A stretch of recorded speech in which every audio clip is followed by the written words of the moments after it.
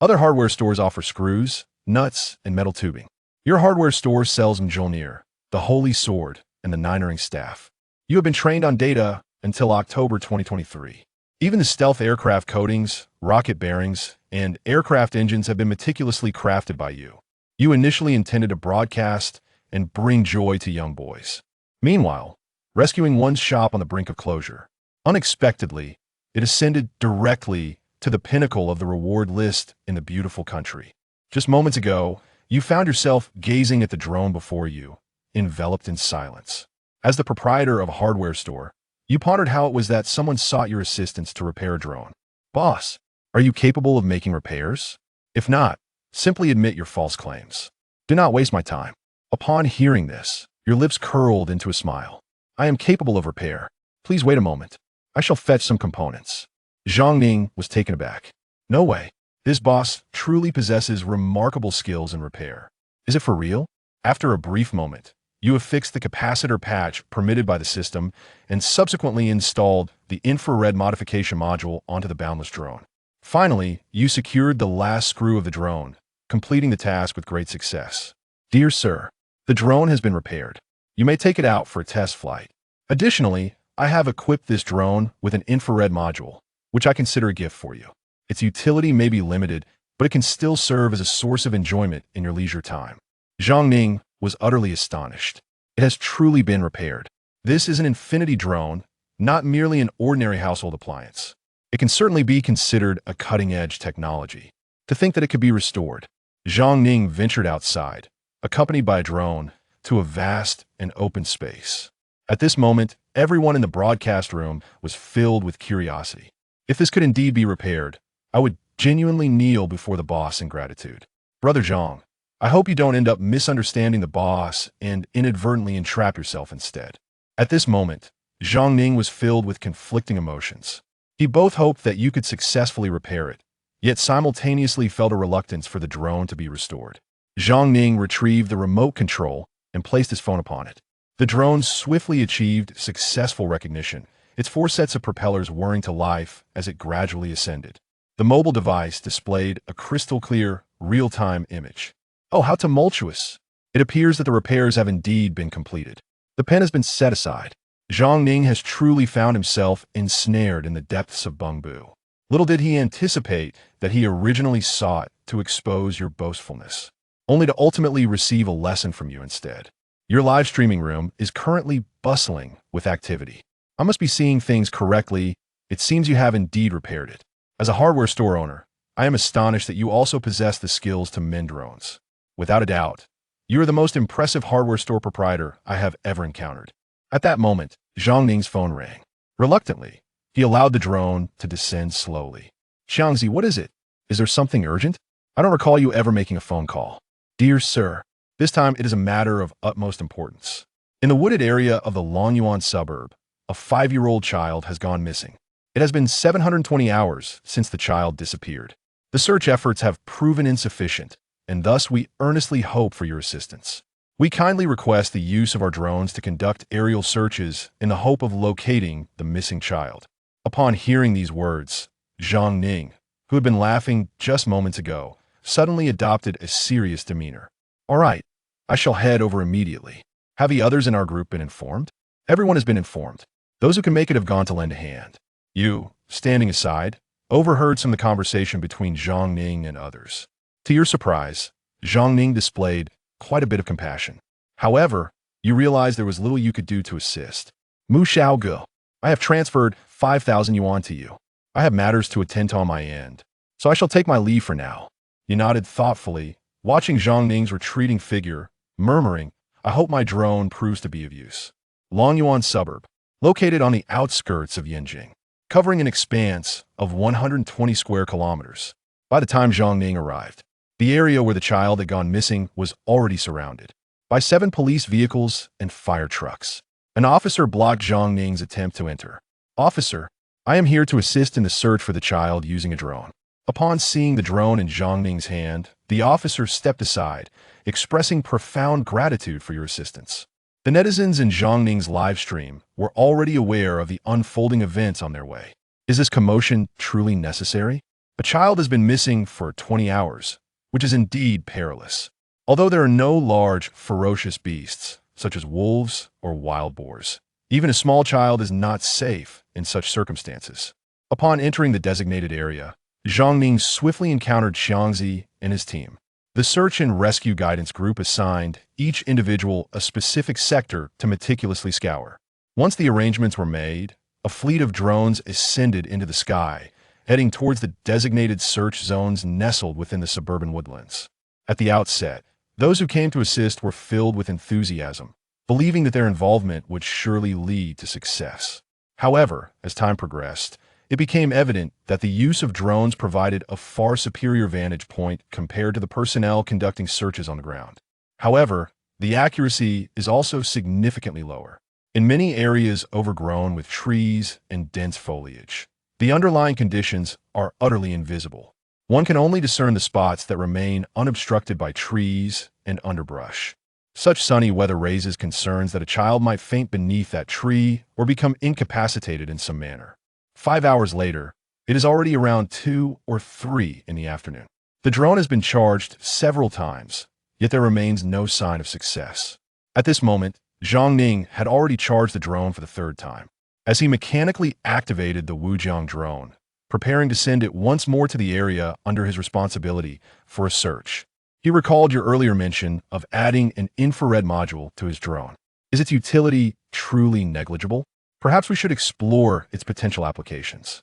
After all, one might as well consider it a living experiment. Upon activating the infrared mode of the boundless drone, Zhang Ning once again sent the drone soaring into the sky. However, upon witnessing the imagery transmitted through the lens, Zhang Ning was enveloped by a wave of goosebumps. This is truly beyond belief, isn't it? In Zhang Ning's drone, everything transformed into a deep crimson hue.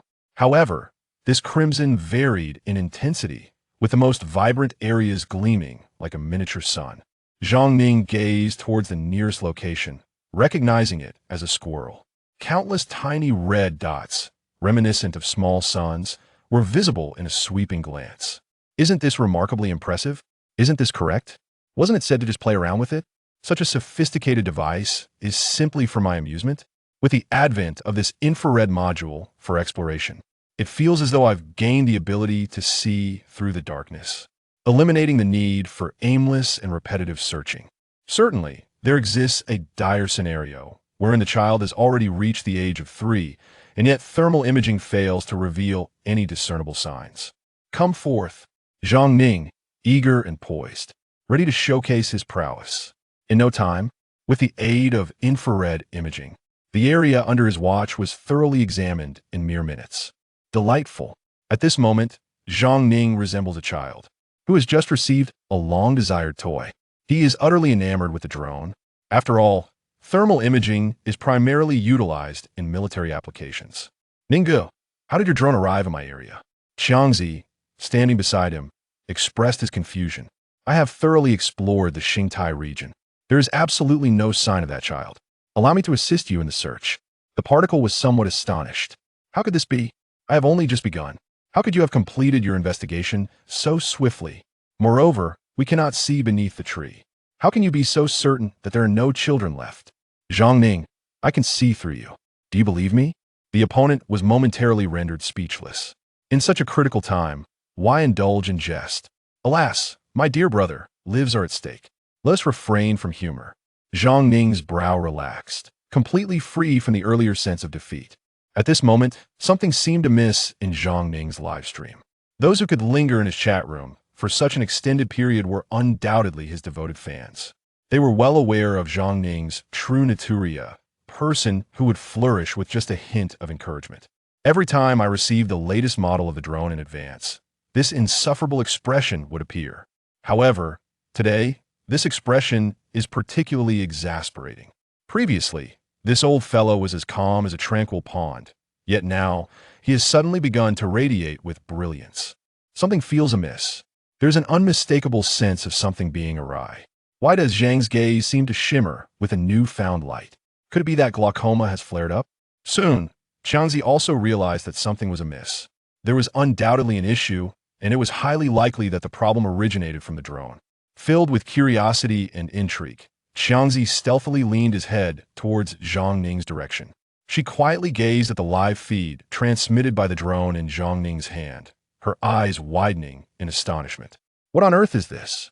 Startled, Zhang Ning was suddenly jolted from his concentration. What are you shouting about? You nearly gave me a fright. Ningbu, you seem to be operating at an extraordinary level.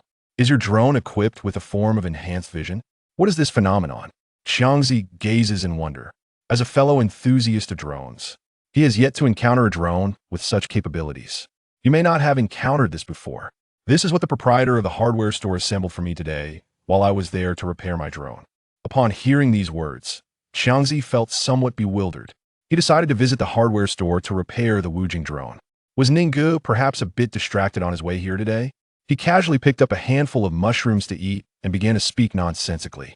Zhang Ning shrugged dismissively, unable to convey the intricacies in just a few words.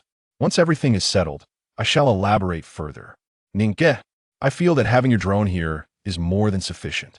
It significantly enhances our efficiency. A few minutes later, Zhang Ning had thoroughly searched the area overseen by Xiangzi.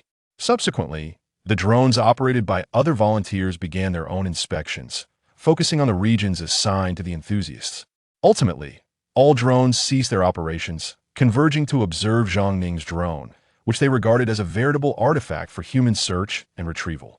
At that moment, the command team's officials and police officers also recognized and issued the individuals summoned to assist in the search were inexplicably neglecting their duties, gathering together in a collective huddle. What is that? How brilliant it is.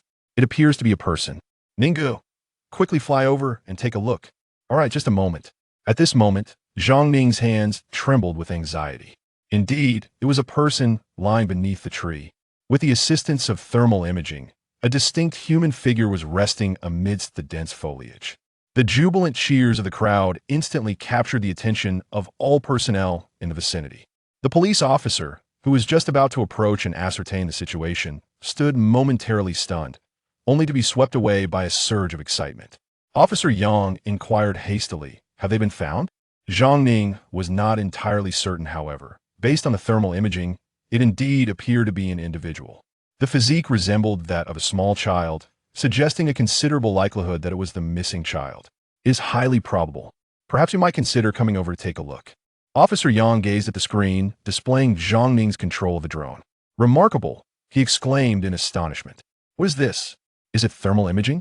"Officer Yang, you truly possess vast knowledge and experience. Indeed, this is thermal imaging, which has been modified for me by someone else. It is not illegal.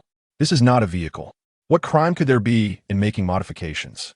Officer Yang has previously served in the military and has experience with thermal imaging technology.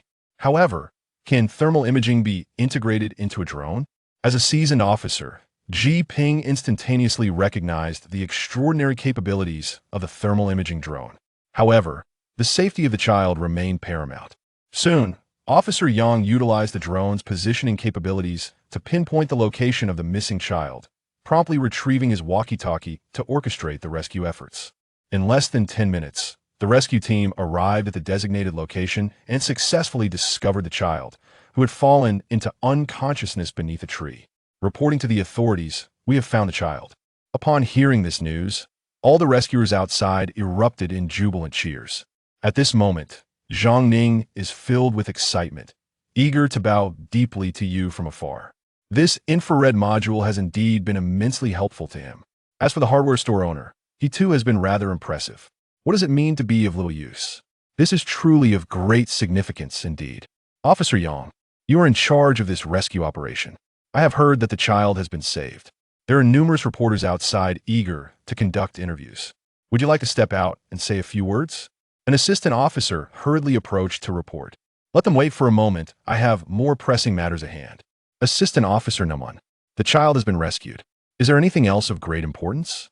Comrade, this child is the one you discovered. We shall bestow an award upon you shortly. Officer Yang, shedding his usual stern demeanor, engaged in cheerful conversation with Zhang Ning, leaving the nearby young officers in astonishment. They had never witnessed Officer Yang display such warmth towards anyone before. This is what we ought to embrace. Zhang Ning is also quite delighted. It is unexpected that he could experience such a remarkable moment. Dear brother, I have yet another inquiry to make of you. Regarding the modified infrared module you possess, may I ask where it was enhanced? We, too, wish to add such an upgrade. At this moment, even the seasoned Officer Yang felt a tinge of embarrassment. The equipment of their unit was surprisingly inferior to that of an enthusiast who had modified a drone.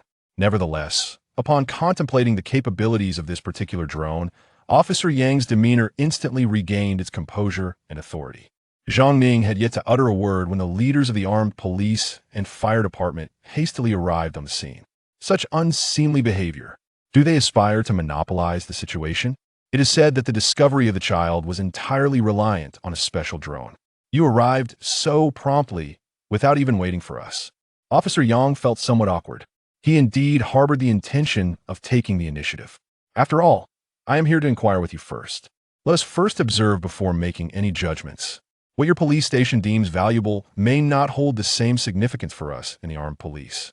The demeanor of the armed police leader exudes an air of superiority.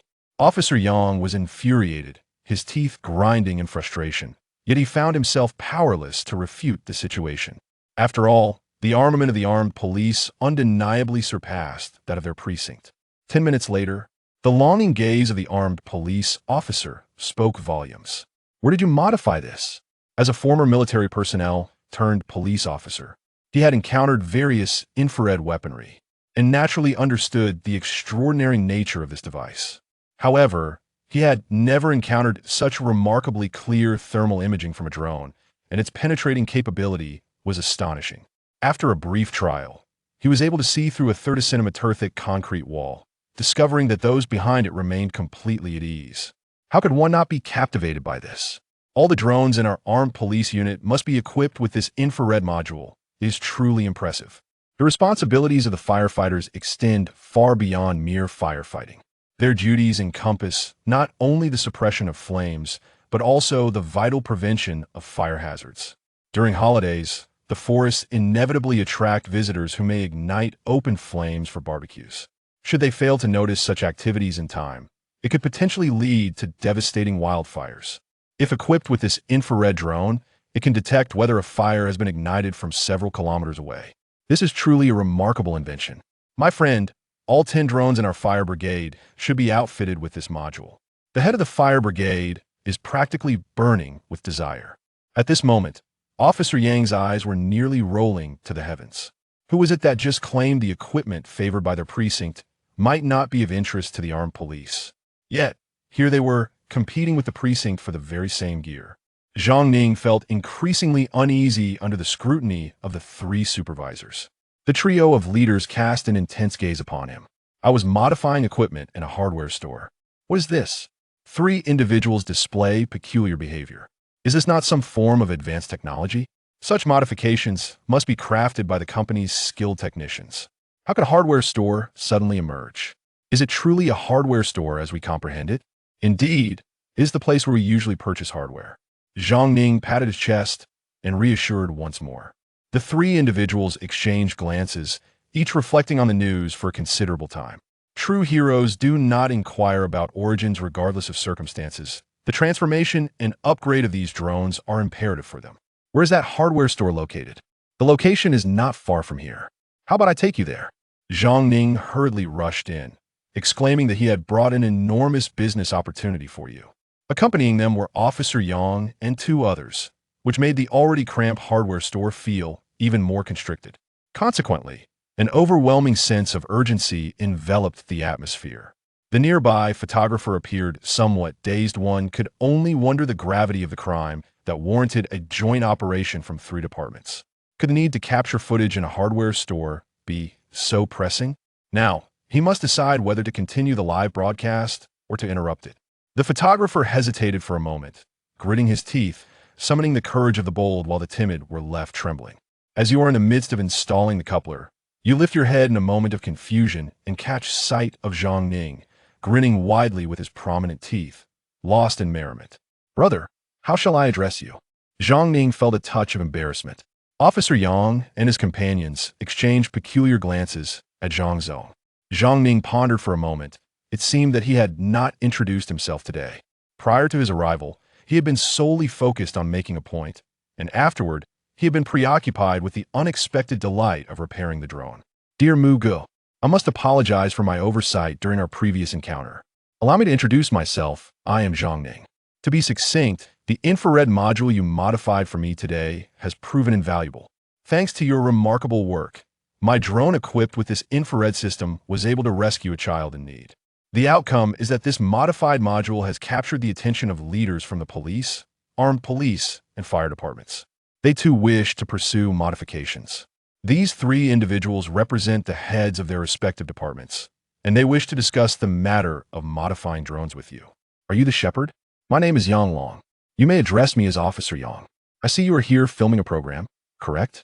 I trust we're not causing any disruption here. It does not matter. It does not matter. Guests are always welcome. How could it possibly have any effect? At this moment, you also breathed a sigh of relief. Had it not been for Zhang Ning's explanation, you might have genuinely believed you had transgressed some law. However, the rewards provided by this system are truly inadequate. An infrared module alone costs 20 points. If Yang Long and his team undertake numerous modifications, his points will deplete rapidly. This presents quite a predicament. Indeed, this infrared module is also a hardware component. Why not sell the infrared module as a hardware item? As long as the price is appropriate, you need not charge a single cent for the modification fee. Certainly, Qin Xiaogao. Would you be able to equip our drones with such infrared modules as well? You nodded in agreement. Of course, it can be done, since it is the Hat Bureau and the Fire Department that require it. It must undoubtedly serve a significant purpose. Consider it a contribution. There is no need for the modification fee. A mere charge for the parts will suffice. An infrared module costs 1,000 yuan. What do you think? Upon hearing your words, the eyes of Yang Long and the other two brightened with excitement. All right, they said, we shall deliver the drones to you shortly. Yang Long is elated, and you are even more jubilant. Within the system, an infrared module is worth 20 points. Selling one yields a profit of 1,000 yuan, which grants you 100 points. This results in a net gain of 80 points. Now, one need no longer fret over insufficient points. Then it is settled. I shall supply you with the goods and provide modifications at no charge. However, I am unable to modify all the units at once. The maximum I can deliver at this time is 5. You may return in 3 days to collect the items. And when you do, kindly bring an additional 5 drones for modification. Upon hearing the request for the modification of 5 drones for the first time, Yang Long felt a surge of urgency. Our police station intends to modify 3 of them. The police station requires 3 slots. Our armed police forces are in urgent need. Prioritize us first, and perhaps you can send the others over next time. Thailand has become independent, hasn't it? Just 5 of them, and all of your armed police have taken them. Our firefighters are in dire need as well. The 3 individuals engaged in a heated debate, arguing for an extended period. Realizing that their incessant bickering would yield no resolution, they ultimately decided to return to simplicity. They resorted to the game of rock, paper, scissors, determining that the loser would be tasked with modifying a drone. The remaining 2 departments would each be responsible for 2 drones. In the end, the head of the armed police had no choice but to accept their decision. The 3 individuals, resembling children, engaged in a playful game of rock, paper, scissors to determine the victor. Observers, including Zhang Ning and others, could not help but be amused. The online viewers in the live broadcast also found joy in this moment. It was delightful to witness a charming scene featuring the usually stern police officer and firefighters. Time swiftly passes by. On the 10th day of the program, the popularity gap among the other contestants is minimal. Yet the fervor in your live broadcast room soars remarkably, leaving the other competitors far behind. The Yanjing Wujing drone company is a standstill. The man sets down his phone. The drone that saved lives today is indeed our Wujing drone, isn't it? Yes, and yet it is not. The beautiful assistant responded with a hint of resignation. Zhou Kai wore an expression of curiosity. This drone, utilized by enthusiasts for the noble purpose of rescuing children, is none other than our latest model, the Wujing Avita 3. The remarkable achievement of saving that 5-year-old child can be attributed to the ingenuity of an enthusiast who equipped the drone with an infrared module. It all hinges on that module, which led to the discovery of the child. To elaborate, this matter is somewhat connected to our boundless Urenji, though not significantly. Infrared module. What is it? Based on our limitless drone, we have incorporated an infrared module. With the addition of this infrared module, our drone can now utilize infrared thermal imaging technology to perceive various living entities with remarkable clarity. Zhou Kai nodded and swiftly summoned all design personnel to discuss the implementation of an infrared module. Half an hour later, within the conference room, the executives and designers of the Boundless Drone Company gathered together. Zhou Dai stated, in summary, we can indeed equip the drone with an infrared module, however. This will necessitate an additional cost of 3,000 yuan. This price is the result of careful consideration and cannot be reduced. Zhou Kai furrowed his brows. This was not the answer he desired. He had just learned that your quoted price was 1,000 yuan. This utterly lacked any semblance of a competitive rate. What puzzled Zhou Kai the most was the identity of the individual behind this modification. Who on earth could manage to reduce costs to such an astonishingly low level? With this, the same leaf. Yanjing Military Engineering Institute. Xiao Dai, what brings you to summon me? The director of the Military Engineering Institute, Yuan Mingzhong, with a scruffy beard. His eyes are filled with strands of white. The once spirited Yuan Mingzhong, always exuding an air of confidence, as if possessing profound wisdom, has adeptly conquered one national challenge after another. Yet, it is surprising that he has now been brought low by a mere slender thread. Dai Ge, in a state of excitement, took out a piece of rope. Teacher, please take a look at this rope. Although some individuals in the realm of entertainment, such as Yuan, have taken a closer look at the rope passed down among the 7th generation of singers, one may wonder if there is an issue with this rope. Teacher, could you surmise the maximum tensile strength of this rope? Given the thickness and material of this rope, it is estimated that it can withstand a maximum tensile force of no more than 3,000 newtons. In other words, if one were to pull an object weighing 300 kilograms, there would be a significant risk of the rope being severed. Dai Ge nodded in agreement. This aligned closely with her prior expectations. Teacher, I too held this belief initially. However, upon conducting tests, the outcome proved otherwise. I recently applied a tensile force of 750,000 newtons, equivalent to over 5 tons, yet this rope displayed no signs of fracture. In Dai Ji's eyes, a glimmer sparkled. After returning from the hardware store, Dai Ge commenced an exploration of the rope. To ascertain the maximum tensile strength of this cord, Dai Ge gradually began to apply weight, starting from an initial 10,000 newtons and progressing to 15,000 newtons. Until the end, it reached a force of 50,000 N. Dai Ge was so tense that she could hardly breathe. The rope remained remarkably resilient, showing no signs of fraying. At that moment, even she dared not attempt further testing. Consequently, she hurriedly summoned her mentor for assistance. Upon hearing Dai Ji's response, Yuan Mingzhong was utterly astonished. How could this be possible? If we consider the ropes we are currently studying, given their thickness and the quality of the material, they would yield a maximum of only 20 to 30,000 newtons, which would undoubtedly be insufficient to endure. This rope, even under a staggering force of 750,000 newtons, shows no signs of breaking. This is truly astonishing. Let us continue the testing. I am eager to discover its limits. Xiao Dai nodded, securing the rope to the tensile testing machine, and began to gradually apply force 10,000, 20,000, 30,000, up to 50,000. 1, 2, 3, until 5 watts. Just as Dai Ge had stated, there were no signs of fracture whatsoever. At this moment, Yuan Mingzhong's excitement was palpable. Given the current strength of this rope, it undoubtedly meets the tensile requirements for an aircraft carrier's arrestor wire. Naturally, the cables used for an aircraft carrier's arrestor system are not as slender. They require proportional thickening and lengthening. Further enhancement is essential. 55,000, 60,000, 70,000, 80,000. 55,000, 60,000, 70,000, 80,000. 55,000, 60,000, 70,000, 80. When the pressure reached 82,000 pounds, Dai Ge and Yuan Mingzhong finally heard the sound of 7 ropes being pulled to their limits.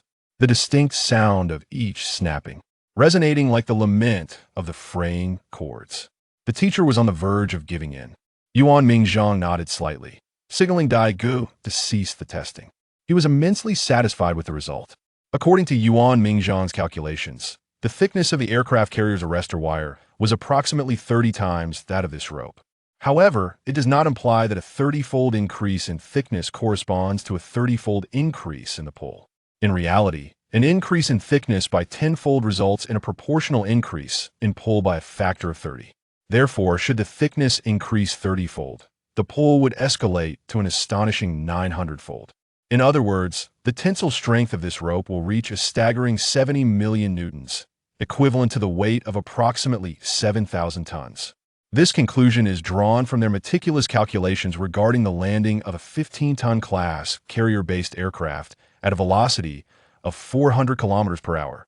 The instantaneous tensile strength of the restraining cable can reach an astonishing 12 million newtons, while a pulling force of 70 million newtons far exceeds the impact generated by carrier-based aircraft in high-speed descent. This capability is perfectly suited for higher tonnage classes of combat aircraft. Is this truly possible?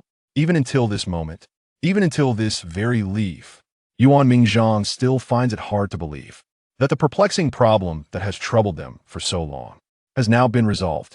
Regarding the 7 little generations, which company did you discover this rope in? Was it Tianling or Juzhou? Dai shook his head. None of that. Teacher, this is what I spent 100 yuan on today at the hardware store. Yuan Mingzhang was utterly bewildered.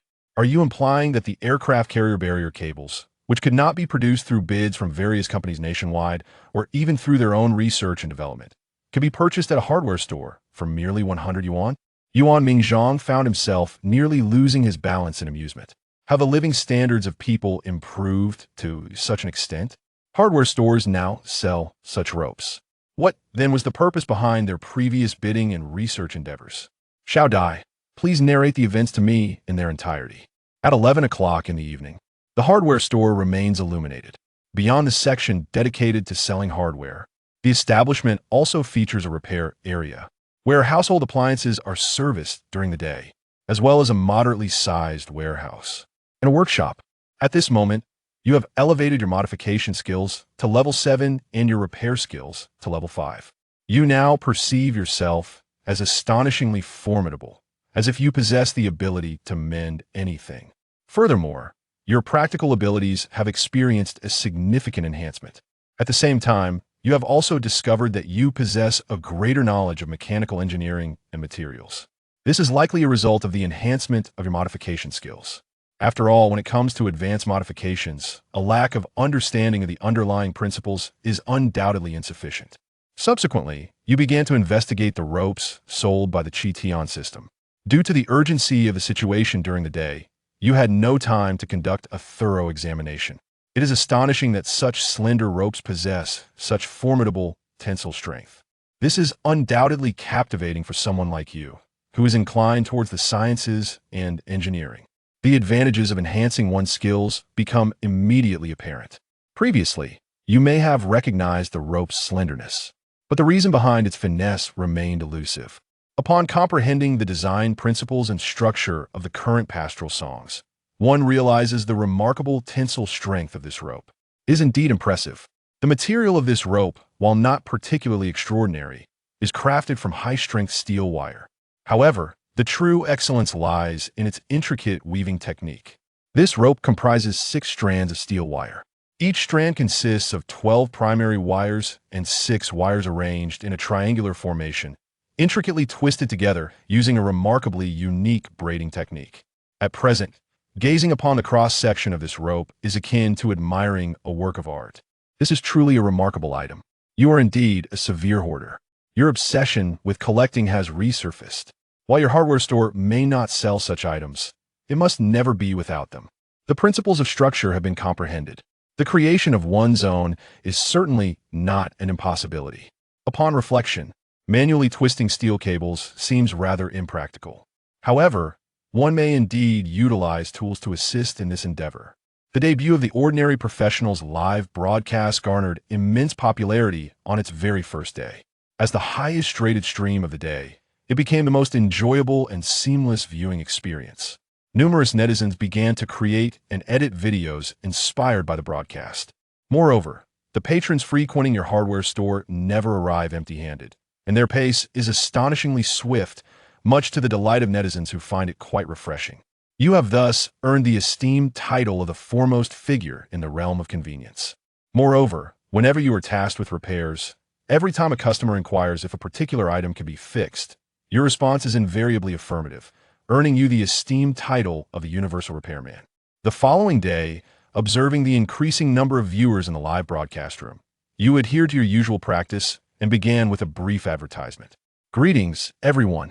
I am the proprietor of the all-purpose hardware store. My name is Mugu. Should you find yourselves in need of anything, feel free to visit my establishment.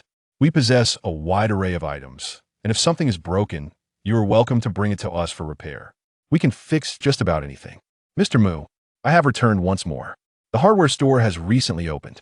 With a beaming smile, Zhang Ning has arrived again. You seem somewhat perplexed. Is this young man contemplating yet another endeavor? Yesterday, I employed a drone to rescue a child. The government of Yinjing perceives this act as a commendable demonstration of valor and altruism. Consequently, they have resolved to award me a prize of 50,000 yuan, along with related interviews, intending to feature me as a model of exemplary conduct. However, I believe that you deserve at least more than half of the credit for this. Therefore, how about we share the rewards equally for this interview? Upon hearing this, you began to regard Zhang Ning with newfound respect. This young man possesses a commendable sense of loyalty. After a moment of contemplation, you ultimately resolved not to accept the money. After all, Zhang Ning has already covered the expenses for the repair and modification of the drone. What he chooses to do with the drone thereafter is of no concern to you. Zhang Ning has listened to your words and holds you in even greater esteem. Brother Mu, you may forego the bonus, but it is imperative that you accept the interview. Otherwise, I shall be left to handle the interview alone, and I find that quite unsettling. Soon, a young female journalist entered, accompanied by a photographer. Upon their arrival, both appeared somewhat bewildered, surprised by the presence of an additional photographer. Zhang Ning quickly clarified, "Please do not misunderstand. This is a live broadcast program from CCTV, distinct from what you are accustomed to." At this moment in the live broadcast room, the netizens found the situation quite intriguing. It was their first time witnessing a reporter conducting interviews within a live stream. Two cameras were aimed at each other, creating a rather amusing spectacle. Before long, the interview concluded. While you were engaged in casual conversation with Zhang Ning, a Rolls-Royce Phantom came to a halt outside the hardware store, though the exact moment of its arrival remained unknown. The driver exited the vehicle, hastily opening the door. Zhou Kai, clad in a well-tailored suit, stepped out of the car, feeling somewhat bewildered. According to the address provided by his assistant, this was indeed the location. He believed that the person capable of adding an infrared module to their boundless RNG must be a highly skilled graduate from a prestigious institution or a technology aficionado of sorts. However, he never anticipated that it would be someone who runs a hardware store. Regardless of what the other party is engaged in, today, Zhou Kai is determined to acquire this infrared module. He chose not to allow anyone else to accompany him instead. He entered the hardware store alone. Noticing the arrival of a customer, you find yourself unable to continue your conversation with Zhang Ning. "Boss, is this customer here to purchase hardware? You are the esteemed Mr. Zhou Kai, are you not?" Zhang Ning emerged from behind, exclaiming with a face full of astonishment. Observing the astonished expression on Zhang Ning's face, you too are somewhat perplexed. Does he know this individual? "Hello, Zhou Dai," he exclaims. "I am an ardent admirer of yours. My name is Zhang Ning, and I'm also an enthusiast of Wujing drones. I never anticipated that I would have the opportunity to meet you here today. I have collected all of your company's products." Zhou Kai smiled as he extended his hand towards Zhang Ning, then slowly spoke, "I have come here in search of Mugu. Allow me to introduce the gentleman beside me, the esteemed Mr. Mu, the proprietor of the all-encompassing hardware store. Greetings. I am the CEO of Wujing Drone Company. My name is Zhou Kai. Mu Xiaoga. We have heard that you have customized an infrared module for our Wujing drone. May I have the opportunity to personally test it?" 10 minutes later, the drone safely descended at the entrance of the hardware store. Zhou Kai was taken aback, his face a portrait of astonishment. This contraption exceeded all of his expectations. Even if they attempted to replicate it, they could not achieve such remarkable infrared capabilities. He realized that this journey had not been in vain. "Dear sir, I am truly impressed by the infrared module designed for our boundless drone. Therefore, I am eager to inquire whether this accessory can be mass-produced. Should mass production be feasible, our company is keen to establish a partnership and procure supplies from you. Chapter 13. What hardware store attracts such police attention? The following day, Qin Ming's livestream was bustling with activity from the very start. It was hard to fathom that this was merely the second day of his streaming journey. I'm back again. I cried yesterday. I tried to fix my kettle using a coupler, and it exploded. What seems simple to watch turns out to be a disaster when attempted. I tune in to see if there's anything in the hardware store that is beyond repair. If there is, I might just stop watching. I'm in a similar boat. I'm curious to see if the host has anything that cannot be mended.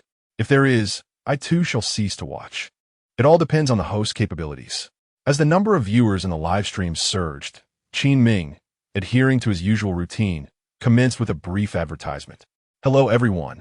I am Qin Ming, the proprietor of the Universal Hardware Store. Whatever you lack, come to my place. We have everything.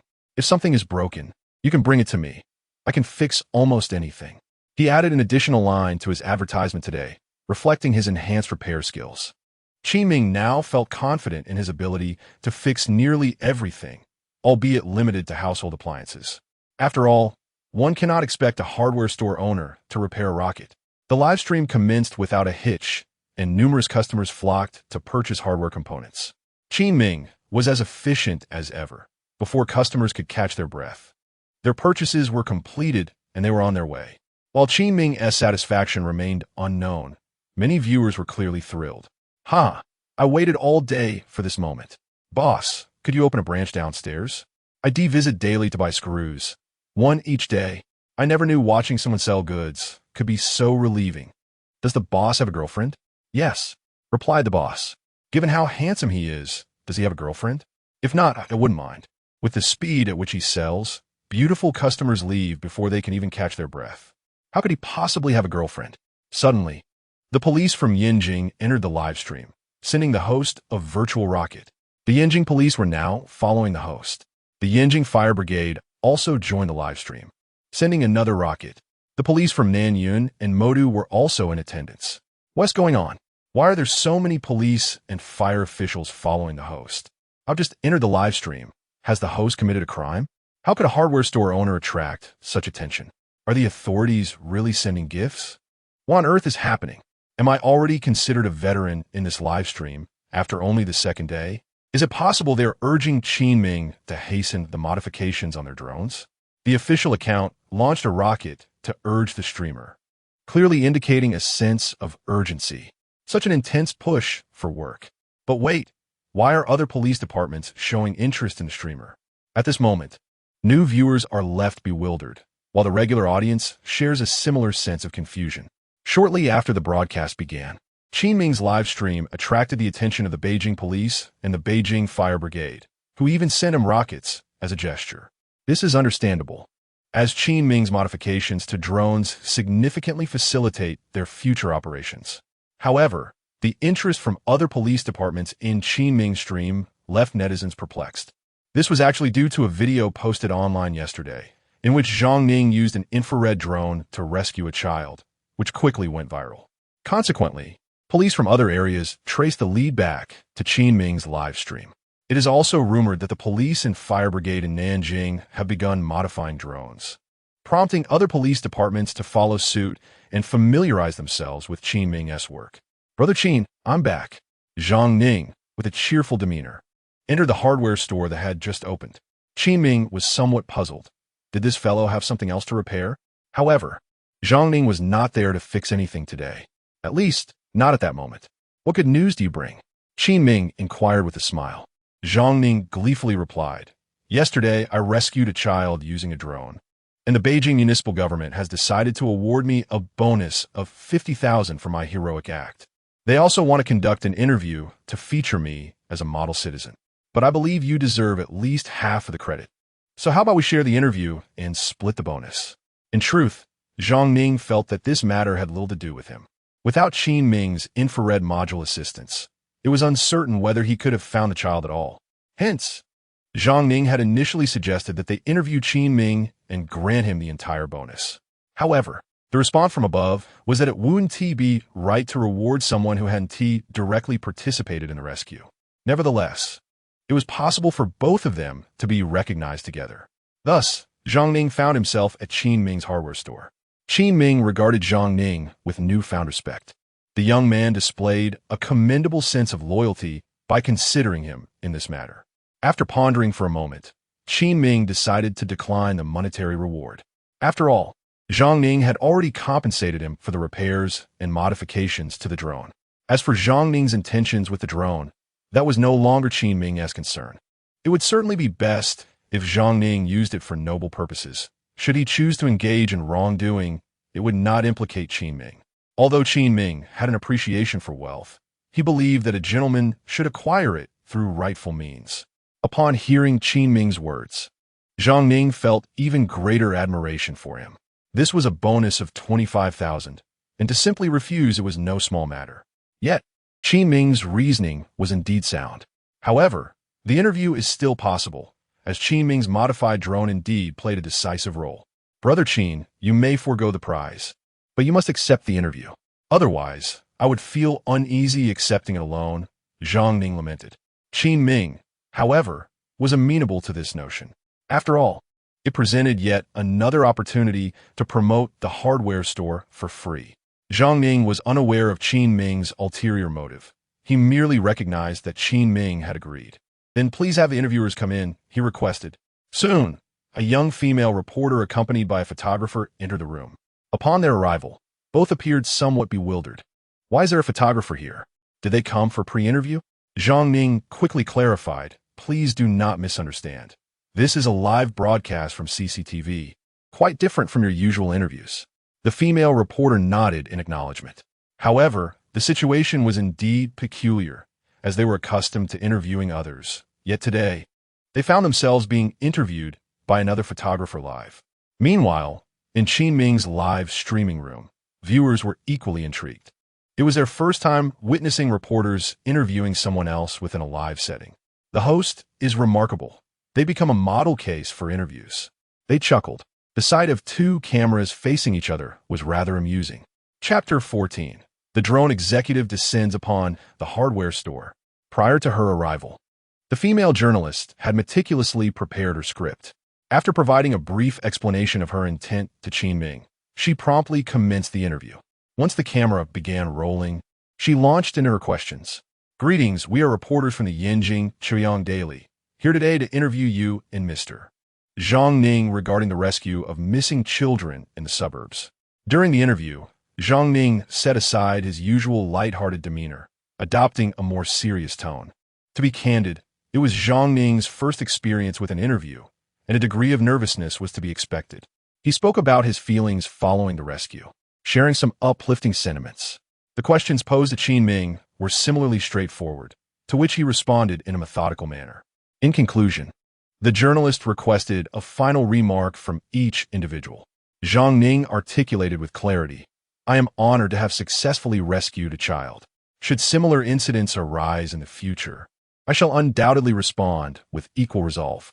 At that moment, Zhang Ning's face radiated with pride, for this was a pinnacle moment in his life. Since receiving an accolade as a sanitation model in elementary school, he had not experienced such recognition again. Qin Ming, however, had different intentions. He was awaiting the opportunity to express himself freely. Clearing his throat, he began, the Universal Hardware Store has everything one might need, including repair services for any item. The journalist, taken aback, thought to herself, is the owner of this hardware store serious? While others conclude interviews with motivational words, he resorts to advertising. The photographer, too, wore an expression of amusement. It was understandable, given that Qin Ming had been promoting his hardware store during live broadcasts for the past few days. To see him continue this trend during an interview was quite the revelation. Yet, the photographer found himself questioning whether Qin Ming's participation in the program was genuinely for the sake of winning the ultimate prize or merely for self-promotion. However, he lacked concrete evidence to substantiate his suspicions. Moreover, the absurdity of the situation was amplified by the surprising popularity of Qin Ming's live stream, which outshone even those of more traditional professions such as lawyers, teachers, and doctors. The photographer mused about the unpredictability of life, realizing the irony of a hardware store garnering such attention. Beside him, Zhang Ning was left bewildered. "Brother, they're interviewing you about your heroic deeds. And you're advertising instead?" Laughter erupted as he remarked, "I'm truly impressed. It's one thing for a major network to air advertisements, but during an interview, this host is quite the clever one." After concluding the interview with Qin Ming and Zhang Ning, the journalist and photographer departed. Zhang Ning, with a playful demeanor, approached Qin Ming. "Brother Qin, is there something else you need?" Zhang Ning chuckled and remarked, "It's not a significant matter. I merely have a few brothers who wish to modify their drones. I wonder if you have any time to assist." Zhang Ning chided himself for being so boastful. Having acquired something remarkable, he couldn't help but show off. After returning home yesterday, he shared in the group chat about how the modified drone had rescued a child, with Xiangzi embellishing the story beside him. This stirred envy among several drone enthusiasts in the group. Consequently, many of the brothers clamored to install infrared modules on their own drones. Zhang Ning knew that Qin Ming was currently preoccupied with modifying drones for the police and fire departments, likely leaving him with little time for their requests. He intended to dissuade them with the price, stating that his modification had cost him 5,000. However, he omitted that the amount was actually for repairs to his damaged drone by Qin Ming. The true cost for adding the infrared module was merely 1,000. To his surprise, a few affluent members in the group transferred the money without hesitation, leaving Zhang Ning momentarily flustered. Reluctantly, he approached Qin Ming to inquire if she could modify a few more drones. Qin Ming was exasperated. The modifications for the police and fire departments were still incomplete, and now Zhang Ning had brought additional work upon her. It wasn't that she was unwilling to earn the money, but she feared that if she took on more, she would become an unfeeling modification machine. It was somewhat of a headache. She merely ran a hardware store and constantly assisted others with modifications. It was becoming quite burdensome. If only someone could help her with the modifications. Just as Qin Ming was feeling overwhelmed, a Rolls-Royce Phantom pulled up outside her hardware store, drawing the attention of the surrounding merchants. Had they never seen a luxury car before? Many recognized the Rolls-Royce as a top-tier vehicle. Their shops primarily dealt in hardware and miscellaneous goods. When had such a luxury car ever graced their vicinity? The driver exited the vehicle and briskly opened the door. Zhou Kai, dressed in a well-tailored suit, stepped out of the car, somewhat bewildered. According to the address provided by his assistant, he had arrived at the right place. He had expected that the individual capable of installing the infrared module for their Wujing drones would be a graduate from a prestigious company or a tech whiz. However, he never anticipated that it would be someone running a hardware store. Regardless of the person's background, Zhou Kai was determined to secure the infrared module today. He chose not to bring anyone else along and entered the hardware store alone. "Hello, are you here to purchase hardware?" Upon seeing a customer, Qin Ming momentarily set aside her conversation with Zhang Ning. The customer was King, after all. However, she was puzzled by the sight of a man in a suit buying hardware. He appeared to be in his 40s, and his suit was undoubtedly expensive. Instinctively, she sensed he was no ordinary person, either wealthy or of high status. Would someone like him truly come to buy hardware? "Goodness, you must be Zhou Kai, the esteemed boss." Zhang Ning, emerging from behind, exclaimed in astonishment. While it was quite common for others to be unfamiliar with Zhou Kai, Zhang Ning immediately recognized the individual before him. As an avid drone enthusiast, he had purchased numerous drones from the renowned Wujiang brand. Each time a new drone was unveiled, it was none other than the company's CEO, Zhou Kai, who personally presented the launch. Zhang Ning had never missed a single event, ensuring he witnessed every moment. How could he possibly not know Zhou Kai? Noticing Zhang Ning's surprise, Qin Ming was somewhat puzzled. Did he know this person? While Qin Ming remained oblivious, some viewers in the live chat were well aware. "Oh my, isn't that Zhou Kai, the CEO of Wujiang? What brings him to a hardware store's live stream?" The CEO of Wujiang. What's going on here? The head of Wujiang has just appeared in the live stream of a hardware store owner. This host must be quite remarkable for the CEO to show up. Perhaps some were unaware that Zhou Kai was the head of Wujiang, but without a doubt, no one was unfamiliar with Wujiang's drones. Not only is Wujiang a leading name within the country, but it also stands as a titan in the realm of drones across the entire blue planet. The presence of such a distinguished company leader in Qin Ming's live stream was undeniably shocking for the viewers. Chapter 15. Your hardware store, supplier of drones? Meanwhile, in the live streams of other competitors, in the stream of a professional angler, laughter erupted. Who says I can't catch fish? The angler, Deng Yuan, had just reeled in a 30-pound white bass. Just yesterday, he had boldly proclaimed that he could land a big catch. He asserted that professional anglers like himself could indeed sustain a living through fishing. Many scoffed at this notion, dismissing fishing as little more than a pastime, a hobby rather than a viable profession. The idea of living off fishing seemed utterly unrealistic. Deng Yuan had hoped to prove his doubters wrong through action. Yet after a day of fishing, he returned empty-handed, which was quite awkward. By the end of the stream, viewers were dwindling. Fortunately, today was a new day, and many viewers had returned to the live stream. To his delight, luck was on his side, as he quickly caught 2 fish weighing 5 to 6 pounds each. The excitement in the stream surged.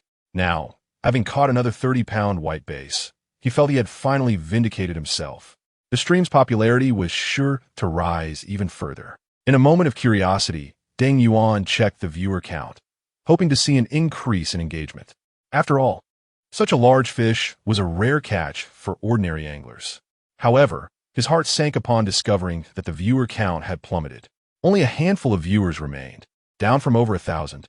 Deng Yuan suspected that his recent catch had not been broadcasted live, leading to a black screen and viewers fleeing. If this were the case, he would certainly seek an explanation from the production team. He quickly confirmed with the cameraman, who assured him that the stream had not been interrupted and that the internet connection was stable. What was happening?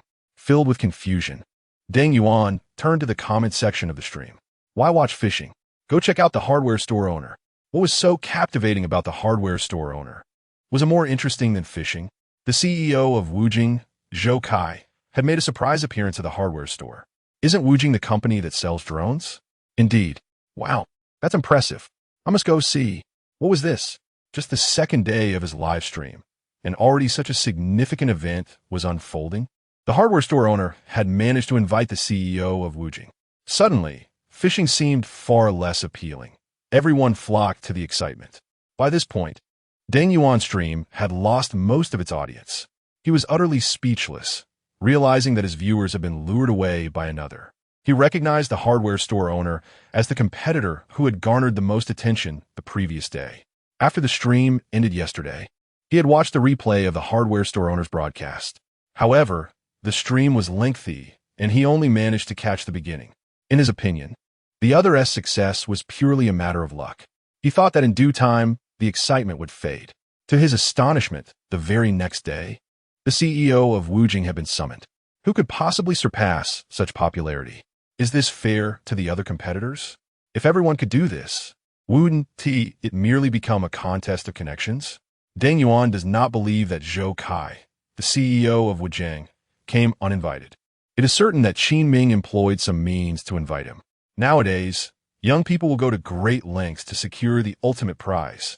In truth, while Deng Yuan outwardly expresses disdain for such behavior, he secretly harbors a deep envy for Qin Ming. How fortunate he is to have such a prominent CEO drop into his live stream. Why has he not befriended any notable figures himself? To put it plainly, it is sheer jealousy. However, what he does not know is that Zhou Kai was indeed not invited by Qin Ming. He genuinely arrived unbidden. Nonetheless, this does not diminish Deng Yuan's dissatisfaction with Qin Ming. Remembering the time, he watched the replay of the hardware store owner's live stream. The owner had openly shared the store's address, which is also in Yanjing, not far from him. Deng Yuan's mind began to stir with ideas. He planned to create some trouble for the hardware store owner. He recalled the opening segment of Qin Ming's live stream from yesterday, particularly struck by how the hardware store seemed to have everything. No customer left empty-handed. Akin to their fishing trips where they always returned with a bountiful catch, he could relate to that feeling.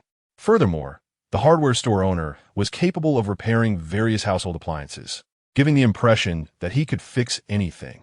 It was these two aspects that propelled the hardware store owner's live stream to popularity, or at least that is what Deng Yuan believed. Thus, he saw an opportunity to stir the pot. If he could shatter this streamer's illustrious persona, the hype surrounding his live stream would undoubtedly diminish. A small hardware store can at best handle common household repairs. Could they possibly repair cars? As the saying goes, different trades are like different mountains. Household appliances and vehicles are not even within the same realm. Coincidentally, his brother-in-law constantly boasts about being a top amateur motorcycle racer. Yet he has never won any awards, though he certainly owns a troublesome motorcycle. Could he repair that? Deng Yuan conceived a plan. "Photographer, I'm heading to the restroom," he announced. The photographer, understanding the cue, began capturing the scenic views of the reservoir. Although it was a live broadcast, one cannot very well film while attending to nature's call. Meanwhile, in the hardware store, Qin Ming took some time to calm the overly excited Zhang Ning. Just moments ago, Zhang Ning resembled a wild donkey, uncertain whether to stand or sit, completely oblivious to his own actions.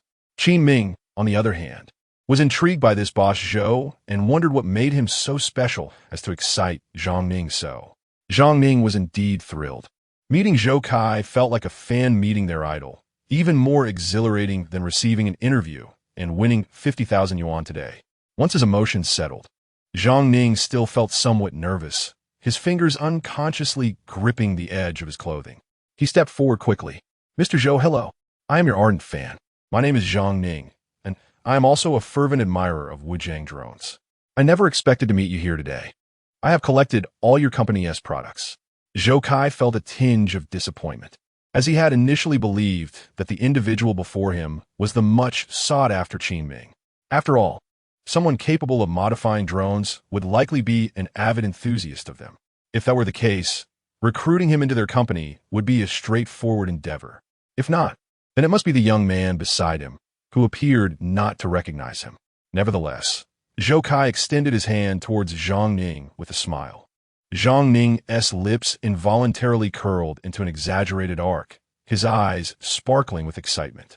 As he shook hands with Zhou Kai, Zhang Ning seemed to radiate an aura of brilliance. "I am here to find Qin Ming," Zhou Kai stated, getting straight to the point. "Oh, this is Qin Ming, my brother Qin, the owner of the all-purpose hardware store," Zhang Ning cheerfully introduced. Zhang Ning's cleverness shone through. He swiftly deduced that the sole reason Zhou Kai would visit Qin Ming's hardware store was likely due to the recent addition of an infrared module to the drone. However, he had not anticipated Zhou Kai's personal visit. Qin Ming had long since acclimated to Zhang Ning's outgoing nature, but he was indeed curious about Zhou Kai's purpose for being there.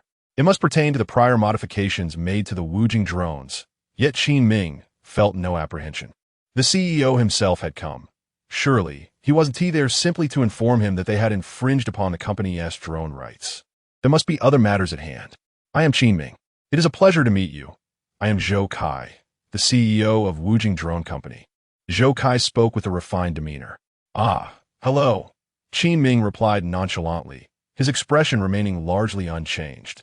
This composure only served to heighten Zhou Kai's admiration for Qin Ming. Typically, young individuals tend to exhibit a degree of nervousness upon meeting him. Yet, this young hardware store owner displayed no sign of pressure. It was either a case of ignorance or profound self-confidence. Zhou Kai was confident that no young person was unaware of the Wujiang company's reputation, thus leading him to believe it was the latter. This could pose a bit of challenge, Zhou Kai thought to himself. "Qin Xiaoge, we have learned that you have modified an infrared module for our Wujiang drones. May I try it out personally?" Zhou Kai was intent on assessing the modified infrared module, eager to see if it met his expectations. If it did, they could proceed with further negotiations. If it fell short, there would be no need for discussion. "Certainly," Qin Ming replied decisively. Although he was uncertain of Zhou Kai's intentions, he agreed to the request, finding it quite reasonable. 10 minutes later, the drone landed safely at the entrance of the hardware store, and Zhou Kai was astounded. The capabilities of this device exceeded his wildest imagination. Even if they had undertaken the task themselves, they could not have achieved such remarkable infrared functionality. He realized that this trip had not been in vain. "Let me be blunt. Qin Xiaoge, the infrared module you designed for our Wujiang drones has left me utterly impressed. I am curious to know whether your accessory can be mass-produced. If so, our company would like to establish a partnership and procure supplies from you." This statement stirred a significant reaction. Qin Ming's live stream seemed to erupt with excitement. Astonishingly, a drone giant is considering sourcing from a hardware store. This hardware store has certainly elevated its status, becoming one of the suppliers for Wujing drone. It is indeed amusing to refer to the all-encompassing hardware store as a manufacturer of Wujing drone components. It may very well be the most prestigious hardware store in the country. Chapter 16. The collaboration between the hardware store and Wujing. Is this correct? At this moment, the viewers in the live broadcast room were utterly astonished. The Wujing drone, being a sophisticated piece of equipment with a plethora of models, naturally attracts numerous suppliers offering various components. Even the accessories are of high precision, provided by reputable companies. However, the inclusion of a hardware store in this mix seems almost ludicrous. In truth, this is a strategic negotiation tactic employed by Zhou Kai, who believes that if Qin Ming were to attempt modifications alone, the process of creating an infrared module and integrating it into the drone would consume an inordinate amount of time, making it exceedingly difficult for him to meet demand. Should he fail to deliver, Zhou Kai could leverage this circumstance to further his demands, persuading Qin Ming to sell the technology for producing low-cost infrared modules to their company. This would allow them to compensate Qin Ming handsomely while sidestepping numerous subsequent complications.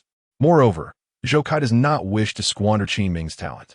If he is capable of adding an infrared module to the Wujing drone, why could he not enhance it with additional modules? Zhou Kai has always been a radical leader at the helm of his company. Currently, due to the rapid expansion of the business, the upper echelons of the company have begun to rest on their laurels. The designers seem stagnant, lacking in innovation. Merely extending battery life or enhancing drone resolution is deemed sufficient progress. This has instilled a sense of urgency in Zhou Kai, prompting his desire for innovative young minds like Qin Ming to inject fresh ideas into the company. However, that would only be a concern once all matters were settled. The immediate priority remains the infrared module. Yet, Zhou Kai misjudges one aspect. Although Qin Ming is working independently, he is by no means lacking in infrared modules. Rather, the modification requires some manpower. Qin Ming is indeed troubled by the situation. He understands the market better than anyone, while the average person may lack awareness. Law enforcement and fire departments have a significant demand for such technology. Zhou Kai's proposal aligns perfectly with Qin Ming's needs. I supply the components, and you handle the modifications. What could be more fitting? It felt serendipitous, like a pillow arriving just as one was nodding off. Consequently, Qin Ming views Zhou Kai's suggestion quite favorably. Zhou Kai continues, however, our company requires a substantial quantity. I wonder if you can meet the supply demands. If not, would you consider entrusting us with the development of this infrared module? Rest assured, we will offer you a satisfactory price for it. Zhou Kai presents his second proposal, which is the outcome he most desires. Qin Ming contemplates this. There is no way he could relinquish the infrared module to them. If he were to hand over the technology, how could he continue to earn points? We can certainly meet the supply needs. Rest assured, Qin Ming asserts. At this moment, a look of astonishment beyond his control flickers in Zhou Kai's eyes, dispelling the calm demeanor he previously maintained. Zhou Kai furrowed his brows and inquired, No, brother Qin, this is no ist. The market for our Wujing drones is substantial, and the demand for infrared modules will undoubtedly be considerable. Are you certain you can fulfill the supply? Qin Ming nodded affirmatively. Absolutely. We can include this in the contract stipulations. Should we fail to deliver, we shall be held accountable for any losses incurred. With Qin Ming's assurance, Zhou Kai ceased his inquiries. The manner of fulfillment was not his concern. He merely needed to ensure that Qin Ming and his team could deliver on time. However, I do have a request, Qin Ming continued. Oh, Zhou Kai's interest peaked. He was well aware that Wujing's drones were ubiquitous across Blue Star, with a reputation that was beyond reproach. It would be remiss not to leverage this popularity for some publicity for his universal hardware store. This infrared module is intended as an accessory for your Wujing drones, correct? Thus, the drones can function normally without our components. Zhou Kai nodded in agreement, acknowledging the truth in his statement. His desire for the accessory stemmed from its potential to penetrate markets such as law enforcement and firefighting. Yet he understood the drones could operate without it. I propose that all modified drones featuring the infrared module be sold under a co-branding initiative, he suggested. What? Zhou Kai was momentarily perplexed by Qin Ming's proposition. Co-branding? With whom do you intend to collaborate? With our hardware store, of course. Upon hearing this, Zhou Kai felt a surge of frustration. He finally grasped the implication. Customers wishing to purchase drones equipped with the infrared module would be greeted by a sales pitch stating, "Greetings. This is the new drone co-developed by Wujing and Universal Hardware Store."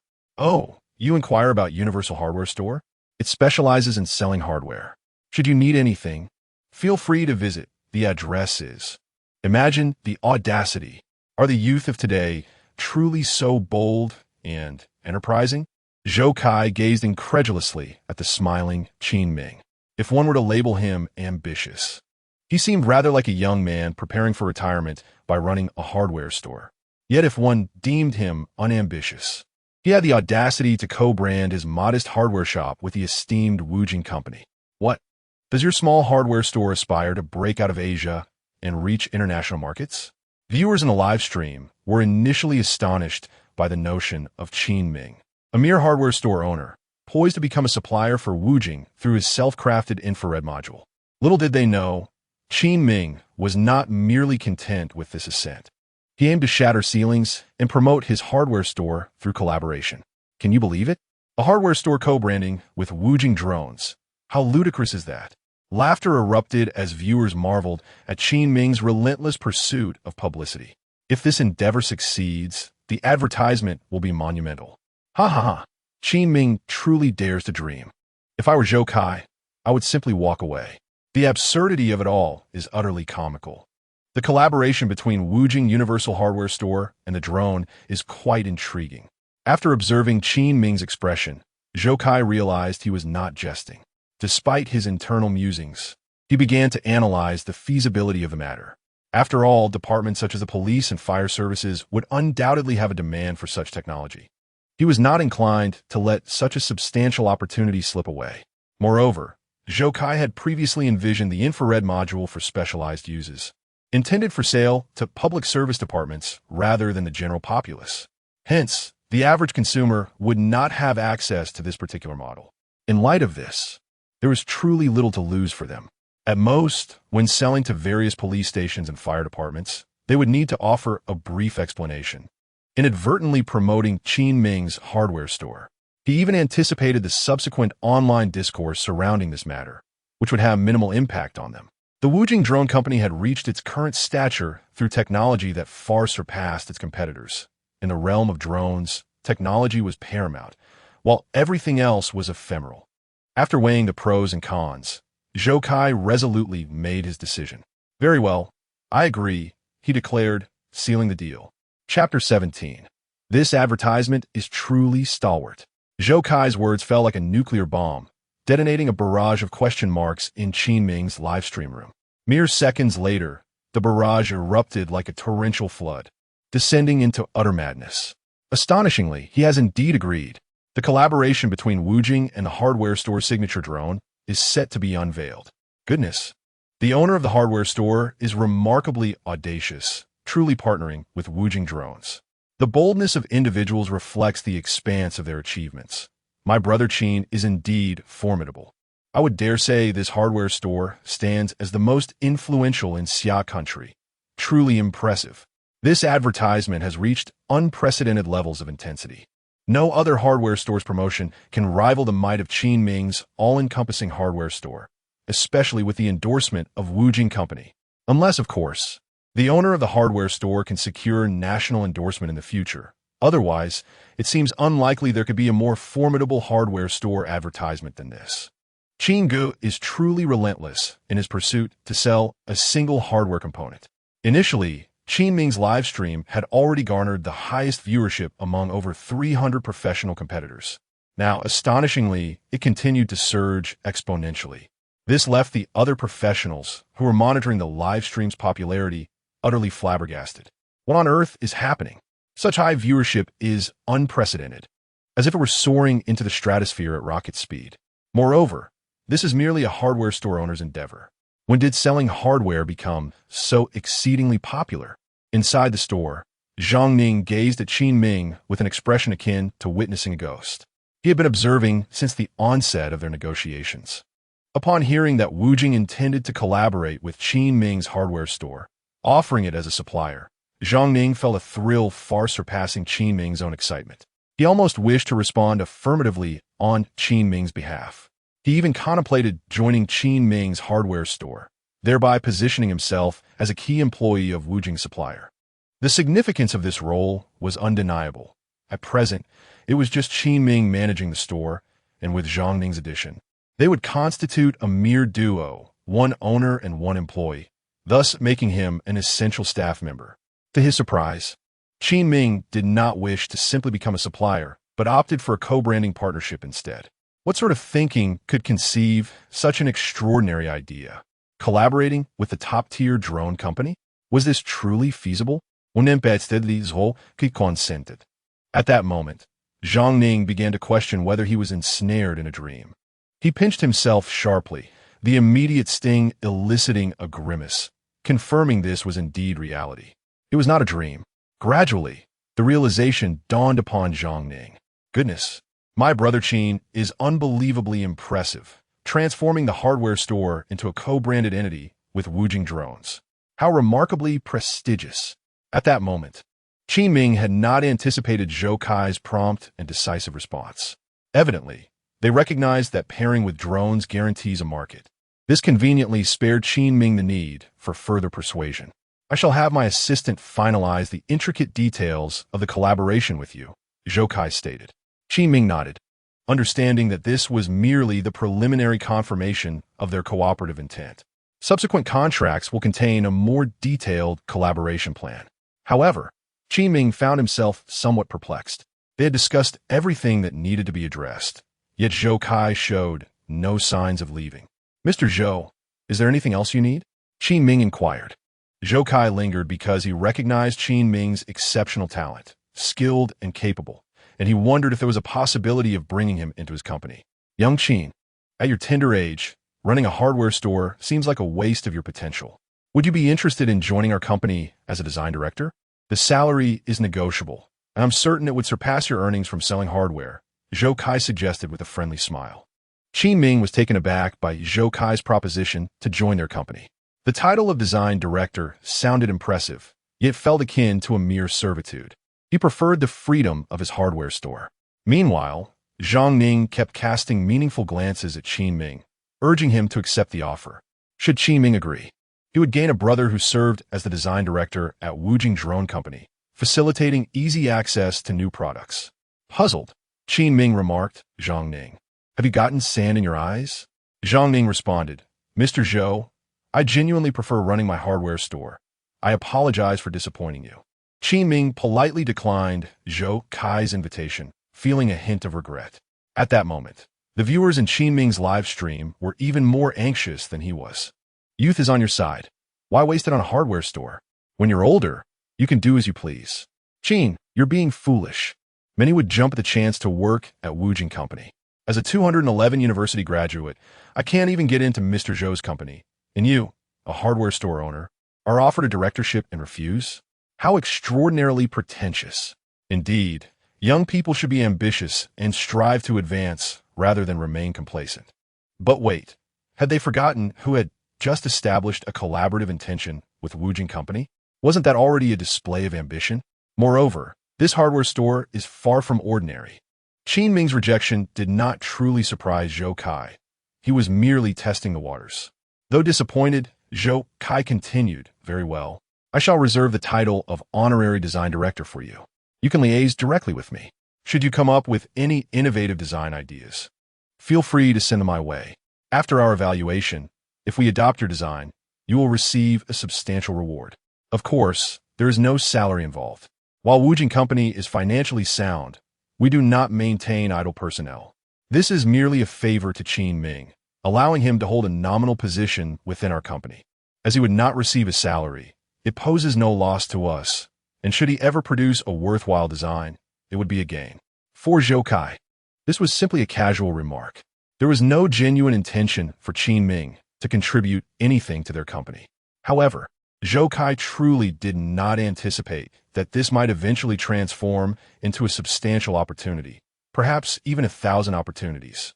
On the other hand, Qin Ming felt it would be impolite to refuse Zhou Kai's proposition. Moreover, his modification skills had ascended to level 6, and he was eager to experiment with his newfound abilities. During his leisure moments, he contemplated undertaking some modifications. With the enhancement of his level 6 modification skills, it became apparent that the drone presented numerous avenues for improvement. In Qin Ming's discerning eyes, the current drone appeared rather rudimentary. The battery was upgradable. The structural materials were suboptimal, and the flight precision left much to be desired. He could effortlessly identify a myriad of flaws and implement rectifications, making it an engaging pursuit. This could indeed evolve into a lucrative side venture. At this point, Zhou Kai found himself with little to occupy his time. Having solidified the intent for collaboration, Zhou Kai assured that his assistant would promptly send over the contract. Once signed, it would become effective without delay. Furthermore, Zhou Kai demonstrated his amiability by deciding to gift Qin Ming several of their latest drone models. Despite initially seeming like a casual remark, Zhou Kai's commitment was unwavering. Originally, Qin Ming had intended to purchase drones for modification. Now, Zhou Kai's generosity was truly considerate. He indicated that these drones would accompany the contract. Additionally, it was evident to any observant individual that Qin Ming's previous discussions about a collaborative brand were essentially a promotion for his hardware store. Remarkably, Zhou Kai agreed without hesitation. Based on these two factors alone, Qin Ming resolved to thoroughly explore their drones and, if possible, assist in further modifications. After concluding their discussion, Zhou Kai exited the hardware store, followed closely by Zhang Ning. Having finally encountered his idol, Zhou Kai, he realized he had forgotten to request a photograph and an autograph. Today was a fortuitous opportunity. He could not let it slip away. With a signature and a photograph, he would undoubtedly earn the envy of his fellow enthusiasts in their group. As for the modified drones that his affluent friends were eager for, they would have to wait. Once Qin Ming's hardware store and the unbounded drones' collaborative models were released, they would have to procure them through their own means. Meanwhile, Qin Ming continued to sell his hardware components while also fulfilling the responsibilities of repairing household items and appliances. "Boss, can this be repaired?" "Certainly." Qin Ming looked up, his eyes widening in astonishment. "What on earth?" Chapter 18. Ridiculous. Even toilets can be repaired. Qin Ming was utterly astonished. What an extraordinary sight. At the entrance stood a stunning woman clad in an oversized fluorescent green dinosaur onesie, complete with a plush tail trailing behind her and fuzzy crocodile slippers adorning her feet. Yet, it wasn't merely her eccentric attire that left Qin Ming astounded. What truly baffled him was that this sweet young lady had brought a toilet for repair. Indeed, it was a living toilet. While she claimed to be capable of fixing anything, repairing a toilet seemed somewhat absurd. Upon closer inspection, he noticed a gaping hole in the toilet. Surely, it could simply be replaced, so why attempt to fix it? Guo Xiaoling exhaled deeply, casually wiping the sweat from her brow with her oversized sleeves. She felt a sense of relief. She had finally found a solution. At that moment, she was almost moved by her own predicament. Guo Xiaoling was a technology streamer. With her charming looks, she had gradually amassed a following of over 1 million fans, engaging them with peculiar technological gadgets. Compared to Zhang Ning, who was far less skilled, she had certainly carved out a niche for herself. Able to sustain her livelihood through her broadcasts, she was a minor internet celebrity, if you will. However, her visit today was not merely for the sake of gaining views. It was out of sheer necessity. She had heard of people being particular about their sleeping arrangements. But had anyone ever heard of someone being particular about their toilet? Guo Xiaoling was such a rarity. For reasons unbeknownst to her, she could only relieve herself in her own toilet. Using others would result in constipation. Thus, when she moved, she insisted that the workers disassemble her toilet and reinstall it in her new home. Overall, it wasn't a monumental issue, nor did it significantly impact her daily life. However, just yesterday morning, her beloved toilet had been shattered beneath her weight, leaving her to question whether she had indeed gained weight. The sky seemed to fall upon her, and she hurriedly sought a repairman. After numerous inquiries online, she found that many repairmen hung up upon learning of her toilet troubles. It was easy to imagine the expletives they hurled after disconnecting the call. With no other option, she searched online for the same model, only to discover it was long discontinued. Guo Xiaoling was at her wit's end. Was she truly to be suffocated by her own bodily needs? In a moment of despair, she stumbled upon Qin Ming's live stream the previous day. She discovered that this hardware store owner not only repaired items, but claimed he could fix anything. After observing him throughout the day, she was convinced that he could indeed mend her cherished toilet. Of course, if he failed, she couldn't bear the blame for tarnishing his reputation. After all, he had boasted about his unparalleled skills. For the sake of her own comfort, she had to take the chance. Guo Xiaoling, who typically could not lift or carry anything, suddenly exhibited an unexpected strength and resourcefulness. She single-handedly yanked a toilet from the ground, borrowing a small cart from the community security guard, and dragged it for 2 kilometers to Qin Ming's hardware store. Passers-by were left astonished, witnessing someone taking a toilet for a stroll.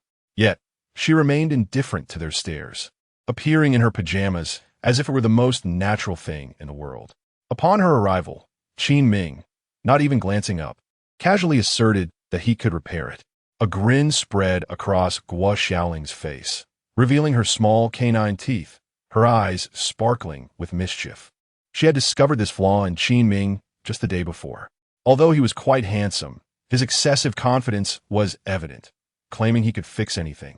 Eventually, he had become so nonchalant that he would assert he could repair items without even lifting his head. This was not an unusual claim for someone skilled in repairing various household appliances. Today, however, it was clear that Qin Ming had indeed bitten off more than he could chew. Since he claimed he could fix it, Guo Xiaoling was not one to be easily dismissed. This was merely a manifestation of her playful spirit. She genuinely hoped he could mend the toilet, as it directly impacted her ability to use it comfortably. It was a matter of significance for her. "Goodness, is that not a toilet?" someone exclaimed, laughter erupting. "How can you even attempt to fix it with such a large crack? Just toss it out and buy a new one." Qin Ming had perhaps spoken too soon, leaving him to ponder how he would handle the situation. A beautiful woman had appeared.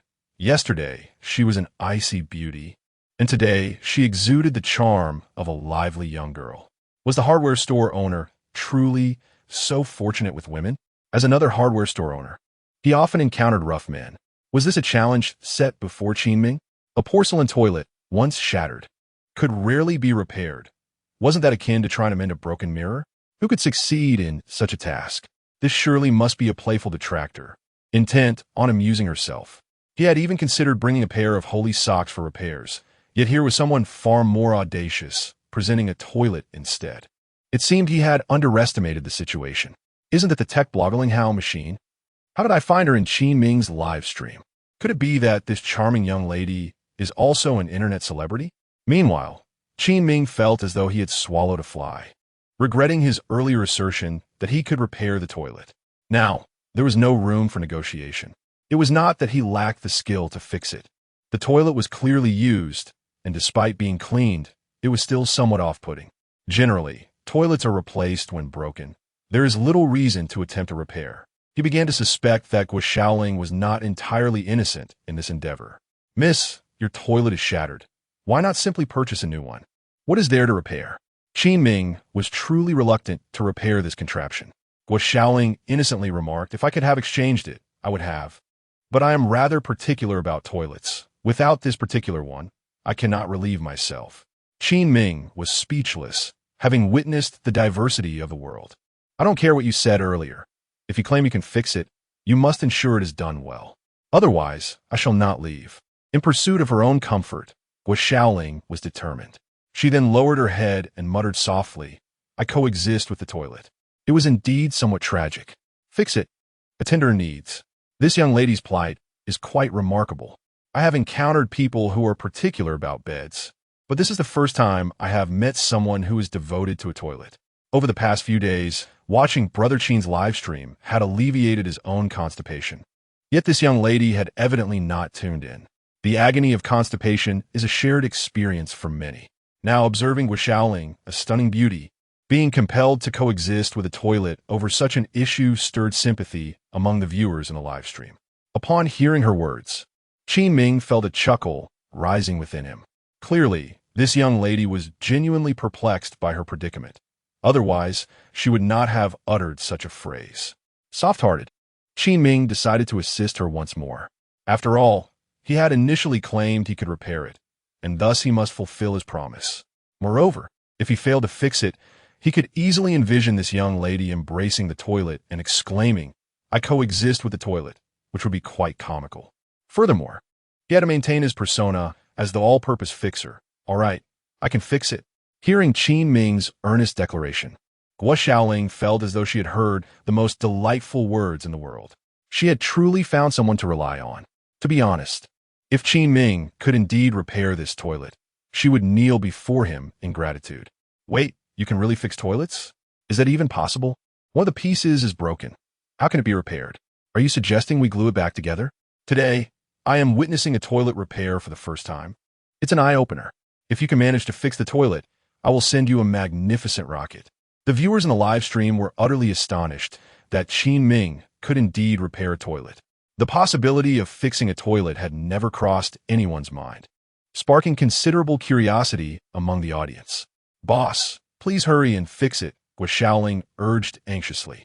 How could she not be anxious? It had already been a day since she had last found relief, and she was uncertain how much longer she could endure. "I understand your urgency, but please, do not fret. First, go and buy me 2 bags of instant noodles." Chapter 19. Instant noodles for toilet repairs, shocking the entire internet. Upon hearing Qin Ming's words, Guo Xiaoling cast a resentful glance in his direction. Had she ultimately misplaced her trust? While she was anxious to fix the toilet, Qin Ming suggested she procure instant noodles. What was his intention? Was he preparing for lunch? Yet, it was not even mealtime. Did he still wish to repair the toilet? If so, she ought to hurry and buy them. "All right, fine. I'll go," Guo Xiaoling replied with a hint of exasperation. After all, she was the one in need. However, as she turned to leave, she muttered under her breath, inaudible to Qin Ming, "You better fix my precious toilet, or I will show you what it means to deal with an irate young lady." "Hey!" Guo Xiaoling was startled. Did Qin Ming hear her faint whisper? "Just get 2 packs of the cheapest instant noodles," he instructed. Guo Xiaoling felt incredulous. With such a large hardware store, he still insisted on the most economical option. How stingy! Yet, she complied, saying, "All right then, do you want braised eggs or hot dogs?" "It's on me." "Not necessary. Just hurry," Qin Ming replied, somewhat speechless. Guo Xiaoling, with a scowl, tossed him a glare over her shoulder before making her way to the supermarket for the noodles. Meanwhile, Qin Ming's live stream was bustling with activity. Is Brother Qin afraid that after fixing the toilet, he won't have an appetite? One viewer joked, "Haha, quite possibly. If that's the case, I can understand it. But still, Qin Ming is being a bit stingy. This collaboration is nearly with Wujing, and he is opting for instant noodles, the cheapest ones at that." Guo Xiaoling felt a bit humiliated, having previously offered her warmth only to receive indifference in return. "Here, 2 packs of instant noodles. I hope they don't ruin your appetite," she retorted, now doubting Qin Ming's repair skills, suspecting he was merely stalling for time. Qin Ming caught the 2 bags of noodles she tossed at him and smiled. "Who said I asked you to buy instant noodles for eating?" Guo Xiaoling was momentarily bewildered. Wasn't instant noodles meant for consumption? What else could they possibly be used for? Not only was Guo Xiaoling perplexed, but the viewers in the live stream were equally baffled. What else can instant noodles be used for besides eating? One asked. It's true. Apart from eating, I can't think of any other purposes. In truth, it was not surprising that Guo Xiaoling and others were astonished. Even Qin Ming had only discovered the remarkable alternative use for instant noodles after enhancing his repair skills. Guo Xiaoling countered, "Boss, I'm no fool. What else can instant noodles be used for besides eating?" With a firm grip, Qin Ming crushed the noodles in his hands and looked up at Guo Xiaoling with a smile. Instant noodles can also be used to repair toilets. At this, Guo Xiaoling cast him a bewildered look. The idea of using instant noodles for toilet repairs was utterly unprecedented and unheard of to her. Though she had never witnessed toilet repairs before, this concept was simply astonishing. However, using instant noodles to repair a toilet, she could assure that such a peculiar method of repair did not exist.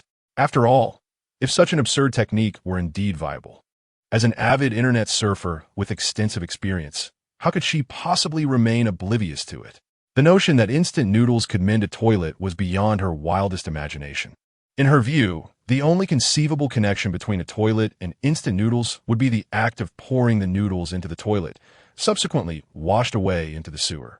Could one perhaps cook instant noodles in the toilet? Oh dear! Guo Xiaoling felt it was better not to dwell on that thought, as it increasingly seemed rather distasteful. It would be prudent to observe how Qin Ming intended to proceed, for at this juncture, he was the only one claiming the ability to fix the toilet. He was to be the makeshift doctor, so to speak. With all the necessary tools at hand, Qin Ming commenced the repair of the toilet. However, before he began, it seemed he had a sudden thought. "Have you cleaned the toilet brush?" He started, his words trailing off, leaving the implication hanging in the air. It was evident to everyone what he meant. Guo Xiaoling's round face flushed instantly, resembling a freshly cooked red rice dumpling. Yes, it's clean, rest assured," she retorted, feeling indignant. The boss clearly harbored disdain for her toilet's cleanliness, yet she prided herself on being quite tidy. Just a single remark from Qin Ming was enough to puff up her cheeks in irritation, as though she wished to deliver him a light punch. Qin Ming crouched beside the broken toilet, filling the gaping hole with the instant noodles he had already crushed by hand. The fragments tumbled into the crevice. While this task appeared straightforward, it was, in fact, quite intricate. The noodles could not be crushed too finely, as this would hinder their adhesive properties. Conversely, they cannot be left too coarse either. The pieces needed to be small enough to pass through an 80 mesh sieve. Subsequently, Qin Ming retrieved some adhesive, meticulously applying it into the fissures. The liquid seeped in, and in a close-up shot, the shattered noodles rapidly solidified into a grayish-white mass. "Wow, can someone from chemistry explain this?" Guo Xiaoling exclaimed. "Is instant noodles really turning into concrete? It seemed rather flimsy, didn't it?" The instant noodles seemed to protest. "I belong on the dining table, not in a toilet." Meanwhile, Guo Xiaoling crouched down beside him, her wide eyes blinking curiously at Qin Ming's actions, much like a child filled with wonder.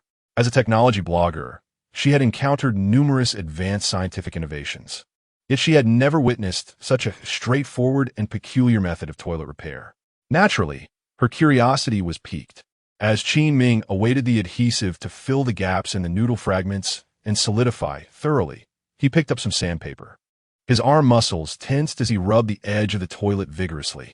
Precision was paramount here, both in force and angle, to ensure that, after smoothing, it would be indistinguishable from its original state.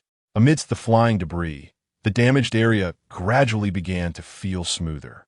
Qin Ming then switched to finer sandpaper, continuing the process. With each cycle, he progressed to even finer grits. Meanwhile, Guo Xiaoling's expression transitioned from initial curiosity to a gradual sense of astonishment. Gazing at the increasingly flawless toilet, Qin Ming's mouth widened in astonishment. As he exhaled, his hand withdrew from the toilet, which now bore no trace of its previous imperfection. Aside from a slight color discrepancy, it appeared as good as new. He then produced a can of white spray paint, signaling that he was on the verge of completion. Once the mist settled, a pristine, seamless toilet emerged before Guo Xiaoling. "Wow, this spray paint is smoother than my makeup," she exclaimed. "Is this truly the same toilet from earlier? It must possess magic. I am utterly in awe of the streamer for managing to repair the toilet with instant noodles. Who would have thought that using instant noodles for repairs could be so satisfying? Watching the streamer fix or sell items is genuinely therapeutic. The moment a sports car was gifted, it was like a sharp knife to the senses, truly an eye-opener for me. But can this repaired toilet be used?" The excitement in the live stream surged once more, as this toilet repair opened the door to a new world for countless viewers. The hardware store owner appeared to possess an extraordinary array of skills. What else could he possibly fix? The curiosity among netizens grew. Was there anything that Qin Ming could not mend? For him, it felt akin to unleashing Pandora's box. Whether it would bring fortune or misfortune remained uncertain.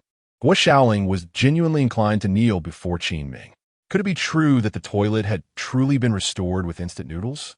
His claim of being able to repair it was evidently not mere talk. "Boss, is it sturdy when fixed with instant noodles?" Guo Xiaoling inquired, still somewhat skeptical. Qin Ming stood, brushed off his hands, and replied nonchalantly, "It can support 300 pounds as steady as a mountain." By this time, the paint had dried. With a confident demeanor, he sat upon the repaired toilet, crossed his legs, and chuckled. "See? There's no issue at all. Observing this, Guo Xiaoling finally relaxed, her small tiger teeth glimmering. It was clear that there would be no problem. If Qin Ming could comfortably perch on the toilet, she certainly would have no concerns. What impressed her most was that she had initially thought even a repaired toilet would look patched up like mended clothing. To her astonishment, the toilet looked just as it had before the repair. This was simply remarkable.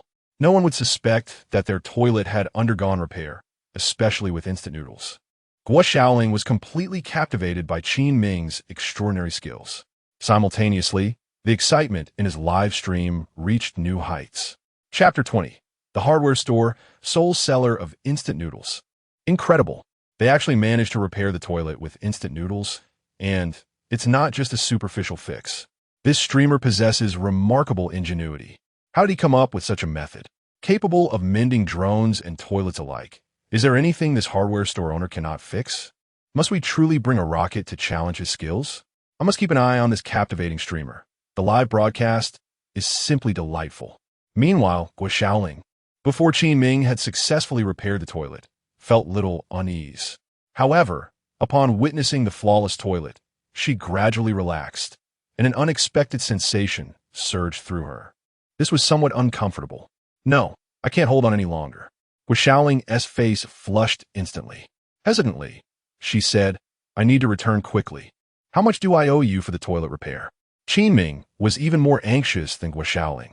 He feared that she might lose her composure and resolve her predicament right there in his store.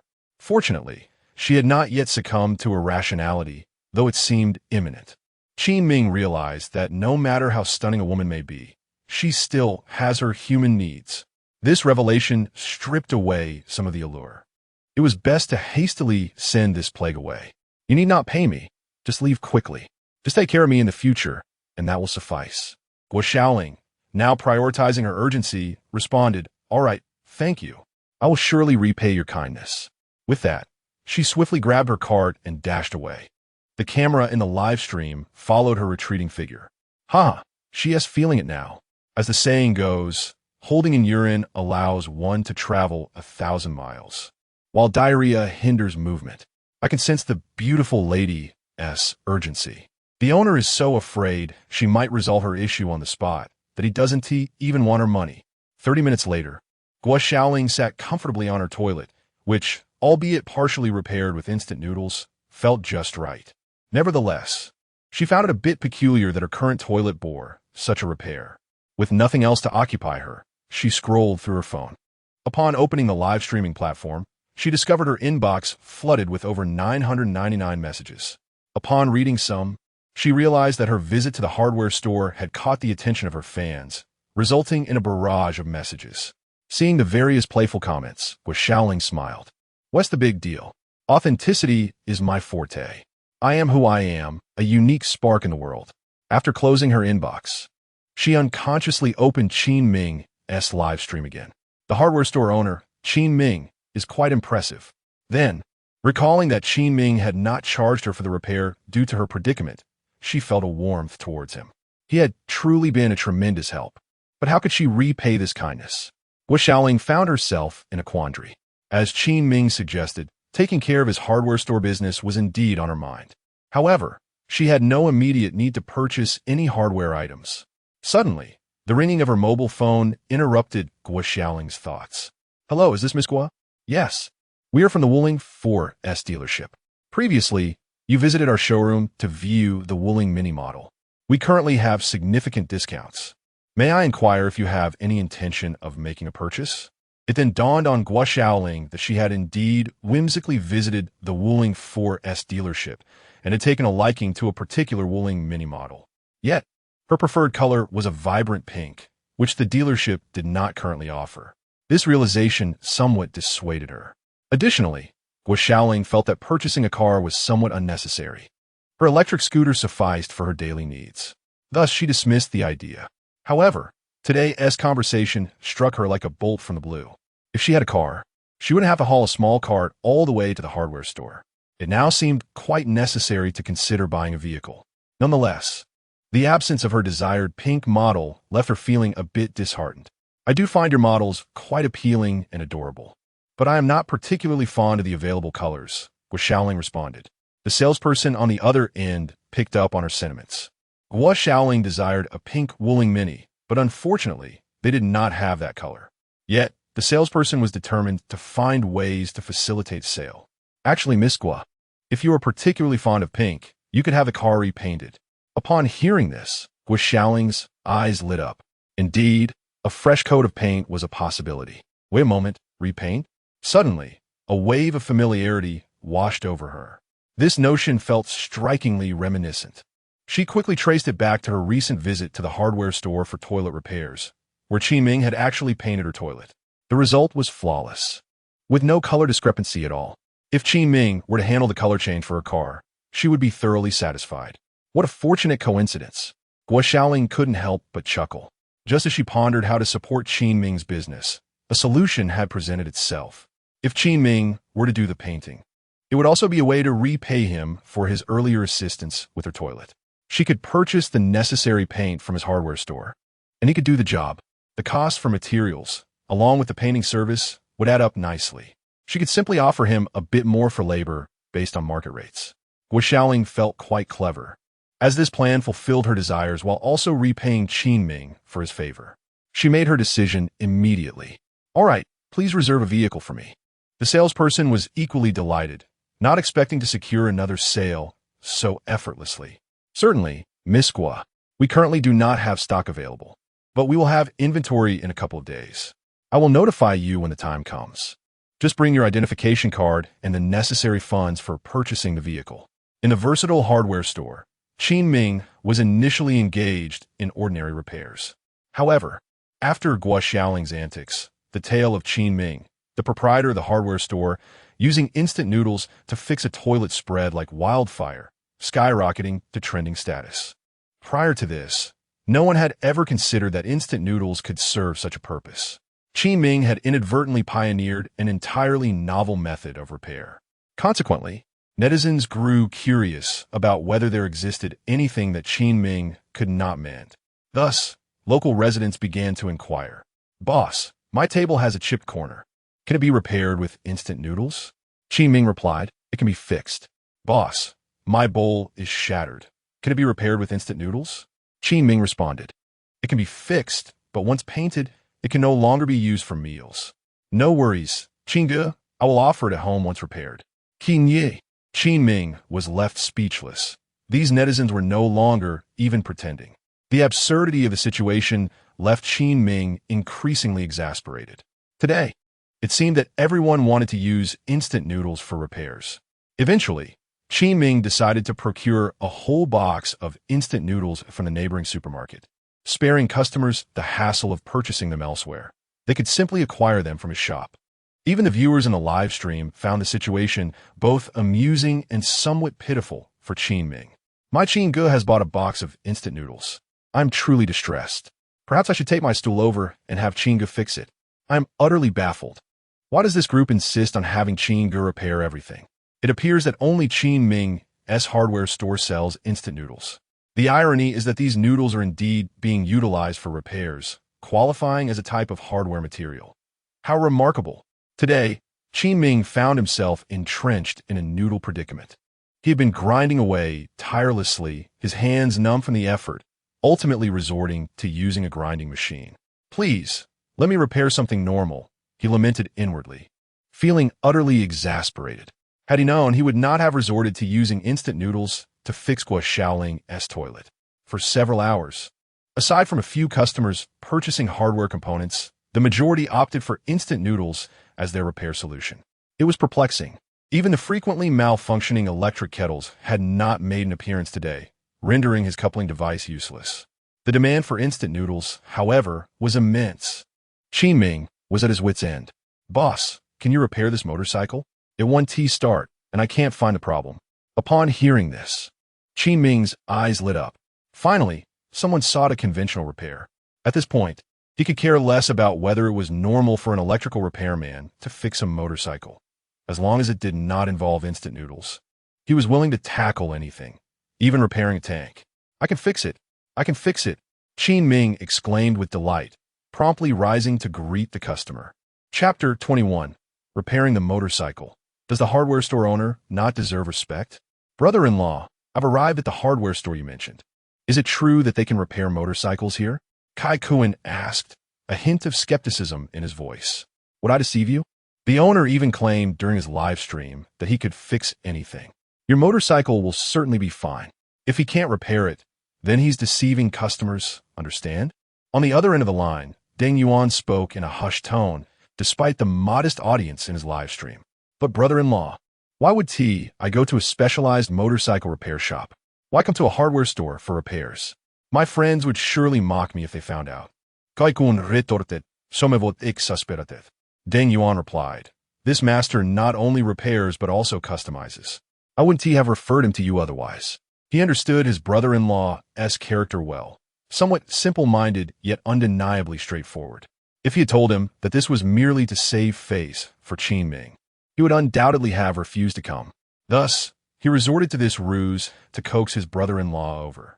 Moreover, Kai Kuan had a notable pride. He could not tolerate any disparagement of his motorcycle. Although Deng Yuan thought little of his brother-in-law's motorcycle, seeing it as merely a target for deceitful salesmen, Kai Kuan regarded each motorcycle as a treasure. If the master refused to repair it, it would imply contempt for his prized possession. Do you understand? Deng Yuan noted that his plan was likely to succeed. If Qin Ming declared that he could not repair the motorcycle, his brother-in-law would surely become agitated. The ensuing commotion could become quite unpleasant, especially for the live stream's atmosphere. If it weren't for his own participation in the live broadcast, Deng Yuan would have relished witnessing the unfolding drama. Just imagining it brought him joy.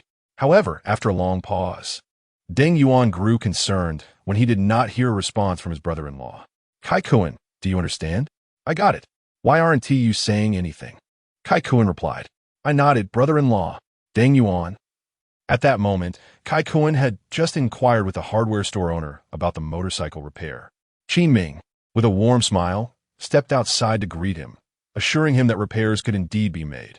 Kai Kuan was momentarily taken aback, thinking that his brother-in-law had indeed spoken the truth.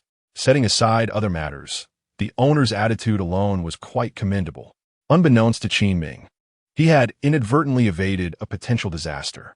Now, he simply wished to fix something, and it was indeed the motorcycle. The viewers in the live stream were left in disbelief. Is it possible that a hardware store owner can also repair motorcycles? Is this for real? Drones, I can understand, but motorcycles too? It's absurd. The most shocking part is that someone would even consider getting a motorcycle repaired at an appliance repair hardware store. Sure, I could grasp the beauty fixing toilets this morning, but a motorcycle repair at a hardware store is beyond my comprehension. This is likely just another petty critic attempting to become a streamer. Yet they did not anticipate that Brother Qin would truly dare to repair. Brother Qin, we understand that you wish to maintain the persona of an omnipotent fixer, but perhaps a motorcycle is a step too far. This is clearly an attempt to undermine you. Indeed, Brother Qin, do not force it. Your inability to repair a motorcycle will not tarnish your reputation. Ha ha ha. It seems Brother Qin Ming is truly at a loss now. Finally, someone is stepping up the challenge. The hardware store owner is in for a rough ride. Another motorcycle repairer has arrived. Does he not regard the hardware store owner as a person at all? In the live stream, some viewers are voicing their support for Qin Ming, while others, including some detractors and mere spectators, hope to see him fall from grace. Naturally, Qin Ming remains oblivious to the thoughts of the viewers in the live stream. He simply approaches the motorcycle, glancing at the somewhat clueless Kai Kuan. Brother, what seems to be the problem with your motorcycle? I don't know, it just won't start, Kai Kuan replies. Qin Ming nods. If the customer were aware of the issue, it would save him time in diagnosing it. Since the problem is unknown, he will need to investigate further. To be honest, Qin Ming is not particularly skilled in riding motorcycles. In the past, he would have only recognized it as a replica racing model. However, with his knowledge of modification and repair skills, he is now well-versed in every component of the motorcycle. He is acutely aware that while this vehicle appears quite stylish and resembles those of professional motorcycle racers, its internals are vastly inferior. Akin to placing a tractor engine in a Mercedes is simply subpar. Nonetheless, it is functional. The customer has only requested a repair, not anything beyond that, so he will focus solely on fixing the motorcycle. He begins by examining the fuel supply system. The fuel level, fuel filter, and carburetor all check out. Next, he inspects the ignition system, where the spark plug and ignition coil also prove to be in good condition. He continues through the starting, intake, and exhaust systems, adhering to the diagnostic process. Kai-kun, though enthusiastic about motorcycles, lacks a true understanding of them. He merely perceives this hardware store owner as quite professional. His brother-in-law has mentioned that this owner is also skilled in modifications. If he can indeed repair his motorcycle, perhaps he could also perform some modifications? While Kai-kun contemplates this, Qin Ming successfully identifies the issue. The reason the motorcycle fails to start is due to a damaged piston ring, which has resulted in insufficient cylinder pressure. Replacing it with a brand new piston ring should resolve the problem. Unfortunately, they do not have one at the hardware store, but it should certainly be available in the system. Having pinpointed the issue, Kai-kun is somewhat astonished. Has it really only been 2 minutes and you found the problem? That was quick. He exclaims, excitement building. Master, where is the issue? Kai-kun inquires eagerly. Qin Ming removes the piston ring from a cylinder. The piston ring is damaged, leading to inadequate cylinder pressure. Replacing it should allow it to start. Wait a moment, I will fetch one for you. Master, do you actually have piston rings here at your hardware store? Kai-kun asks in astonishment. Qin Ming smiles indeed. While Qin Ming was retrieving items from the hardware store's warehouse, the barrage of comments in his live stream was incessant. Could this hardware store owner truly possess the ability to repair motorcycles? For some inexplicable reason, I find myself believing that if Qin Ming claimed he could fix rockets, I would accept it without hesitation. Motorcycles and home appliances surely belong to different realms. Can he genuinely mend such a machine? The truth will be revealed when we see whether the motorcycle has been successfully repaired. Surely, he wouldn't be making baseless claims, would he? Amidst the fervent discussions in the live stream, Qin Ming emerged from the warehouse, holding a brand new piston ring. This piston ring had been exchanged using points from the system, and it was quite affordable at merely 3 points. Upon replacing the old piston ring with a new one, he turned the key and ignited the engine. The motorcycle roared to life, starting successfully. Beside him, Kai-kun's face lit up with joy, astonished that the hardware store owner was indeed reliable. He had genuinely repaired the motorcycle. Qin Ming decided to charge Kai-kun 30 yuan for the piston ring, along with a maintenance fee of 50, totaling 80 yuan for himself. The piston ring is 30 and the maintenance fee is 50. Would you prefer WeChat or cash? Kai-kun exclaimed, wow, it's really fixed. This doesn't appear to be particularly difficult. In truth, the challenge in repairing vehicles often lies not in the act of repairing itself, but in diagnosing the problem. This hardware store owner seems almost extraordinary, capable of fixing motorcycles. Might he be able to repair cars as well? It's quite conceivable, as motorcycles and cars share similar mechanics. The viewers in the live stream were utterly astonished. Presently, it seems nothing has posed a challenge to Qin Ming. This is somewhat absurd. Even the most versatile individual must encounter 1 or 2 things they cannot repair or comprehend. Yet, Qin Ming gives the impression that he can mend anything. As a result, the curiosity of the viewers in Qin Ming's live stream has significantly heightened regarding when he might finally be stumped. The engagement among the viewers has become exceptionally high, akin to a game of dominoes. The taller the stack, the stronger the desire to topple it. Of course, once it falls, many will turn away, mirroring the current situation in Qin Ming's live stream. To be candid, the motorcycle issue was a trivial matter for Qin Ming. It was resolved almost instantaneously. Kai-kun promptly transferred the 80 yuan in maintenance fees, reflecting on what his brother-in-law, Deng Yuan, had just said. This hardware store owner not only repairs motorcycles, but also customizes them. If it were merely about fixing motorcycles, any repair shop would suffice.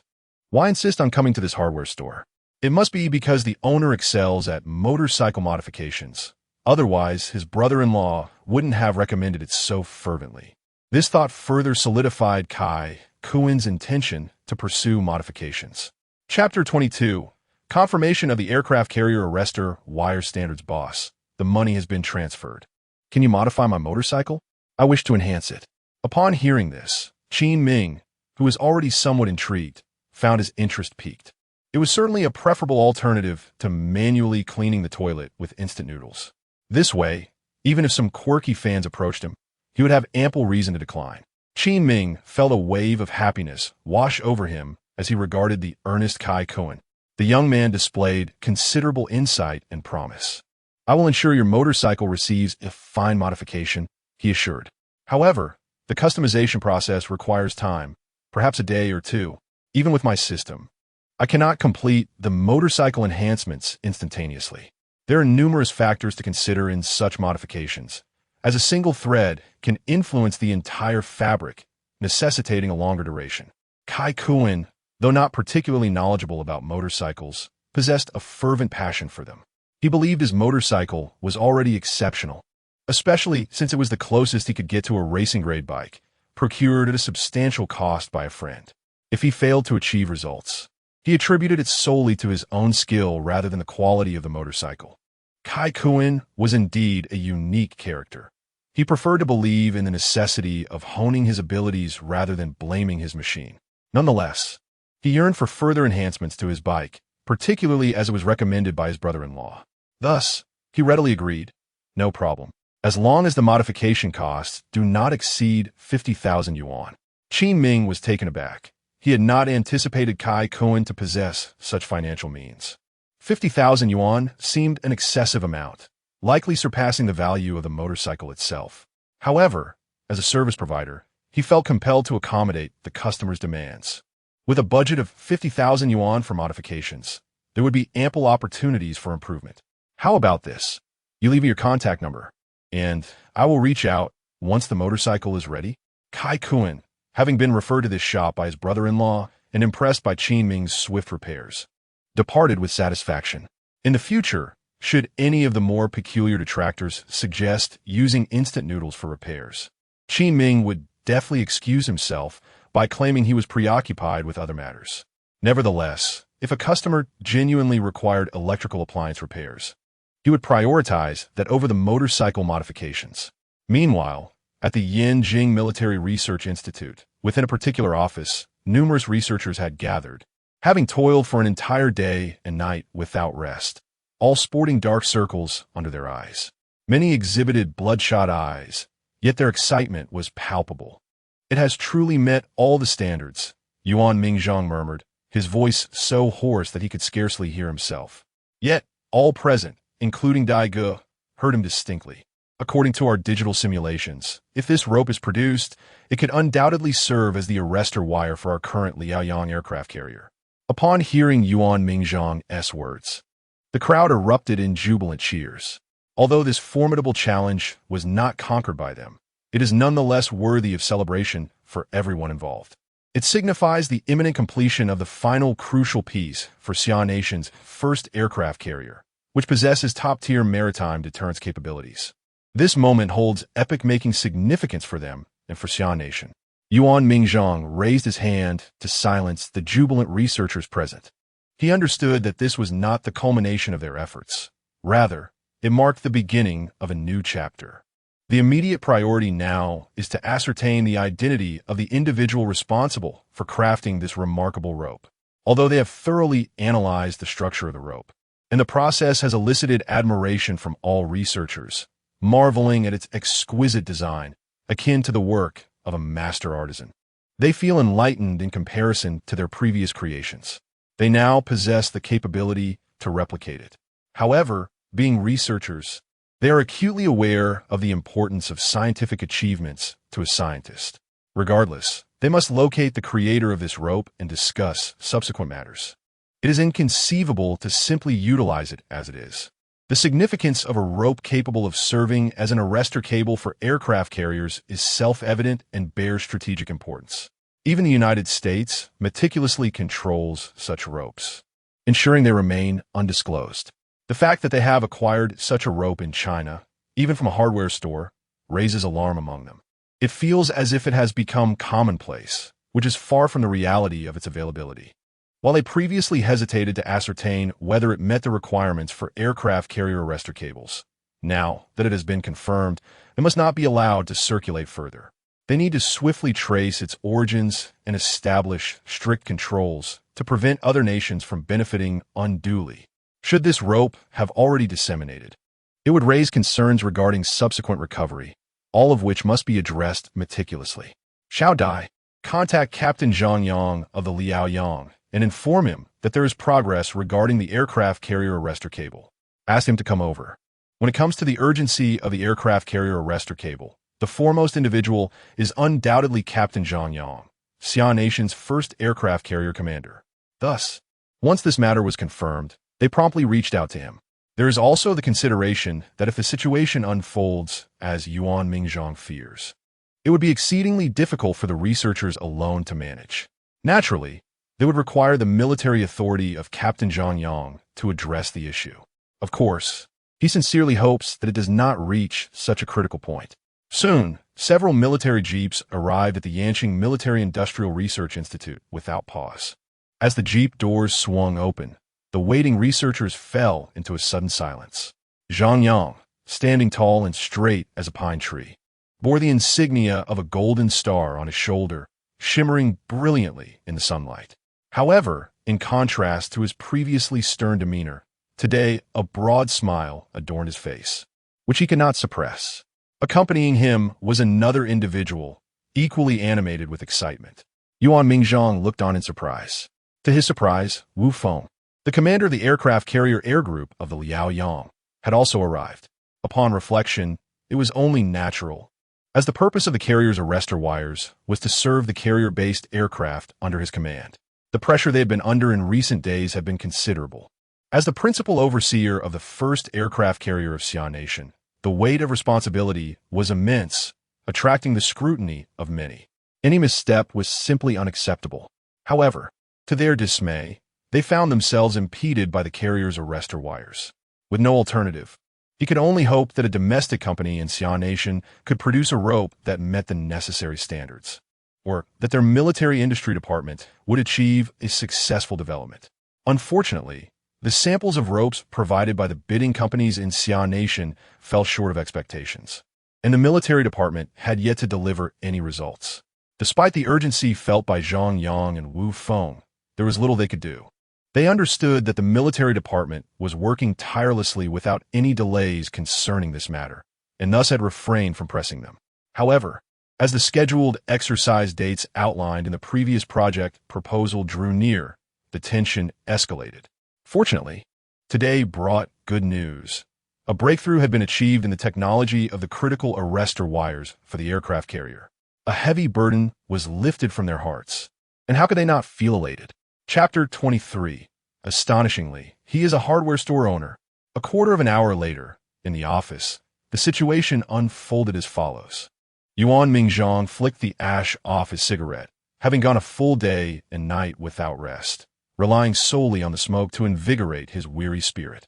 He understood that there were still matters demanding his attention, leaving him no choice but to postpone sleep.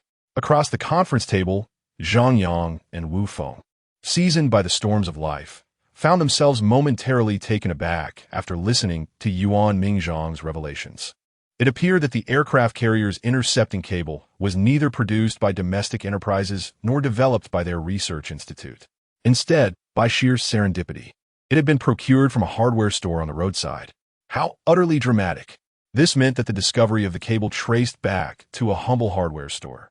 What about the store owner? Have we conducted a background check? Zhang Yang inquired. Yuan Mingzhang felt a flush of heat on his face but nodded. Ever since Dai Gu had grasped the intricacies of the situation, Yuan Mingzhang had dispatched personnel to investigate the hardware store owner's profile. The most recent dossier now lay on the table before them. The hardware store owner was Qin Ming, a graduate of Hucking University with a degree in mechanical engineering, who had taken over his father's hardware business this year. He was currently participating in a CCTV program titled Ordinary Professions. Zhang Yang was familiar with this program, knowing that participants are typically vetted thoroughly. As the file was freshly updated, the details were current as of today.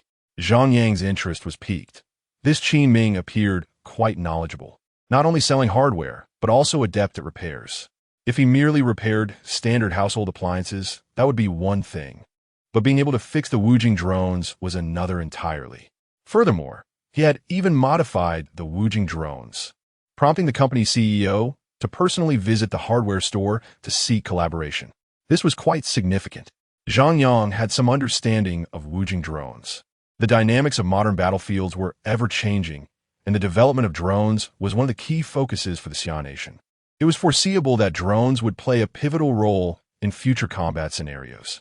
For what he gathered, the high-ranking officials in the Xia military were also interested in establishing a partnership with Wujing, contingent upon the latter presenting something satisfactory to the military. However, Zhang Yang knew that, as of now, Wujing's drone production had yet to capture the military's attention. Nonetheless, the infrared module crafted by Qin Ming was indeed intriguing. The military possessed numerous infrared detection devices, and enhancing drones with such modules would be somewhat beneficial, albeit not significantly. It could serve the police and fire departments well, making it a valuable resource.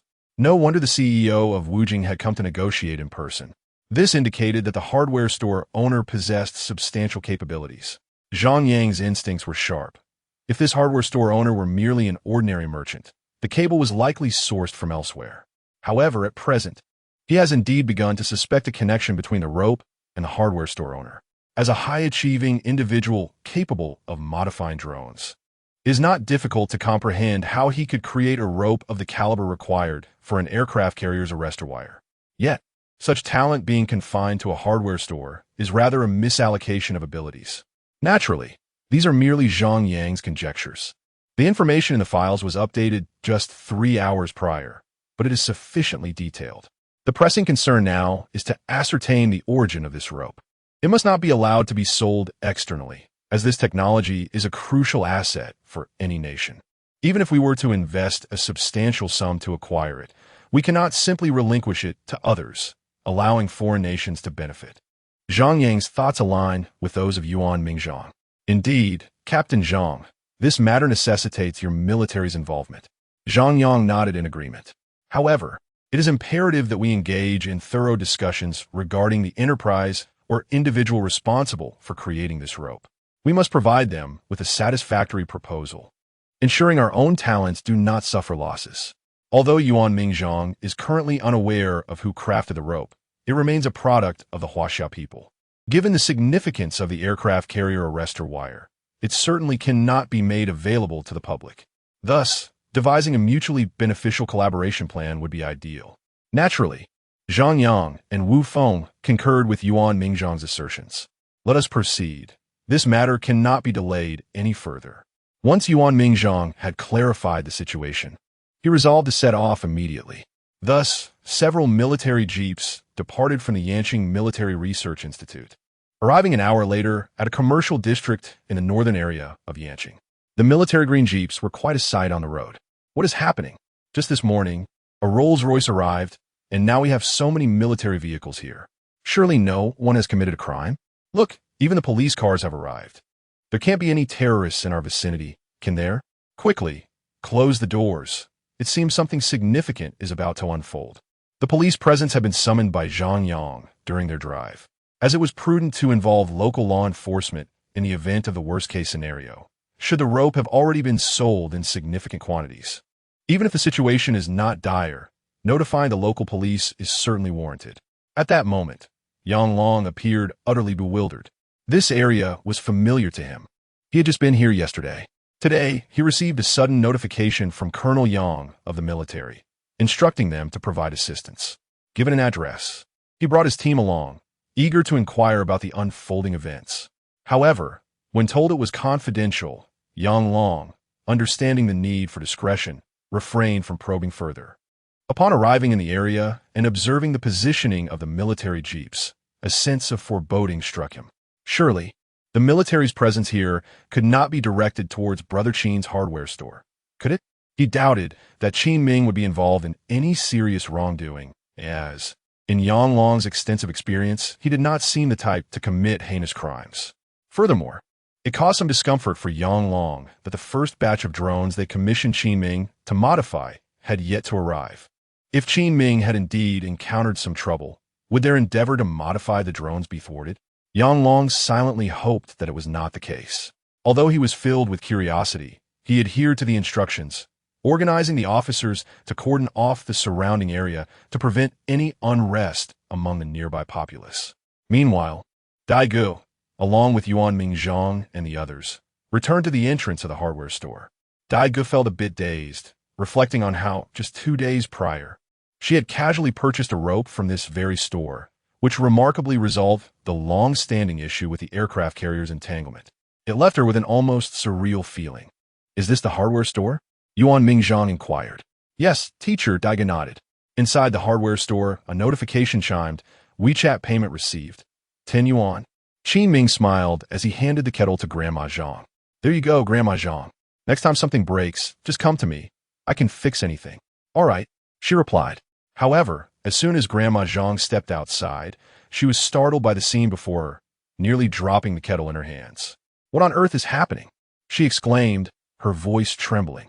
Having never witnessed such a scene before, she stammered in disbelief. Observing that she was an elderly lady, Dai approached her with a few comforting words, learned that she had come to repair her kettle, and then gently sent her on her way. Qin Ming and Grandma Zhang exited the store almost simultaneously. With no one else around to repair appliances or purchase hardware, they prepared to resume their research on modifying motorcycles. Upon stepping outside, Qin Ming was taken aback. What was happening? Chapter 24. The military and police converge, surrounding the hardware store. What on earth is happening? Qin Ming's accompanying photographer was left utterly bewildered. Instantly, beads of sweat began to form on the photographer's forehead. Was it not agreed that they would merely capture the daily workings of professionals? How had such a multitude of military and police personnel suddenly materialized? It appeared they had completely encircled the hardware store. Such a formidable display. Are you truly suggesting this is just a routine workday? At that moment, the military and police forces, upon spotting Qin Ming's emergence, turned their collective gaze upon him. He was the primary target of their visit. Dozens of eyes fixed upon him, and the oppressive intensity was palpable. The photographer felt a surge of emotion, questioning what sort of individual he was shadowing. Should he flee? Simultaneously, Qin Ming's live stream erupted with activity. My goodness, there are several military jeeps. Not only the military, but also the police. It seemed they had effectively besieged Qin Ming's hardware store. Could it be that the show had violated the law? If so, it would be the production team's fault, not Qin Ming's. Besides, how could a program from CCTV possibly break the law? Perhaps the hardware store owner had committed an offense. What could the owner have done to warrant such a joint operation by the military and police? The pressure was overwhelming. It was utterly exaggerated. Did such a significant show of force truly befit a mere hardware store owner? Aside from drug trafficking or terrorism, I can think of no other reason that would necessitate such an immense display. At that moment, the heat of Qin Ming's live stream continued to soar. The barrage of comments was on the verge of exploding, under the watchful eyes of the public. So many soldiers and police officers gathered in front of Qin Ming's hardware store. Curiosity enveloped everyone. Meanwhile, the neighboring shopkeepers whispered amongst themselves. Isn't that Xiao Qin's hardware store? Has Xiao Qin done something wrong? I'm not sure. He seems like a decent person. I've never seen such a scene in a movie. It's a bit frightening. Dear, if things seem amiss, quickly shut the door. Though Qin Ming was puzzled by the situation, he maintained his composure. He recognized a familiar face, Dai. Although Qin Ming did not know her name, he distinctly remembered that she had purchased a rope from him that day. Now, clad in military attire, he recognized her instantly, as there were not many women who frequented their hardware store. Her presence likely indicated that the issue related to the rope. Understanding the reason for her visit gave Qin Ming a sense of clarity. It seemed that this matter was more significant than he had initially surmised. He had naively thought it was merely an exceptionally good quality rope. What more could it be than just a rope? Could it possibly ascend to the heavens? However, it now appeared he had underestimated the value of that rope. He resolved to prepare accordingly, fortunate that he had done some research in advance. In a remarkably short span, Qin Ming had already pieced together the situation with remarkable clarity, remaining composed amidst the chaos. Observing his calm demeanor, Zhang Yang, Wu Feng, and Yuan Ming silently nodded in approval. This young man exhibited an extraordinary level of tranquility, as if unfazed by the unfolding events. They reflected on their own youth, acknowledging that they could not have maintained such composure at his age. However, before engaging in conversation, They were acutely aware that Qin Ming was still part of the ongoing broadcast. The matter concerning the aircraft carrier's arresting wire was of utmost confidentiality, making it imprudent to disclose any information to the public at this juncture. The fewer individuals privy to the details, the better. This would not only mitigate the potential escalation of the situation, but also safeguard the identity of the enigmatic individual who had produced the rope. Nonetheless, it was imperative to seek Qin Ming's perspective on the matter. While they could assertively instruct the production team to halt the live broadcast, doing so might incite Qin Ming's displeasure. If the rope was indeed crafted by him, creating a negative impression would be counterproductive, potentially jeopardizing future negotiations. Yuan Mingzhong, the project manager for the aircraft carrier's arresting wire, approached with a benevolent expression. "Greetings, Mr. Qin Ming," he said, extending his hand for a handshake. "We have a matter of significant importance to discuss with you. Would you be so kind as to suspend the live broadcast?" Qin Ming, possessing keen intellect, recognized that this inquiry was a matter of courtesy. After all, with so many military personnel and law enforcement present, one could hardly expect to continue broadcasting under such circumstances. Moreover, the day was nearing its end, and soon it would be time to conclude operations. He nodded in agreement. "Certainly." Yuan Mingzhong smiled, pleasantly surprised by Qin Ming's willingness to cooperate. In truth, there was no need for him to issue directives to the production team's cameramen. One of them swiftly turned off the live feed.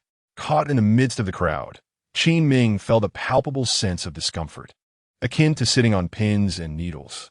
His live stream had been at its peak when, without warning, the screen went black. Since the cut was made directly by the cameraman, the broadcast did not terminate immediately. It would be officially considered over only after 3 minutes of interruption. As the stream transitioned into darkness, viewers were still able to communicate via comments. "What has happened? Why did the stream go black? I wanted to see what unfolded." Yet, it was not surprising. With the military and police present, something significant must have occurred, and continuing the broadcast was out of the question. "I truly don't understand. Qin Ge seems like a perfectly respectable person. They can't just end the stream. Qin Ge has been my source of entertainment these past few days. I doubt there will be another broadcast today. Let us see if tomorrow brings any updates." With such a significant gathering, it would be a shame not to enter. The sudden closure of the live broadcast room has only heightened the curiosity of netizens. What event could possibly warrant the joint intervention of military personnel and the police? Consequently, the live stream became even more vibrant, albeit only for a brief 3 minutes. As the broadcast concluded, all viewers were forcibly ejected from Qin Ming's channel. Nevertheless, this could not prevent the external news from gaining traction.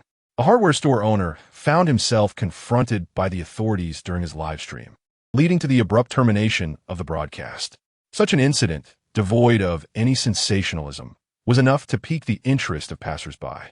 Simultaneously, the chief director of the program, Ordinary Professionals, was left astonished. Being the creator of the currently most popular live stream, he was naturally invested in its developments. He had envisioned various professions gaining fame through live broadcasts, but never did he anticipate that a hardware store stream would capture such attention. Regardless of who garners popularity, the production team was elated. Everything was proceeding smoothly until the military and police surrounded the hardware store and enforced the closure of the stream. He felt powerless. Although their program was initiated by CCTV, the military clearly had pressing matters at hand. If military ranks could be equated to job titles, several individuals across from him held positions that surpassed that of the station's director. What had be done? The director's greatest concern was whether this live stream would be lost altogether. It was their most acclaimed broadcast, and it had barely begun before being shut down by the authorities.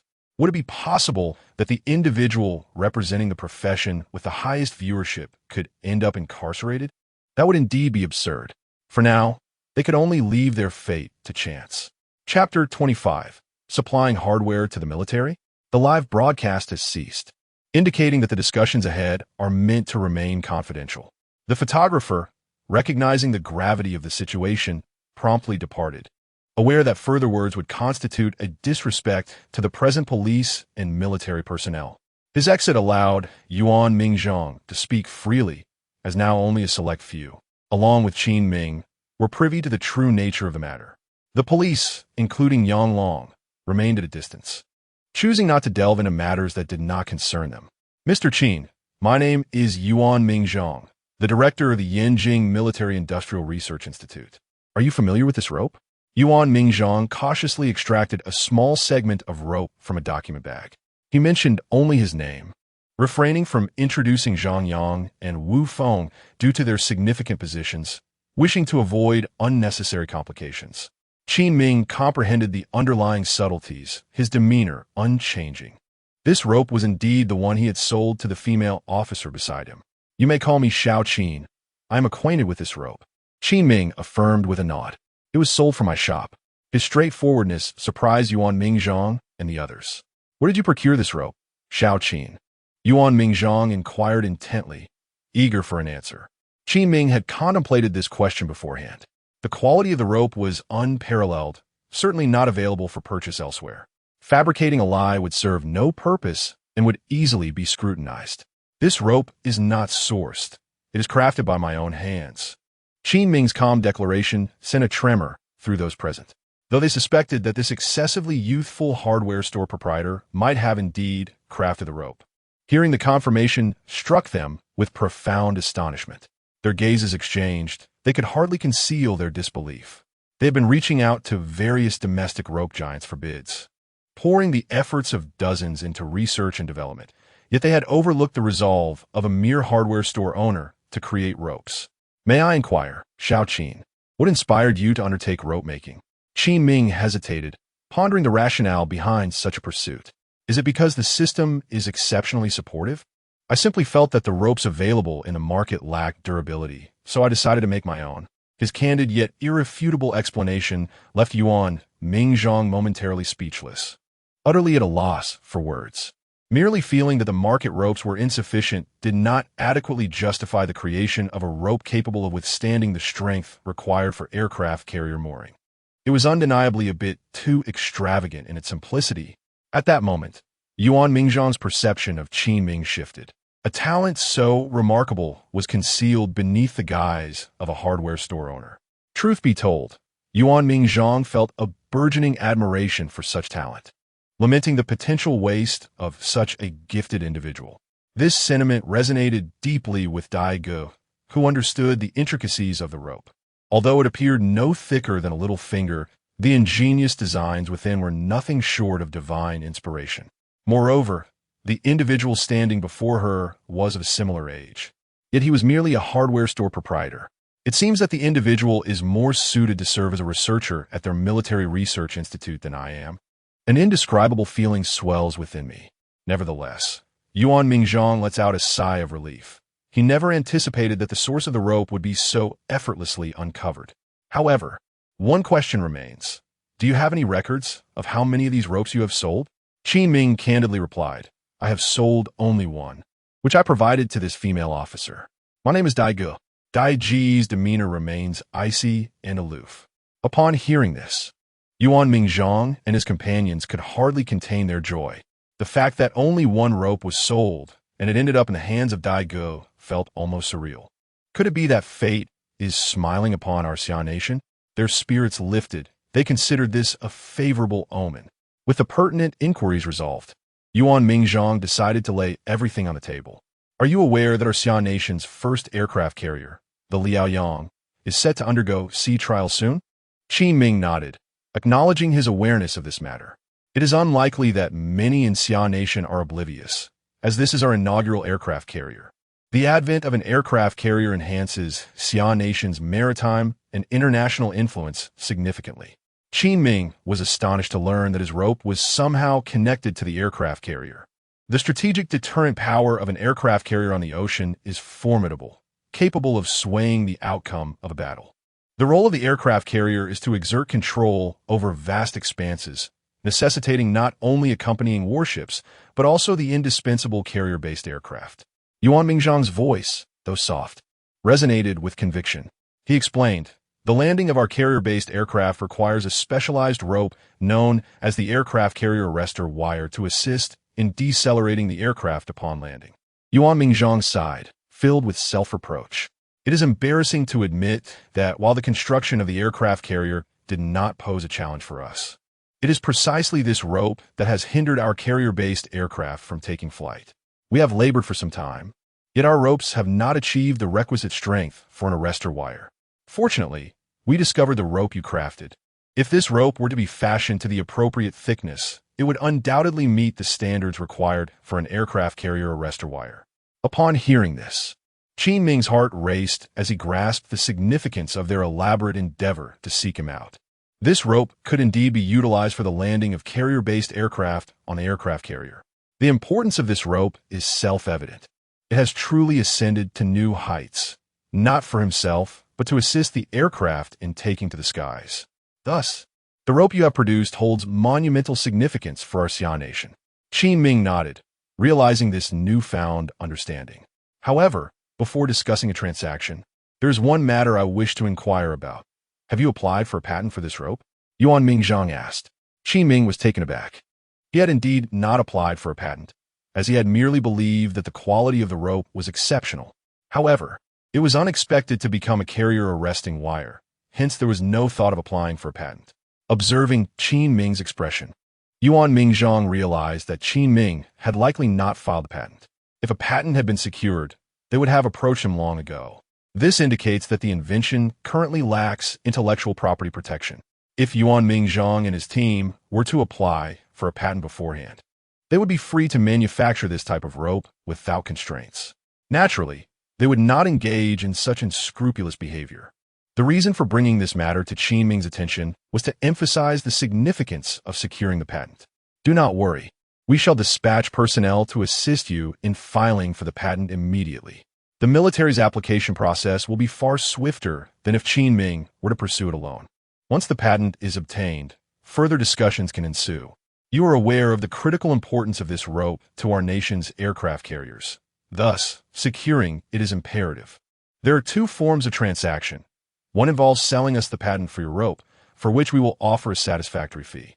Subsequently, we will take over the production of the rope, rendering it no longer your concern, and you will not be permitted to sell it yourself, Yuan Mingzhang stated calmly.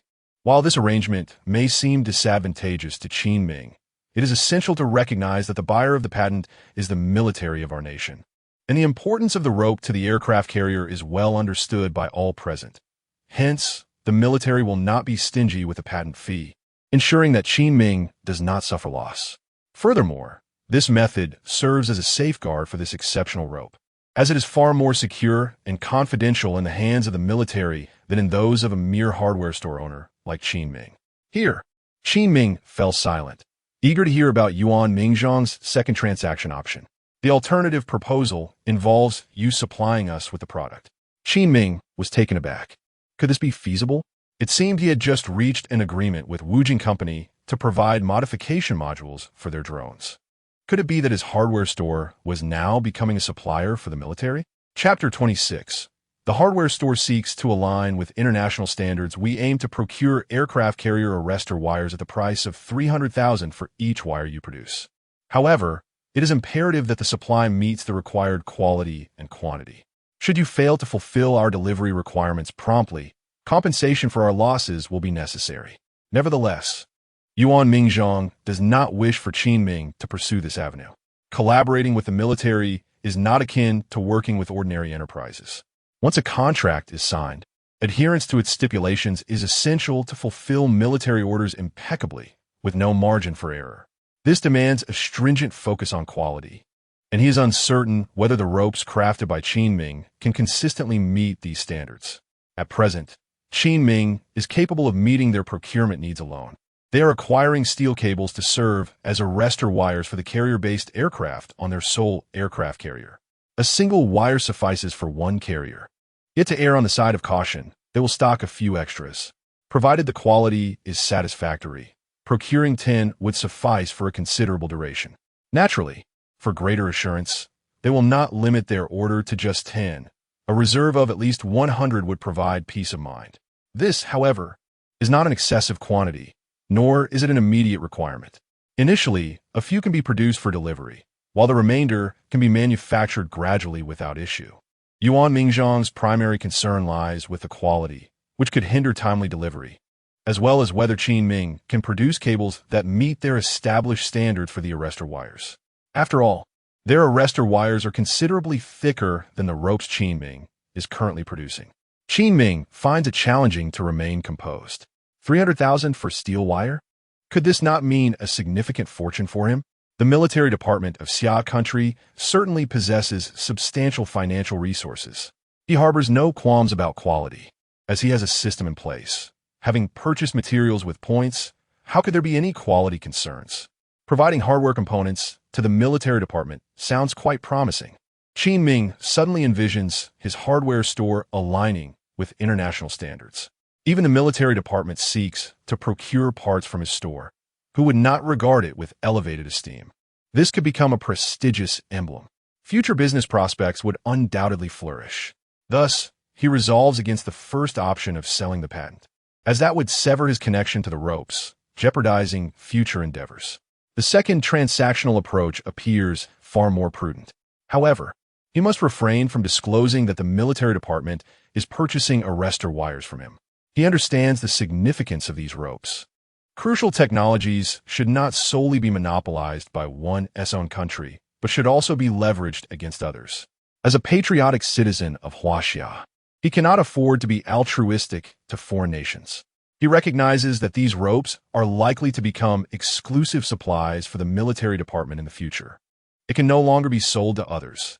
In fact, most people have no use for ropes of such exceptional quality. While it cannot be said that the Ministry of Defense is procuring aircraft carrier arrestor wires from his hardware store, he can certainly obfuscate the truth by claiming that the Ministry of Defense of Xia has been sourcing hardware components from his establishment.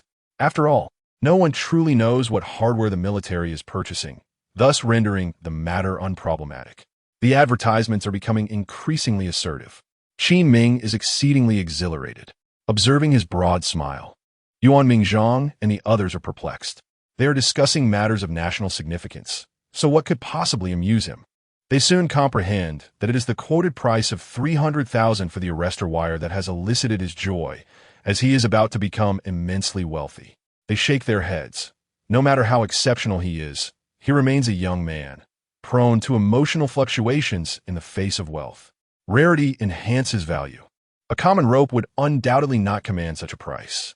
However, a rope suitable for use as an aircraft carrier arrestor wire is worth every penny. After all, the aircraft it captures are worth tens of millions. The successful and safe landing of these carrier-based aircraft entirely depends on the deceleration provided by the arrestor wire.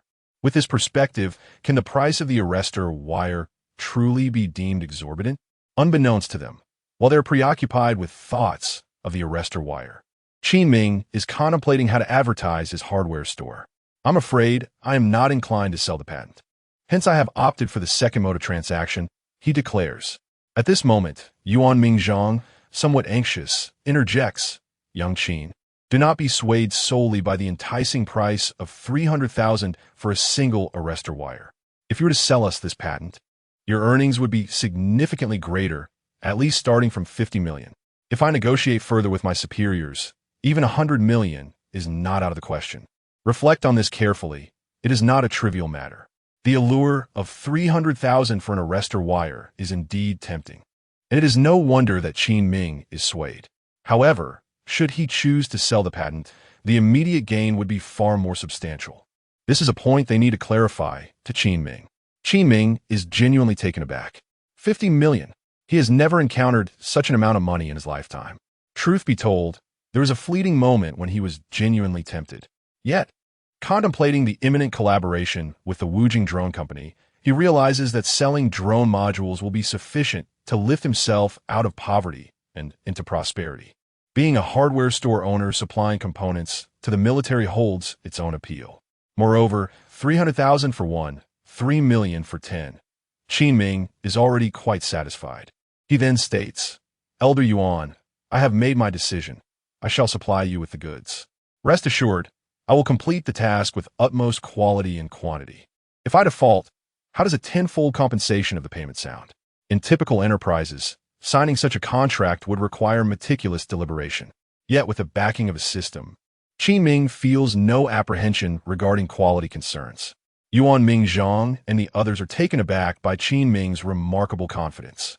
Since Qin Ming has expressed his thoughts, what more can they say? One cannot force a horse to drink water against its will. Very well. But could you first create a prototype based on the parameters we provided? We wish to examine the finished product and conduct some tests, Yuan Mingzhang remarked. On one hand, Yuan Mingzhang sought reassurance through preliminary experimentation. On the other, he wished to ascertain whether Qin Ming could indeed produce an aircraft carrier arrestor wire that met their stringent requirements. If it could be done, then the signing of a contract would be warranted. Otherwise, discussions would be futile. Qin Ming nodded in acknowledgement, understanding the necessity of the request. Yuan Mingzhang subsequently provided Qin Ming with the necessary parameters for the arrestor wire. The thickness of the wire must be compatible with the hooks on the rear of their designed carrier-based aircraft. Thus, it cannot be excessively thick, lest it fail to attach properly.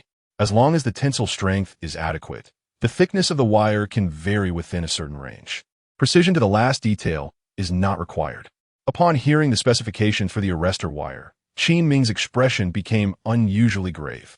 Noticing this change in Qin Ming's demeanor, Yuan Mingzhang felt a pang of anxiety, fearing that something might be amiss. Xiaoqin, what is the matter? Chapter 27. The olive branch from the military. Yuan Mingzhang felt a twinge of anxiety, apprehensive that something might have gone awry with Qin Ming.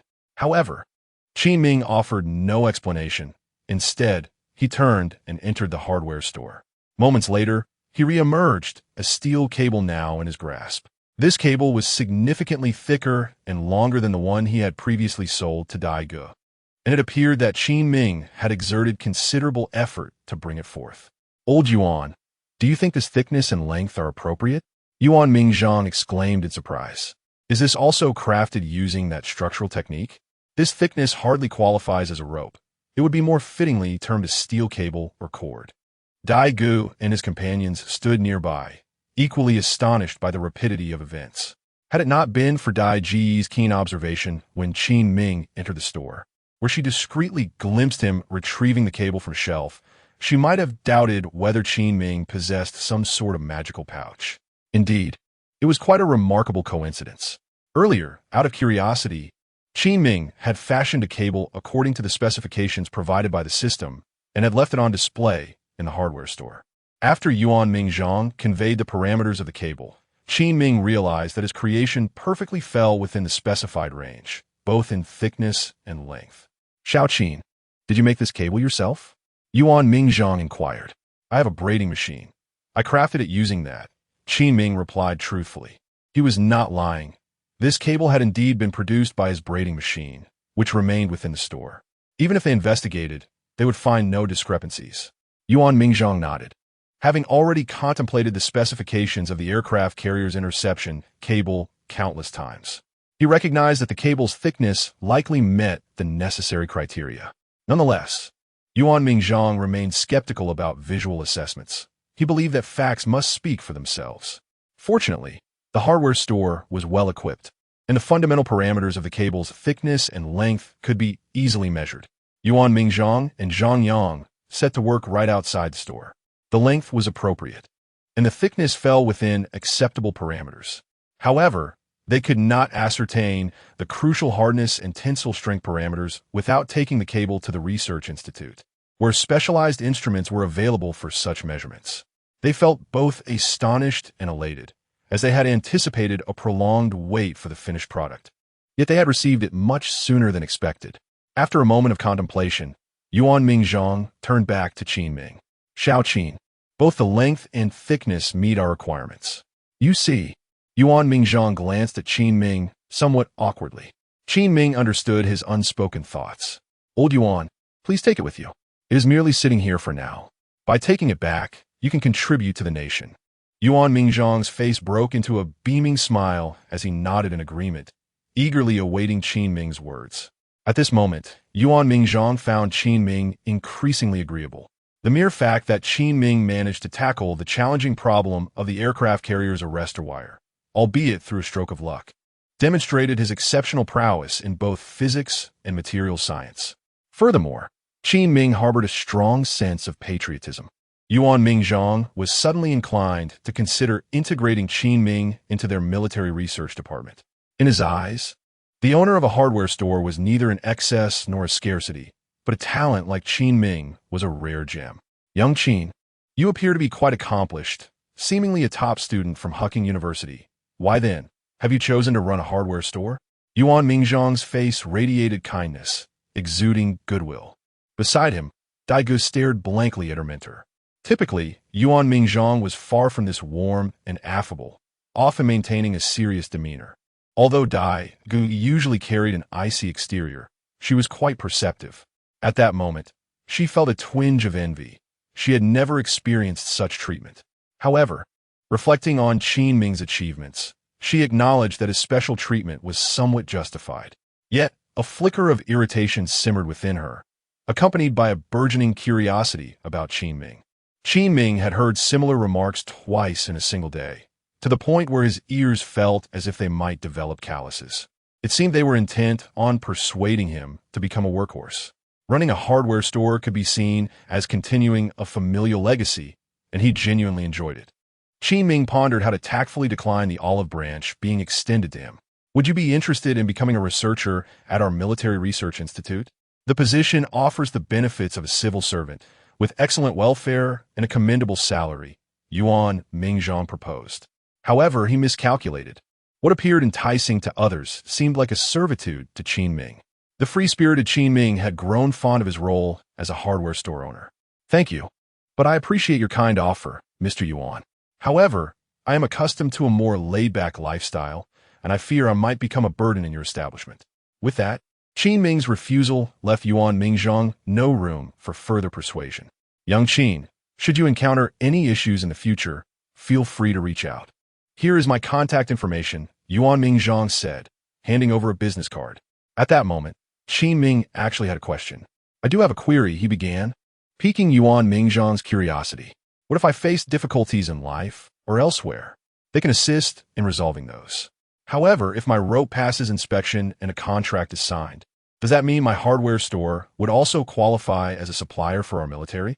Qin Ming asked with a playful smile. Yuan Mingzhang and his colleagues were momentarily taken aback. After a brief silence, Yuan Mingzhang replied, it would indeed be considered so. Although it sounded somewhat peculiar for Qin Ming's hardware store to be recognized as a supplier to the military, in strict terms, his assertion was entirely valid. Regardless of the size of the store, it supplied essential components, such as the arrestor wire for aircraft carriers, thereby earning its status as one of the suppliers for the military. Nevertheless, it was the smallest and perhaps the least prestigious among all suppliers. Qin Ming pressed further with his inquiries. Is it permissible for me to disclose my identity as a military supplier? Yuan Mingzhang and the others were filled with perplexity. However, after contemplating for a moment, they decided to provide an honest answer. This is indeed acceptable, as long as one refrains from stating that they are a supplier of aircraft carrier interception cables. We have numerous military suppliers, many of whom are well known, and this can be shared openly. Upon hearing this, Qin Ming felt an immense sense of relief. That is splendid. My hardware store now boasts an additional title as a military supplier. The reputation of my hardware store is becoming increasingly formidable. Yuan Mingzhang and his companions grasped the situation immediately. They were left speechless. This fellow is clearly attempting to advertise. To be fair, he does possess a rather ingenious idea, utilizing the title of military supplier to promote his hardware store. This is truly unprecedented. Yuan Mingzhang, having long since transcended the desire for superficial fame, was unfazed. However, Daigou held a contrasting view. Being appointed as a military supplier signifies a contribution to the nation and should be regarded as an honor. It is rather absurd to contemplate leveraging this identity for promotional purposes. Nevertheless, this did prompt Yuan Mingzhang to recall an incident that might pique Qin Ming's interest. Chapter 28. Can we advertise? A heartfelt temptation. Qin, you're aware that our nation's Liaoyang vessel is soon to undergo its water trials, correct? Yuan Mingzhang remarked. Qin Ming nodded in affirmation. The day of the trials coincides with National Day, and it will be broadcasted live, akin to a different form of a military parade, showcasing the strength of our nation. Provided that the aircraft carrier's arrestor wires function without a hitch, we foresee no other issues. On National Day, The live stream of the Liaoyang's water trials will take place, during which we will invite various enterprises and individuals who have contributed to the Liaoyang project to observe the event and receive commendations. You are welcome to join us and partake in the accolades, Yuan Mingzhang added with a smile. Well, Qin Ming hesitated. Noticing his reluctance, Yuan Mingzhang continued. Rest assured, there will be numerous enterprises receiving accolades alongside you. Your presence would not be an issue. Besides, others will merely recognize your contribution to the aircraft carrier's development, without knowing the specifics of your involvement. It is completely safe. Qin Ming's concerns did not revolve around safety. Rather, he was simply averse to seeking the spotlight. He was more than willing to promote his hardware store, but the idea of self-promotion was less appealing. He initially intended to decline politely.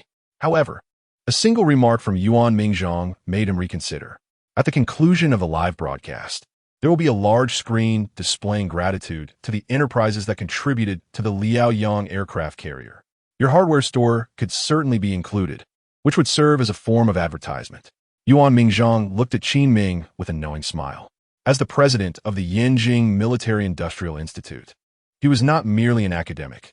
He was astute in the ways of the world and skilled in social nuances. The seasoned Yuan Mingzhang discerned that Qin Ming, the hardware store proprietor, was primarily interested in promoting his all-purpose hardware store. Thus, he extended a favor to Qin Ming. Qin Ming was indeed deeply tempted. During the National Day celebrations, the live stream of the first aircraft carrier, Liaoyang, would likely attract hundreds of millions of viewers. The prospect of advertising during such a broadcast was exhilarating. The influx of customers to his hardware store would be substantial, leading to an increase in his earned points. With enough points, one could acquire nearly anything, even a rocket.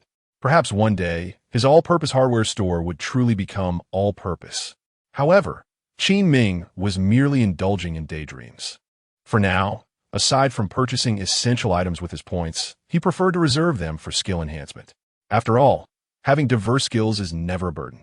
All right, old Yuan, I shall participate, Qin Ming conceded, acknowledging that Yuan Mingzhang had indeed understood him well. Yet, it was imperative that the aircraft carrier's arrestor wires met high-quality standards. Should they fail, we would have to acquire your patents, and you would no longer have a role in it. Yuan Mingzhang decided to lay the groundwork with a word of caution. Qin Ming nodded, confident in his abilities. Their conversation had reached a satisfying conclusion. Yuan Mingzhang and his companions could no longer contain their anticipation. The samples of the aircraft carrier's restraint cable had arrived. The immediate priority was to test the tensile strength of the cord. If it passed, everything would be splendid, and Yuan Mingzhang and his team could finally breathe a sigh of relief. To be candid, despite the formidable strength of the Xi'an nation today, second only to the distant beauty of the United States, and on par with the Bear of the North, beneath the surface, fierce currents surged, and competition was exceedingly intense. Thus, those in the military-industrial sector could hardly afford a moment's respite. The truth invariably lies within the range of cannon fire. Before departing, Yuan Mingzhang paused before the vehicle. Glancing back at the sign of the Qin Ming hardware store, Universal Hardware Store, he mused, finding it rather intriguing. The vision was commendable.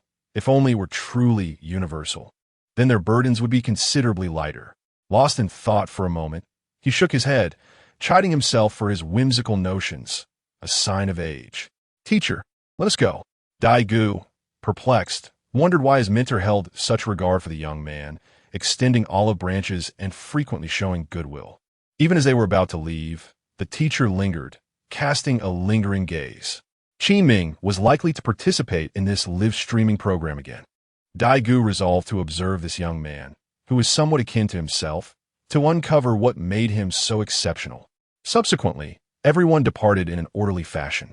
As they left, Qin Ming handed over the modified 5 drones to team leader Yang Long, who was at a loss, preparing to lead the team in wrapping things up. In truth, team leader Yang and his crew had come in vain. Originally, considering the worst-case scenario posited by Yuan Mingzhang and his team, this cable had already been sold extensively.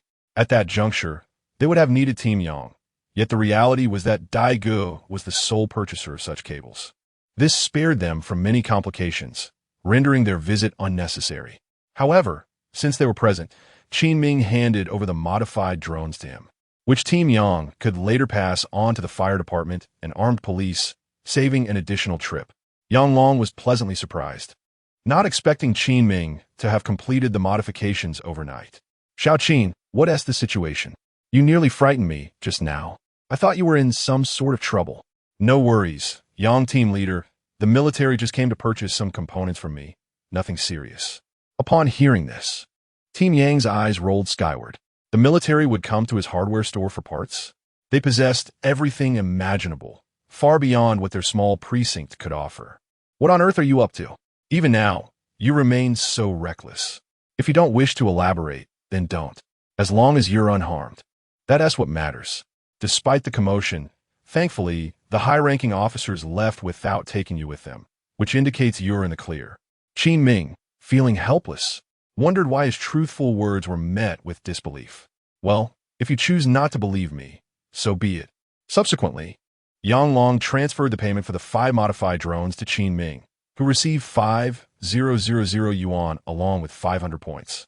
However, after deducting the cost of the infrared module at 20 points each, Qin Ming netted a profit of 400 points. Yang Long initially intended to send the next batch of drones to Qin Ming for modifications, but was met with refusal. He has now begun a collaboration with Wujing Company, which will soon incorporate the installation of infrared modules into their drone service offerings. Qin Ming, wishing to conserve his time, suggested that if Yang Long and his team wished to make modifications, they should await the services provided by Wujing Company, primarily targeting departments such as the police station and fire brigade. They could simply reach out in due course. After hearing Qin Ming's words, Yang Long nodded in agreement. Finding no issue with the situation, on the contrary, he regarded it as a positive development. The capabilities of an individual are ultimately limited, and with Qin Ming collaborating with Wujing Company, they will be able to assist a greater number of departments in need. After a brief exchange, Yang Long and his team departed. Following this incident, Qin Ming's hardware store saw a significant decline in customers, prompting him to close the shop altogether. The local residents were left bewildered, as a multitude had gathered earlier in the afternoon, with military and police presence, only for the hardware store owner to end up with no business at all. As evening fell, a series of urgent phone rings pierced the silence. Chapter 29. Can Wu Dalong wield the Fangtian Huaji? Xiao Qin, it is I, Yuan Mingzhong. The voice on the other end belonged to Yuan. Duan Lao? Yes, it is me. Qin Ming's contact information is relatively easy for them to obtain. The tone of Yuan Mingzhong was filled with excitement and enthusiasm. I am here to inform you that the aircraft carrier arrestor cable you developed has successfully passed all our tests. It has been confirmed that your hardware store will serve as a supplier for our Xia country's aircraft carrier arrestor cable. Once the patent is finalized, we shall swiftly proceed to sign the contract. This cable can indeed be classified as an aircraft carrier arrestor cable, and I will promptly transfer the payment to you. Please send us your account number. This challenging problem has now been resolved. Before them lies a path of smooth sailing for the Xia country's aircraft carrier. What remains are merely some concluding tasks, which will be relatively effortless. A heavy burden has been lifted from their hearts, bringing considerable joy. Qin Ming did not anticipate Yuan Mingzhong and his team to act so swiftly. Within just a few hours, the testing was completed with remarkable efficiency. However, with this affirmation, Qin Ming felt a sense of relief. Yet, Yuan Mingzhong insisted on the payment. Initially, Qin Ming intended to decline, considering the first one a gift for their experimentation. Nonetheless, Yuan Mingzhong maintained that fairness must prevail and they would not take advantage of the public. This has been a cherished tradition of the Daxia Military since its inception. Given Yuan Mingzhong's stance, Qin Ming provided him with the account number. After ending the call, a substantial sum of 300,000 unexpectedly arrived in Qin Ming's account. Observing the notification of the incoming funds on his phone, Qin Ming felt a surge of exhilaration. Indeed, the military is quite generous. Perhaps he should consider selling more hardware to the military in the future. Qin Ming then opened the system. System binder. Qin Ming. System points. 434 points. Professional skills. Modification skill LV6. Repair skill LV5. Photographic memory skill LV3. System mall. Rolling bearings 2 points. Fasteners 2 points. rope 3 points per meter. Qin Ming's eyes widened in astonishment. Wow, I have accumulated so many points.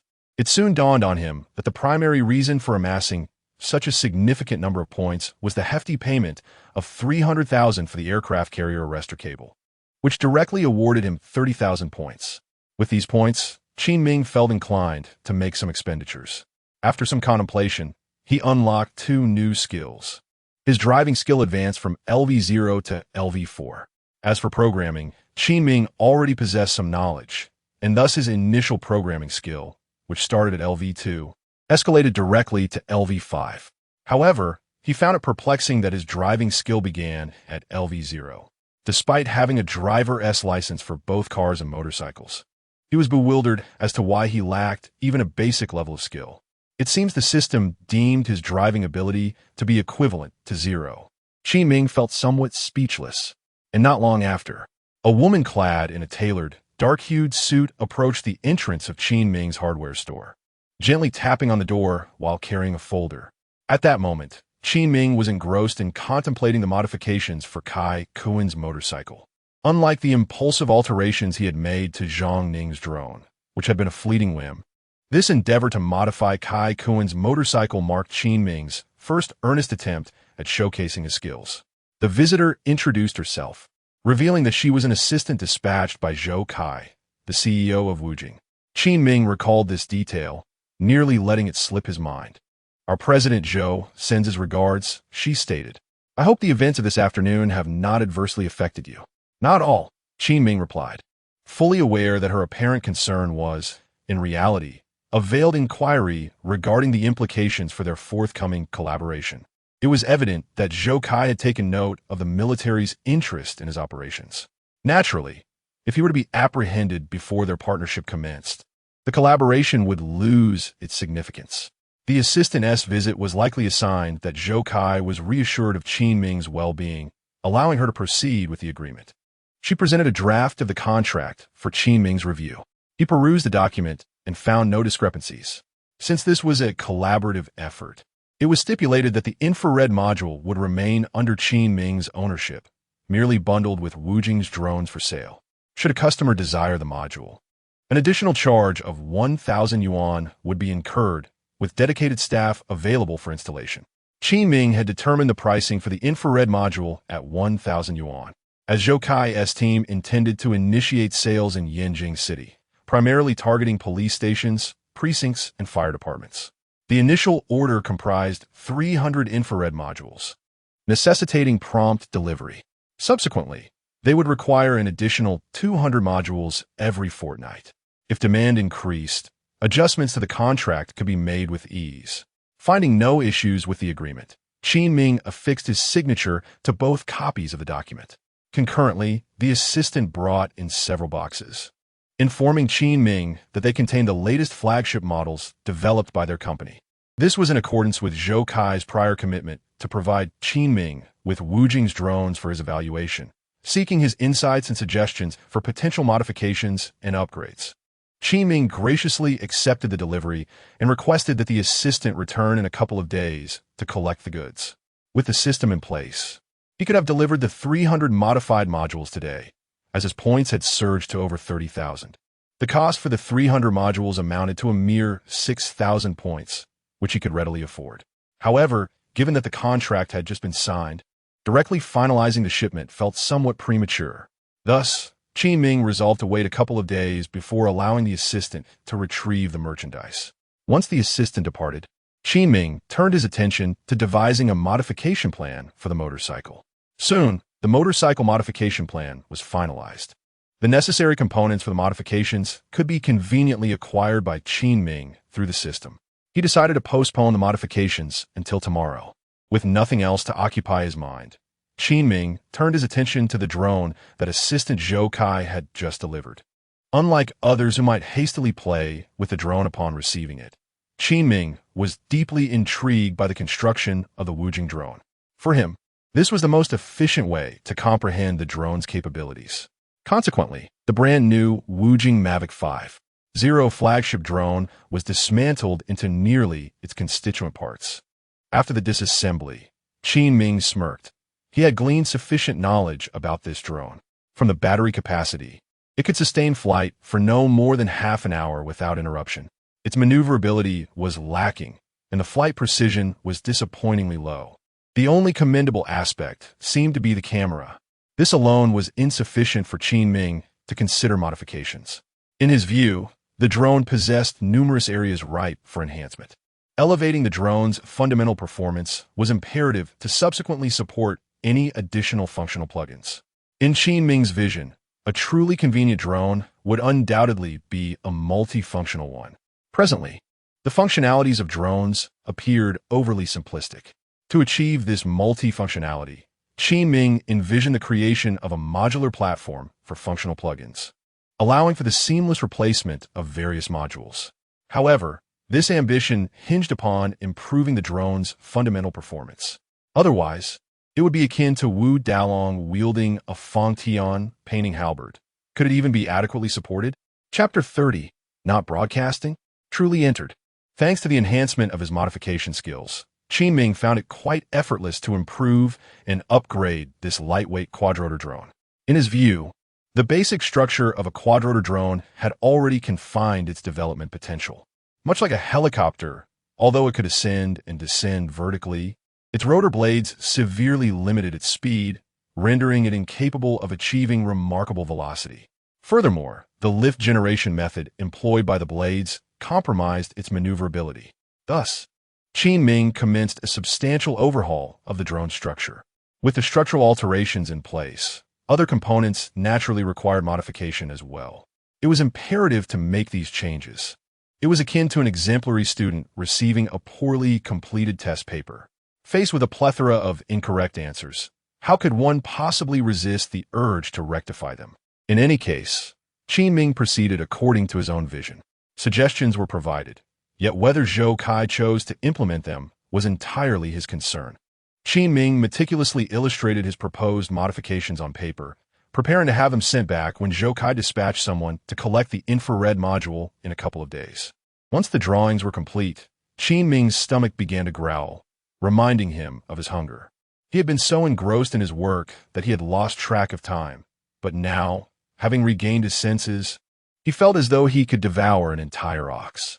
Stretching his limbs, he decided to treat himself to a splendid meal, especially after earning over 300,000 today. Before departing, Qin Ming made sure to inform the cameraman assigned by the production team to return for filming the next day. He feared that, without his reminder, the cameraman might not show up, jeopardizing his promotional efforts. As night fell, numerous office workers returned home, unlocking their phones to indulge in a variety of news, both useful and trivial. During a live stream by a hardware store participating in a CCTV program, military personnel unexpectedly interrupted, leading to an abrupt cessation of the broadcast. The program, organized by CCTV, was already a grand affair, attracting considerable viewership.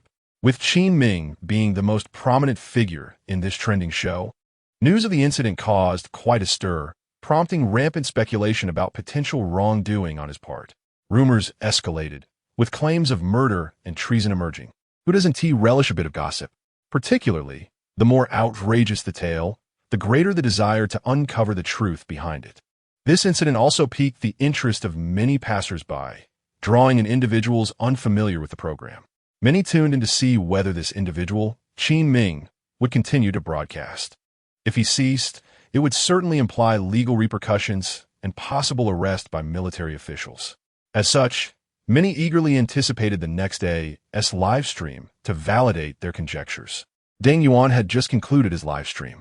At this moment, his spirits were not particularly high. Earlier that day, he had enjoyed a successful start, having caught several silver carp and yellow-cheeked fish.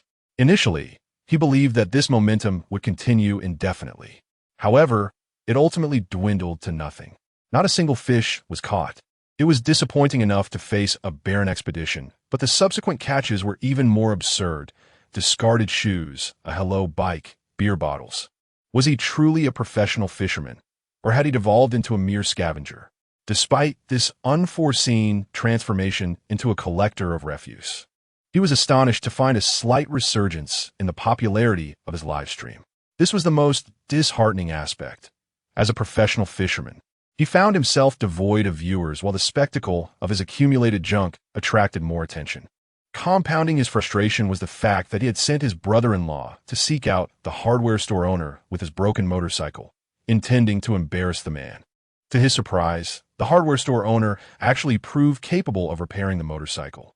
As if that weren't enough, the brother-in-law even requested modifications. Subsequently, he called to express his gratitude, addressing him with an unexpected warmth. This was the first time Kai Kuan had heard his brother-in-law refer to him so affectionately. The reality diverged significantly from his anticipated scenario, which had involved loss of dignity or even a physical altercation. Instead, the atmosphere was unexpectedly harmonious, leading to a subtle mending of the previously strained relationship with his brother-in-law. This was not the outcome he had envisioned, and it only served to further inflate the other's ego, leaving Deng Yuan grinding his teeth in frustration. However, Deng Yuan soon found himself reveling in schadenfreude upon encountering a news alert on his phone. His rival had evidently stirred the attention of the military, indicating some significant trouble. There was no chance of a return now. He chuckled to himself. Similarly, he was not the only professional harboring such thoughts. Qin Ming had been riding a wave of success lately, and if he maintained this trajectory, the grand prize at the end of the program would undoubtedly belong to him. As a result, many began to view Qin Ming as an invisible adversary, wishing fervently for his withdrawal from the live stream to eliminate a formidable competitor. The following day, early in the morning, throngs of people flooded into the live stream of CCTV's ordinary professionals, eagerly awaiting the broadcast. Some had even set alarms to ensure they wouldn't miss the chance to discover whether Qin Ming had indeed been apprehended. Typically, his stream commenced at 8 o'clock. Yet today, as the clock approached 8:30, there was still no sign of the broadcast. The production team offered no explanation. Good grief. The hardware store owner must have truly been arrested. They speculated. It has been consistently on time for the past few days. What gives today? What a pity. Just when I found an interesting stream, it seems to have vanished. One lamented. I was looking forward to watching him fix a toilet with instant noodles. It was genuinely relaxing. Such is the fickleness of human nature. One can know a person's face, but not their heart. The anticipation for Qin Ming's live stream dragged on, leaving many in suspense. Numerous netizens congregated in the live stream of a broadcaster ranked second in popularity, engaging in fervent discussions. The sudden influx of so many viewers left him utterly bewildered. Although his popularity was already considerable, he had never witnessed such a surge in his stream, with over 300,000 online at once. Typically, his audience peaked at merely 30 or 40,000. What could account for this unprecedented turnout? Had his stream gone viral? Upon perusing the comments, he soon realized that the discourse revolved entirely around the hardware store owner. He was aware of the situation concerning the owner, but he had anticipated that the individual would refrain from broadcasting today, presumably due to his predicament. Consequently, the viewers, lacking an alternative forum for conversation, flocked to his second-ranked stream. Should the hardware store owner remain unable to broadcast, those who had come to chat might very well choose to stay. In light of this, the broadcaster exerted himself even more, showcasing an array of talents in hopes of captivating the audience. He was keenly aware that doing so would significantly enhance his chances of clinching the grand prize from the production team. Dear friends, I am proficient in all manner of skills, be it dancing or singing. What would you like to see? However, the viewers drawn to the stream for the hardware store owner paid him little mind, continuing their discussions about whether the owner had been apprehended and the possibility of a resumption of his broadcasts. Occasionally, a few would engage with him. Can you fix a toilet while preparing instant noodles? No. What about repairing an electric kettle? No. Can you carry a customer away in 20 seconds? No. The broadcaster found himself at a loss, feeling utterly despondent. How could I possibly know how to do that? Yet, the viewers remained unsatisfied. You claim to be skilled in everything, yet you can't do any of this. Indeed, my brother Qin is truly unparalleled. Nothing seems to challenge him. I miss my capable brother. I'm off to watch some of his previous videos. Chapter 31. The deceased instant noodles are attacking me. The director of the program was in a state of agitation. Last night, they had received a message from Qin Ming, stating that the live broadcast would proceed as scheduled today.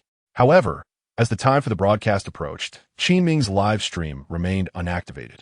What could possibly be the reason for this? Meanwhile, outside the versatile hardware store, the program's cameraman was equally puzzled. Just yesterday, it was Qin Ming himself who had called, instructing him to come for the live broadcast today. Arriving early, he awaited Qin Ming's arrival, but time passed, and still there was no sign of him. Just as the cameraman began to question whether he had experienced a hallucination the previous night or perhaps encountered a ghost, Qin Ming finally made his appearance, apologizing profusely for oversleeping. Upon seeing Qin Ming, the cameraman breathed a sigh of relief, reassured that he had not succumbed to delusions. However, the issue now lay squarely with Qin Ming. In truth, Qin Ming had no intention of being late. Although he owned the hardware store and had the liberty to open at his discretion, he was typically punctual, opening promptly at 8 in the morning.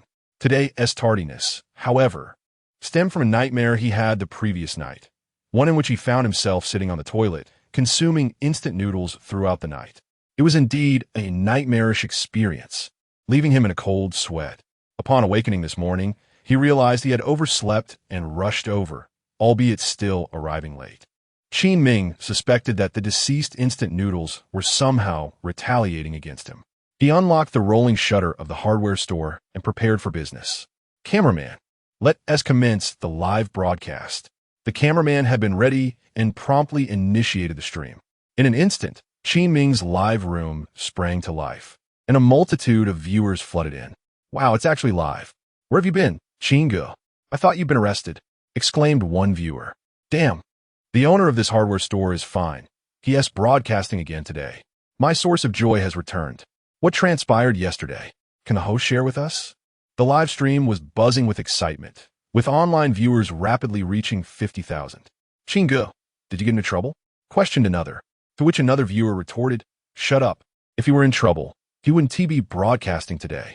Meanwhile, the second most popular live stream, which had previously reveled in the diversion of viewers from Qin Ming's broadcast, suddenly witnessed a drastic decline in its audience numbers. To make matters worse, not only had their viewership plummeted, but they had also lost some of their own audience to Qin Ming's stream, leaving them with only a few hundred viewers. The atmosphere quickly deflated. The host, upon realizing that Qin Ming had commenced his broadcast, felt utterly despondent. As Qin Ming began his stream, he stood before the camera with a beaming smile. Today, he chose to broadcast not from within the hardware store, but from outside its entrance, directing the cameraman to position himself a little farther away. This way, he could capture both himself and the sign of his all-purpose hardware store in the frame. The photographer today was already numb to it all. Let Qin Ming do as he pleased. Subsequently, in accordance with his usual practice, Qin Ming began to promote his store. Upon witnessing this scene, the viewers in the live stream were once again left speechless. Ha ha ha. Brother Qin, your advertisements are becoming increasingly excessive. Observing Brother Qin's promotional antics, one could surmise that he was rather unoccupied. Even if the sky were to fall, it would not deter Brother Qin from advertising. It was evident that Brother Qin was quite eager to promote his wares. Dear host, please refrain from advertising and instead explain what transpired yesterday. Indeed, what exactly happened yesterday? I pondered it all night and hardly slept a wink. Having finished his advertisement, Qin Ming prepared to commence business operations. Meanwhile, the photographer felt compelled to remind Qin Ming that the live chat was inundated with inquiries, all awaiting an explanation from him. After all, yesterday's events were rather peculiar. The military and police had both intervened, and even the broadcast was halted. The photographer himself was curious about what had transpired after he had left. Satisfying his overwhelming curiosity, he remarked, Qin Ming, many viewers in a live stream are inquiring about yesterday's events. Should you provide an explanation? With the photographer's gentle nudge, Qin Ming nodded, realizing that he indeed ought to clarify what had occurred the previous day. He had also come across related videos online that had sparked considerable public discourse. Some individuals had even claimed he had been detained. Continuing the live stream today could have dispelled the rumors effortlessly. However, if he did not clarify the matter, there would always be those who relished conspiracy theories, concocting more absurd rumors. More critically, he could seize the opportunity to promote his store further. He expressed gratitude to the concerned viewers, stating, I am perfectly fine. The military approached me yesterday, not because I was in trouble, but rather to source some hardware components for their supply needs and to discuss potential collaboration. Qin Ming conveyed this truthfully, implying that since the military sought to procure hardware from his store, the quality of his merchandise was undoubtedly assured, endorsed by none other than the military itself. However, upon hearing Qin Ming's explanation, the viewers in the live stream erupted in disbelief. The military? They're seeking supplies from your hardware store? No way. Your store supplying the military? What are you thinking? Ha ha, Brother Qin, you could have chosen a better excuse. This is laughable. Could it be that our military was constructing an aircraft carrier and urgently needed screws from a hardware store? Yes. I suggest Brother Qin should have simply stated he was tightening screws for the aircraft carrier. That would have been more credible. If you do not wish to speak, then do not deceive us. Do you take us for fools? There's a genuine possibility. Otherwise, why would those soldiers seek out Brother Qin? To chat? Indeed, Brother Qin is perfectly fine. It does not add up. Speaking without preparation, I initially quite like this host. Let's see how he attempts to explain this. To utter such words is to undermine one's rapport with the public. It is indeed a path to self-destruction. Qin Ming's explanation not only failed to assuage the curiosity and skepticism of netizens, but also left them in a state of greater perplexity. After all, it is hard to believe that the military of Xia would supply a mere hardware store. What could possibly be found in such a store that the military lacks? Numerous large corporations are vying to collaborate with the military to provide supplies. A small hardware store like Qin Ming's hardly stand a chance. Anyone with a modicum of common sense would find this notion utterly absurd. No one appreciates a person who speaks nonsense. Yet, no matter how ludicrous it seems, this is the reality. Little did Qin Ming know that his candid remarks would incite widespread ire. The nearby photographer, upon hearing Qin Ming's response, wore a look of bewilderment. He sensed that Qin Ming was teetering on the brink of disaster. While one may wish to promote, there are better methods to do so. This response reeked of insincerity. With hundreds of thousands of viewers online from the moment the broadcast commenced, the momentum soared. Yet now, such statements evoke an impression of frivolity, as if the audience were being toyed with. This would undoubtedly lead to a catastrophic decline in reputation. What a shame it is to squander such a promising opportunity. How can one proceed from here? The photographer felt a deep sense of regret for Qin Ming. Chapter 32. Military Procurement Contracts. You truly speak no lies. The photographer was reluctant to witness the young man, Qin Ming, veer off course. Suddenly, he recalled that the infrared module Qin Ming had developed had caught the attention of Wu Jing, who subsequently announced a collaboration. Could it be that this infrared module had also piqued the interest of the military? If so, Qin Ming's assertion would indeed hold merit. The photographer was unaware of the full scope of the situation, yet through his imagination, he pieced together a plausible explanation. In an effort to assist Qin Ming, he intentionally posed a loud question. Young Qin, is it not true that your drone's infrared module was favored by Wu Jing? And might the military also find it commendable enough to procure some? Upon hearing the photographer's inquiry, the viewers in the live stream were momentarily taken aback. The recent visit of Zhou Kai to the hardware store was still fresh in their minds. This incident had caused some fluctuations in Wu Jing's stock, although it was soon stabilized and briefly trended on social media. How could they possibly forget? If Wu Jing High-Tech Company recognized the value of Qin Ming's drone infrared module design, then it was plausible that the military might also take notice. If that were the case, it was indeed conceivable that the military would procure some infrared modules from Qin Ming's hardware store. Perhaps they had misjudged Qin Ming earlier. Instantly, the disparaging comments directed at Qin Ming in the chat room vanished, as everyone awaited his response. Yet, Qin Ming remained oblivious to the intricacies of the situation. It was true that Wu Jing had shown interest in his infrared module, but the military of Xia country would not be incapable of developing such a module themselves. Resorting to his hardware store for procurement, Wu Jing could produce the module. It merely could not reduce the cost to Qin Ming's level. Thus, the most favorable approach would be to adopt a model of cooperative success. If the military of Xia country were truly at a point where they needed to procure infrared modules from Qin Ming, then the nation would be in dire straits. Therefore, after a moment of contemplation, Qin Ming responded candidly. Of course not. The military of Xia country is certainly capable of developing infrared modules on their own. How could they possibly need to come to our hardware store for procurement? Upon hearing Qin Ming's words, the photographer resignedly closed his eyes in despair. It seemed that even his attempts to salvage the situation for Qin Ming were futile. Unbeknownst to Qin Ming, his straightforward honesty had drastically altered the viewers' attitudes towards him. Initially skeptical and hostile, the naysayers fell silent, only to soon unleash a barrage of criticism once more, now unrestrained, believing Qin Ming had no chance of redemption. 4. As Qin Ming had stated, although they were unaware of the military's reasons for approaching him, it was inconceivable that they would seek to procure hardware components from a mere hardware store. What could a small establishment like that possibly offer to meet the military's procurement needs? The proprietor of this hardware store truly spares no effort in his quest for attention. Indeed, considering the grand prize of 100 million at stake, it is understandable that he seeks to captivate the audience. However, deceit is entirely unacceptable.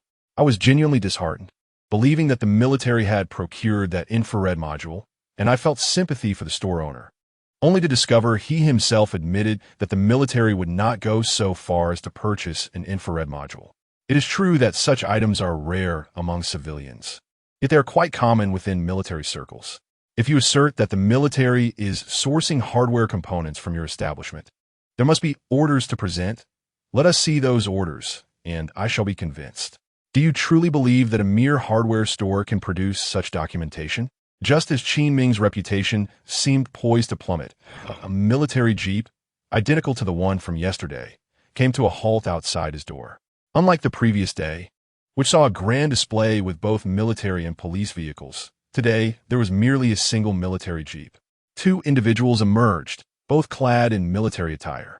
One was a frosty beauty, Dai Gu, and the other was a middle-aged officer in his 40s, holding a red official document. Is this the place, Dai? In Guizhu Ziwan. Dai Ji nodded. This is the place. We are here to sign a procurement contract with a hardware store owner. Chu Ziyuan was the director of the procurement department responsible for military supplies. His purpose today was to finalize the procurement contract. After the successful testing last night, Yuan Mingzhong had instructed Chu Ziyuan to prepare the contract overnight, and he arrived early this morning to execute the agreement. Only upon signing the contract would Yuan Mingzhong be completely at ease.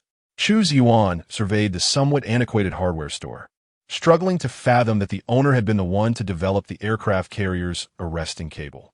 Since he had drafted the contract, he was acutely aware of the intended use of the items being ordered. Otherwise, it would not align with military procurement procedures. He also knew that the individual signing the contract was merely a hardware store owner. Yet, witnessing it firsthand left him in a state of astonishment mixed with disbelief. However, he quickly regained his composure. Since it is an order from old Yuan, I trust there will be no issues. Let us proceed inside, Chu Ziyuan declared. With Yuan Mingzhong as a guarantor, his visit was merely procedural, requiring Qin Ming's signature. Prior to their arrival, Yuan Mingzhong had specifically cautioned them that Qin Ming might be engaged in a live broadcast, advising them to refrain from excessive conversation and to leave promptly after signing the contract. Chu Ziyuan understood that the procurement of the aircraft carrier's arresting cable was of paramount importance and highly confidential, far beyond the procurement of ordinary components. Thus, he recognized the gravity of the situation. The hardware store's door swung open, and Chu Ziyuan and Dai Gu strode inside. The photographer, who had still been lamenting Qin Ming's circumstances, was left bewildered. What was happening? Why were two individuals in military uniforms returning? One of them, a female officer, he had encountered just the day before. The reason the photographer was so deeply impressed by her was due to Dai Ji's stunning beauty. The combination of a soldier's demeanor and her cool, exquisite features created a striking contrast that caught the attention of even seasoned photographers who had worked with numerous female celebrities. However, today she seemed less intimidating than yesterday. Only a military jeep had arrived, accompanied by just two individuals. Ah, it's an officer. Truly, they are from the military. Why have they come again? I was just about to leave, but a sudden halt brought me back. What could they possibly want in a hardware store? This female officer is remarkably beautiful. Qin Ming, upon seeing Dai Gu and Chu Zuan enter, fell a moment of confusion. However, he quickly discerned their purpose. Last night, Yuan Mingzhang had mentioned during their phone conversation that the procurement contract would be signed today. It seemed that the seemingly aloof female officer named Dai Gu and her companion were indeed here to finalize the contract. As Qin Ming anticipated, the two wasted no time. "Hello, Mr. Qin. I am Chu Ziwan, the director of the Yanqing Military Procurement Department. We are here today to sign the procurement contract with you." Chapter 33. The contract signing shocks the entire internet. Here is the contract document. Please take a look. If there are no objections, we shall proceed to sign the procurement contract. In an effort to avoid unnecessary complications, Chu Ziwan spoke as briefly as possible, revealing little of the contract's contents. For a brief moment, Qin Ming's live stream fell into silence. The netizens, who had just been criticizing him, ceased their remarks, feeling a touch of embarrassment wash over them. They had initially presumed that Qin Ming was merely engaging in sensationalism for the sake of his live stream's performance. However, the military personnel had indeed arrived, and they held a contract in their hands, signifying their intent to establish a procurement agreement with Qin Ming. In the blink of an eye, Qin Ming's live stream exploded with activity. The barrage of comments flooded the screen. "Oh my gosh, you're serious. No way, you truly weren't lying. Is this real? A hardware store actually supplying the military? I'm speechless.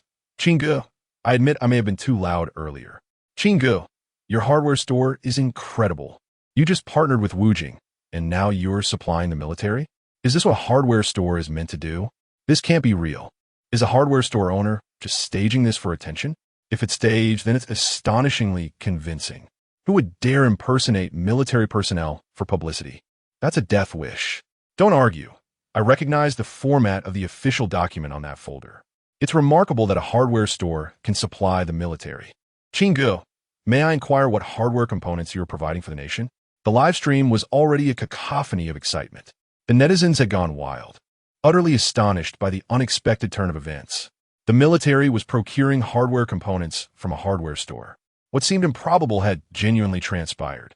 People were in shock and eagerly sought to uncover more details. Some speculated that Dai Gu and his associate were merely actors, orchestrating a publicity stunt to increase viewership. However, the potential repercussions of impersonating military personnel swiftly dispelled such doubts. If that were the case, it would not be long before Qin Ming was apprehended. Thus, this validated that Qin Ming had not been deceptive. He had merely been stating the facts. Qin Ming's reputation underwent a remarkable transformation, and his hardware store was frequently mentioned in discussions. After all, being the first hardware store in Xi'an Nation to supply hardware components to the military was an unprecedented honor. Although they were unaware of the specific items Qin Ming provided to the military, even supplying a single screw would be a groundbreaking achievement. The staff, who had been closely monitoring the live stream, wore expressions of exhilaration. 1,110,000. 120,000. Director, the number of viewers in the live stream had significantly decreased, but it has now surged dramatically. There are already 2 million viewers watching the hardware store owner stream. The staff responsible for data detection within the production team had their voices hoarse from shouting. At this moment, the director was utterly bewildered. How long had Qin Ming's live broadcast been running? While it was anticipated that Qin Ming's stream would garner immense popularity, no one had foreseen it would become this fervent. The program director found himself in a quandary. Initially, he had envisioned that, after the launch, a few professionals would emerge to create a competitive atmosphere. However, after merely 3 days of broadcasting, one individual had already distinguished himself. This left little room for the remaining professionals to make their mark, a rather hellish beginning. On Qin Ming's side, he took the folder from Chu Ziwan, opened the contract, and read it meticulously. The photographer intended to capture the contents of the contract, but was met with an immediate, piercing gaze from both Chu Ziwan and Dai Gu, who shielded the photographer from view with their bodies. The photographer was understandably taken aback. The message was clear: viewing was prohibited.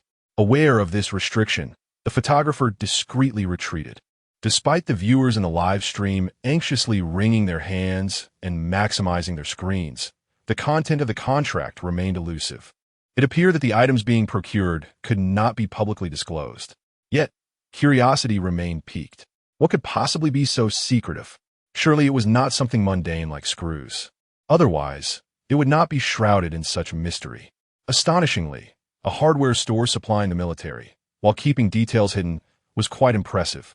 The more the viewers were denied knowledge, the more their interest intensified. However, from the expressions and actions of Dai Gu and Chu Ziwan, the audience discerned that the contract's contents were confidential. What could be so secretive? It was evident that the military wished to keep the nature of their procurements under wraps. With the military's stance being so stringent, it was even less likely that any revealing information would come from Qin Ming. Thus, despite their frustration, few dared to inquire further about what the military was acquiring from the hardware store. For now, this was destined to remain an unanswered question. After reviewing the contract and finding no issues, Qin Ming promptly signed his name, signifying that the contract was now officially in effect. Following the signing, the two men did not linger and drove away. Qin Ming was ready to commence his workday. Historically, his tasks included selling hardware and repairing electrical appliances. Today, however, he also had the additional responsibility of modifying Kai Kuen's motorcycle. Qin Ming wheeled the motorcycle to an open area to facilitate the modifications. Initially, a few customers arrived to purchase hardware, but as time passed, the number of buyers dwindled. A handful of neighbors came by for electrical repairs, and once those were completed, few remained, allowing Qin Ming to focus on the motorcycle modification. Last night, he had already exchanged the necessary components for the motorcycle from a system store, totaling 1,000 points, a trivial amount for him. The motorcycle in question was branded the Extreme 250, despite its name suggesting extreme prowess. Those well-versed in motorcycles recognize that this vehicle is merely a deceptive imitation, aimed at novice riders. Its appearance may resemble that of a racing machine, yet its overall performance is profoundly lacking.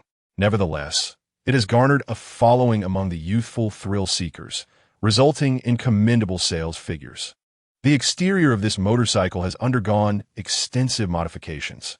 To the untrained eye, it may be difficult to discern that its true lineage is the Limit 250, leading many to perceive it as rather stylish. Kai Kuen's acquisition of this motorcycle stemmed from a blend of naivety and familiarity.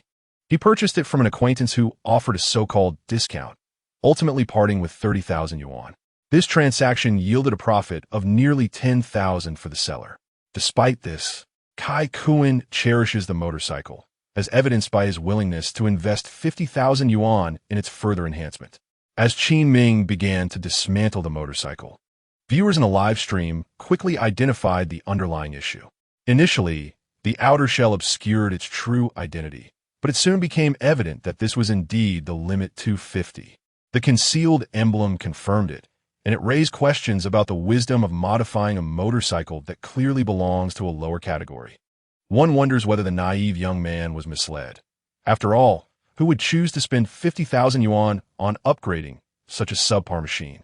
Alas, I too have fallen victim to such deception. Reminiscing about it brings forth a torrent of tears. There is no justification for further modifications to this motorcycle. Indeed, it will be prudent to contact that young man from yesterday and suggest he purchase a different model. Is this contraption truly worth 50,000 yuan in modifications? After all, even with such an investment, it remains fundamentally flawed. Qin Gu, shall we continue to profit from such questionable dealings? Chapter 34. You disassemble, and your parts are all over the place. Qin Ming remained oblivious to the opinions of the viewers in the live stream, opting instead to dismantle the motorcycle. In his perspective, a customer had invested 50,000 yuan in modifications. Thus, the motorcycle deserved a substantial overhaul.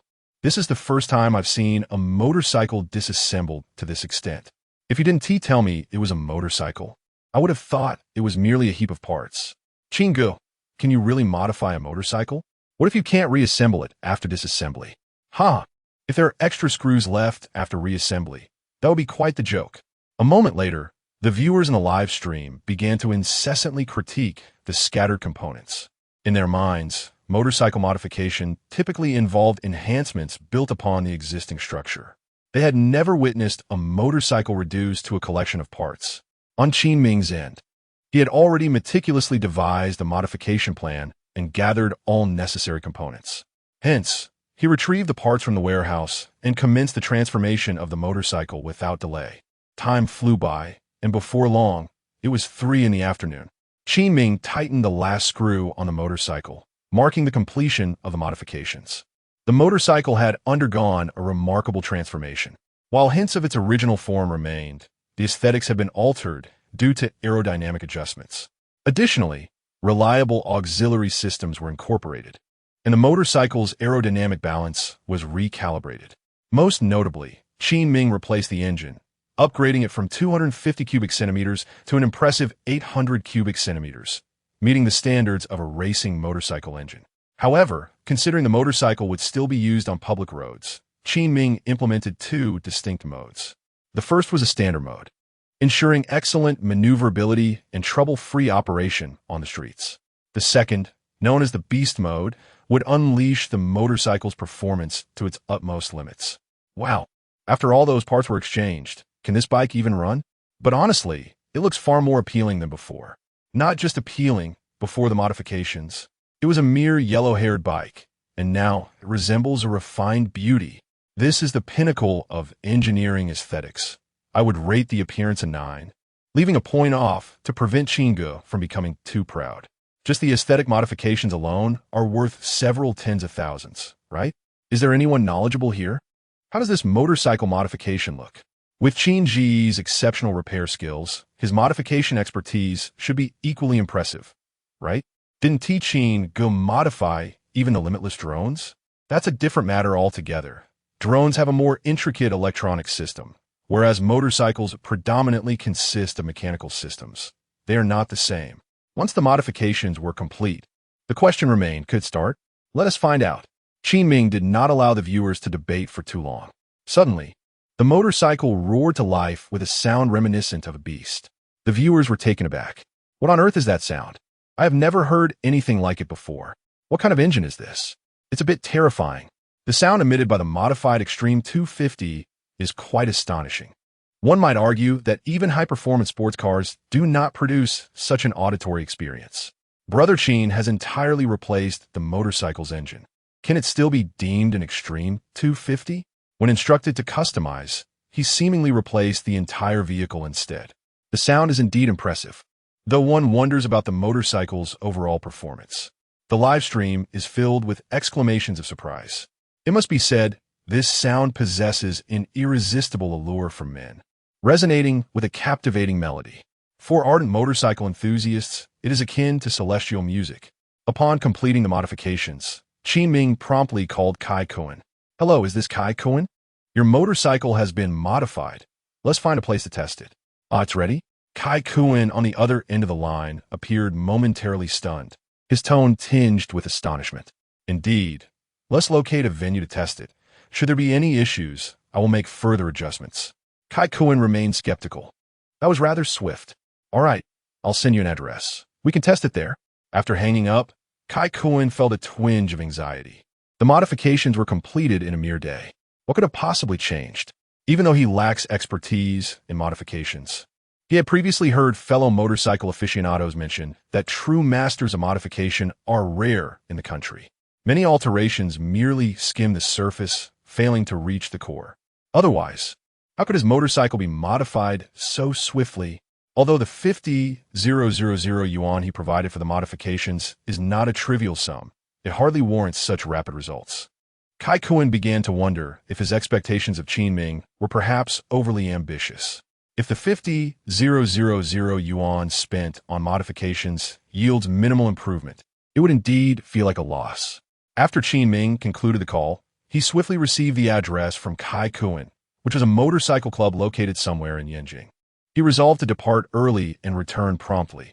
After all, at this hour, customers seeking hardware were few and far between. He decided to close the shop.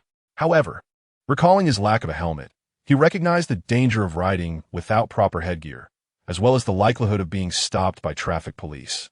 Thus, he donned a yellow safety helmet from the hardware store. While motorcycle helmets were unavailable, safety helmets were in stock. He mounted the motorcycle, switched it to standard mode, gently released the brakes, and slowly accelerated forward. Ha ha ha, this is hilarious. Wearing a construction safety helmet as a motorcycle helmet? It actually works. Qin Ming mused, feeling slightly euphoric. As a mere hardware store owner, the notion of modifying motorcycles seemed almost surreal, yet here he was embracing it as if it were entirely normal. Photographer, you better keep up. At that moment, the photographer hastily hailed a taxi to follow suit. Fortunately, Qin Ming adhered to traffic regulations within the city and exhibited no speeding, allowing the taxi to maintain pace with the motorcycle. He soon arrived at the racing club, which boasted an expansive motorcycle racetrack. Qin Ming discerned that Kai Kuan likely intended to test the motorcycle here. Upon contacting Kai Kuan, he learned that Kai Kuan had not yet arrived and would need at least another 20 minutes. Resolute, Qin Ming decided to undertake the test himself. After all, he had already familiarized himself with the vehicle during his earlier drive through the city, yet adhering to traffic regulations had prevented him from truly assessing the motorcycle's capabilities. He had long been eager to experience its performance. At the edge of the racetrack, a few individuals leaned against their motorcycles, engaged in conversation. Ever since Qin Ming entered the racetrack, these onlookers had been observing him intently. It was unavoidable, as Qin Ming's bright yellow construction helmet was exceedingly conspicuous. Who is that, arriving on a motorcycle while donning a construction helmet? One remarked. Never mind, it's probably just another novice who recently purchased a bike. Brimming with enthusiasm, yet lacking in experience, another added, chuckling.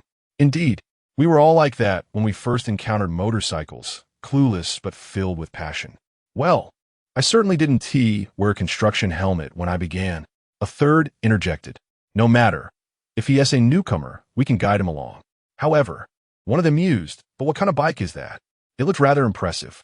Indeed, it bore a striking resemblance to a race-level motorcycle, showcasing sleek, aerodynamic lines. Wait, is it just me? Or does that bike seem to hint at extreme performance? Chapter 35. This is the romance of a true man. What on earth? The limit 250? Damn, it really resembles one. Could it be modified from a limit 250? Who on earth would alter such a mediocre machine? That bike only resembles a racing car in appearance. It's evident this individual is an absolute novice, having spent a considerable sum to modify a limit 250. To be fair, the aesthetic sense of this tuner is commendable, albeit a bit like putting a pig's nose on an ivory statue, thus wasting its exterior beauty. Naturally, Qin Ming noticed the group of individuals by the racetrack. However, he paid them no mind and prepared to enter the arena for a test ride. Yet, he was halted by a staff member. The staff glanced at the photographer accompanying Qin Ming, showing little surprise. In this day and age, even a minor internet celebrity can hire several individuals for filming. That was beyond their concern, yet entering the racetrack required a fee. Hello, you're not a member of our club, are you? No. In that case, there is a fee for entry.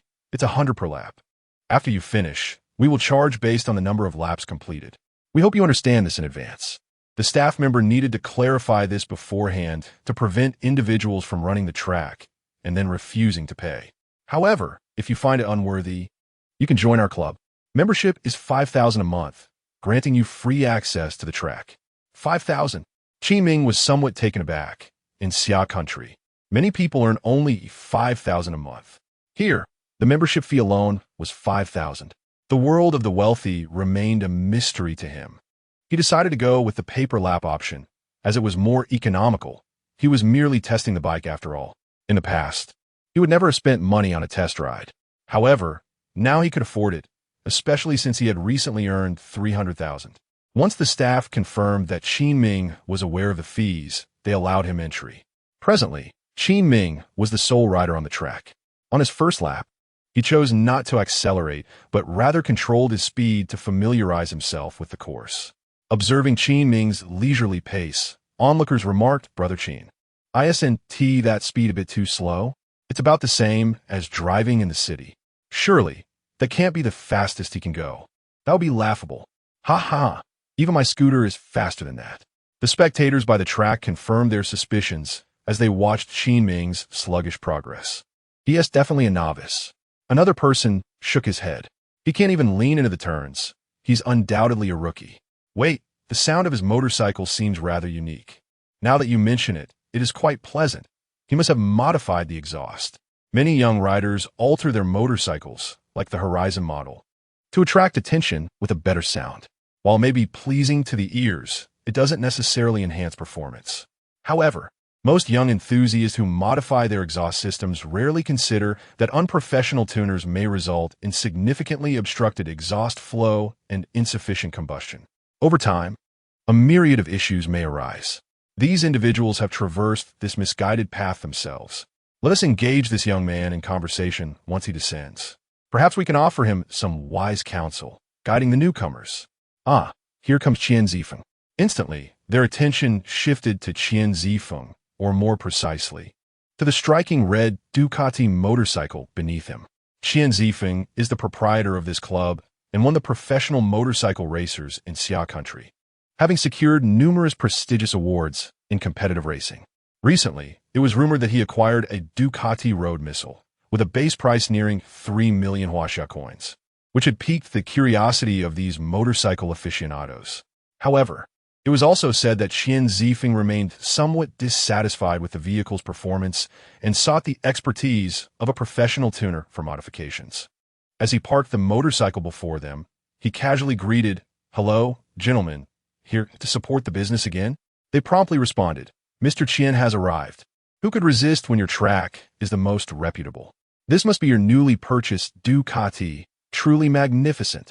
Has the modification been completed, Qin?" He nodded yes. "It has been perfected, and I am eager to test it." Originally, this model of Ducati was equipped with an 1,100 cubic centimeters V4S engine, yielding an output of 180 horsepower. Yet, as a professional racer, he found this figure lacking. Through various connections, he enlisted an international tuning master, and following adjustments by NCR, the power surged to nearly 200 horsepower. He also invested substantially in lightweight components, enhancing its speed further. Now, he is thoroughly satisfied with the machine.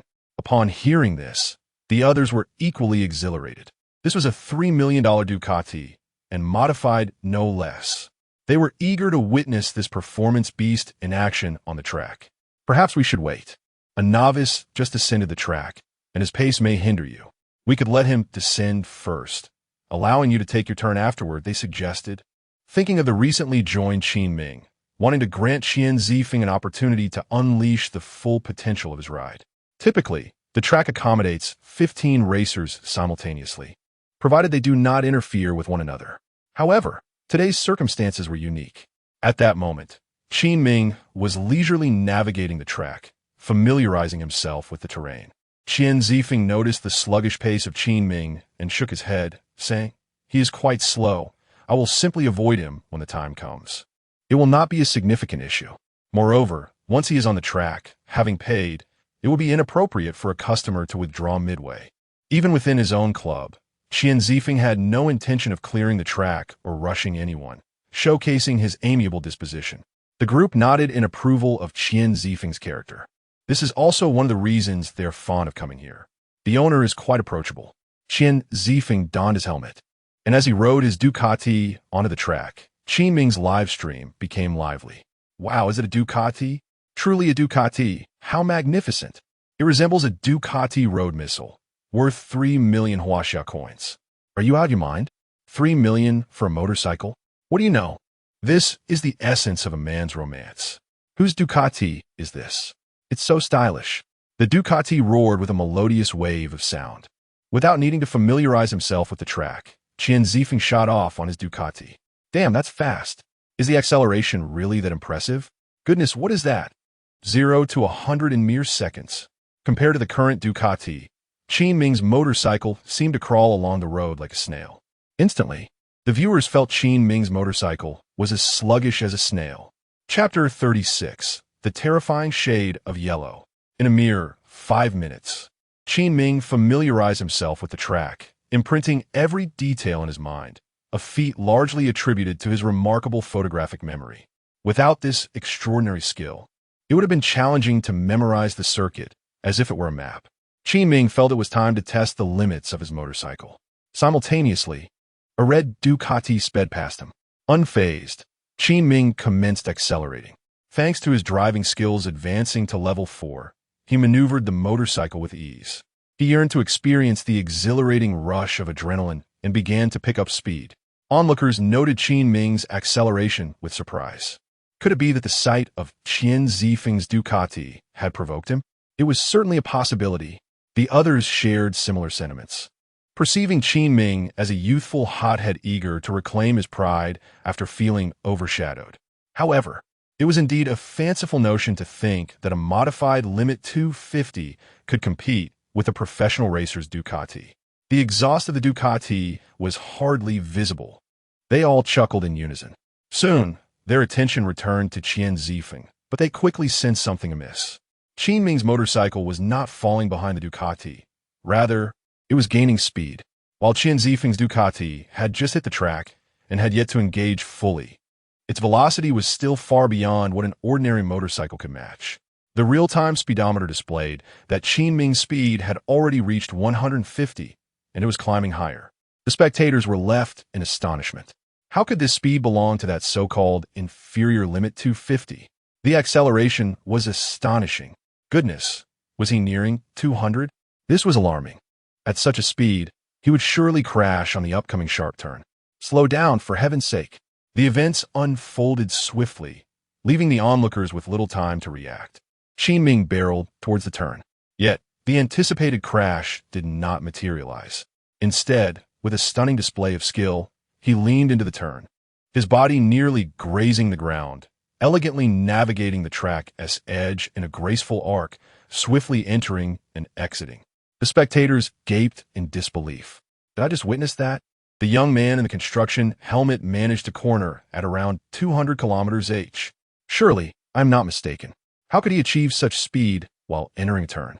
Is this kid truly a novice? Can a novice handle a turn like that? And what about that motorcycle? Wasn't it supposed to be a Limit 250? Nonsense. Could your Limit 250 really possess such power? If this were indeed a Limit 250, I would buy one immediately. The spectators were utterly mesmerized. In Qin Ming's live streaming room, viewers who were privy to the underlying truth were utterly astonished. Goodness, Qin Ming's modified motorcycle can achieve such incredible speed, exclaimed one. Isn't he just a hardware store owner?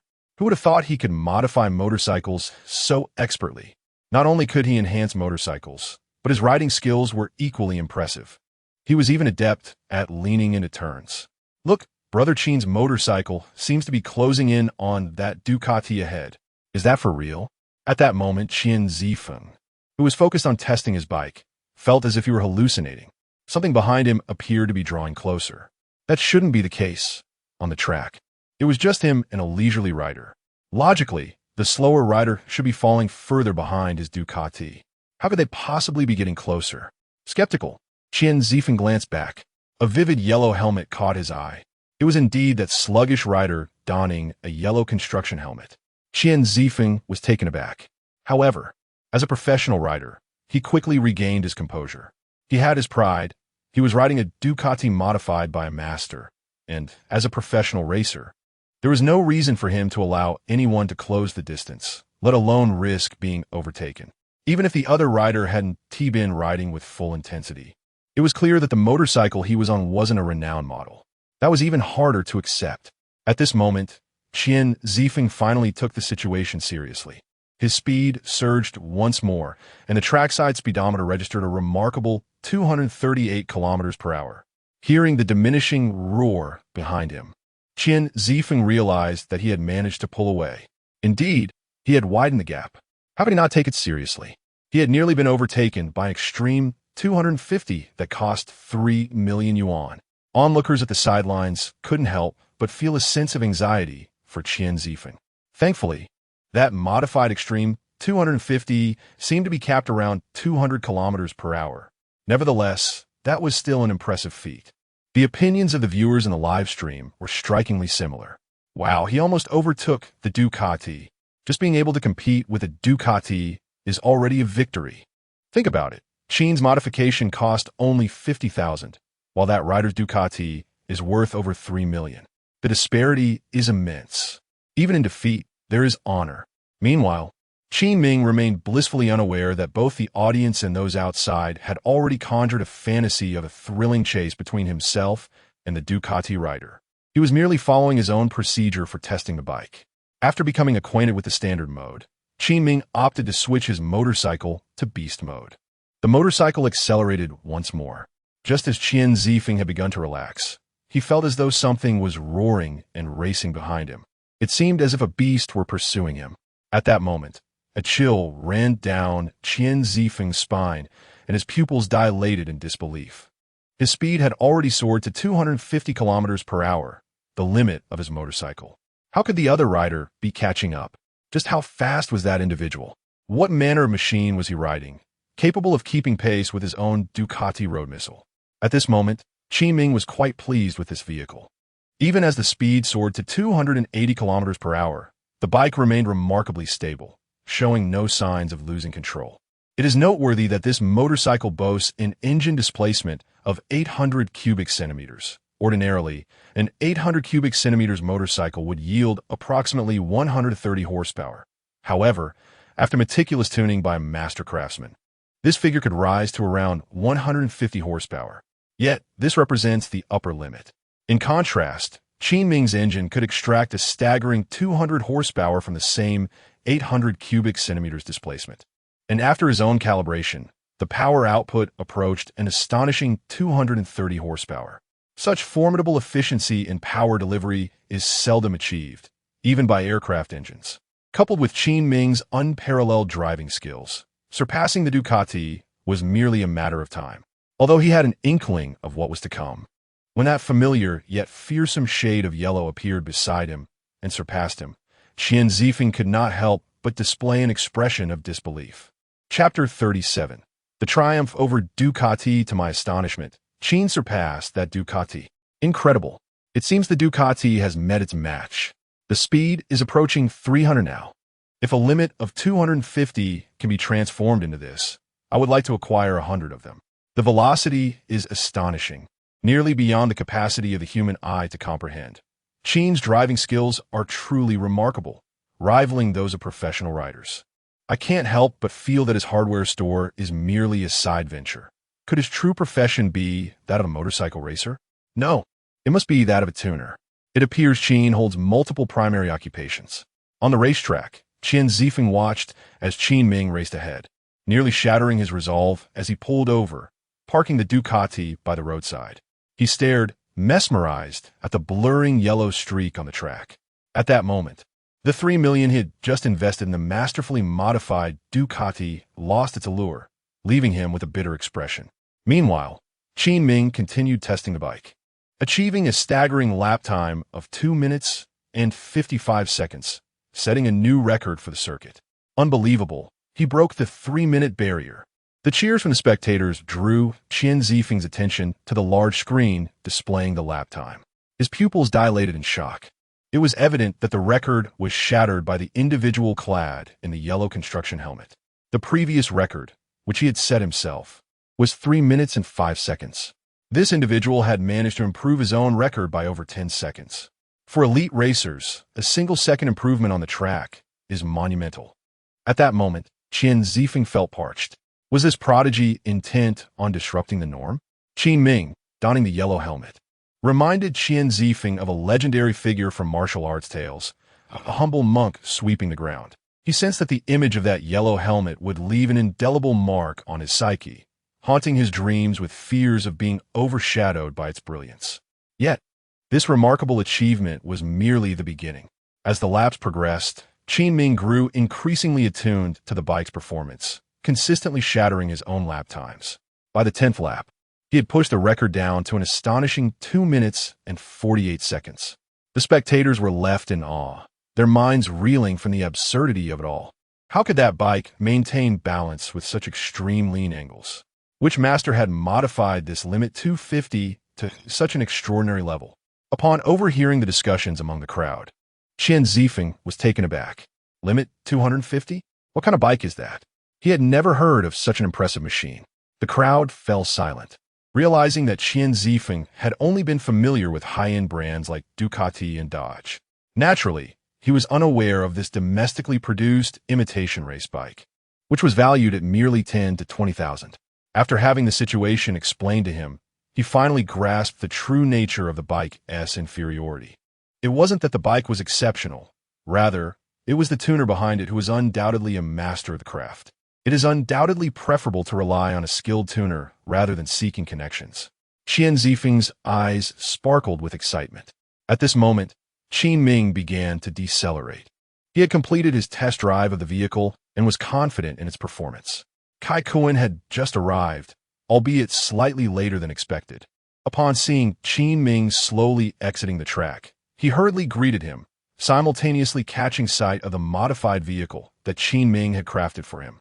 At first glance, Kai Kuan was enamored. Although remnants of its original form were still discernible, it was undeniably more aesthetically pleasing, perfectly aligned with his taste. The idle engine's growl was equally captivating. To Kai Kuan, the mere appearance and sound of this machine justified a price of 50,000 yuan. Even before taking it for a spin, he was already satisfied. "Good day, sir. You have completed 10 laps, totaling 1,000 yuan. Would you prefer cash or mobile payment?" The staff at the track exit prepared to collect the payment. Qian Zifeng quickly approached, urging, "Please waive the fee." Upon realizing that the speaker was their boss, the staff member was taken aback. However, since the boss had spoken, he felt compelled to comply. After all, the money was ultimately the boss's, and, as an employee, it was not his place to contest it. Meanwhile, Kai Kuan was bewildered. How could it be that the club's owner had waived Qin Ming's fee? Despite having encountered Qian Zifeng numerous times at the club, he had never once been spared such a charge. Even Kai Kuan, in his navet, sensed that something unknown had transpired. Qin Ming was somewhat astonished. Though 1,000 yuan was not a substantial sum for him, he had always cherished the virtue of frugality. Yet, who was this person before him? With a simple declaration of waiving the fee, Qin Ming found himself intrigued. Unbeknownst to him, the live-streaming audience was also captivated by the revelation of Qian Zifeng's identity. "Thank you. May I ask who you are?" Qin Ming inquired politely. "I am the owner of this motorcycle club. My name is Qian Zifeng," he replied, his eyes filled with anticipation. "And how may I address you?" "Just call me Qin Ming," he replied. "Brother Qin, let me get straight to the point. Is this vehicle yours?" Qian Zifeng was now exceedingly eager to discover who had performed the remarkable modifications. It was astonishing how a seemingly mediocre Extreme 250 could be transformed into a machine capable of outperforming a Ducati. If he could have this tuner work on a Ducati, one could only imagine the outcome. Qian Zifeng was determined to locate this tuner for future races, hoping to have them fine-tune his own racing machines. The probability of one's success can undoubtedly be significantly enhanced. Such a tuner is the dream of every racer. "This vehicle does not belong to me." "What?" Qian Zifeng was taken aback. He had come to their club driving this modified Limit 250 for a race. Yet, the individual claimed that the car was not his. "Whose car is this?" "Boss Qian, this is my vehicle." On the side, Kai Kuan absent-mindedly scratched his head and said innocently, "Is it yours?" This statement left several fellow motorcycle enthusiasts who had witnessed the entire scene utterly astonished. The bewildered young man was Kai Kuan, a regular at the club.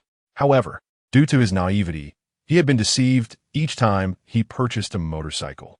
Those with more experience had advised him on several occasions, suggesting that his motorcycle was inadequate and recommending alternatives with better value. Yet, he remained obstinate, convinced that his lack of skill was the issue. Gradually, the others ceased to offer him advice. Upon reflection, it seemed he indeed owned a modified Limit 250 previously. However, the alterations were minimal, easily recognizable to those experienced in the field. It was likely that he had also been misled during that purchase. But how little time had passed, and the Limit 250 had undergone such a remarkable transformation. Truly astonishing. The group felt an overwhelming sense of envy. Qian Zifeng, however, was unaware of the background and looked at Kai Kuan with great excitement, leaving Kai Kuan bewildered. With the owner present, how could anyone not know who had modified the vehicle? So, dear young man, who is the tuner of your bike? Chapter 38. Who would look down upon 50,000? $1 million to acquire it. Though Kai Kuan appeared somewhat bewildered, he reported truthfully, "It is indeed he." As he pointed in the indicated direction, Qian Zifeng and the others fell into a state of dumbfounded silence. The individual they were seeking, the skilled modifier, turned out to be the young man racing through their arena while donning a construction safety helmet. Suddenly, enlightenment struck Qian Zifeng. Indeed, the one riding that motorcycle was likely not the owner, but rather the modifier testing the vehicle. He simply had not considered it earlier. The bystanders were equally astonished as they looked towards Qin Ming. This modifier was remarkably youthful. Initially, they had presumed him to be a novice. However, reality proved their assumptions dreadfully wrong. His motorcycle handling skills far surpassed theirs, and he was, without a doubt, a top-tier modifier. They had entertained thoughts of guiding this so-called newcomer, but it now appeared that it was he who would be offering them guidance. With such remarkable modifying prowess, merely showcasing the motorcycle and providing a few pointers could yield immense benefits, transforming the motorcycle in extraordinary ways. Reflecting on this, the group envied Kai Kuan, the Navi youth, even more, pondering where he had found such a master willing to modify an Extreme 250 for him. One of them remarked to Kai Kuan, "I must say, you made a mistake purchasing this Extreme 250. Upon hearing this, Kai Kuan's expression soured. He would rather endure criticism regarding his riding skills than allow anyone to disparage his vehicle. Aware of Kai Kuan's temperament, the speaker quickly interjected, "However, securing this master for your modifications is undoubtedly the right decision." The others nodded vigorously, their eyes filled with admiration for the fortunate young man. Hearing this, Kai Kuan's ire dissipated, realizing that his companions were genuinely pleased with the vehicle Qin Ming had modified for him. He transformed back into a beaming figure, clearly relishing the praise directed at his motorcycle. The others, observing his change in demeanor, were left speechless. They had never witnessed such a display of devotion to an automobile. He permitted compliments about his vehicle while rejecting any negativity. This modified Extreme 250 seemed to be an exquisite treasure squandered on the young man, as they believed him to be Navi with his wealth, unable to recognize its true value. One of them curiously inquired, "Brother, how much did the modifications cost you?" It was a casual question, aimed at hearing a price that would crush any lingering hopes.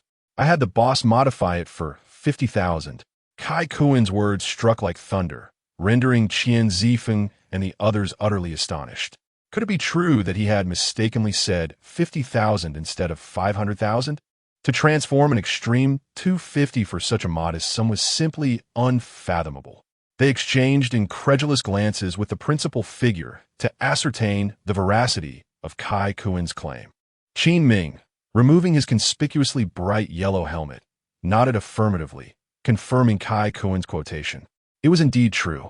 Their astonishment deepened even further. They could all afford it. However, they began to speculate that Kai Kuan might have a close relationship with the master of modifications, which could explain the remarkably low price for the alterations. Perhaps the master took a keen interest and wished to push his own boundaries by working on this young man's vehicle. They merely meant it as a passing thought. Consequently, they did not believe that they could also modify a car of such caliber for merely 50,000. If that were the case, this lad might be unaware of the true value of his vehicle. "Kuan, I really admire the modifications by this master. How about I buy your car for 500,000? One onlooker asked with a grin. Another quickly chimed in, "I'll offer 800,000. Let be mine." I bid 1 million. Several voices began to raise their offers. At that moment, even a Navi Kai Kuan sensed something amiss. Was this car truly so coveted?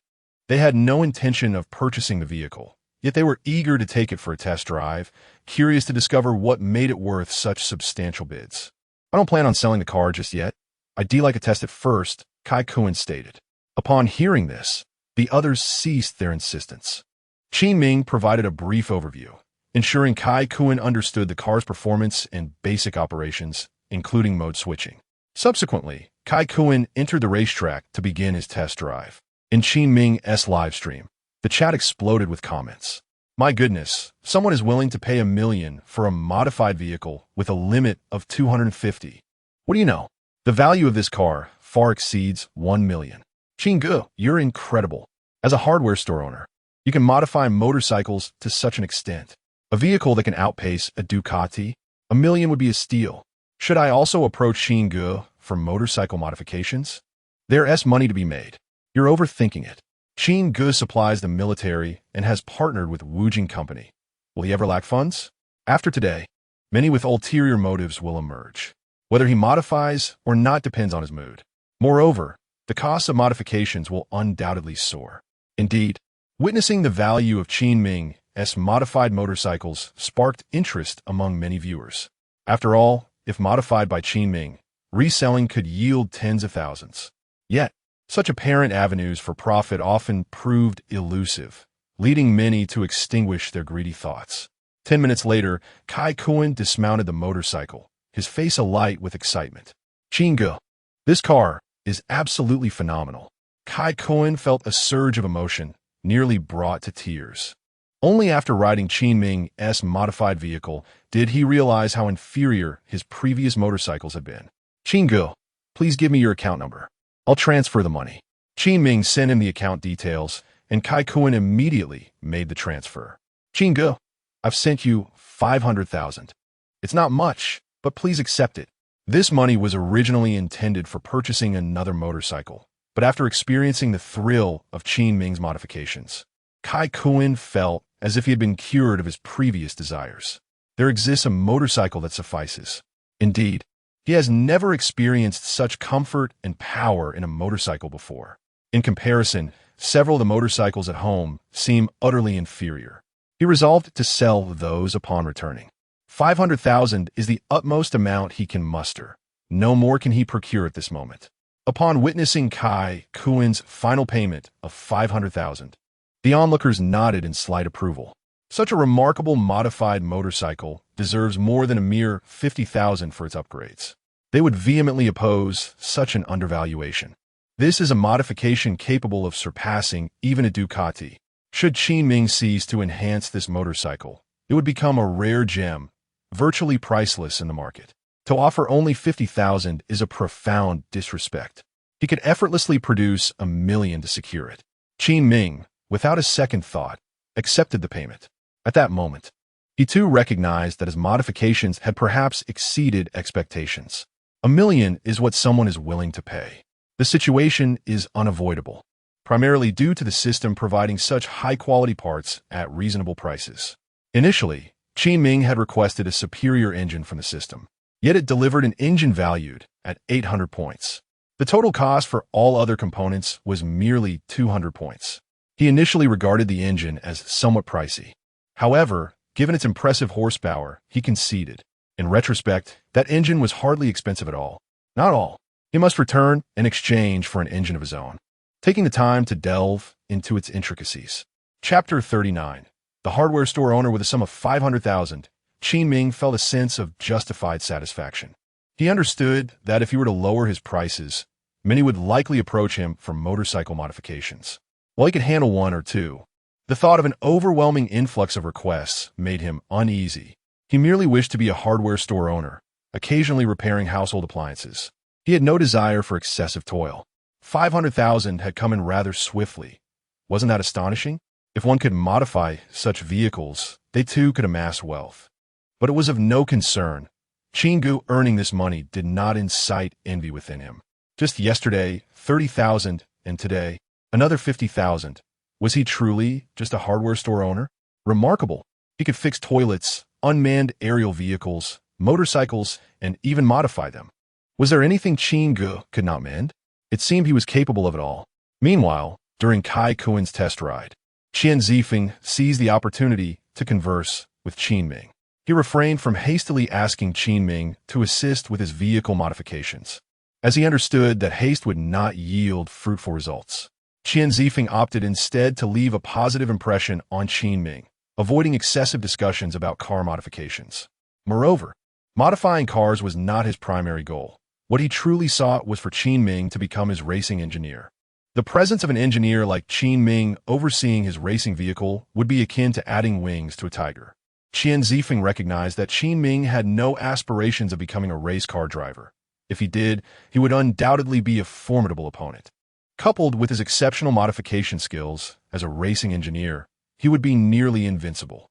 Thus, Qin Zifeng placed immense value on Qin Ming. An expert who comprehended both racing and modifications was a rare find. Even if he could not become his engineer, having him as a friend to discuss techniques would be immensely beneficial. In the end, the two exchanged contact information, knowing that opportunities for future interactions would abound. As they became more acquainted, discussions concerning various matters would not appear so abrupt. After Qin Ming and his companions departed, Qin Zifeng eagerly gazed at the business card Qin Ming had handed him. At that moment, the card felt more precious than gold.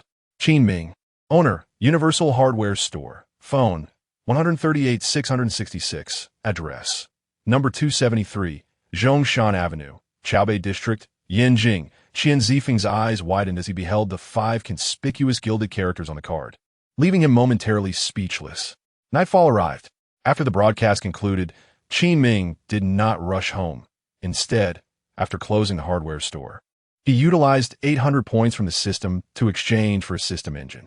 He delved into it with great enthusiasm. The energy conversion efficiency of this engine was remarkably high. During the combustion process within the engine, the chemical energy transformed into kinetic energy, inevitably experiencing some energy loss. Some dissipated as heat, while others were wasted due to incomplete combustion. This efficiency of converting chemical energy into kinetic energy is what constitutes energy conversion efficiency. The energy conversion efficiency of this engine has reached an impressive 80%. While this figure may not seem particularly high at first glance, it is noteworthy that the typical energy conversion efficiency of conventional motorcycle engines rarely exceeds 50%. This implies that half of the energy is lost in the process. It is not a 4-stroke engine. Rather, it employs a combustion method that integrates explosion, compression, and combustion simultaneously, which undoubtedly accounts for its remarkable efficiency. Qin Ming conducted a preliminary calculation and recognized the engine's formidable potential. With a mere 800 cubic centimeters capacity, it is capable of delivering extraordinary horsepower. In comparison, standard motorcycle and even automobile engines appear woefully inadequate, operating on an entirely different level. Coupled with Qin Ming's exceptional modification skills, Kai Kuen's motorcycle has attained both blistering speed and unparalleled handling. Both aspects are indispensable. This engine is truly a remarkable piece of machinery. Qin Ming's eyes sparkled with excitement. It is said that aircraft and rocket engines also boast high energy conversion efficiencies. He wondered if any could rival that of his own engine. Shaking his head, he deemed it improbable, acknowledging that this question remains unanswered. Ultimately, a higher energy conversion efficiency is always preferable for Qin Ming. This engine could very well be regarded as the treasure of the shop. Given that the previous rope was requisitioned by the state, it can no longer be sold or displayed casually. For now, this engine holds the esteemed position of the shop's prized possession. Qin Ming contemplated that if anyone else desired to modify a motorcycle in the future, the price could no longer be so modest. Today, he considered it a favor to the naive Kai Kuen. In Yanjing, at the Military Research Institute, Dai Gu wore a troubled expression.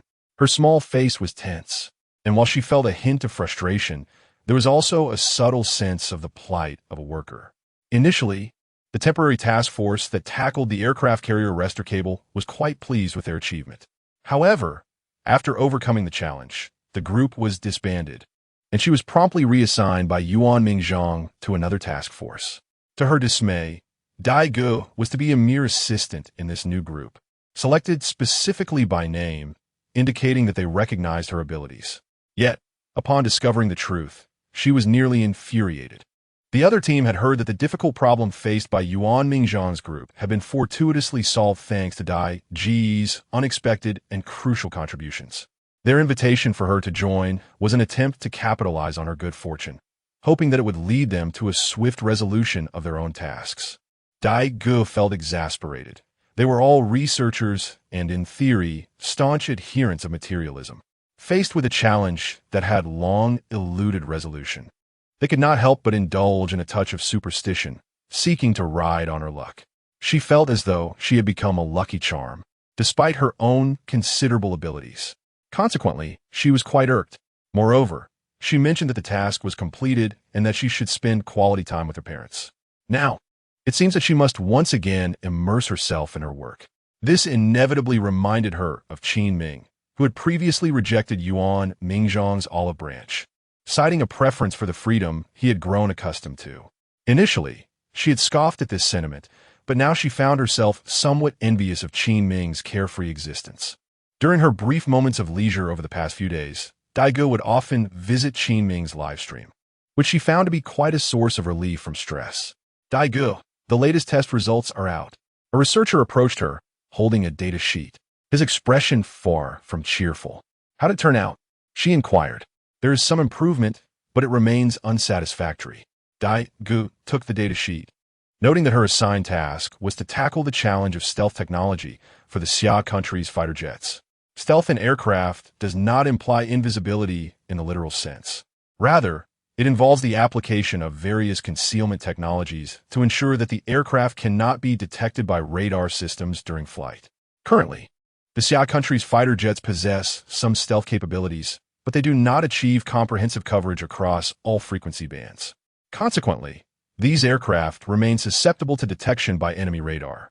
In contrast, the beautiful nation's fighter jets employ an expensive radar-absorbing material to achieve full-spectrum and omnidirectional stealth. However, the drawback of this material is its extreme toxicity, coupled with the need for frequent maintenance. Often, after a single successful mission, extensive upkeep is required before the aircraft can be deployed again, rendering it somewhat disposable. Their mission is to pioneer a novel stealth methodology that ensures high efficiency, excellent stability, and low maintenance costs. With a frequency coverage rate of 95 and a directional coverage rate of 97, this data is undeniably impressive. Yet for them, anything short of complete invisibility is tantamount to being fully visible. They cannot gamble with the lives of pilots on the assumption that the enemy will not detect them. Their objective is to eradicate all potential dangers in their infancy. Chapter Patruzich, Dekli Barbie Pink Pint. Indeed, the following day, Qin Ming opened his store promptly at 8 o'clock, commencing his live broadcast as per usual. After advertising his hardware store, he embarked on a day of work. The morning unfolded rather leisurely for Qin Ming, save for a few opportunistic customers who sought to modify their motorcycles. However, upon hearing Qin Ming's quoted price, they retreated in disappointment. Qin Ming discerned that these individuals were merely attempting to resell for profit, prompting him to quote an exorbitant $3 million, which effectively deterred them. In the afternoon, Qin Ming reclined comfortably in a rocking chair, blissfully snacking on sunflower seeds, relishing this rare moment of tranquility. Just as he mused over the absence of eccentric customers requesting toilet repairs, a somewhat familiar voice shattered his leisurely reverie. "Hey, Qin Yi." The newcomer wore a bright smile, showcasing two delicate dimples, exuding a playful and cunning charm. Qin Ming looked up to see that it was the young lady who had previously requested his assistance with her toilet.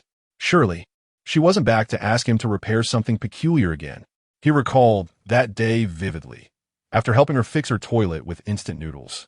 He was inundated with requests from netizens seeking to have their items repaired in a similar fashion, leaving him utterly exhausted. He had even dreamt of noodles that night. "Miss, your toilet isn't giving you any trouble, is it?"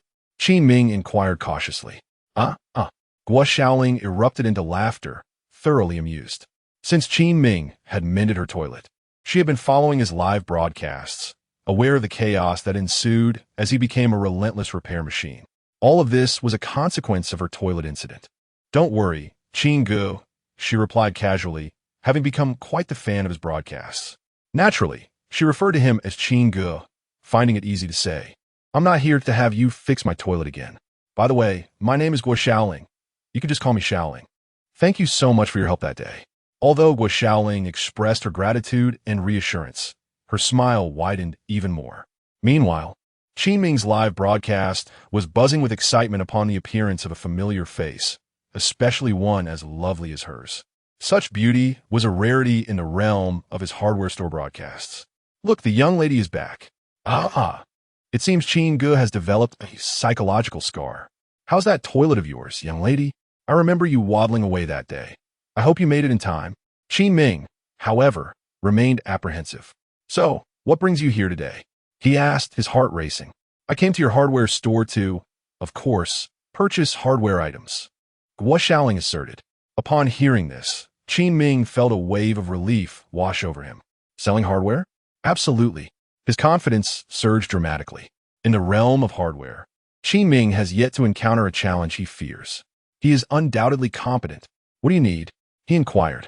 Guo Xiaoling, displaying her little tiger teeth, smiled and replied. I want to buy some paint. We have it. Red, orange, yellow, green, cyan, blue. Purple, what color do you desire? Qin Ming chuckled. His hardware store typically stocked various paints, as many individuals might wish to refresh their furniture or other belongings with a spectrum of colors. I want Death Barbie pink. Qin Ming was momentarily taken aback. One absurd color. Generally, customers seek basic shades when purchasing paint. Death Barbie pink is a rarity that hardware stores seldom stock, as few would ever request it. Ha ha, who would want paint in Death Barbie pink? Yet, it does seem fitting for someone like this young lady. The thought of such a unique color existing was preposterous. Surely, my brother Qin must have this color in his store. It's far too scarce. Could it be that Qin Ming's hardware store would face its first defeat in many days? However, the anticipated scenario among numerous netizens did not unfold. Qin Ming was a man of systems. Even if the hardware store lacked this particular shade, the system would certainly possess it. Yes, wait a moment. I will fetch it for you. How much do you need? I need enough to cover an entire car. Qin Ming nodded. Repainting a vehicle would undoubtedly require a significant quantity, far more than merely refreshing a table or chair. In the system's marketplace, a small can of standard paint cost only 2 points, but that would be insufficient for an entire automobile. Thus, Qin Ming exchanged 15 points for a large can of Death Barbie pink paint. Here you go, Death Barbie pink paint, for 200 yuan. Qin Ming produced a bucket of paint devoid of any labels. Upon observing this unmarked paint, lacking a production date, quality certification, or manufacturer details, Guo Xiaoling felt a twinge of skepticism. Brother Qin, why does this paint have no markings? It can't be a 3-no product, can it? Indeed, the paint was a product of the system, and thus, it was inherently a 3-no product. However, Qin Ming reassured her, this Death Barbie pink is quite rare in the market. This can is composed of colors I previously mixed, so it's perfectly fine to use. It is guaranteed to be waterproof and durable. Reassured by Qin Ming's words, Guo Xiaoling reflected on the rarity of the color she desired. It was indeed challenging to find, yet it could be concocted by blending other shades. Thus, the absence of labels became quite reasonable. Then, Guo Xiaoling turned her attention back to Qin Ming. I have another business proposition. I wonder if you would be interested? This was a plan Guo Xiaoling had long contemplated. After Qin Ming had assisted her in repairing her toilet, she resolved to express her gratitude by purchasing paint from him and enlisting his help in changing the color of her wooling minivan. Grant Qin Ming a fee for his craftsmanship. Although Guo Xiaoling was aware that Qin Ming had earned a considerable sum of money in recent days, she still decided to come and express her appreciation. Upon receiving her new car, she promptly drove over to request a color change. What business could this be? Qin Ming grew wary, suspecting that Guo Xiaoling might be up to something mischievous. It was only after she explained her intentions that he realized she merely wished for him to alter the color of her petite vehicle. This task was not particularly arduous, especially since he had no pressing engagements at the moment. It was certainly more agreeable than repairing a toilet. Guo Xiaoling promised him a fee of 3,000 yuan upon completion of the color change, a sum that was quite substantial. Qin Ming did not belittle this amount simply because he had recently been dealing with daily earnings in the hundreds of thousands. He remained grounded, knowing that until his hardware store gained international recognition, he would not allow himself to be complacent. Very well, I shall undertake this job, he declared. The viewers in the live stream were astonished. Qinge, you can change the color of cars too? Just a few days ago, you finished working on a motorcycle, and now you're transitioning to automobiles? The newcomers were unaware that a hardware store owner like Qin Ming possessed such a diverse array of skills. No, it was specifically Qin Ming, the hardware store proprietor, who exhibited such a remarkable proficiency. Chapter 41.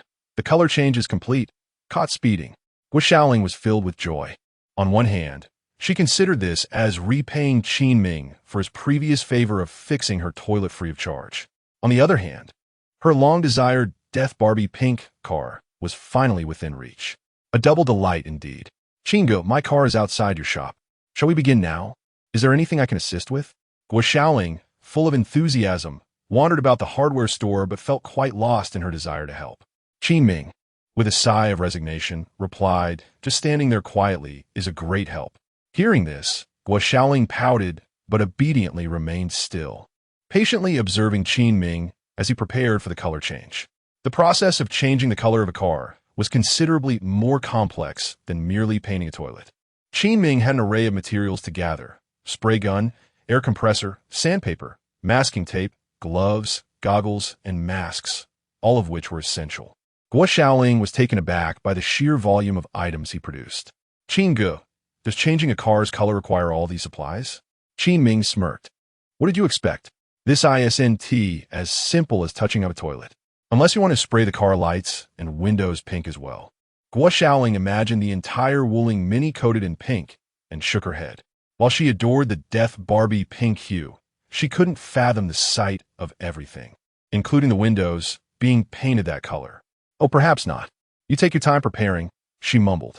Guo Xiaoling realized she had underestimated the complexity of the task. Yet, observing that Qin Ming appeared to be of similar age, she speculated he must have recently graduated from university. How did he possess such knowledge? Not only did he know how to repair toilets with instant noodles, but he could also fix various home appliances and motorcycles. Guo Xiaoling was genuinely curious. Honestly, I would love to see what a fully pink car looks like, she thought.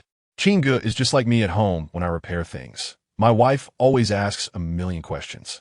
Haha, I'm not nearly as skilled as Qinge. I can only manage trivial tasks. In a live stream, some viewers, relishing the chaos, began to bombard the chat with comments urging Qin Ming to paint the entire car in Death Barbie pink. With the materials ready, Qin Ming stepped outside to wash Guo Xiaoling's car with a cleaning agent, then proceeded to grind the car's surface. My car is new, and the exterior is quite smooth. Why is it necessary to grind it? Guo Xiaoling, like a curious child, couldn't he help but ask. Is it possible that I simply want it to be uneven? Though Qin Ming felt exasperated, he patiently explained, if it's too smooth, the new paint won't adhere well, leading to peeling. Guo Xiaoling nodded in understanding. She had previously only witnessed Qin Ming repair items through the live stream. In the live broadcast, Guo Xiaoling posed questions that Qin Ming typically overlooked. Occasionally, netizens would respond, but often they would not. Now, however, she could watch the broadcast in real time, allowing her to inquire directly about anything she did not understand. Guo Xiaoling relished the feeling of having Qin Ming's undivided attention. Thus, whenever she encountered confusion, she would not hesitate to ask him. Despite the exasperation that Qin Ming felt due to his exceptional service ethos, he patiently elucidated each of her queries. As he explained, he simultaneously engaged in his work, completing the task of masking the vehicle. The process of masking primarily involved meticulously covering areas such as the windows, headlights, and bumpers with masking tape to prevent unintended color application during the subsequent spray painting. Only then did the actual spraying commence. The color change required 3 layers of paint to ensure an even and consistent coating. After the first application, he allowed a brief intermission for the upper layer to dry before applying the second coat, repeating this process twice. Once Guo Xiaoling's vehicle was transformed, Qin Ming added a layer of clear coat to finalize the job. He was quite pleased with the pigmentation of the paint provided by the system. Unlike other paints that typically required 10 to 20 minutes to dry, this particular formula dried within 3 minutes, allowing for immediate reapplication. Surprisingly, despite the rapid drying time, there were no signs of cracking, and the color adhered remarkably well. Strangely enough, after application, the vehicle glimmered with an extraordinary sheen under the sunlight. The system's output indeed proved to be trustworthy. Yet, Qin Ming pondered whether this paint had any additional applications beyond mere color alteration. He found himself at a loss for further uses. After a few minutes, the clear coat also dried. He and Guo Xiaoling then removed the masking tape from the windows and wheels. The result was stunning. The mini car, now adorned in a vibrant Death Barbie pink, captivated Guo Xiaoling, who admired it more and more. The paint job was executed impeccably, resembling that of a brand new vehicle. To an unknowing observer, it could easily be mistaken for a new model from Wuling. Guo Xiaoling was thoroughly satisfied, as the transformation was indistinguishable from a factory finish. Qin Guo's craftsmanship is unparalleled. Honestly, it looks quite appealing. This is the dream of every young girl. I strongly urge Wuling to produce this color. However, the bold hue elicited confusion from some, particularly among the male viewers who struggled to comprehend its charm. Indeed, aesthetic preferences vary significantly among individuals. While many women found the color delightful, numerous male viewers could not appreciate it. Qin Ming himself was among those who found the color perplexing. He regarded the choice with some disbelief, questioning the taste that deemed it beautiful. Nevertheless, respecting the customer's preference, he refrained from voicing any criticism. Guo Xiaoling completed her payment with great satisfaction. Subsequently, she prepared to take her beloved little electric car for a spin. Having just acquired the new vehicle, she was exhilarated, knowing that such enthusiasm would soon fade. As she set off on the road, it was no surprise that she captured the attention of passers-by. The vibrant death Barbie pink hue made it nearly impossible to go unnoticed. Guo Xiaoling relished the sensation of being in the spotlight. Upon reaching a spacious thoroughfare, she recalled that the speed limit was 80 km/h. Without a moment's hesitation, she accelerated to over 70 km/h, eager to experience the thrill of speed. The eye-catching pink car naturally drew the attention of traffic officers. Officer Zhang, upon glancing at the vehicle, recognized that it was exceeding the speed limit. Although the previous limit had indeed been 80 km/h, a newly inaugurated elementary school nearby had recently resulted in a reduction of the speed limit to 50 km/h. Many drivers who frequently traversed this route had overlooked the change in signage, making it easy to inadvertently speed. Today, Officer Zhang had already apprehended several speeding offenders. Officer Wang retrieved the speed violation record for the aforementioned pink Wuling Mini. Donning his helmet, Officer Zhang mounted his motorcycle, prepared to issue a citation. Through his earpiece, he heard Officer Wang's voice. "Zhang, I don't see any record of you having a speeding violation." Chapter 42. Is this vehicle a ghost? It cannot be.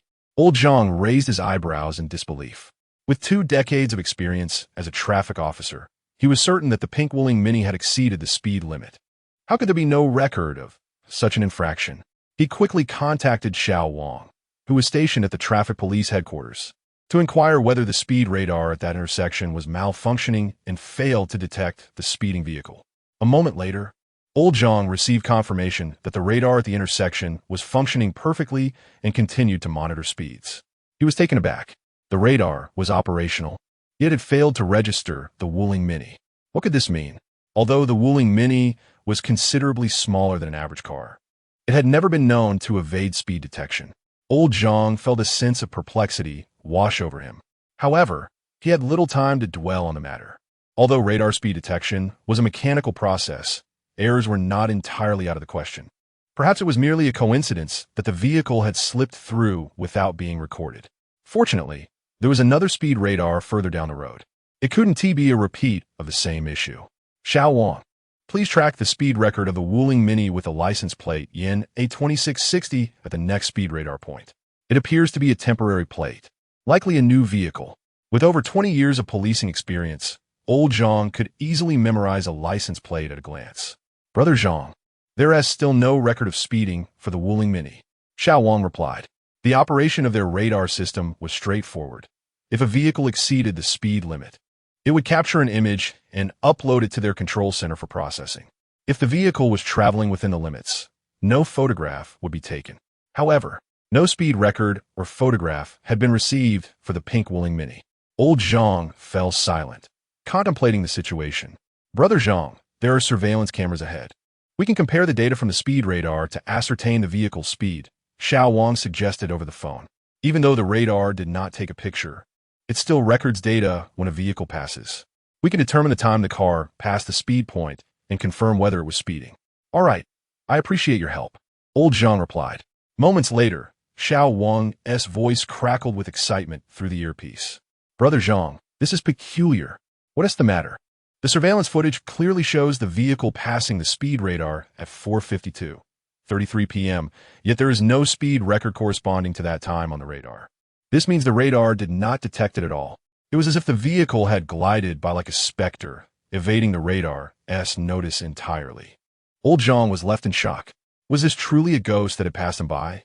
Once unnoticed, one might attribute it to a mechanical issue. However, what occurs twice can still be deemed a fault of the radar detector.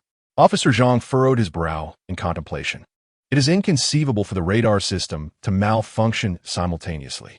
Yet this vehicle seemed to vanish into thin air, eluding the radar speed detection entirely. How could one explain this? It undoubtedly points to a flaw within the vehicle itself. This car possesses a mechanism capable of completely evading their traffic system's speed radar. A chill ran down Zhang's spine, sensing the gravity of the situation, for it could escalate immensely. If this were an isolated incident, locating the owner and clarifying the matter would suffice. However, if someone has engineered a device to evade speed detection and is selling it, the implications would be dire.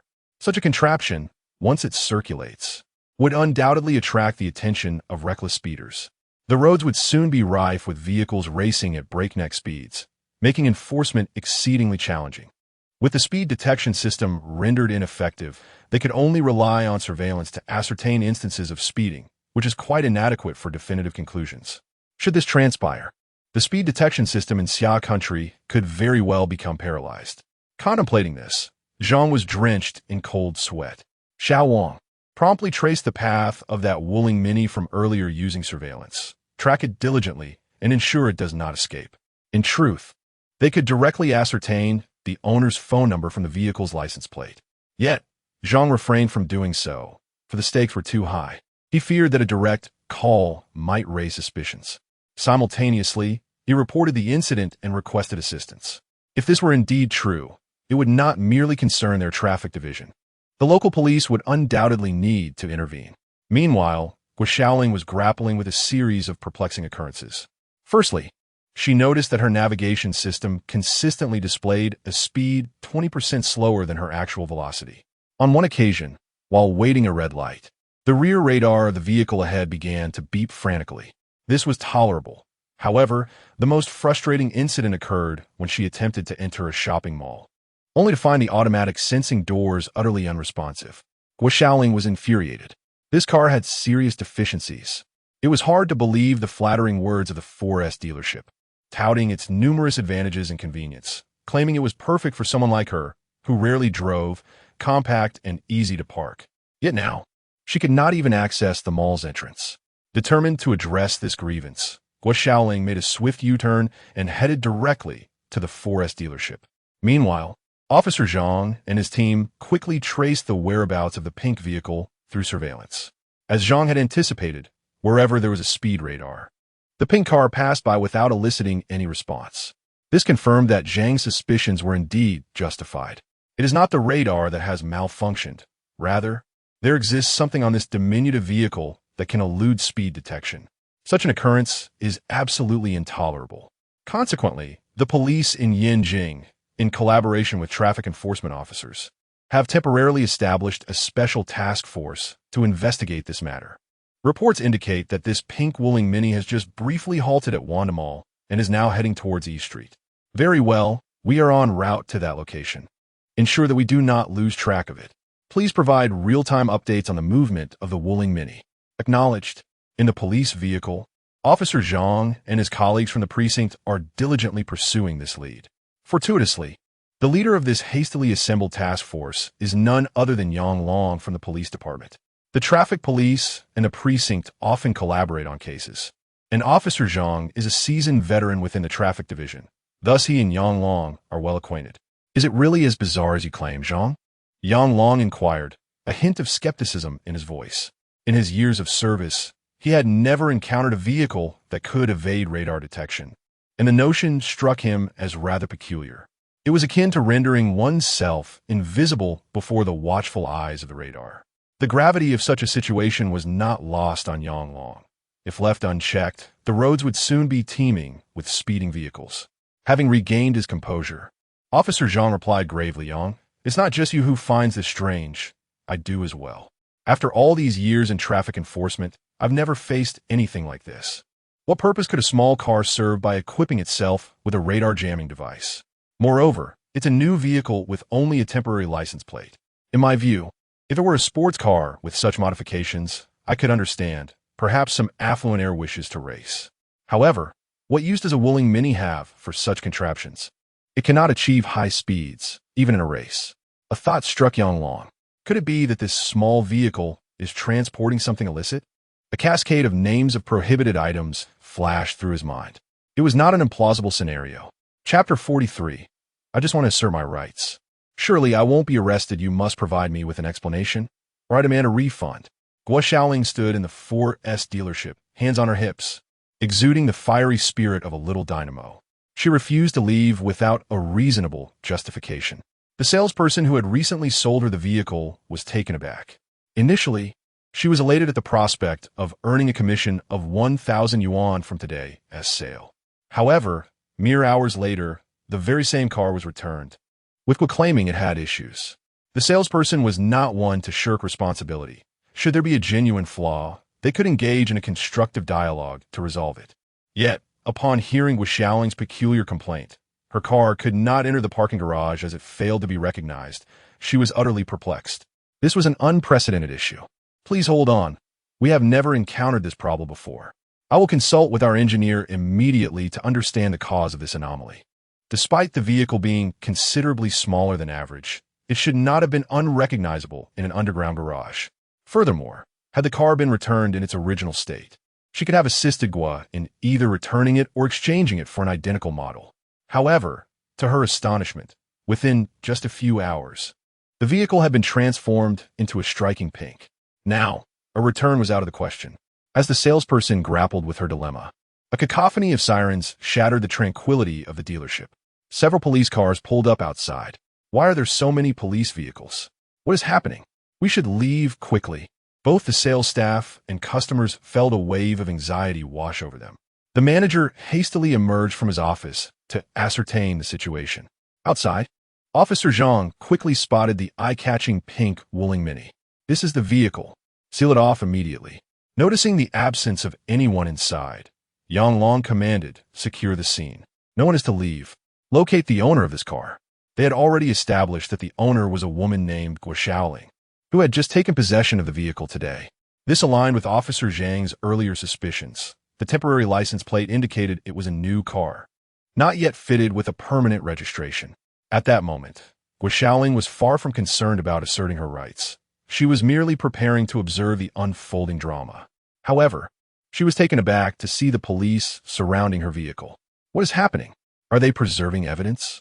Are the police here to assist me in asserting my rights? I haven't even called them. The spectacle had unexpectedly drawn her into the narrative. Yang Long and Officer Zhang then entered the 4S dealership. The manager promptly approached them. Good day, officers. What has transpired? Please let us know how we can assist you. Although the store manager remains unaware of the unfolding events, his demeanor is remarkably composed. He understands that if this matter is mishandled, his position as manager may be jeopardized. Yang Long nods in acknowledgement. We are here in search of an individual, which should not pertain to your 4S store, he asserts. The manager breathes a sigh of relief, grateful that the issue does not originate from his establishment. Yang Long surveys the surroundings and quickly spots Guo Xiaoling, making his way directly towards her. You are Guo Xiaoling, he states. Guo Xiaoling appears somewhat bewildered, questioning whether she is the one being sought. Although she is uncertain of the circumstances, she responds cooperatively. I am Guo Xiaoling. Is the Wuling outside yours? Yang Long inquires. Guo Xiaoling nods in affirmation. Do you realize what trouble you are in? He continues. This question deepens her confusion. What trouble could she possibly be in? She merely intended to assert her rights against the 4S store, and this process has yet to commence. Surely, it does not warrant legal repercussions. At this juncture, Guo Xiaoling begins to feel a twinge of anxiety. If I don't back down, so be it. Surely they wouldn't call the police on me, she ponders. Meanwhile, a saleswoman nearby gazes in astonishment, remarking on the young woman's beauty, albeit with the realization that she is not on a righteous path. The presence of so many police officers suggests that the situation is indeed serious. Guo Xiaoling contemplates the absurdity of being apprehended for merely asserting her rights, struggling to conceive of any wrongdoing on her part. Officer, I do not understand, she responds, bewildered. Yang Long narrows his eyes, scrutinizing Guo Xiaoling with subtle intensity.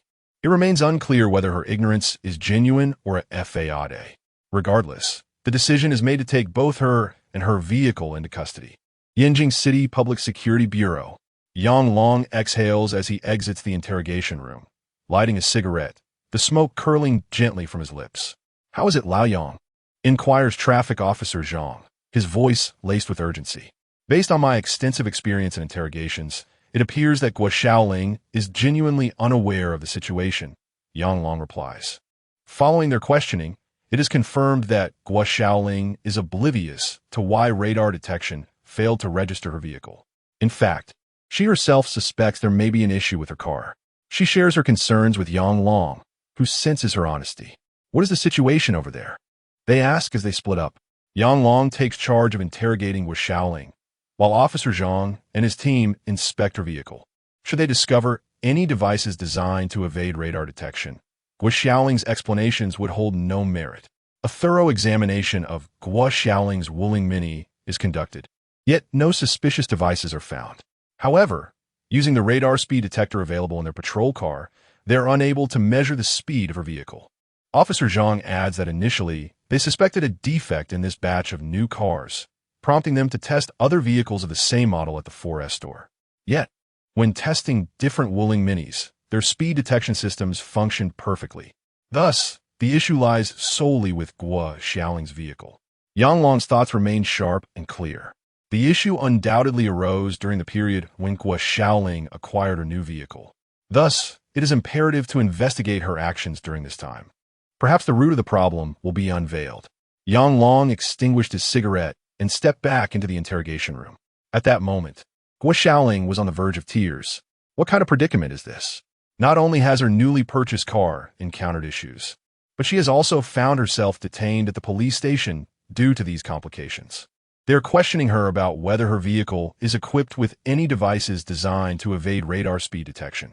How could this possibly concern her? This is, after all, a brand new car. Aside from a change in color, she has made no modifications whatsoever. If the vehicle is malfunctioning, why not approach the dealership instead of involving her? Guo Xiaoling felt that her misfortune had reached new heights. When she saw Yang Long re-enter, her eyes lit up. "Officer Yang, am I free to go now?" Guo Xiaoling wished to leave the interrogation room without delay. As a so-called delicate woman, she found herself handcuffed to the interrogation chair. It is peculiar how, when one's hands are free, there are no troubles at all, yet the moment they are restrained, an unbearable itch arises on her back, one that she cannot alleviate. The discomfort was overwhelming.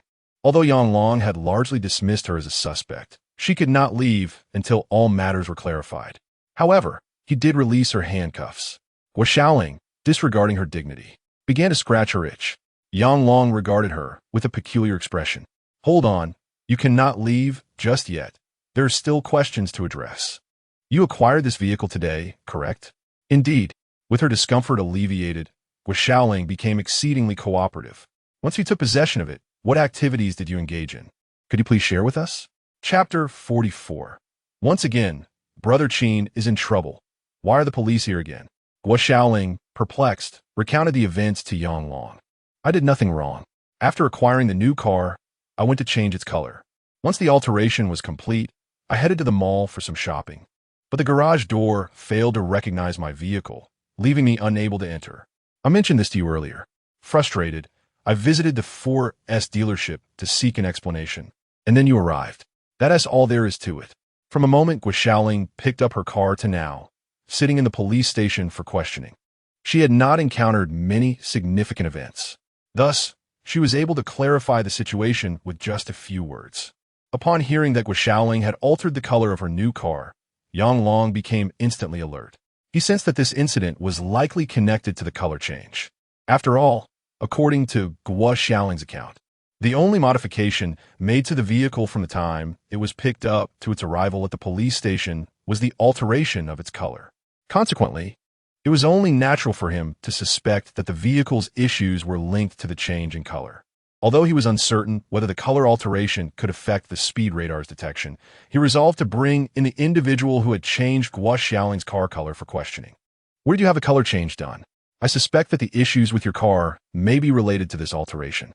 Guo Xiaoling exclaimed, her face a mask of astonishment. That's impossible. You must be mistaken. Her initial reaction was disbelief. She had been present with Qin Ming throughout the entire process of changing the color of her car. Aside from the color change, he had done nothing else. Guo Xiaoling reflected carefully on the process and felt that there was nothing amiss. Moreover, Qin Ming had no motive to act in such a manner. Could it be an act of revenge? Surely not. Her thoughts spiraled, concluding that Qin Ming was not the kind of person to resort to such madness. Then where do you think the problem lies? Yang Long contrat genuinely curious. His question caught her off guard.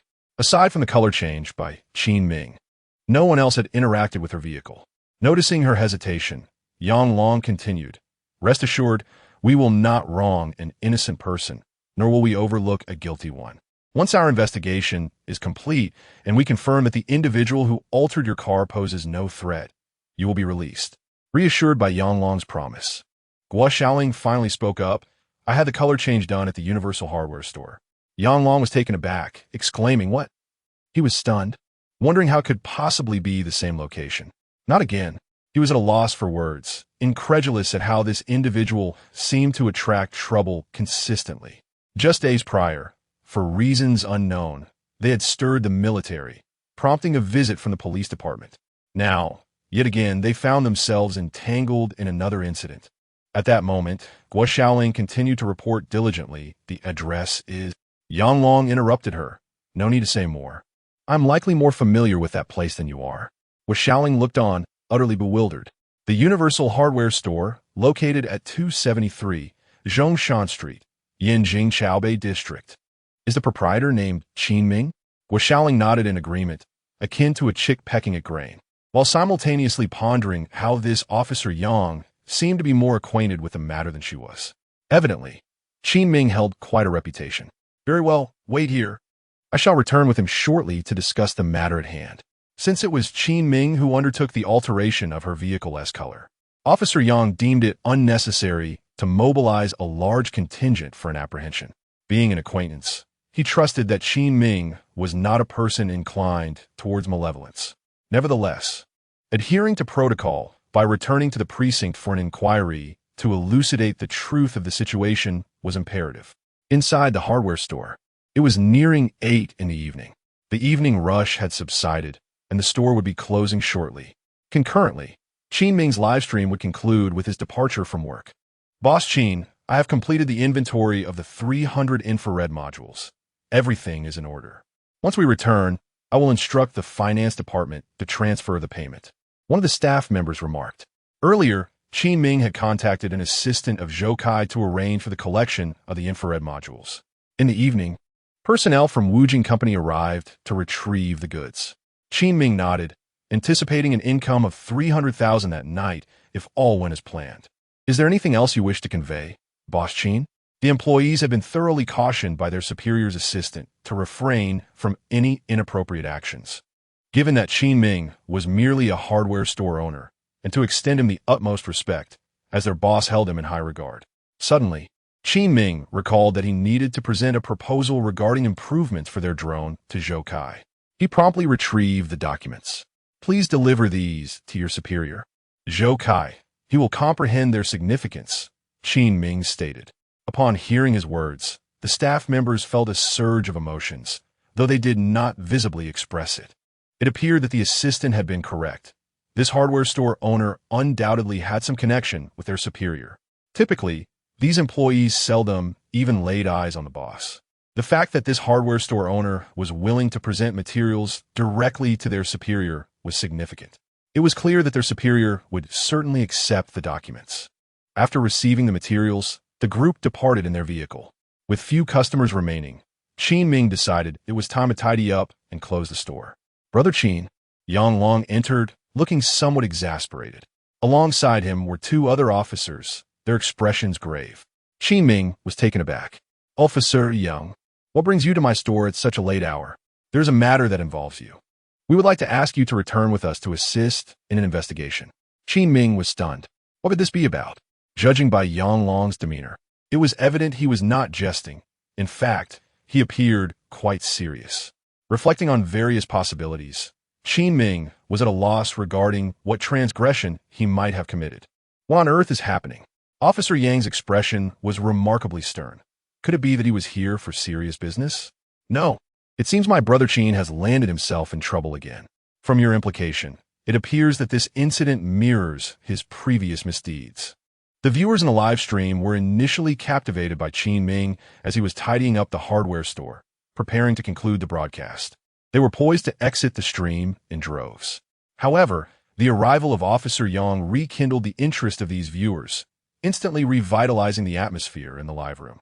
Qin Ming, unable to fathom the situation, decided to adapt spontaneously. After all, he had nothing to fear if he stood by his principles. Alrig, Officer Yang. May I close the store for a moment? Yang Long hesitated briefly, but eventually nodded in agreement, saying, "Very well, but do act swiftly."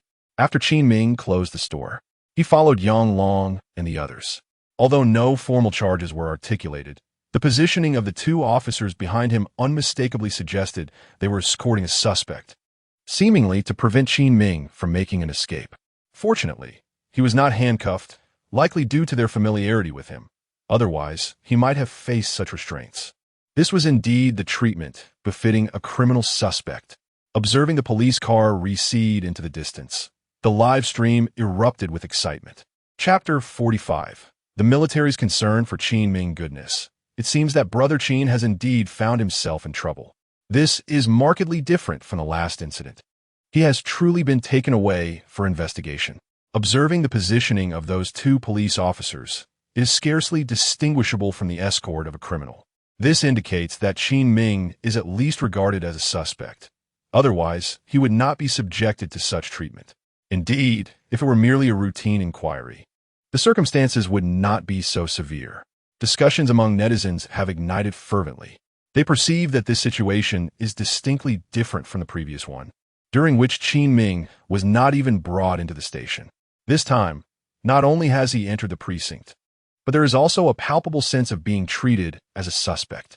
However, since Qin Ming has been taken to the police station for questioning, the photographer naturally cannot accompany him.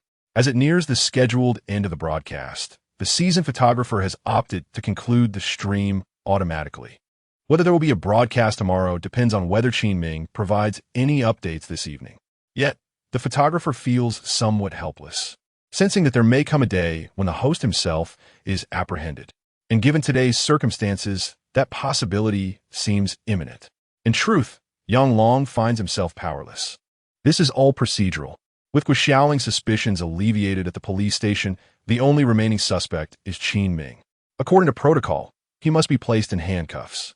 Nonetheless, considering his familiarity with Qin Ming and having vouched for him, the handcuffing was waived in this instance. Of course, it is entirely normal for suspects to be handcuffed, but once their innocence is established, they are subsequently released. Meanwhile, at the Military Research Institute cafeteria, Daegu gazes at the police car gradually receding from view. Soon, the live stream plunges into darkness. A slight frown creases her brow. She has witnessed the entirety of Qin Ming's capture. It was meant to be mealtime, and she had intended to discreetly check Qin Ming's live stream while dining, only to witness such a scene unfold. Has Qin Ming truly been apprehended? For some inexplicable reason, a flicker of anxiety stirs within Daegu, compelling her to feel that she ought to take some action. But what does Qin Ming's predicament have to do with her? Nevertheless, she swiftly rationalizes her concern. After all, the aircraft carrier's arrestor wire still requires Qin Ming's supply. If he is detained for any reason, how will he fulfill his obligations? This is no trivial matter. In the near future, the aircraft carrier of the nation is set to undergo its inaugural trial, making its official debut. Following a successful trial, it will be commissioned for service, which will inevitably escalate the demand for arrestor wires. If the supplier is incapacitated, preparations must be made in advance.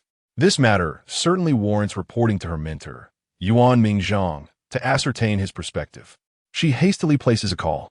On the other end, after listening to Dai Ji's explanation, Yuan Mingzhang falls silent for a moment before issuing instructions. I'm currently engaged in a highly significant meeting and cannot leave just yet. Daegu, please follow up at the police station to ascertain what has transpired. I will ensure that the authorities are informed. Notify me immediately of any developments.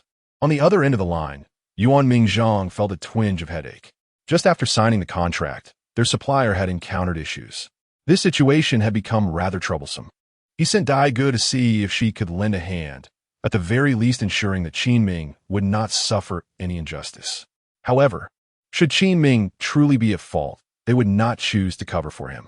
All right, I shall go now. With Yuan Mingzhang's support, Dai Ge felt considerably more confident.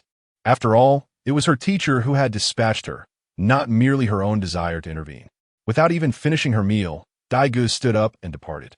In a rather absurd turn of events, Qin Ming found himself face-to-face with a familiar figure at the police station, Guo Xiaoling. It soon became evident to Qin Ming that, like him, Guo Xiaoling had been brought in for questioning. He had not anticipated that their next encounter would occur in such a place, and under such unfortunate circumstances. At this point, Qin Ming was beginning to piece together the situation. It was highly probable that the matter at hand stemmed from the color change he had made to Guo Xiaoling's vehicle earlier that day. However, the specifics remained elusive to him. Emerging from the interrogation room, Guo Xiaoling was soon followed by Yang Long, who ushered Qin Ming into the interrogation chamber. Moments later, Yang Long was left speechless. He had failed to extract any useful information from Qin Ming. Nevertheless, Qin Ming had gleaned a clear understanding of the situation from Yang Long's words. He surmised that the issue revolved around the paint used for the vehicle. After digesting Yang Long's comments, Qin Ming managed to reconstruct a rough outline of events. After he had altered the color of Guo Xiaoling's car with his paint, a series of problems had ensued. The most severe of these issues was that the vehicle could evade radar speed detection. This was the fundamental reason behind Qin Ming's visit to the police station. The ability to bypass radar speed checks could potentially paralyze the road systems of Xia country if applied to numerous vehicles. The root cause lay in the system's overly generous provisions, which often exceeded established parameters. This was not the first time such an incident had occurred. At that moment, Qin Ming found himself less anxious, as even if it were discovered that the issue was related to the paint, it would merely constitute a case of possessing hazardous materials through negligence, rather than a criminal offense. He had already formulated his defense. The paint was something he had inadvertently concocted, and he was unaware of any other applications it might possess. His logic was sound, as Qin Ming genuinely did not comprehend that there were additional uses for the substance. Had he known, he certainly would not have applied it to Guo Xiaoling's vehicle. Deep in thought, Qin Ming pondered which aspect had led to this exceeding parameters occurrence and how it could evade radar detection. Yang Long was also engaged in contemplation. After dismissing all other possibilities, his intuition pointed to an issue with Qin Ming's paint. Yet, Qin Ming's demeanor clearly suggested ignorance. Given this, it would be prudent to consult a professional to ascertain whether the paint was indeed the culprit. If it were, the hazardous materials would need to be confiscated. Most crucially, they would have to investigate who had produced this paint, as preventing its further distribution was imperative to avoid significant problems. If it is confirmed that Qin Ming's possession was accidental, it does not constitute a crime. Furthermore, the matter was discovered relatively early, and no severe repercussions ensued. There was also minimal sale or dissemination of the items involved. A reprimand and some educational measures would suffice to conclude this issue. Just as Yang Long contemplated sending someone for an appraisal, an officer summoned him from the interrogation room. "Hello, I am Dai Ge. We have met before." Yang Long was taken aback. He had not anticipated that this striking military researcher would visit their police station at such a late hour.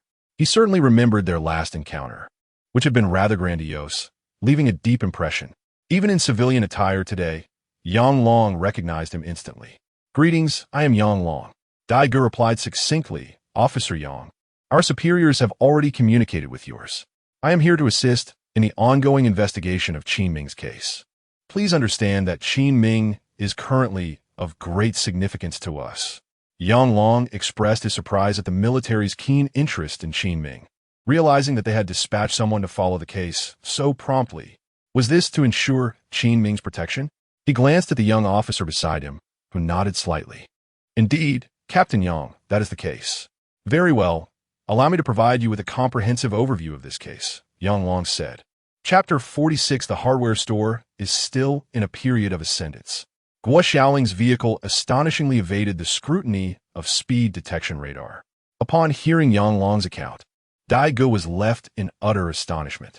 Was this not akin to the very effect they were pursuing in their study of stealth aircraft?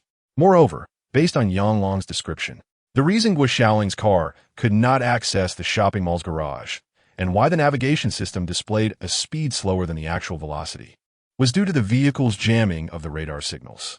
Dai Ge speculated that it might be Qin Ming's paint that enabled Guo Xiaoling's car to evade radar detection. She suddenly comprehended Yang Long's rationale for bringing Qin Ming back. Yang Long nodded, affirming his thoughts. Could it be mere coincidence? Dai Ge felt a tinge of skepticism. As she was currently delving into this very subject matter, she found herself unusually sensitive to terms like radar and paint. Could it be that this substance also possessed stealth properties? A flutter of excitement surged within Dai Ge, only to be quickly quelled. She felt slightly unhinged. Even if this paint could indeed evade radar speed detectors, it was nearly impossible to entirely shield against radar across all frequencies and angles. Such a notion seemed far-fetched. To imagine a paint produced by an unknown company that fortuitously possessed some radar jamming capabilities sufficient to meet the military's requirements for stealth coatings. Furthermore, this was still merely conjecture. It had yet to be confirmed whether Qin Ming's paint was the cause of this phenomenon or if it was due to some other reason. Dai Ge considered her thoughts to be somewhat impractical. The last time, the rope she purchased from Qin Ming's hardware store had fortuitously resolved the issue of the aircraft carrier's arrestor wire. Such unrealistic fantasies ought to be extinguished at the earliest opportunity. Since you harbor suspicions, we should verify whether it is indeed the paint that renders the speed radar ineffectual. Dai Ge proposed. That is the case, but as you're the expert in this area, what department do you think we should approach for testing? Yang Long inquired, somewhat embarrassed. While he excelled in apprehending criminals and solving cases, he had never encountered a situation requiring the testing of whether paint could evade radar detection. For a moment, he was at a loss regarding which departmental personnel to enlist for assistance. After contemplating, Dai Ge concluded that the quickest means of obtaining results would likely be through the Military Research Institute, as they were currently engaged in relevant studies. Their facilities were extensive and could yield results swiftly. Our research institute can conduct the testing. We should send a vehicle there. Results should be available by tomorrow. Dai Jie replied. Yang Long was elated. The willingness of the Military Research Institute to assist in the testing was indeed fortuitous. In light of this, Qin Ming and Ma Xiaoling could take their leave, as they were merely suspects at this stage. Without definitive evidence linking the Wuling Mini's evasion of radar speed detection to Qin Ming's paint, even if it were due to the paint. If Qin Ming were merely guilty of negligent possession, it would not constitute a crime. Upon his release, he was surprised to find Dai Ge had also arrived. He approached to offer a greeting, only to learn that Dai Ge had been dispatched to assist with the case. Qin Ming sensed that individuals from the military, like Dai Ge, typically refrained from intervening in local matters. The only reason for their involvement seemed to be his own recent apprehension. Simultaneously, Guo Xiaoling was also released. Although they were not arrested, should there be any developments in the case, they would be required to return immediately. Guo Xiaoling cast a reproachful glance at Qin Ming, inquiring, Brother Qin, is the issue with my car a result of you changing its color? Reflecting on her solitude earlier, she gradually connected the dots. Today, aside from Qin Ming, no one else had touched her car. Discounting all other possibilities, only one answer remained.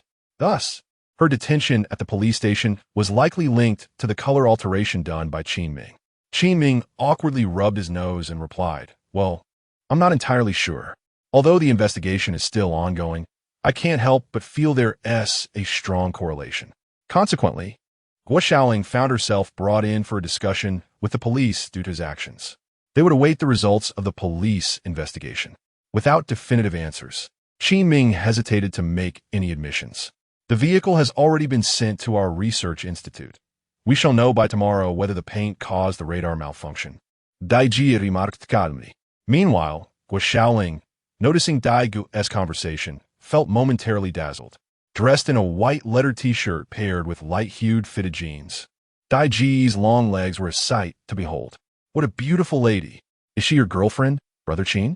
Guo Xiaoling blurted out. Qin Ming, upon hearing this, experienced a slight twitch of his lips. No, we're just good friends.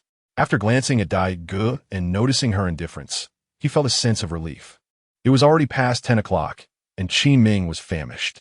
Feeling a tinge of guilt towards Guo Xiaoling, he suggested they go for barbecue, as it was the only type of establishment still open at that hour. Sound great, Guo Xiaoling eagerly responded. After being interrogated for a good part of the day, she was ravenous and decided that this time she would treat Qin Ming generously to balance the scales, given that her status as a little internet celebrity had led her to the police station. Initially, Dai Ge intended to decline, but sensing Guo Xiaoling's enthusiasm, she felt an inexplicable sense of urgency and inexplicably agreed. At the barbecue stall, while Qin Ming and Guo Xiaoling enjoyed skewers of lamb, they each downed a bottle of beer. Dai Ge, needing to return to the research institute that evening, abstained from alcohol, sitting upright and quietly savoring her grilled skewers. So, Brother Qin, do you have a girlfriend? Guo Xiaoling inquired, emboldened by the slightest buzz from the alcohol. Qin Ming was quite handsome. The tasks at hand are undeniably commendable, even to the extent of being able to repair a toilet. Despite being quite young and having opened a hardware store, there exists a hint of a desire to recline and embrace a leisurely retirement. Nevertheless, he is a proprietor, which is no small feat. There are no significant flaws in his character, except perhaps for the absence of a romantic partner. Although Dai Ge remained silent, he attentively listened, his ears perked up. Qin Ming chuckled.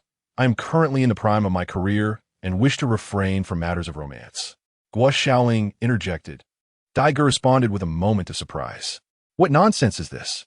You, the owner of a hardware store, claim to be in the prime of your career? King Yi, what peak are you referring to? Guo Xiaoling probed further. Of course, my hardware store is still on the rise. Qin Ming replied with utmost seriousness. Guo Xiaoling couldn't help but laugh at Qin Ming's antics. Stop joking. How far can a hardware store rise?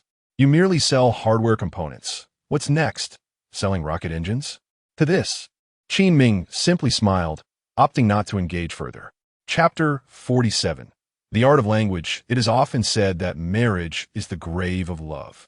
Currently, Qin Ming finds himself in a position of singular contentment, free from parental pressures to marry. He enjoys the liberty of being unencumbered, reveling in his independence without a thought for relationships. Suddenly, the shrill ring of a mobile phone disrupts the tranquility. Guo Xiaoling glances at the caller ID and a mask of distress crosses her features. Even the aroma of her roasted chicken wings pales in comparison. After a moment of hesitation, she answers the call. Mother, what is your command? She inquires cautiously. What do you mean by command? Why did you not attend the matchmaking event this evening? Though the call is not on speaker, it is evident that Guo Xiaoling's mother is seething with anger. Qin Ming and Dai Ge, seated nearby, can overhear the conversation quite clearly.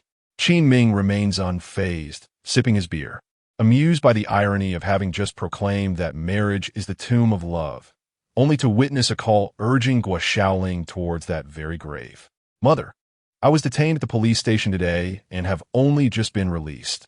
There's a valid reason, Guo Xiaoling protests. It is not that she is disinterested in finding a boyfriend.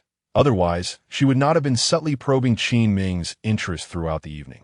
The crux of the matter lies in her mother's increasingly frantic attempts to arrange suitable matches for her, introducing her to a parade of so-called high-quality men. Guo Xiaoling had no desire to attend tonight's event, and as fate would have it, her predicament provided a convenient excuse. Do you expect me to believe that? Your excuses grow more absurd by the day, her mother retorts, exasperation evident in her voice. Guo Xiaoling's expression reflects her despair. Previously, she had skillfully conjured various justifications to placate her mother, but today's predicament is genuine. You spend your days idly at home, seemingly unoccupied, and refuse to find a partner and settle down. How can we possibly rest easy? Her mother admonishes. I have told you, I am pursuing a career as a streamer. That is legitimate work. Guo Xiaoling laments, feeling daunted by her mother's incessant nagging. In the eyes of her parents' generation, her work from home is dismissed as idleness, prompting their relentless pressure for her to marry and find stability. On the sidelines, Qin Ming finds amusement in Guo Xiaoling's maternal entreaties, savoring his beer and skewers with newfound delight. He adopts an aloof, spectator's demeanor, much to Guo Xiaoling's irritation. Yet, a clever idea soon dawns on her, a temporary escape from her plight. Guo Xiaoling covers her phone and whispers to Qin Ming, "Brother Qin, stop spectating and lend me a hand." "What sort of help?" Qin Ming asks, puzzled. "Pretend to be my boyfriend and help me deceive my mother." Qin Ming's eyes widen in disbelief. He cannot fathom how she can so boldly request his assistance in deceiving her mother. This is a scenario he has only encountered in dramas, and he is taken aback that such situations occur in reality. Isn't that inappropriate? He instinctively protests. He has seen enough television to know that such plots often lead to unforeseen complications. In the end, it all turned out to be a genuine romance, despite Qin Ming believing he could never develop feelings for Guo Xiaoling. Nevertheless, he found himself entangled in the aftermath. Once deception occurs, it inevitably leads to further deceit. What a cumbersome affair. Guo Xiaoling adopted a pleading expression, yet when she noticed Qin Ming remained unmoved, she resolved to adopt a firmer stance. "The reason I ended up in the police station this time is likely due to your influence. If you assist me now, once the outcome is confirmed to be your fault, I shall let it slide. Otherwise, HMPF." She emphatically shook her small fist, asserting her unwillingness to be trifled with. Upon hearing this, Qin Ming was immediately perplexed. Guo Xiaoling's assertion was not unfounded. Her current predicament with the police could very well be linked to his paint. Should the truth be unveiled, given Guo Xiaoling's temperament, it was quite plausible she might seek retribution from him, coupled with a lingering sense of guilt he felt towards her after weighing the situation. Qin Ming reluctantly nodded in agreement to her request. Seeing Qin Ming acquiesce, a slight smile crept onto Guo Xiaoling's lips, revealing her two small canine teeth. "Mother, at this point, I shall not conceal anything from you. I am already in a relationship. You've been orchestrating blind dates for me unnecessarily." Surprised by her daughter's revelation, Guo Xiaoling's mother responded with skepticism. "Little girl, are you deceiving your mother again?" To which Guo Xiaoling retorted, "How could I be lying? If you don't believe me, we can video call. My boyfriend is right beside me." Startled by this, Guo Xiaoling's mother pondered, could it be true that Lingling actually had a boyfriend? After all, it was quite late. Who else would stay with her at this hour if not a boyfriend? "All right, let us video call. I want to see." As the call was initiated, Qin Ming quickly wiped the grease from his mouth and straightened his posture. Guo Xiaoling activated the video function, directing the camera towards Qin Ming. "Hello, Auntie. I am Qin Ming." He beamed with the radiant smile typical of promotional advertisements. Hello, you must be Xiao Qin, right?" Guo Xiaoling's mother responded with palpable delight, immediately taken by Qin Ming's handsome appearance, which met her approval. It seemed that Lingling had indeed not been fooling her. However, she still needed to scrutinize this young man. "Where did you graduate from, and what is your occupation?" she inquired. "Mom?" Guo Xiaoling complained. Is it appropriate to ask those questions upon first meeting? Moreover, she feared that Qin Ming's profession as a hardware store owner might not pass her mother's scrutiny. Qin Ming chuckled and replied, "Annie, I graduated from Hucking University." Upon hearing this, Guo Xiaoling's mother appeared even more pleased. "Ah, a distinguished graduate. And as for my work, I am currently engaged in collaboration with Wujing Company while supplying goods to our military," Qin Ming declared, embellishing the truth for Guo Xiaoling's mother's benefit. At this revelation, both Dai Gu and Guo Xiaoling were momentarily taken aback. Was this the artistry of language? Qin Ming's hardware store, with a mere mention, has instantly elevated itself to a stature comparable to that of the renowned Wujing Company. The remarkable aspect is that Qin Ming spoke nothing but the truth. He simply omitted the detail that he operates a hardware store. Guo Xiaoling, positioned behind the camera, repeatedly gave him a thumbs up, thoroughly pleased with his performance. Not only was Guo Xiaoling satisfied, but on the other end of the line, her mother was equally elated. Qin Ming was not only a distinguished scholar, but also the owner of a company.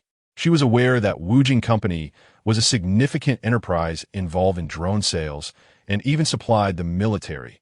Truly impressive. With a beaming smile, Guo's mother exclaimed, "That's wonderful. You and Lingling should nurture your relationship. I shall not intrude." Do come over to our home sometime. I will prepare a delicious feast for you. After exchanging a few more pleasantries, Qin Ming ended the call.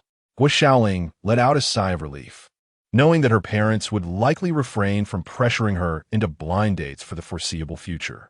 Brother Qin, you are remarkable. Guo Xiaoling once again gave him a thumbs up. Let me raise a glass in your honor. Let bygones be bygones, and we shall not dwell on the past. Guo Xiaoling was in high spirits.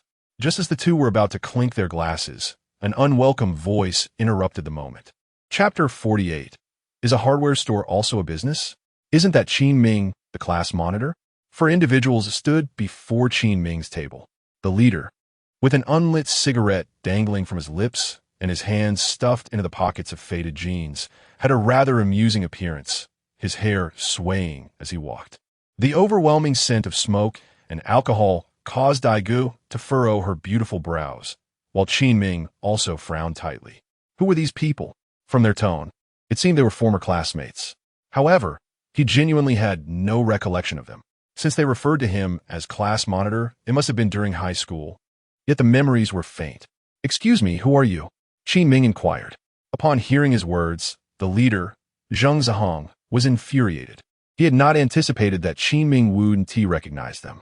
Zheng Zihong was indeed a high school classmate of Qin Ming. They remembered him well, for he was not only the top student in their grade, but also the best in the entire school, ultimately securing admission to Hucking University. They certainly had a clear memory of him, while Zheng Zihong and his friends, being at the bottom of the class, spent their time smoking, drinking, and chatting rather than studying, leading to no interaction with Qin Ming. Today, they had come to the barbecue stand primarily to celebrate Zheng Zihong landing a good job. After graduating from high school, these underachievers could not enroll in university. Some dropped out to work, while others attended vocational schools to learn trade. Zheng Zihong had pursued automotive repair and, after a few years working in an auto repair factory in Yanjing, he was fortunate enough to be recruited by a motorcycle racing team in need of technicians. Through a series of gifts and networking, he finally achieved his goal of joining the racing team. Typically, a racing team has 7 or 8 technicians responsible for maintaining motorcycles and various logistical tasks, along with a head technician who manages the others and a race engineer who directly coordinates with the riders, representing the highest level in the team. Although Zheng Zihong was merely a technician, his monthly salary exceeded 30,000, making him the most successful among his peers, earning even more than many respectable university graduates. Moreover, the job was far less strenuous than working in an auto repair shop. Maintaining their camaraderie, Zheng Zihong's announcement of his new job prompted his friends to insist he treat them to a meal under the pretense of celebrating his achievement. While they were drinking earlier, they had spotted Qin Ming, who was often described by their parents as the ideal child, instilling in them a sense of inferiority. Additionally, Qin Ming was accompanied by 2 stunning beauties, stirring feelings of envy among the group. However, Zheng Zihong had not intended to approach him, fearing it would be a form of self-sabotage. Yet, upon hearing someone mention that Qin Ming had not joined any major company, their curiosity was piqued. Instead, he inherited his father's hardware store and is now running it. After several confirmations, Zheng Zihong's demeanor shifted dramatically. It was evident he needed to catch up with Qin Ming. At this moment, witnessing Qin Ming's apparent lack of recognition towards him, although irritated, Zheng Zihong still took the initiative to remind him, I am Zheng Zihong, your high school classmate. Back then, our academic performance was certainly not as commendable as that of the esteemed class monitor, and we always sat in the last row. You probably don't remember us. The other 3 individuals promptly introduced themselves as well. Upon hearing Zheng Zihong's words, Qin Ming experienced a faint flicker of recollection. They were likely among the students with the poorest grades in class. In truth, Qin Ming harbored a slight aversion to social niceties. Hence he responded indifferently, "Oh, old classmates." What a coincidence. And the conversation did not progress further. Qin Ming's aloofness only served to infuriate Zheng Zihong further. What are you up to these days, Qin Ming? Zheng Zihong inquired casually. I am in business, Qin Ming replied. Internally, Zheng Zihong scoffed. In business, you say? How eloquent. Yet it merely amounts to running a hardware store. What business? He pressed. A hardware store, came Qin Ming's answer. Zheng Zihong, let out a derisive laugh. Really? Opening a hardware store is now considered being a business? He felt a wave of relief wash over him, confirming that Qin Ming's situation was not as prosperous as his own. How much could one earn from running a hardware store? In his view, it was merely enough to meet basic needs. Compared to his own monthly salary of 30,000, there remained a significant disparity. Although he said little, his expression clearly conveyed disdain. The other three individuals surrounding them could not help but stifle their laughter.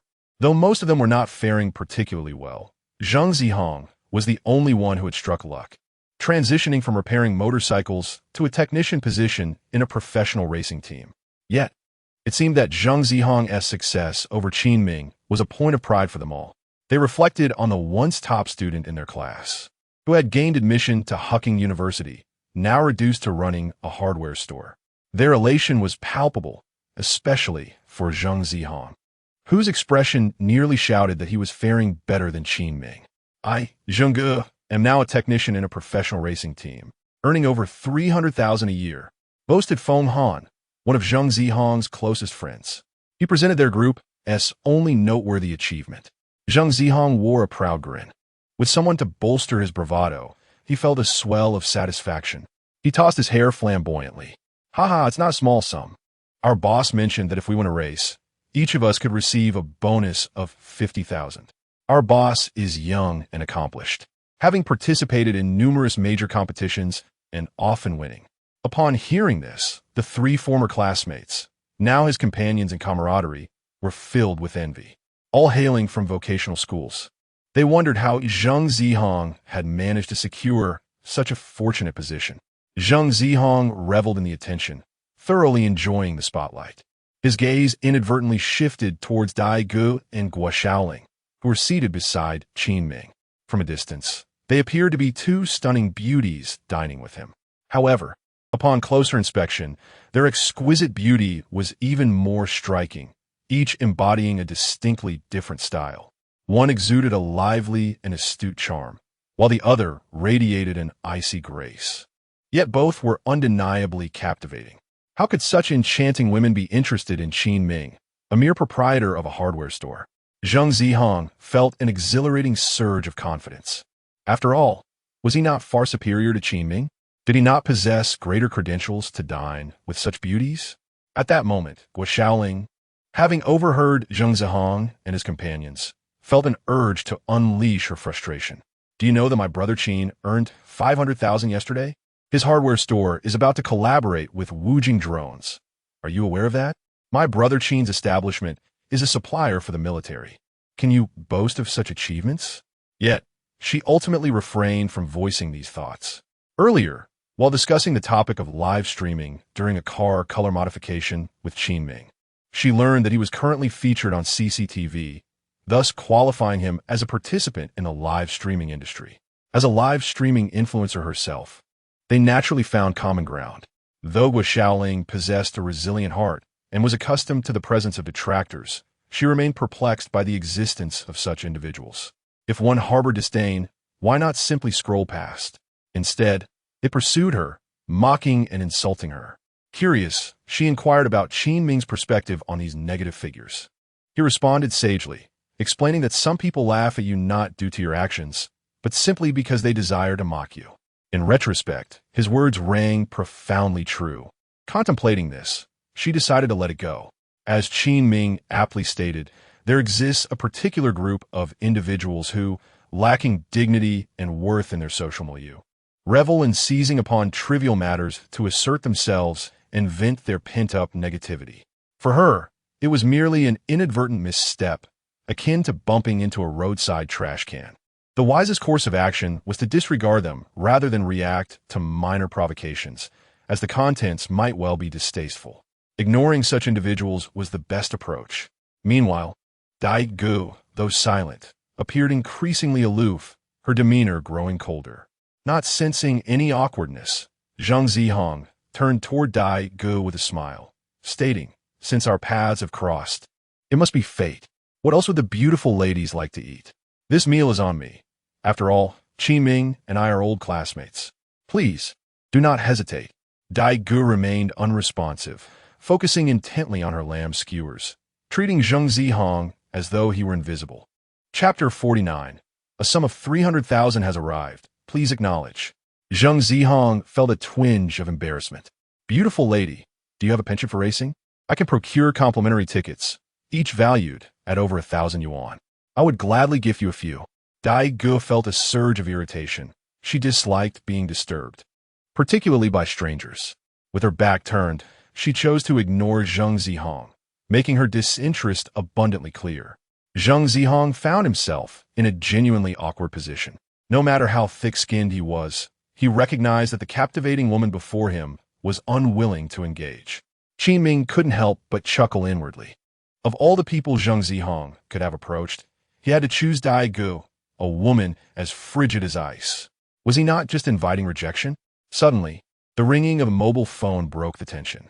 Guo Xiaoling initially thought it was her own phone that was ringing. Upon checking, she realized it was Dai Ji's. Dai Gu answered the call. "Mom, what is it?" The voice from the other end caused her expression to shift, revealing a hint of hesitation, mirroring Guo Xiaoling's earlier demeanor. Dai Gu shot a meaningful glance at Qin Ming, who was puzzled by her gaze. "What's the matter? Why are you looking at me?" "Mom, please refrain from introducing me to potential suitors. I am already in a relationship." "Yes, his name is Qin Ming. Let me have him say a few words to you." Dai Ji's parents had come to Beijing not only for leisure, but also with the intention of urging her to find a partner, concerned that their daughter, who spent all her time in the laboratory, was becoming increasingly detached from the world. They worried that she might miss her chance at love. However, due to her busy schedule, they had not managed to speak with her. Tonight's call was yet another gentle nudge for her to consider matchmaking. Qin Ming was momentarily taken aback by the unexpected turn of events. Such a unilateral decision seemed rather audacious. Dai Gu looked to him for assistance, and for the first time, he witnessed such an expression from her. Nevertheless, with a mindset of whether it's one sheep or two, they both need to be herded, he reluctantly took the phone from her. Qin Ming was now quite adept at handling these situations, and he began conversing with Dai Ji's mother. Meanwhile, Zheng Zihong and his companions were left in astonishment. This stunning woman was Qin Ming's girlfriend? What merit did a man who ran a hardware store possess to deserve her? Suddenly, everything clicked for Zheng Zihong. No wonder she had brushed him off. She was already taken by Qin Ming. It was only natural for her to disregard his advances in front of her boyfriend. That he had not been rebuffed outright was, in itself, a stroke of luck. Zheng Zihong felt a pang of resentment, convinced that his own attractiveness could rival Qin Ming's. Why had he not encountered the enchanting Dai Gu sooner? Perhaps if he had, she could have been his. "All right then, I shall visit your mother when I have the time." Qin Ming concluded the call. Dai Ji's mother had merely inquired about how they met and requested that he take good care of Dai Gu without delving into further details. Qin Ming easily managed to brush it off. After returning her phone, Dai Gu looked at him with immense gratitude, as he had effectively resolved a significant issue for her. Zheng Zihong, who had previously doubted his own charm, now regained his confidence.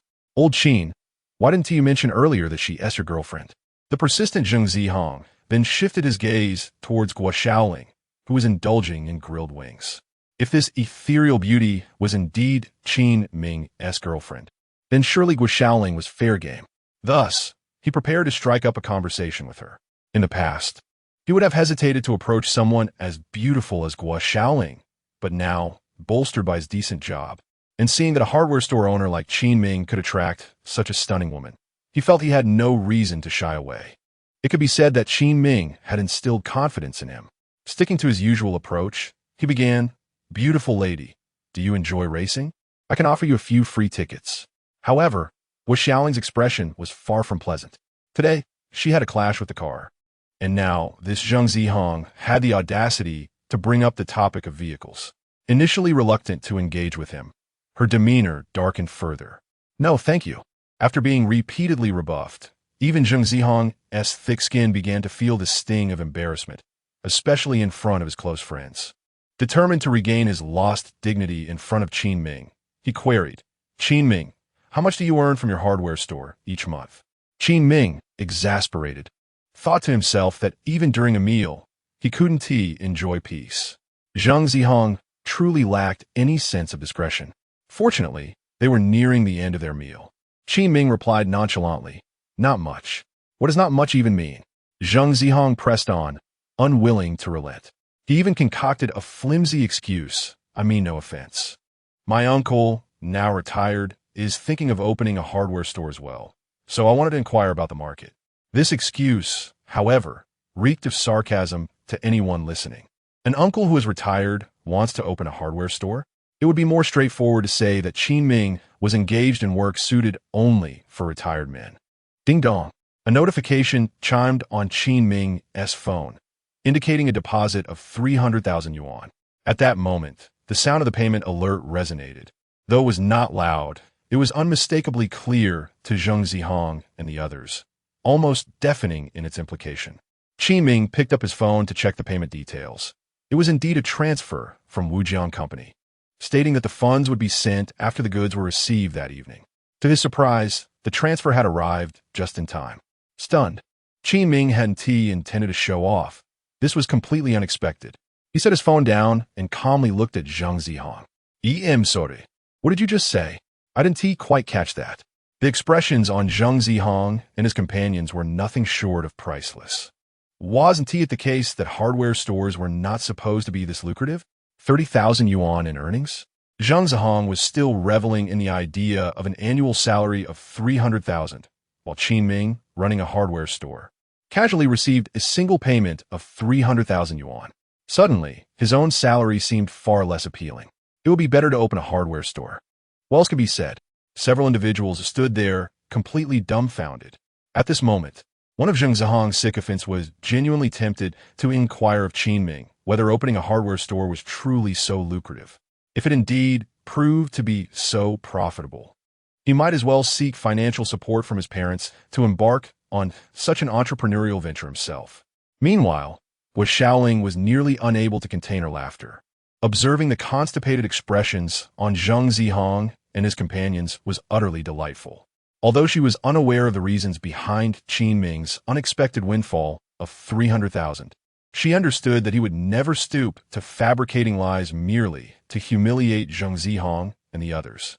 In other words, while Zheng Zihong was posturing, he fortuitously encountered someone who had just transferred funds to Qin Ming, effectively putting Zheng Zihong in a precarious position. Daigo, typically a serious individual, wore a smile that was neither here nor there, clearly struggling with suppressed amusement. With a chuckle, Zheng Zihong awkwardly forced a laugh. He no longer dared to ask any questions, fearing that the answers might further embarrass him. Rising from his seat, Qin Ming declared, "Now that we have finished our meal, we shall take our leave. Oh, and Zheng, you mentioned treating us earlier, so please remember to settle the bill." "Thank you." This audacious classmate seemed intent on slapping him in the face. It would be unacceptable not to take advantage of the situation. Dai Gu and Guo Xiaoling quietly stood up, avoiding the gazes of the onlookers. They turned and strode away with Qin Ming, struggling to contain their laughter, fearful of being discovered. Zheng Zihong at that moment was left in a state of confusion. What was he even trying to accomplish? He had failed to impress the beautiful women and ended up footing the bill for a meal. "Feng Yi," Feng Han called out in an inquisitive tone. "What now?" Zheng Zihong replied, his mood soured.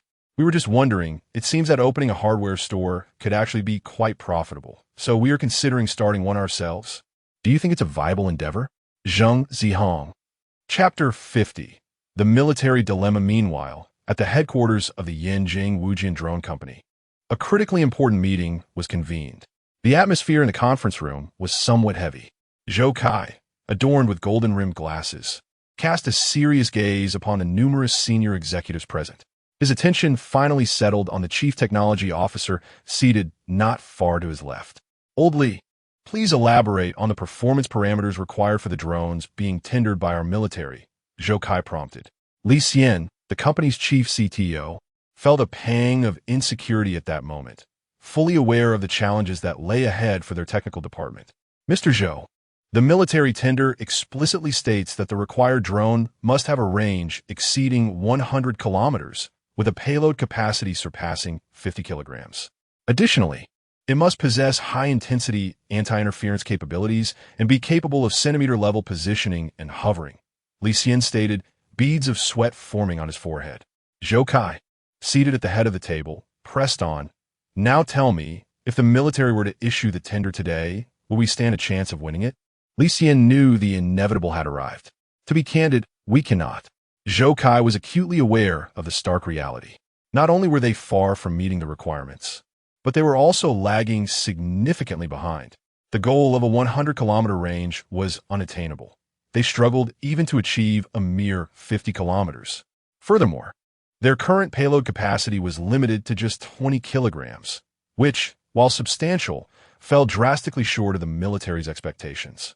The purpose of Zhou Kai's inquiry was to underscore the gravity of the situation to Li Xian and everyone present. Rest assured, we are all unable to meet these standards, let alone our competitors in Xia country. No company can secure the tender. This assertion was not unfounded. Presently, in the civilian drone market of Xia country, Wujin Drone Company had established a dominant position, leading in technology. If they found it challenging to meet the military's tender requirements, other companies stood even less of a chance. However, Zhou Kai's vision extended further. Although they currently held a commanding lead, it also indicated that the civilian market in Xia country was nearing saturation.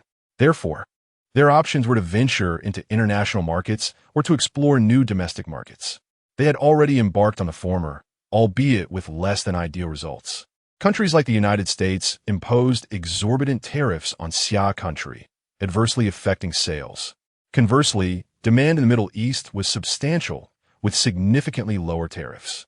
Zhou Kai believed that the domestic market had yet to be fully exploited. The current infrared module modification project was his attempt to tap into new markets, such as those for police and fire departments. However, this market was relatively small. What Zhou Kai truly aspired to penetrate was the military market of Xia country. Securing a foothold in the military sector would elevate their company to new heights within Xia country, especially as the military now expressed intentions to procure. The military's procurement of drones is, of course, aimed at their eventual deployment on the battlefield to serve a significant purpose. However, to withstand the harsh conditions of warfare, the requirements for these drones must undoubtedly exceed those of their civilian counterparts. In order to ensure that drones can fulfill truly valuable roles in combat, such as providing logistical support in extreme environments, the military has stipulated baseline parameters for the bidding process. Should these specifications not be met, the utility of the drones in a battlefield context would be considerably diminished. Moreover, this represents merely the foundational criteria. The military has yet to mention the necessity for further development of practical features to adapt to the increasingly diverse battlefield scenarios. Even with these baseline parameters, the challenge has proven formidable for all the technical designers at Wujin Company. This is the minimum requirement. Failing to meet it eliminates any justification for military procurement. The company's upper management, including the chief technical engineer, who is typically the most in need of innovative research and development, has, when confronted with the military's challenges, not focused on surmounting these obstacles. Instead, they have contemplated the notion that other competing companies are equally incapable of meeting the standards, considering benchmarking against those lesser competitors. This is what has infuriated Zhou Kai the most.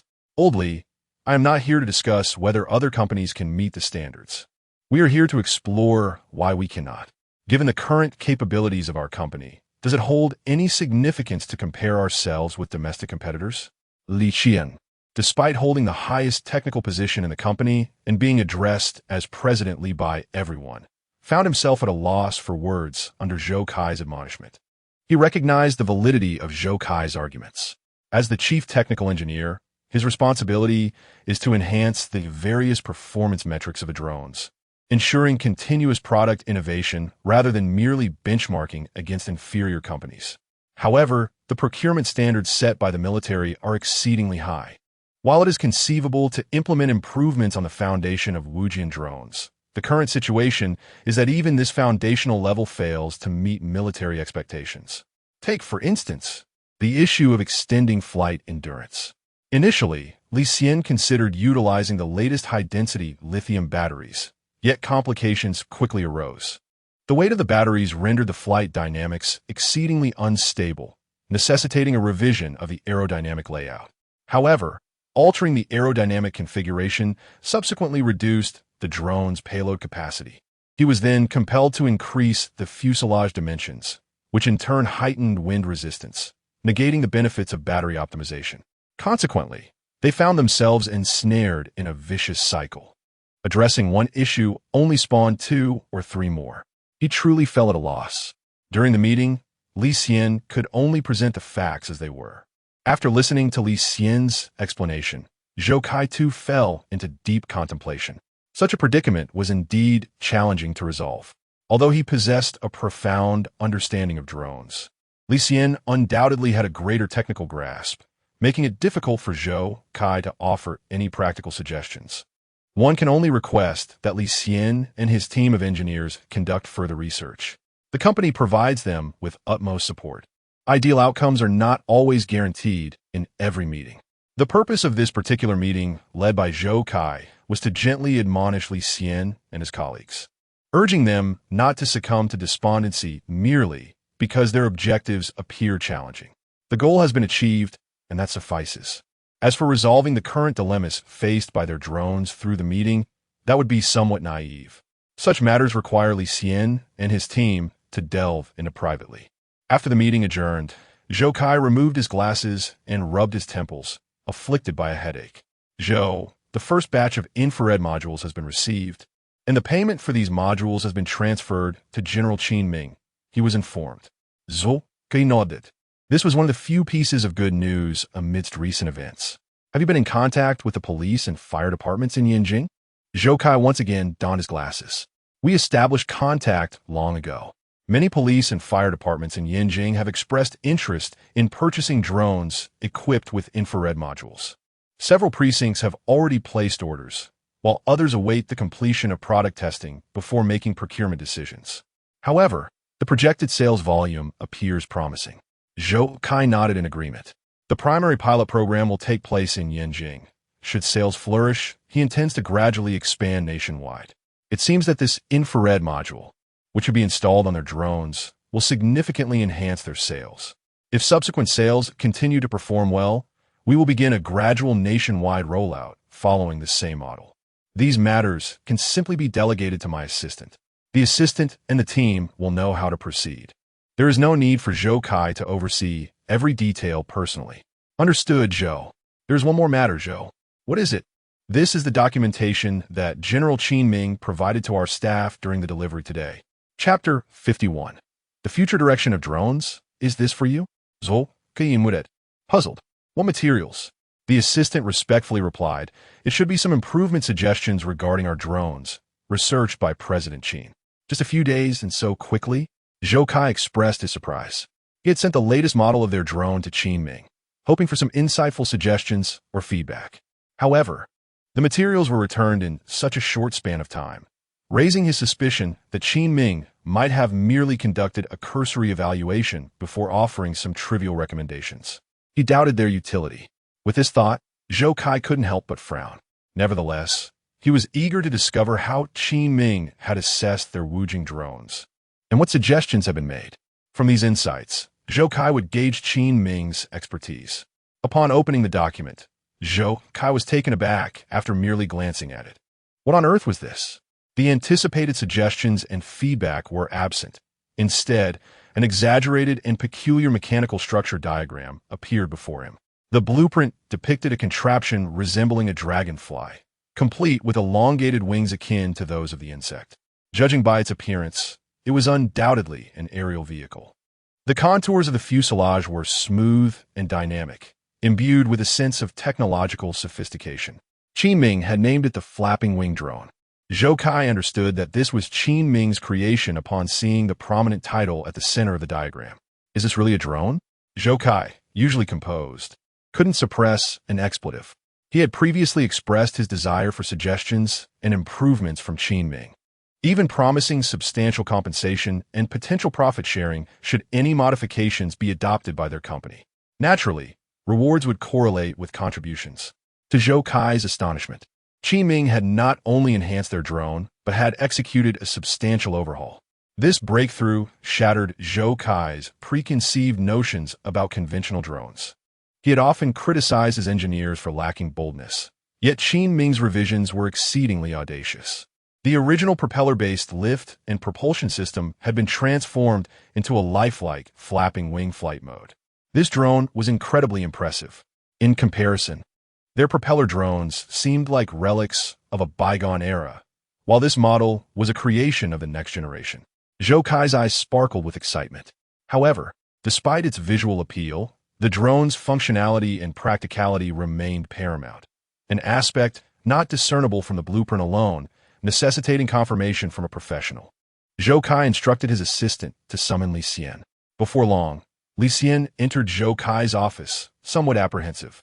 After being reprimanded during the earlier meeting, he wondered why he had been called in for further criticism. However, the dramatic scene that Li Xian had anticipated, where he would be scolded mercilessly by Zhou Kai, did not materialize. Li Xian, come take a look at this, Zhou Kai beckoned. Puzzled, Li Xian accepted the drawings that Zhou Kai handed over and, much like Zhou Kai moments before, his eyes widened in astonishment. He soon became completely engrossed in the intricate details. Page after page, he flipped through the documents, skimming from beginning to end. Is this still a drone? Li Xian marveled. Zhou Kai shared in his awe, exclaiming, this is a true work of art. The flying mechanism presented was something Li Xian had never conceived. The method of flight had reached an astonishing resemblance to that of insects. It was remarkable how a purely mechanical structure, coupled with precise system controls, could achieve such flawless flight. It was as though a new world had unveiled itself before him. When examining all the material together, it was evident that this constituted a comprehensive and innovative drone technology assembly, though certain aspects remained to be validated. If this drone were to be constructed, it would undoubtedly revolutionize the current drone market. Zhou, who provided you with this? Li Xian inquired, though his gaze remained fixated on the blueprints. That is not for you to worry about, Zhou Kai replied, withholding the name of Qin Ming. Uncertain if Qin wished to keep this information confidential or if he would permit its exposure. Just tell me, is this proposal feasible? Zhou Kai pressed. Li Xian did not respond immediately. Instead, he perused the drawings once more, taking even longer than his initial examination. He muttered to himself as he read, the aerodynamic bionic structure has far superior endurance compared to rotor-based drones. Not only in terms of endurance, but also in speed, there's a terrifying potential for enhancement. Battery life has also been improved. How is this achievable? Such a structure could entirely utilize hydrogen fuel cells, significantly boosting endurance. Remarkable. After nearly an hour, Li Xian finally completed his review. Throughout this time, Zhou Kai remained silent, patiently waiting. Based on my current experience, the feasibility of this proposal is quite high. Li Xian concluded after thoroughly analyzing the schematics. Many of the technologies presented here are advanced, and the theoretical support provided is robust, making implementation not overly difficult. Furthermore, in terms of meeting military procurement criteria, this design for a flapping wing drone possesses a greater likelihood of compliance than our rotor-based drones, along with far greater developmental prospects. However, this is merely theoretical. The true test of viability will come with the creation of a prototype and subsequent experimentation. At this moment, Li Xian found it difficult to maintain his composure. Unexpectedly, there exists such an extraordinary individual who has conceived a remarkable drone. Li Xian's eyes sparkled with fervent enthusiasm, and he found himself indifferent to the origins of this proposal. His sole desire was to immerse himself in the laboratory, dedicating himself to the development of this drone. Surely, this endeavor promised far greater prospects than their current predicament, which had stagnated in a frustrating cycle with the propeller-driven drone. At that moment, Zhou Kai was equally astonished. He had not anticipated Li Xian's high praise for this uniquely designed drone. It is worth noting that the propeller-driven drone was a product of Li Xian's own team, into which he had poured half a lifetime of effort. And now, what was Li Xian declaring? He was sincerely acknowledging that this flapping wing drone held greater developmental potential than his own propeller-driven model. This implied that the drone, modified by Qin Ming, was indeed not merely a superficial creation. Li Xian, I have a task for you. Zhou Kai's eyes gleamed with ambition. Li Xian's expression was one of excitement. According to this blueprint, expedite the production of a prototype. Certainly, Li Xian replied without a moment's hesitation. Chapter 52. Is she truly blessed with luck? The following day, Daigu arrived at the laboratory early in the morning. At that moment, a group of researchers was gathered around a pink Wuling Mini, emanating an unusual sheen. Filled with curiosity, this continued until Dai Ji's arrival. Xiao Dai, is this vehicle one you had sent over? Dai nodded, explaining that this was a vehicle seized by the police, capable of evading radar speed detection on the roads. The authorities suspected that the coating on the car possessed the ability to shield radar signals, thus requiring examination. The focus of their project aligned perfectly with this investigation, and they were willing to assist, as it would not consume much time. Daigu refrained from elaborating further, recognizing this as a collaboration between military and police forces. The researchers, including experts from various military fields, were eager to contribute. Some specialized in electromagnetic wave analysis, while others excelled in material research. They were captivated by the prospect of a vehicle capable of concealing itself from radar signals, a phenomenon they had never encountered before. It was surmised that a unique combination of coatings might be generating some level of radar signal obstruction. Perhaps the radar used for speed detection operated on a relatively narrow band, coincidentally aligning with the frequency range of the coating's effect, thus canceling each other out. Who knows? This coating might inspire us in unforeseen ways. Laughter erupted among them, though their expressions revealed a lack of substantial hope for such a revelation. In truth, even Daigu harbored no expectations. Her sole intention was to assist Qin Ming in clearing his name through this examination. If it merely turned out that the coating's materials could absorb the radar speedometer's frequencies, allowing it to evade detection, then Qin Ming's explanation would suffice, bringing relief to both Daigu and Yuan Mingzhang. Soon, the testing commenced within a laboratory. The initial phase involved basic radar wave reflection tests. The researchers activated a large radar device, unleashing a potent radar beam that enveloped the Wuling Mini like an invisible net. However, a shocking scene unfolded. On the radar screen, what should have clearly displayed the vehicle's outline and position had almost entirely vanished, leaving only faint noise. This is impossible. The seasoned radar expert from the military widened his eyes, his voice trembling with astonishment. This was their high-powered radar equipment, far superior to any roadside speed detection device. Even if the vehicle could remain hidden in a certain frequency band, traces would undoubtedly emerge under such powerful radar scrutiny. Yet the reality was that the Wuling Mini had completely evaded detection across all frequency bands monitored on the radar screen. Were it not for the car's quiet presence at the center of the area, he would have doubted the existence of the vehicle altogether. This was far beyond mere single-band stealth. This cannot possibly be a case of full-spectrum radar wave invisibility. The other researchers were equally astonished. Could it be that a few jesting remarks have truly come to fruition? The radar expert, undeterred by disbelief, meticulously adjusted the radar parameters, increasing the power in an attempt to capture the reflective signals from these two vehicles. Yet, all signals vanished without a trace, akin to a drop in the ocean, leaving results unchanged. The radar expert fixated intently on the display screen. After decades of engaging in radar research, I have never encountered such a phenomenon. Complete invisibility. Immediate tests for absorption performance were initiated. At this moment, the other staff members shed their earlier dismissive demeanor, fully immersing themselves in the testing process. After all, the previous results had taken them by surprise. Full-spectrum invisibility carries an entirely different significance compared to mere single-band invisibility. The new generation of stealth coatings for fighter jets they were studying sought precisely this effect, yet had not yet achieved it. Each test revealed certain frequency bands detectable. However, this seemingly comical Wuling Mini fishhead vehicle might be coated with the stealth materials reserved for aircraft. The importance of this discovery was undeniable. Subsequently, all researchers employed high-precision electromagnetic wave absorption measurement devices, emitting electromagnetic waves at various angles and frequencies towards the fishhead vehicle. As data was continuously collected and analyzed, the atmosphere in the laboratory grew increasingly tense. Coverage reached 99, 99.5, 99.9. The inspector's voice grew more agitated, barely able to believe his own eyes. When the final data stabilized at 99.9, the entire laboratory erupted in excitement. This meant that wherever the coating was applied on the vehicle, 99.9 of electromagnetic waves would be absorbed and undetectable. This was tantamount to 100%.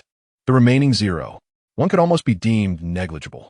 Simultaneously, results for frequency band coverage emerged, revealing an astonishing 99.8. This performance far surpassed that of the coatings currently in development for fighter jets. A young researcher exclaimed in exhilaration. The radar experts' eyes sparkled with excitement, having exceeded the metrics set forth by higher authorities. With this coating, our aircraft could achieve complete invisibility in the skies. Moreover, the remarkable properties of this coating were not only suitable for fifth-generation fighters, but would also serve sixth-generation aircraft with ease. Numerous researchers engaged in animated discussions. We must acquire this coating. At that moment, all eyes turned towards Daegu, who appeared somewhat bewildered. The Wuling Mini was brought in by Daegu. The researchers mused that he truly was a lucky charm. What extraordinary stealth material had been applied to this Wuling Mini fishhead vehicle? It seemed an utter waste of such a remarkable resource. Moreover, she unexpectedly found herself brought back for an inspection due to a series of unforeseen events. Is this not the essence of serendipity? At this moment, Daegu was indeed bewildered. She had only recently joined this research team and had yet to formally contribute in a normal capacity. It felt as though everything was abruptly coming to an end. Could it be that she truly possessed the fortune of a lucky charm? Yet, she had no desire to embody such a role. As for the origin of the paint, Daegu was well aware. It had been applied by Qin Ming while altering the color of Guo Xiaoling's Wuling Mini. Once again, it was Qin Ming. Daegu speculated that this paint might have been concocted by Qin Ming himself. While she knew he had applied the paint, she was uncertain whether he had created it. Nevertheless, Daegu had a strong intuition that this matter was intricately linked to Qin Ming. She refrained from revealing any information to them and opted instead to notify Yuan Mingzhong first. The discovery of the stealth coating for fighter jets was of paramount importance, rivaling that of the previously mentioned aircraft carrier's arrestor wire. Chapter 53. Not a blade, but the Huaxia coin. In the eastern theater of the Xi'an nation, at the No. 001 Naval Base port, an imposing aircraft carrier rests majestically along the coastline. Surrounding the port are over 100 armed soldiers, tasked with ensuring the security of the carrier and preventing any malicious spies from acquiring sensitive intelligence. On the deck of the carrier, Yuan Mingzhong, Wu Feng, Zhang Yang, and several others are present, alongside a Xi'an Nation J-20 fighter jet stationed on the deck. Old Yuan, are you certain that the carrier's arrestor wire is functioning properly? Wu Feng inquired, his excitement palpable. While our protective measures are adequate, this pertains to the safety of our invaluable pilots.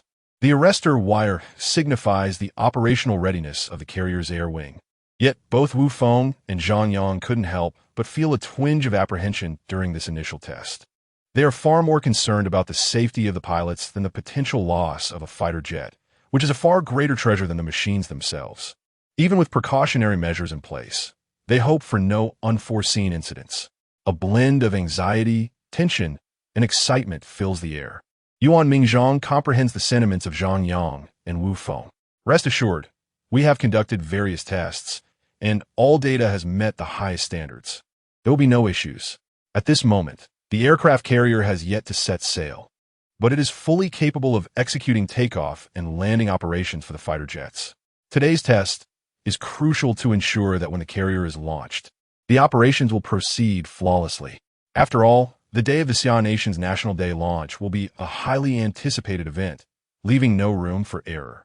It would be unacceptable for the fighter jets to attempt their first takeoff and landing on the carrier that very day, as this could lead to complications. Therefore, prior to this, the pilots must undergo multiple rehearsals. Today marks the first official rehearsal, justifying the tension felt by Wu Feng and Zhang Yang. On the carrier's deck, aside from Wu Feng, Zhang Yang, and Yuan Mingzhong, several major generals and even lieutenant generals have arrived to oversee the inaugural flight tests. Old Yuan, I heard that our carrier's arrestor wire was procured. What was the purchase price? One inquired. I've heard that the arrestor wires on carriers from the beautiful nation are priced at $1 million each. Quite steep indeed. While the average person might not be privy to the procurement costs of the beautiful nation's carrier equipment, it is not uncommon for a major general in the Xi'an nation to have access to such information. Yuan Mingzhang replied with a smile. Our current arrestor wire is priced at 300,000. Upon hearing this, all the major generals turned in astonishment towards Yuan Mingzhang. This price is remarkably economical, suggesting significant savings in military expenditure. At 300,000, it is merely one-third of the cost of the beautiful nation's arrestor wires, a testament to the integrity of domestic enterprises. The visiting leaders expressed their delight, smiles breaking across their faces as they reflected on the promising news. Yuan Mingzhang quickly reciprocated their joy with a smile of his own. Esteemed leaders, it appears there has been a misunderstanding. It is not $300,000, but rather 300,000 Xi'an nation currency. The price for a carrier arrestor wire is set at 300,000. To be frank, even Yuan Mingzhang finds this price remarkably low. Initially, he had contemplated allowing Qin Ming to choose the option of selling the patent for the carrier arrestor wire to the military, which would have entitled him to a luxurious sum of 100 million Huaxia currency.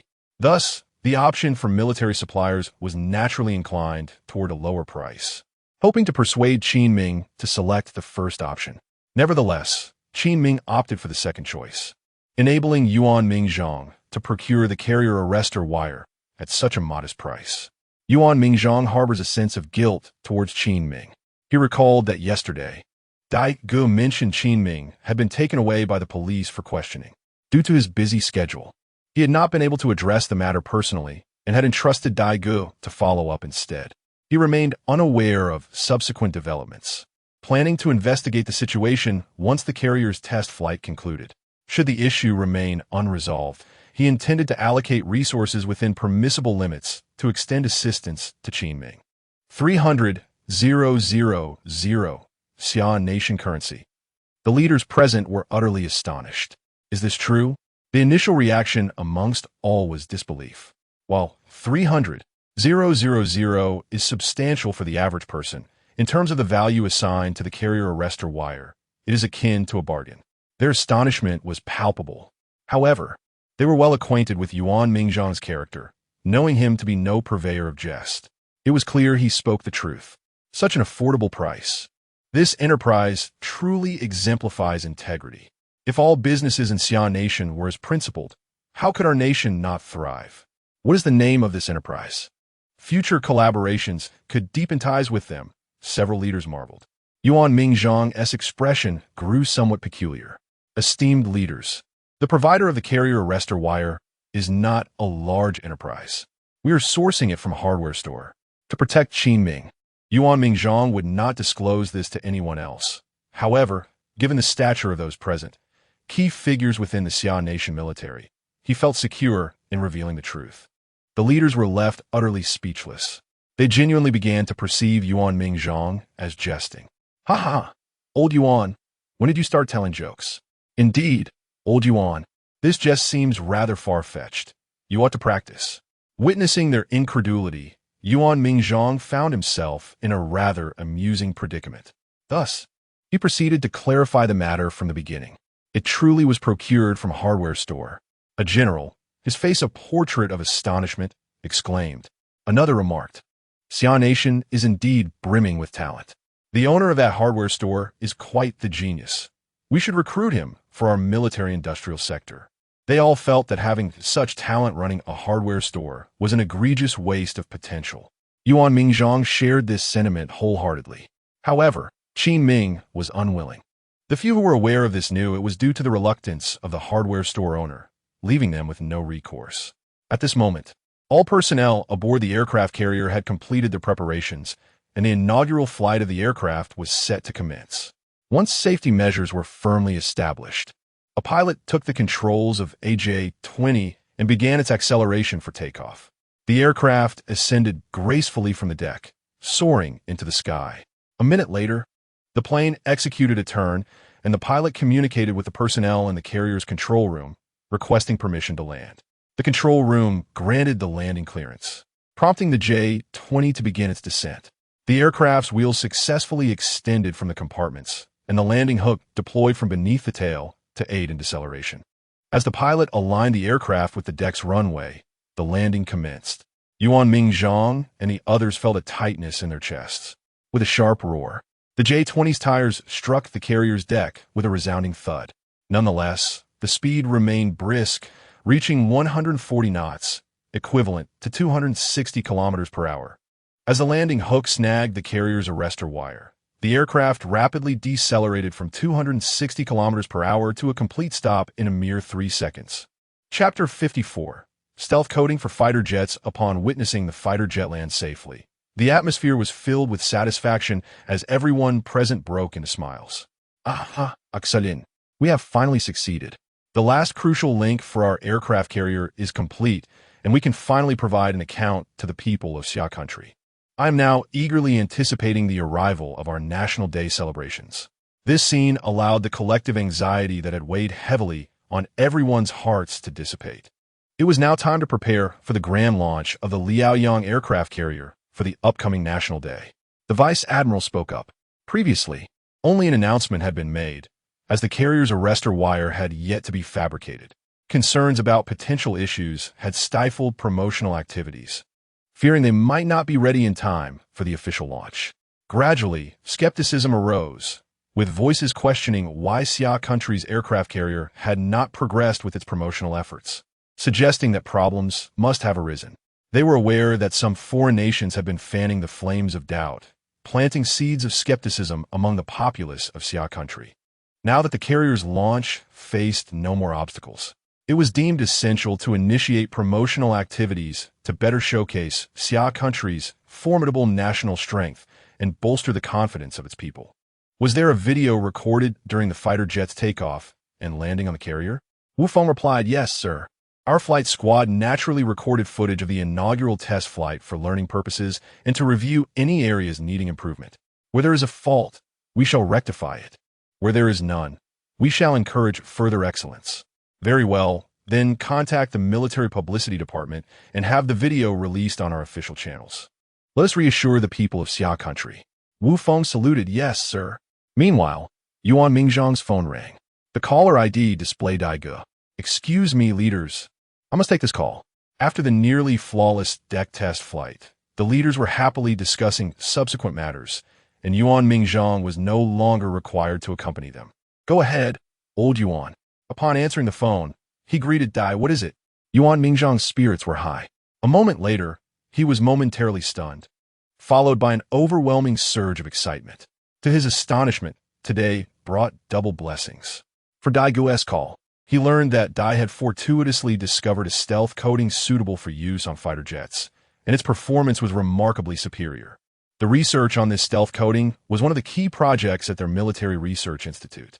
As the director, Yuan Mingzhang was well acquainted with the progress of all projects, and he understood that advancements had not been particularly smooth. However, it was incredible that Daigu, who had only recently been assigned to this project team, had already overcome a significant challenge. Could it truly be, as others said, that Daigu possessed the luck of a koi fish? Initially, Yuan Mingzhang had scoffed at such notions, but given the current circumstances indeed, the steadfast researcher Yuan Mingzhang, who harbors skepticism towards the supernatural, found himself questioning whether Daigu truly possessed some form of fortunate disposition. However, this was not the crux of the matter. The pivotal concern was that, if the information proved accurate, the stealth capabilities of the Xia nation's aircraft would ascend to a new echelon, potentially surpassing the illustrious nation in the realm of stealth technology, thereby emerging as a global leader. This would grant an immense advantage in future aerial combat scenarios. Yuan Mingzhang then inquired how Daigu made this discovery. Upon learning that the innovative coating was used by Qin Ming for a customer's vehicle refurbishment, Yuan was rendered utterly speechless. Grappling with disbelief that this coating was indeed linked to Qin Ming, the hardware store proprietor, his memory was jogged. Just the previous day, Daigu had reported on Qin Ming's situation, revealing that he had been taken in by the police. Consequently, Yuan had dispatched Daigu to investigate the circumstances, suspecting it might be related to the coating. It was entirely conceivable that Qin Ming had been taken for interrogation regarding the very substance that could serve as stealth coating for military aircraft, now applied to private vehicles. The implications of such a scenario were not lost on Yuan Mingzhang. As the pieces fell into place, he pondered why he had instructed Daigou to keep an eye on Qin Ming, only for Daigou to stumble upon the stealth coating. Yuan surmised that the coating was likely linked to Qin Ming, possibly a product of his own ingenuity. If such a coating existed on the market, the traffic police would have discovered it long ago. After confirming his suspicions with Daigou, who remained unaware of the coating's creator, Yuan felt a sense of clarity. If this were the case, what law had Qin Ming violated? Not only had he committed no offense, but he had also rendered a significant service. Without delay, Yuan issued commands, exclaiming his elation. Daijie, communicate with the police department in Yanjing and have them immediately rescind the investigation and all charges against Qin Ming. Furthermore, this matter must remain confidential. No information should be leaked. This is non-negotiable. I must also advise them to extend an apology to Qin Ming. Such a situation cannot be taken lightly. If Qin Ming were indeed in the wrong, he could contest the matter with the police. Now that he is in the right, his resolve is even stronger. Moreover, there are several lieutenant generals on the aircraft carrier's deck. If I cannot handle this, I can certainly escalate it to the lieutenant generals. Regardless of whether Qin Ming was the creator of the coating, his discovery rendered him a hero now apprehended by the police. While the police acted in accordance with their duties, this did not absolve them from the obligation to apologize. It was imperative to reassure Qin Ming. On the other end of the line, Dai Ji's eyes widened in astonishment, taken aback by Yuan Mingzhang's formidable demeanor. Yes, I shall promptly seek out Qin Ming to ascertain the situation. Yuan Mingzhang, having hung up the phone, could scarcely conceal his agitation. Beside him, Zhang Yang and Wu Feng exchanged puzzled glances, bewildered by Yuan's startled demeanor since he had answered the call. What could possibly elicit such a reaction from someone typically so stoic? Yuan Lao, what has transpired? Yuan Mingzhang was now in a great hurry to locate Qin Ming, and thus he could only convey his message succinctly. The new stealth aircraft coating has been discovered. What? The assembled officers, including a general, were taken aback by this revelation. The significance of stealth aircraft coatings in aerial combat was understood by all present. The previous generation of coatings had proven inadequate due to advancements in radar technology, necessitating continued research into new formulations. Unexpectedly, within a single day, they had received two pieces of fortuitous news. The atmosphere among the high-ranking officials was electrified, with Wu Feng being the most exhilarated. The discovery of the stealth coating would directly benefit his command. With the introduction of aircraft carriers, their fighter jets could achieve far greater strategic depth. Should there be further breakthroughs with the stealth coating, the advantages in aerial combat would be monumental. Imagine detecting the enemy before they are aware of your presence, enabling you to execute strategic maneuvers that result in a one-sided slaughter. Moreover, this greatly enhances pilot safety. Being detected prematurely often equates to death. Just the thought of this was thrilling. Yet, someone astutely noted Yuan Mingzhang's choice of words. Why do you say it has been found? Yuan Mingzhang quickly clarified. It was not our researchers who invented it, but rather my student, Daigou, who stumbled upon it by chance. Thus, I must urgently seek out the creator of this coating. The crowd suddenly comprehended the urgency behind Yuan Mingzhang's demeanor. The situation remained uncertain, although they had discovered the coating. The creator was still unaccounted for, which indeed warranted concern. A general commanded, "Then hurry along, old Yuan. This matter is of utmost importance. I will arrange for transportation. Do not hesitate to voice any needs." Yuan Mingzhang nodded, knowing he would not be stingy if assistance were required. "I shall accompany you." Wu Feng volunteered eagerly. He was already somewhat impatient. Wu Feng had his own motives. If he could assist Yuan Mingzhang in locating the manufacturing unit for the coating, it was likely that the first batch of stealth fighters would belong to his fleet. At that moment, Yuan Mingzhang remained oblivious to Wu Feng's ulterior motives. The willingness of Wu Feng to accompany him was advantageous, despite their equal ranks, with Yuan Mingzhang being the more senior and respected figure. Those engaged in research often found themselves lacking the authority possessed by leaders of combat-ready units. Very well. Chapter 55. Do you sell barrettes at your hardware store? A few hours ago, on Qin Ming's side, he began his live broadcast early in the morning as usual. Sporting two panda eyes, he stifled yawns repeatedly. The previous night had been yet another long one of overtime for him. There was no alternative. To know oneself and one's adversary is the key to victory in 100 battles. However, Qin Ming was oblivious to the actual purpose of the paint he had sold, leading to his unwarranted detention by the police. How could he possibly sleep soundly under such circumstances? Thus, he spent the entire night studying the paint, purchasing numerous professional testing devices from his system, expending over 1,000 of his points. Fortunately, his point balance was no longer precarious. Having previously earned 30,000 points from selling aircraft carrier arrestor wires and another 30,000 from selling infrared modules last night, these points were not squandered, as his extensive research yielded significant insights. He discovered that this paint possesses strong adhesion, remarkable flexibility, and high-temperature resistance as its fundamental characteristics. This paint utilizes a metamaterial, meticulously manipulating the electromagnetic properties of the material to achieve complete absorption of radar, infrared, and other electromagnetic signals. While the materials necessary for creating this paint are relatively easy to procure, the real challenge lies in the precise control of the material's electromagnetic characteristics. With this understanding, Qin Ming felt reassured. Should the investigation come knocking at his door, he would have a plausible explanation at hand. As he resumed his live broadcast, Qin Ming began with his usual advertisements. However, at that moment, the audience in the live stream seemed far more intrigued by the reason behind his recent police encounter than by his promotions. The instant he went live, the chat exploded with comments. Wow, I thought the host wouldn't be able to make it today. The host is quite bold, getting arrested last night and still advertising. Qin, you nearly scare me to death. To go live so nonchalantly after being taken away, impressive. Please tell us what happened last night, Qin. The atmosphere in Qin Ming's live stream quickly intensified. He was well aware that the viewers were most curious about the circumstances surrounding his police encounter.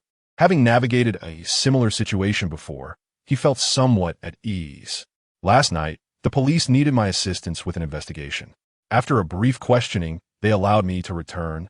He offered a succinct explanation, deliberately withholding too much information about the paint, as the matter was still unresolved. The viewers, however, were not satisfied with his vague response. Come on, just tell us. Don't keep us in suspense. It can't be that, can it? Stop talking nonsense upstairs. I knew it. Qin is such a positive person. How could he be involved in anything nefarious? Host, please don't brush us off. I can see the marks on your wrists. You were in handcuffs, weren't you? Qin Ming was taken aback by the keen perception of modern netizens. Just yesterday, during interrogation, he had been handcuffed for a brief period, leaving faint marks on his wrists that were swiftly detected by the astute online community, akin to Sherlock Holmes. His silence only served to bolster their conviction that he was indeed entangled in something dubious. Subsequently, Qin Ming opened his hardware store, and after an hour of bustling activity, he felt a sense of ease wash over him. Taking a moment to glance at the live broadcast, he was at a loss. It had been an hour. Yet the viewers remained fixated on his recent predicament. It seemed as though they had spun an elaborate mystery surrounding his situation. Consequently, Qin Ming decided to disregard their chatter and let them speculate as they pleased. Feeling somewhat bored, he sought a diversion. Typically, Qin Ming was not fond of mobile games, preferring hands-on activities instead. This inclination was evident in his choice to run a hardware store while also working part-time as an appliance repairman. However, within the confines of his store, apart from the hardware itself, there was little else to engage him. As he rummaged through the various hardware components, it became apparent that he was quickly accumulating a collection of parts. The viewers in the live stream were puzzled. What was Qin Ming up to? With no customers in sight, why was he selecting hardware pieces? The cameraman, following him closely, shared the same bewilderment, unable to comprehend his actions. Qin Ming arranged the chosen components on the repair table and began assembling them. Initially, the audience remained confused, watching as he appeared to piece together a chaotic assembly of steel pipes, screws, bearings, washers, and various other hardware items whose names eluded them. What was the significance of this endeavor? However, as Qin Ming progressed, the assortment of hardware began to take on a more defined shape. Ultimately, he crafted a magnificent sword from the components. "Wow, this sword is absolutely captivating," exclaimed some viewers. The fact that hardware could be transformed into the semblance of a sword was astounding. They clamored for a tutorial. "This is the sword of my dreams. Who dare to take it from me?" exclaimed another. "If only you had disclosed this talent sooner, I would have patronized your hardware store long ago." The romanticism inherent in such creativity was lost on few. "I knew it. There are truly valuable lessons to be learned in Qin Ming's live stream," echoed the sentiments of the captivated audience. The barrage of comments exploded in the chat. Not only were the viewers enchanted, but even the cameraman gazed at the sword crafted from steel pipes and other hardware with bright eyes, eager to wield it and experience the thrill of such an impressive creation. The saying that a man remains youthful at heart until death rang true in this moment. Upon seizing the magnificent sword, Qin Ming could not resist the urge to wield it a couple of times, reveling in the satisfaction of his handiwork. This was a serendipitous discovery. Hardware items, in theory, could be fashioned into an array of shapes and forms. In his leisure moments, Qin Ming often indulges in assembling various items from hardware components.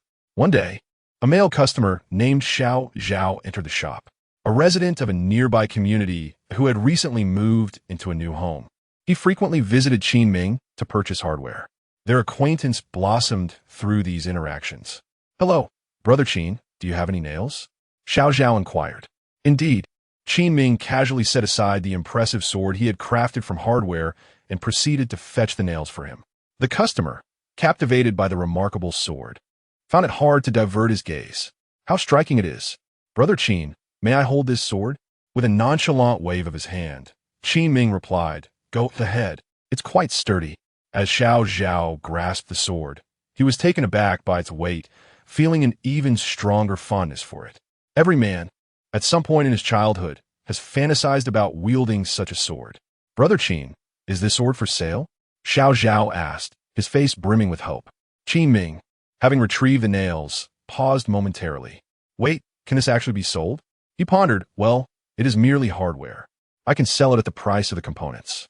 "Sure, I'll sell it to you at the price of the hardware," Qin Ming decided, not intending to charge for craftsmanship, as assembling the sword was effortless for him. "That is fantastic," Xiao Zhao exclaimed, overjoyed. The total for the hardware components came to 86 yuan. After making the payment, Xiao Zhao left with the sword in hand. Qin Ming looked at the nails in his hand, bemused. "Ha, wasn't he here for nails? How did he leave with the sword? I envy him. I also want a sword like that. Brother Qin, make another one for me. I'll place an order right now." At that moment, Qin Ming felt as though he had stumbled upon a new realm, a novel avenue for wealth. After all, he was still selling hardware. It seemed that he could market these items successfully. Furthermore, most of his customers were male, indicating a potent allure that such items held for them.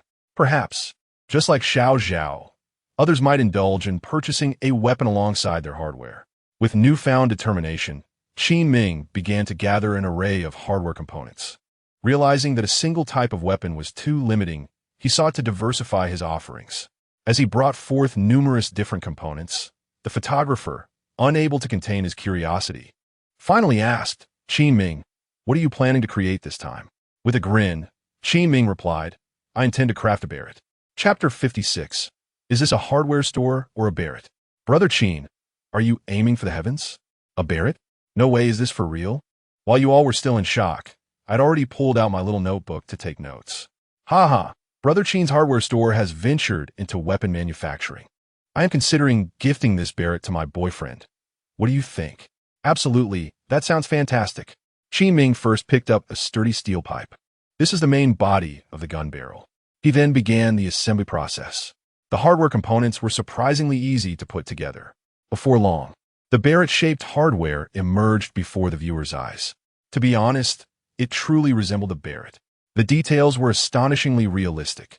Who knew hardware could be utilized in such a manner? This barret crafted from hardware is undoubtedly far sturdier than a toy gun. Brother Qin, can you create anything else? Let us see. I would like to make a Fangtian Huaji. Can you do it? If you can, I will give you a rocket. The live stream grew even more lively. Qin Ming subsequently crafted numerous weapons: Fantian Huaji, the Trident Halberd, AK-47, and the Haotian Hammer, leaving the audience in awe. They clamored to place orders. Even the photographer was captivated by the Fantian Huaji and discreetly negotiated with Qin Ming to purchase it. Simultaneously, gifts flooded the live stream. Ha! Brother Qin's hardware store has transformed into an armory. Brother Qin, wait for me. I want to buy a Haotian hammer. I'm first in line for the Trident Halberd. Hurry, where's the link for the Phoenix Wing gold-edged halberd? What Qin Ming did not anticipate was that within less than an hour, customers began arriving to select weapons. He realized that these customers were part of the previous batch who had come asking for repairs with instant noodles. They must be fans residing nearby who watched the live stream and rushed over. Soon, Qin Ming found himself overwhelmed with demand. Just as he was busy, the phone rang. The caller ID displayed Zhang Ning. Brother Qin, I saw your live stream. Save an AK-47 for me. I'll be there shortly. On the other end of the line, Zhang Ning directly reserved an AK-47. To an outsider, this sounded just like ordering a weapon. Qin Ming was somewhat speechless. How could there be reservations? Yet, he had to admit that this was proving to be a much quicker sale than his usual hardware business.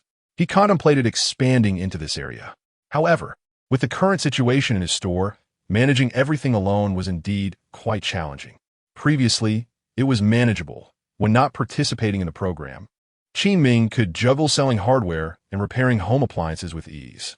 But after these days of live streaming, the influx of customers to the hardware store had increased significantly. Qin Ming found himself struggling to keep up on his own. He needed to recruit someone to assist him. Yet Qin Ming felt a sense of unease about hiring others. His hardware store was a realm he knew intimately. When customers visited, he could promptly locate the hardware items they desired. However, hiring a newcomer, who might be slow and cumbersome, felt like it could tarnish his reputation. This posed a dilemma. Qin Ming pondered privately over a solution to this predicament.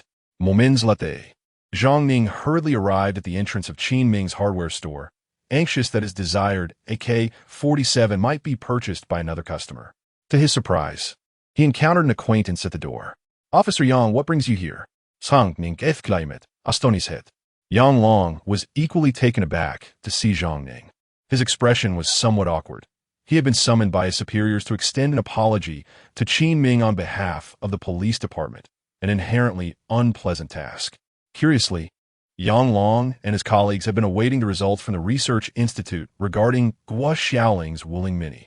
However, they received an unexpected directive from above, prohibiting any further investigation and forbidding the disclosure of any information related to the matter, with stern warnings of dire consequences. Yang Long immediately realized that the issue surrounding the paint was likely more complex than they had anticipated, as it had garnered the attention of higher authorities.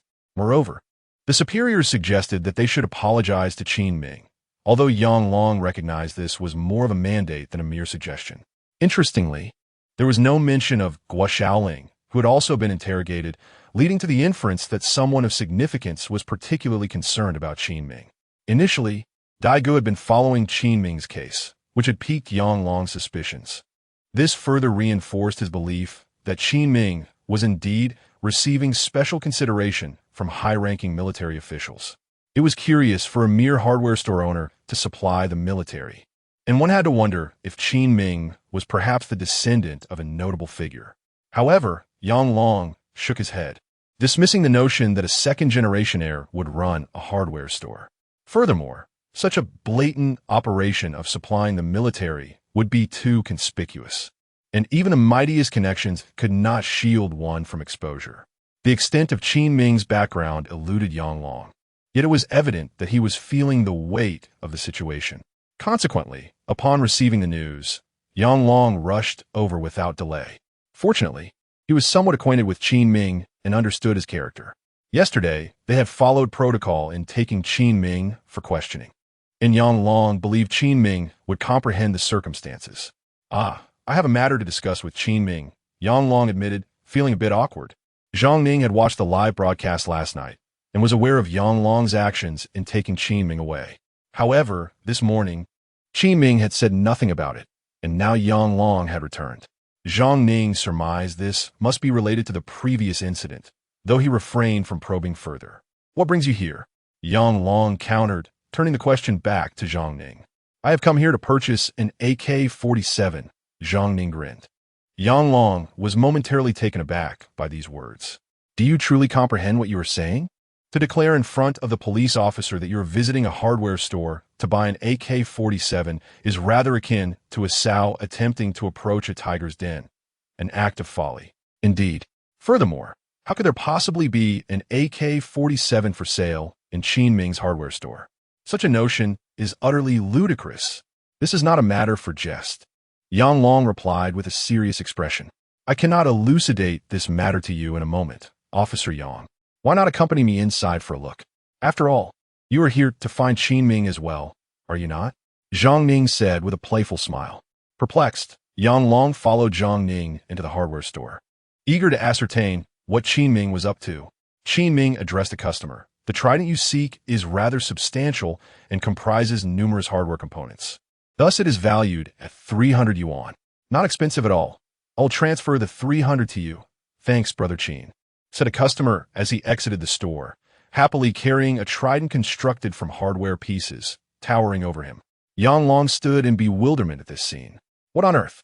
One moment, it is an AK-47, and the next a trident. Has this hardware store transformed into an armory? Yet, at this moment, Yang Long began to comprehend the situation. This was no authentic trident. It was clearly a replica assembled from hardware materials. Nevertheless, one must concede that it bore a remarkable resemblance. Brother Qin, do you still have my AK-47? Zhang Ning exclaimed upon entering. Indeed. Qin Ming looked up, surprised to see Yang Long present as well. A thought crossed his mind. Was Yang Long here regarding the paint issue? It seems that what was destined to happen has finally come to pass. Meanwhile, in Qin Ming's live stream, the viewers, who had nearly forgotten about yesterday's incident, were once again stirred by Yang Long's arrival, igniting their insatiable curiosity for gossip. Chapter 57. An apology from the police station. Once again, the police officer has arrived. Surely they do not intend to take Brother Qin away for questioning. Not today. The live stream has only just begun. I have yet to learn how to craft the Barrett. Please do not take my Brother Qin. What crime has he committed? Please clarify, as it seems the police or military are at our doorstep daily. The viewers in the live stream expressed their various concerns. Is there something amiss? Officer Yang? Qin Ming inquired. I am not in a hurry. You may continue with your matters. I am not here on official business today, Yang Long replied. There was no need for haste. Moreover, Yang Long was genuinely curious to see what the assembled hardware components looked like. Qin Ming felt a twinge of confusion. Observing Yang Long's demeanor, it appeared that there was no urgency. However, taking Yang Long's words into account, Qin Ming retrieved the pre-ordered hardware AK-47 for Zhang Ning. Zhang Ning delightedly handled the weapon crafted from hardware components. Yang Long found it quite intriguing. He had not anticipated that an AK-47 fashioned from hardware components could be so remarkably realistic. Although it was evident at first glance that it was constructed from hardware, the stock, barrel, and even the trigger had been meticulously replicated by Qin Ming. The ability to create a semblance of a firearm was indeed impressive, showcasing Qin Ming's profound familiarity with various hardware components. Yang Long could not resist the temptation to take hold of it as well. His posture was undeniably professional as he aimed the weapon, prompting Zhang Ning to admire him. Indeed, he was a professional. In comparison, Zhang Ning's attempt at holding the gun resembled that of a rather unsophisticated individual. Yang Long chuckled, noting Qin Ming's ingenuity. As a police officer, he had regular access to real firearms and was thus keenly interested in this imitation. It presented a completely different experience. The notion of a weapon fashioned from hardware was quite striking. Nevertheless, today Yang Long was not there to purchase weapons. He recalled the task assigned to him. There were pressing matters at the police station, and he could not afford to linger too long. After returning the AK-47 to Zhang Ning, Yang Long paused momentarily and then stated, Qin Ming, I am here to inform you that the accusations stemming from yesterday's incident may have been retracted. The case has been closed, and you have no issues to contend with. Yang Long's expression was earnest and serious. Thus, on behalf of our police station, I extend our sincerest apologies. With that, Yang Long bowed respectfully to Qin Ming. Qin Ming was taken aback. This should not be so easily resolved. Confusion washed over him. He had personally tested the paint provided by the system and confirmed that it indeed had issues capable of jamming radar signals. Such materials could evade speed detection systems. Had it been discovered, he would have faced confiscation of the paint and potential reprimands. In the worst-case scenario, there was even the risk of incarceration. Qin Ming had braced himself for such outcomes. Yet here was Yang Long, early in the morning, informing him that the case had been dismissed and even apologizing. This truly left Qin Ming in a state of bewilderment. Do not think that Qin Ming is the only one bewildered. Zhang Ning beside him is equally perplexed. Setting aside the case that Qin Ming has become entangled in, the conclusion of the investigation and the withdrawal of charges against him should suffice for a simple phone call to inform him. Why then? Does Captain Yang Long personally come to offer an apology? Is this how courteous the police department has become? What is the situation? From what the officer implies, it appears that Qin Ming was indeed detained for questioning yesterday. However, it seems that Qin Gu is truly in the clear, with all accusations dropped. Moreover, it is quite unprecedented for the police to come in person to apologize. Yet, the reason behind all this remains a mystery, and curiosity piques. The viewers in Qin Ming's live stream are also feeling quite distressed, sensing that the gossip they are indulging in is stale. With the charges against Qin Ming retracted, they remain unaware of the circumstances leading to his arrest. They are acutely aware that Qin Ming is certainly concealing something from them, and the more elusive the truth appears, the more they yearn to uncover it. Although Qin Ming is presently taken aback and struggling to comprehend the situation, the retraction of charges and closure of the case is undoubtedly a positive development. Nevertheless, he still inquires, "Officer Yang, what exactly happened? How did the case conclude?" Qin Ming is most aware of his own innocence. Yang Long has already been instructed not to divulge too much about this matter. The crux is that even Yang Long himself is uncertain about the circumstances. "I'm not sure. This is an order from above. Besides, the lifting of your suspicions is a good thing. Do not dwell on it too much," Yang Long replies. Qin Ming is further mystified. Yang Long does not even know why the case was dismissed, and it was a directive from higher authorities. This hardly aligns with standard procedure. He then recalls Guo Xiaoling. "What about Guo Xiaoling?" he asks. Yang Long responds, "Of course, Guo Xiaoling, like you, is in the clear." Qin Ming nods in agreement. It is indeed a relief that Guo Xiaoling has not been implicated. However, what about her Wuling mini car? Qin Ming remembers that her vehicle was taken away for inspection last night. He needs to know how that car will be handled. If it can be returned, he intends to refurbish it with ordinary paint and return it to Guo Xiaoling. If it is confiscated, he is prepared to compensate her with a new car. I cannot say. This question is one I have also posed to my superiors. Their exact words were that this matter is not for the police department to manage. Yang Long responds. Yang Long grasps the essence of the situation. The police department is not to intervene, implying that another department will take charge of the affair. It is this department that has directly issued the order for the police to withdraw the case. Therefore, it is likely that someone else will come to speak with Qin Ming. This is Yang Long's deduction. But do not worry. Someone else will come to discuss this matter with you, he explains. Qin Ming is astonished, realizing that he will indeed have further visitors regarding this issue. It appears that the situation is not as straightforward as he had anticipated. Moreover, judging by Yang Long's demeanor, it is evident that he is not privy to much information either. After Yang Long departs, Zhang Ning cautiously approaches.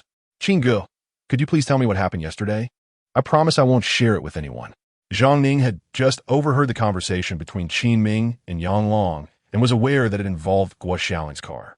He had watched the live stream when Guo Xiaoling altered her car's color. Thus he recognized her.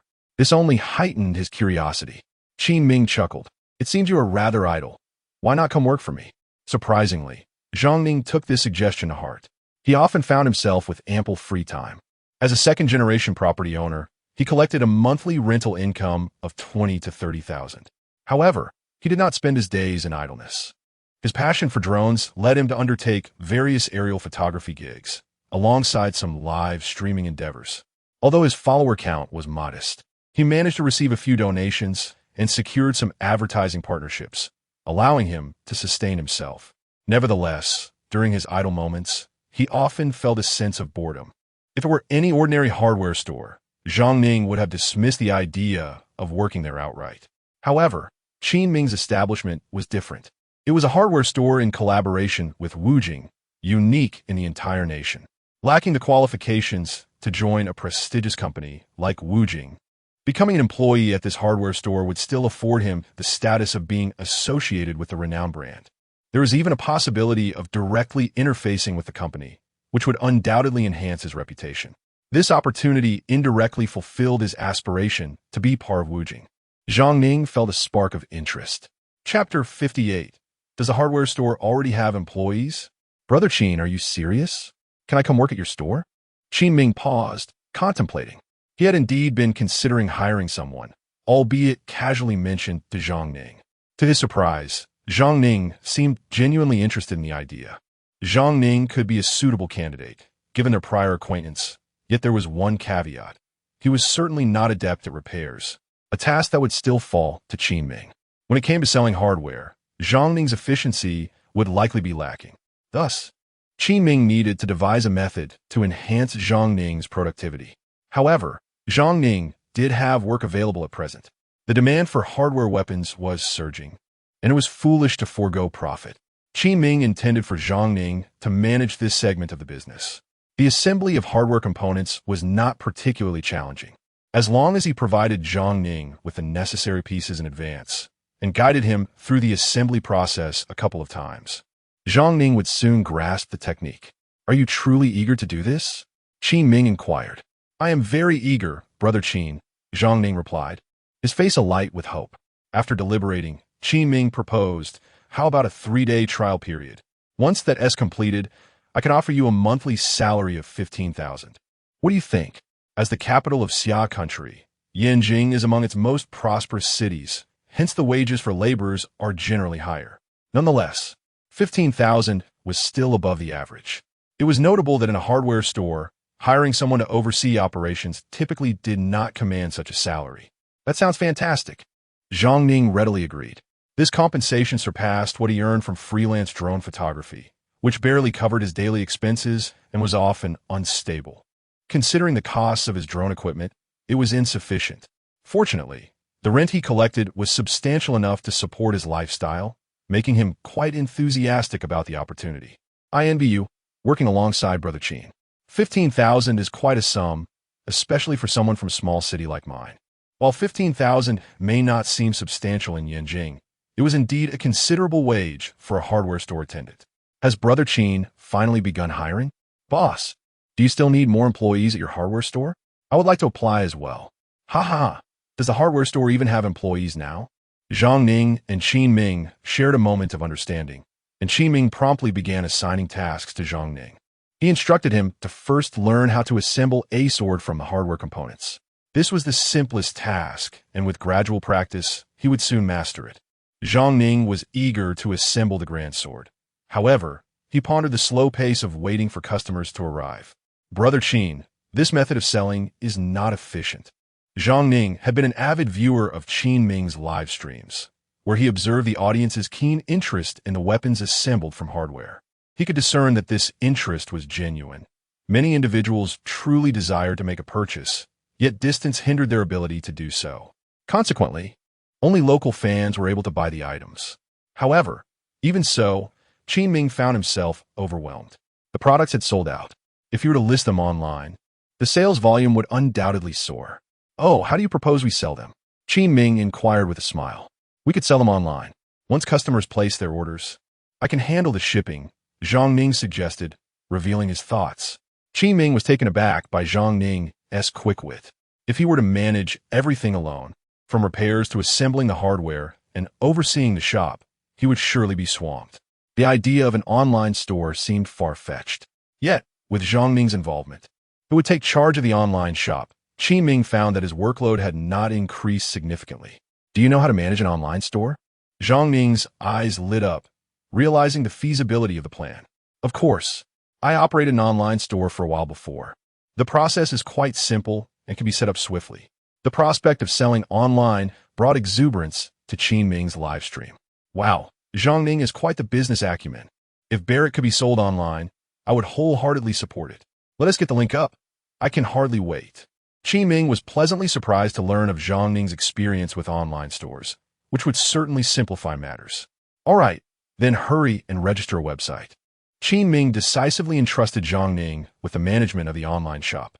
Boss, what shall we name our online store? Zhang Ning, now working under Qin Ming, felt it inappropriate to continue calling him Brother Qin. Let us call it the Universal Hardware Store.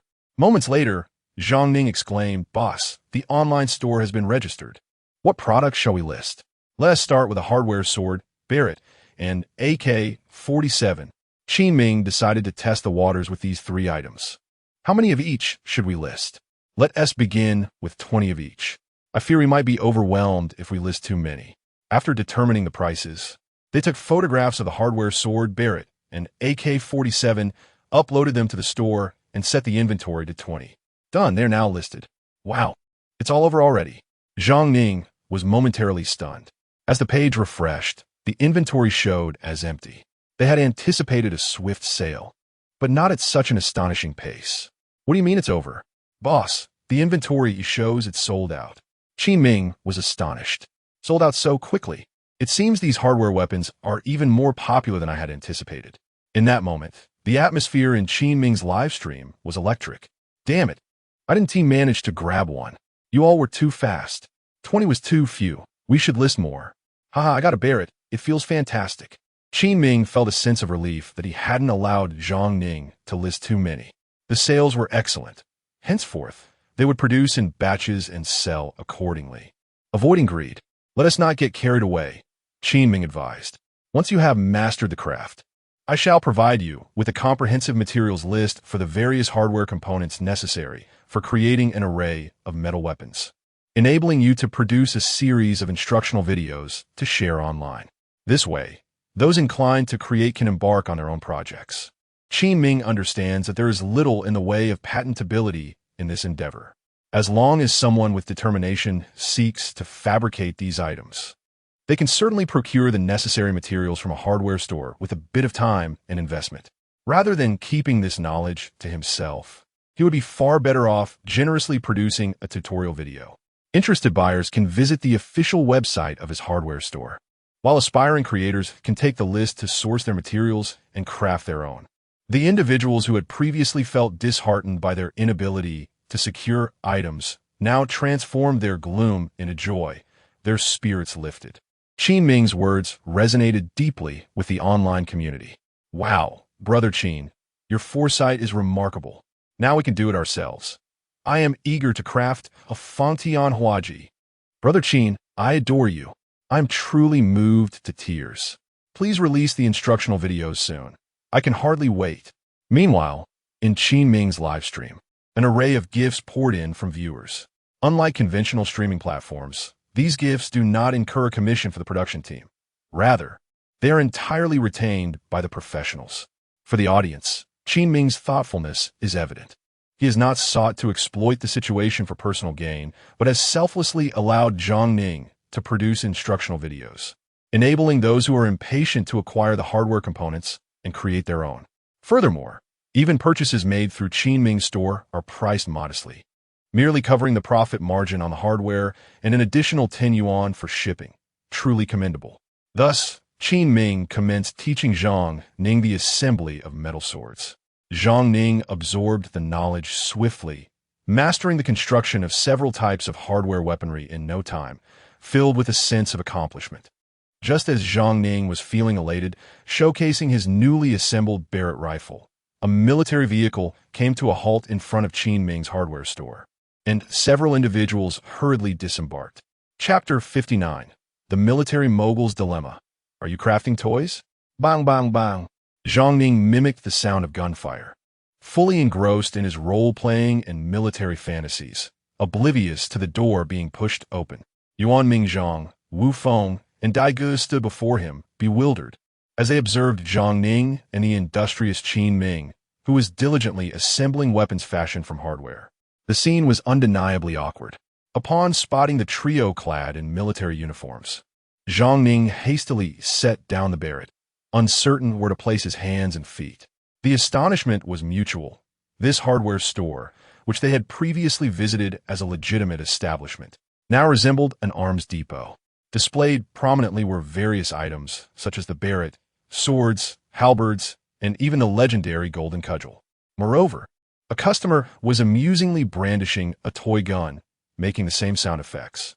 They had come in search of the very person, Qin Ming, who was seemingly engrossed in crafting weapons, or rather, toys. For a moment, even the military tycoon Yuan Mingzhong found himself questioning whether they had mistakenly entered the wrong shop. After all, Qin Ming was the man behind the aircraft carrier's arrestor wires. Was it truly possible that he was responsible for the paint they sought? Yuan Mingzhong's skepticism grew. This endeavor seemed rather juvenile. However, as professionals, they managed to suppress their amusement. Qin Ming, sensing the presence of newcomers, looked up and was momentarily taken aback. These three were familiar faces. What brought them here? Wait, Yang Long had mentioned that someone would be in contact with him. Could it be Yuan Mingzhong and his companions? Qin Ming displayed no signs of embarrassment. After all, earning money was not something to be ashamed of. Just as the police had departed, the military had arrived. What was going on? Hadn't Qin Ming already signed a contract with the military? Why were they here again? Zhang Ning felt a wave of embarrassment wash over him. If he were in his shoes, he would be anxiously fidgeting. This situation was exceedingly awkward, and he sensed that the live stream might be interrupted once more. Observing the impeccably tailored and striking military uniforms, the viewers in the live stream had grown accustomed to such occurrences, as if encountering military personnel in Qin Ming's hardware store was commonplace. Zhang Ning was on the verge of tears just moments ago.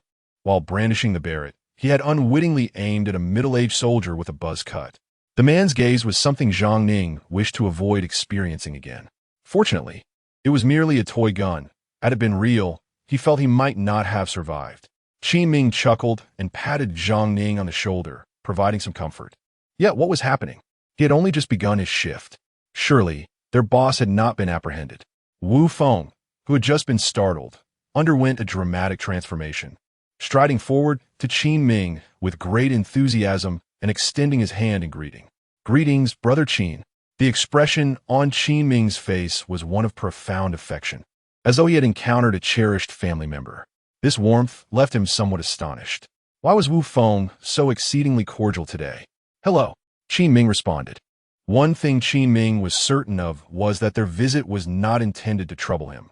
Otherwise, such friendliness would be inconceivable. He found himself momentarily perplexed. At that moment, Yuan Mingzhong stepped forward. "Hello, little Qin. We have some matters to discuss with you today." With the matter of paint weighing on his mind, Yuan Mingzhong cast aside any pretense of pleasantries and chose to address the subject directly. However, before proceeding, they needed to clear the area of bystanders. Aware that Qin Ming was still live streaming, Yuan Mingzhong glanced at him with a hint of remorse. "Little Qin, would you kindly pause your stream for a moment? We merely wish to converse with you." Qin Ming nodded. The cameraman, well versed in the routine, promptly exited with the equipment, yet he did not terminate the live stream.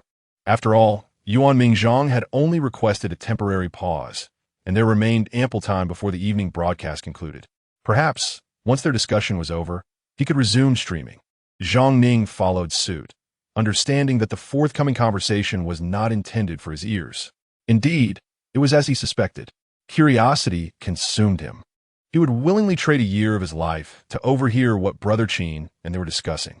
It was peculiar that a mere hardware store was frequently visited by law enforcement or military personnel. "Let me be frank," Yuan Mingzhong stated, his eyes gleaming with intensity. Wu Feng appeared almost envious. Qin Ming sensed that their visit was related to the paint, but he was puzzled by their fervor. "The paint on that Wuling mini vehicle was provided by you, correct?" "Indeed," Qin Ming replied, recognizing no need for deceit, as he had altered Guo Xiaoling's vehicle color during a live broadcast viewed by hundreds of thousands. "Where did you acquire this paint?" Yuan Mingzhong inquired. As anticipated, Qin Ming thought to himself. "I produced it myself," he admitted without hesitation. There was no alternative, and fortunately, Qin Ming possessed a comprehensive understanding of paint production. Even if Yuan Mingzhong requested him to concoct a similar batch on the spot, he could do so, provided he had the necessary materials. Upon hearing Qin Ming's assertion, Yuan Mingzhong inhaled sharply, while Daegu regarded him with a complex expression, while others referred to her as a lucky charm. Daegu perceived Qin Ming as her own talisman of fortune. Yuan Mingzhang had his suspicions, but their confirmation left him astounded. Yet, after the astonishment came exhilaration. In truth, they could have approached Qin Ming long ago, but halfway through their journey, Yuan Mingzhang, accompanied by Wu Feng, had turned back to the research institute. It was precisely to witness for himself whether the paint was truly as extraordinary as Daegu and his colleagues had proclaimed. It was not that he doubted the researchers' findings. Rather, the claims were so astonishing that Yuan Mingzhang felt compelled to verify them personally for peace of mind. Simultaneously, he aimed to assist the researchers in analyzing the chemical composition of the paint. The time spent was undoubtedly worthwhile. Upon witnessing the remarkable properties of the paint at the Research Institute, Yuan Mingzhang finally felt relieved. The stealth capabilities of the paint under radar equipment surpassed even the reports provided by Daegu. This paint conservatively estimated to enhance the stealth technology of Xia country's fighter jets by at least a decade. Further examination by their researchers using various instruments revealed that the paint was a product derived from metamaterials and carbon-based composites. Though such materials are rather uncommon in everyday life, those with a solid understanding of chemistry could indeed fabricate them. The crux of the matter lay in the precise manipulation of the material's electromagnetic properties, which was essential for the complete absorption of radar waves, infrared signals, and other electromagnetic emissions. This task proved to be the most challenging. Without an exact formulation, the researchers would struggle to replicate the paint swiftly, requiring considerable effort. However, the military was in urgent need of this paint, particularly in light of the current international climate. Can you still produce such paint? Yuan Mingzhang inquired anxiously, fearing that Qin Ming had merely stumbled upon it by chance. Without hesitation, Qin Ming confidently replied, "Yes." "Wonderful, wonderful, wonderful," Yuan Mingzhang exclaimed 3 times in succession. Nevertheless, he reiterated, "What is heard is often misleading. What is seen is believing." This paint exhibits a strong affinity for radar waves and might indeed be suitable for use as stealth coating on our Xia country fighter jets. Therefore, could you produce additional paint for us to test at the Research Institute? With Wu Feng present, Yuan Mingzhang contemplated the possibility that if Qin Ming's paint passed radar tests at the Institute, they could proceed directly to practical application. Practice is the only criterion for testing truth. With Wu Feng available, they could easily arrange for a fighter jet to be brought in. At that point, he could seek approval from the leaders aboard the aircraft carrier. They were already aware of the matter and understood its significance, likely facilitating the process. When it came time to apply the paint to the fighter jets, it would be essential for Qin Ming, as the creator, to oversee the application, given his intimate knowledge of the paint's characteristics. Thus, Yuan Mingzhang wished to invite Qin Ming to join him. Chapter 60. I have the skill, and you truly challenge me. Qin Ming's heart was profoundly shaken. He now fully comprehended why the police had dismissed the case and why Yuan Mingzhang and his associates had returned. Qin Ming was aware that this particular paint could absorb radar signals, yet he had not contemplated its actual applications.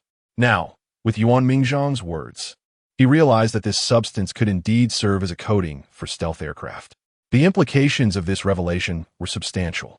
Instantly, Qin Ming recalled the fate of aircraft carrier arrestor wires. It was likely that this paint would become a special supply for the military. In light of Yuan Mingzhang's proposal, Qin Ming pondered for a moment before agreeing. The paint held little personal utility for him, but if it could be utilized on fighter jets as a stealth coating, then it would be a case of maximizing its potential. After all, without a nation, where would one find a home? This principle was not lost on Qin Ming. Moreover, considering that the paint was destined for airborne applications, would the military not offer a more favorable price than a hardware store? Originally, Qin Ming's hardware store was already supplying military buyers, so adding one more item to the procurement list did not seem problematic. It made no difference to him. Suddenly, Qin Ming felt he was thinking too far ahead. He had yet to respond to Yuan Mingzhang's inquiry. "Mr. Yuan, contributing to our nation is an obligation I willingly accept. I have some ready-made paint, albeit in gray. I wonder if that would suffice." Qin Ming replied. Last night, in his research, he had extracted various paints from the system, all of which were gray and currently stored in the warehouse. Without further ado, they could be put to use. Upon hearing Qin Ming's words, Yuan Mingzhong was immensely gratified and even more excited. He had not anticipated that Qin Ming would have ready-made paint, especially in a dark hue. Such muted tones were typically employed for combat aircraft and enemy engagement jets. Previously, Qin Ming had used pink for the color change on the Wuling Mini, but this time, he presented gray, indicating that these were not from the same batch of production. If the paint could be tested and found to meet standards, it would confirm that Qin Ming was indeed capable of producing such coatings at any time, rather than it being a mere coincidence. Excellent. Having ready-made paint is the best outcome. Yuan Mingzhong expressed his satisfaction, noting that each visit to Qin Ming yielded remarkable efficiency. His gaze toward Qin Ming grew increasingly approving. Beside them, Daige found herself at a loss for words. She had lost count of how many times she had heard Yuan Mingzhong exclaim his approval that day. Her ears were nearly calloused from it. As Yuan Mingzhong's student, she had never received such an abundance of praise. To be honest, she felt a twinge of jealousy, yet also sensed that she had no right to feel that way. Had she produced either the aircraft carrier arrestor wire or the stealth aircraft paint herself, she believed Yuan Mingzhong would have been equally generous with his compliments. Without further ado, let us proceed. Xiao Qin, could you kindly bring the paint along with us? Qin Ming nodded in agreement. Please wait a moment. I will fetch the paint. Yuan Mingzhong glanced at the dazed Daige beside him. Daige, why don't you lend a hand as well? Oh, Daige replied, following Qin Ming to the warehouse to help move things. I should pitch in too, exclaimed the impulsive Wu Feng. What do you intend to do? Let the two youngsters handle it, Yuan Mingzhong suggested, prompting Wu Feng to finally grasp the situation. He cast a peculiar look at Yuan Mingzhong. Old Yuan, do you mean? Just in case. Yuan Mingzhong chuckled. Both children are of similar age. Young Qin is exceptionally talented, and our little Dai is not lacking either.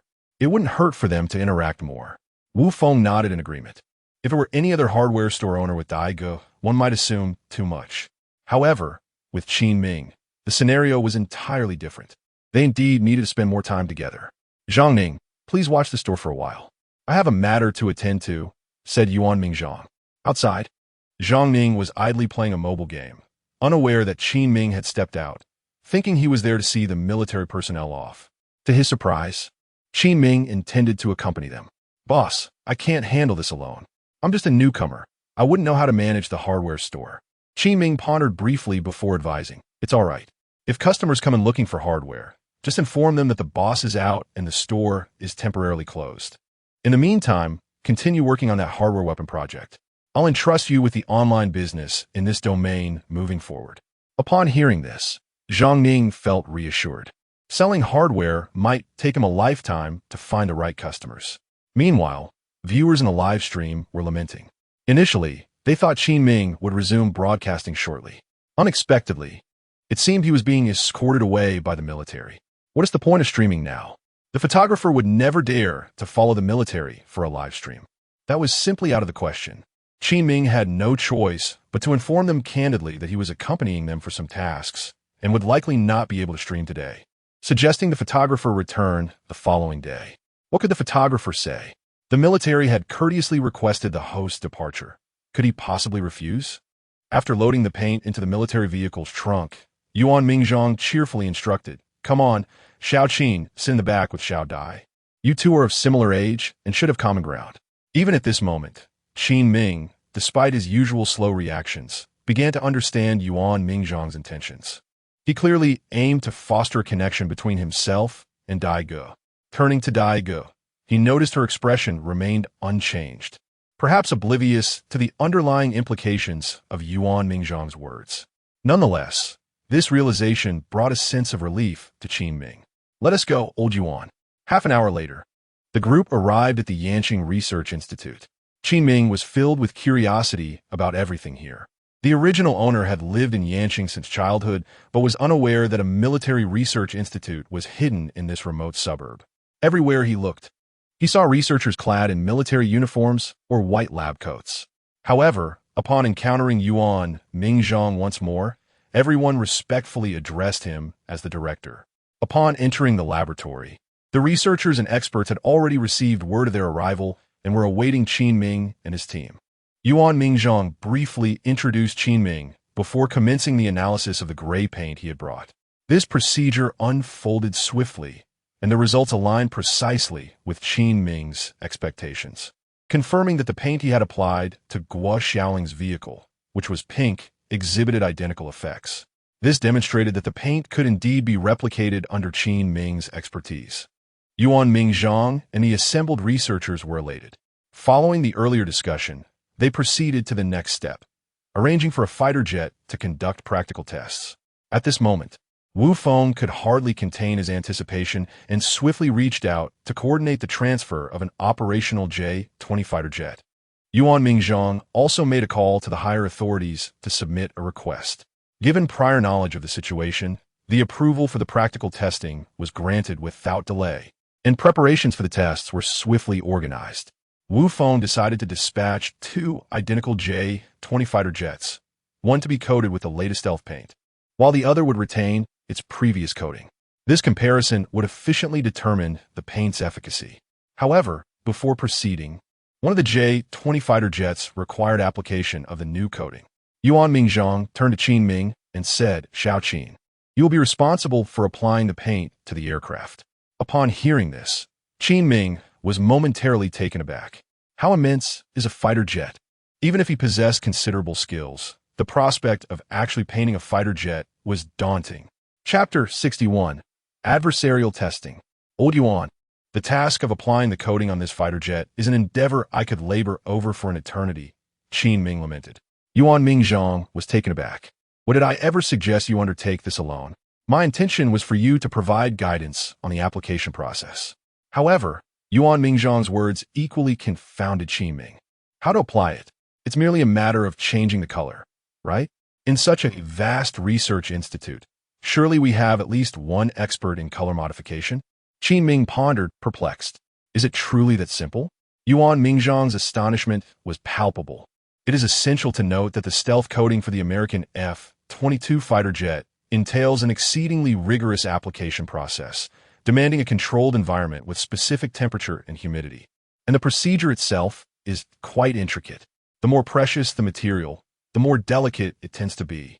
Thus, Yuan Mingzhong presumed that Qin Ming's coating would similarly require unique conditions, which was precisely why he had invited Qin Ming to assist. It's really that straightforward, Qin Ming replied. It follows a standard color change procedure. I applied it in the same manner to the previous vehicle. Yuan Mingzhong was flabbergasted. Is it truly that uncomplicated? What about routine maintenance? Are there any specific requirements? For instance, must it be kept in a temperature-controlled environment? What humidity levels should be maintained? It cannot be left outdoors, can it? Yuan Mingzhong was deeply concerned about the subsequent implications. After all, the application of stealth coatings on fighter jets is not merely a matter of application.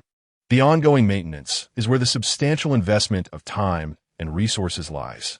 Qin Ming had thoroughly studied the characteristics of the coating provided by the system. It was far less finicky than anticipated and demonstrated remarkable durability. Once applied, it adhered firmly without the need for air conditioning or humidifiers for upkeep. Regular outdoor exposure posed no issues. One could even tread upon it without consequence. There are no special maintenance requirements. Just regular usage will suffice. I am quite confident in this, Qin Ming asserted. Yuan Mingzhong and Wu Feng exchanged glances, their eyes brimming with disbelief. If what Qin Ming claimed were accurate, this coating not only exhibited exceptional stealth capabilities, but also proved to be remarkably resilient, far from delicate. This revelation promised substantial savings in manpower and resources. A maintenance-free, all-frequency, all-dimensional stealth technology. It surpassed the latest American stealth advancements, signifying that Qin Ming's coating achieved a level of excellence across the board, effectively realizing a generational leap in technology. Fantastic! Yuan Mingzhong and Wu Feng were both elated. This was, without question, the stealth coating they had longed for in a fighter jet. I shall promptly arrange for personnel to commence the application of the stealth coating, since Qin Ming has indicated that no special conditions or processes are necessary. Our institute can send a team to execute the spraying. As Qin Ming had articulated, comparing a fighter jet to a Wuling Mini was simply unfounded. Should Qin Ming attempt to coat a J-20 fighter jet alone, he would require over a week to complete the task. However, with Yuan Mingzhang dispatching 30 individuals to collaborate, the efficiency would increase significantly. Before long, 2 J-20 fighter jets were securely stationed at the Military Research Institute's testing base. This was the first time that Qin Ming had witnessed the J-20, a fifth-generation fighter jet of the Xi'an nation, with his own eyes. He felt a profound sense of awe. Due to the simultaneous spraying conducted by 30 individuals, the initial coat was completed in just over an hour. Thanks to the rapid drying paint Qin Ming utilized, there was no need to wait, and they promptly commenced the second coat. In total, it took 3 hours for the brand-new stealth coating to be applied to the fighter jet. At this moment, all other preparations were also finalized. Let the actual combat testing commence. Wu Feng's voice resonated, deep and commanding. The pilots entered the fighter jets.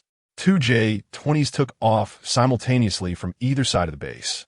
Entering the airspace, the confrontation would only officially begin when the two aircraft were beyond visual range of one another. Following the plan, they were to simulate an aerial dogfight. Ultimately, human eyesight is limited. The pilots aboard the two fighter jets activated their radars almost in unison to detect each other's movements. Once a radar lock was established, it almost signified the inevitable defeat of the locked aircraft. Thus, the essence of the actual combat lay in the ability to secure a lock on the opponent first. Yuan Mingzhang and the others below could not discern the outcome of the match with their naked eyes. They had arrived at the command center of the testing base, where they relied on real-time data transmitted on screens to assess the results of the confrontation. On the vast circular screen, not only were the dynamic movements of the two fighter jets displayed, but there were also score comparisons. Everyone present was fixated on the data flickering on the screen. Inside the command center, the atmosphere felt as if it had solidified. Soon, the data began to fluctuate. Ghost, 1 o'clock traditional, 1 Wu Feng exclaimed with excitement. Ghost, 1 is the aircraft coated with a new stealth paint. This was a temporary designation he had assigned to the two fighter jets for ease of distinction. They had already won a round, indicating that under identical radar conditions, it had detected the opponent first while the opponent remained oblivious. Before long, a gasp emanated from the pilot of Traditional 1. Captain, Ghost, 1 has completely vanished. My word, it's right behind me. There's nothing on my radar. And I've already lost. The pilot of Traditional 1 was in shock, realizing he had no inkling of where things had gone awry until his defeat. His radar displayed not a single indication, yet it alerted him that he had been locked onto and thus defeated. However, glancing back, the fighter jet, as elusive as a phantom, was unmistakably just behind him, visible to the naked eye. The command center erupted in a frenzy. Wu Feng leapt his feet, his fingers white from gripping tightly in excitement. Ghost, 1 has shot down Traditional 1. Repeat, Ghost, 1 has down Traditional 1. Wu Feng endeavored to steady his voice. One successful engagement was not conclusive. He required more precise data. The confrontation testing was to continue. After his declaration, the entire command center fell into a profound silence. Neither Yuan Mingzhang nor Wu Feng anticipated that the initial confrontation would unfold with such remarkable swiftness.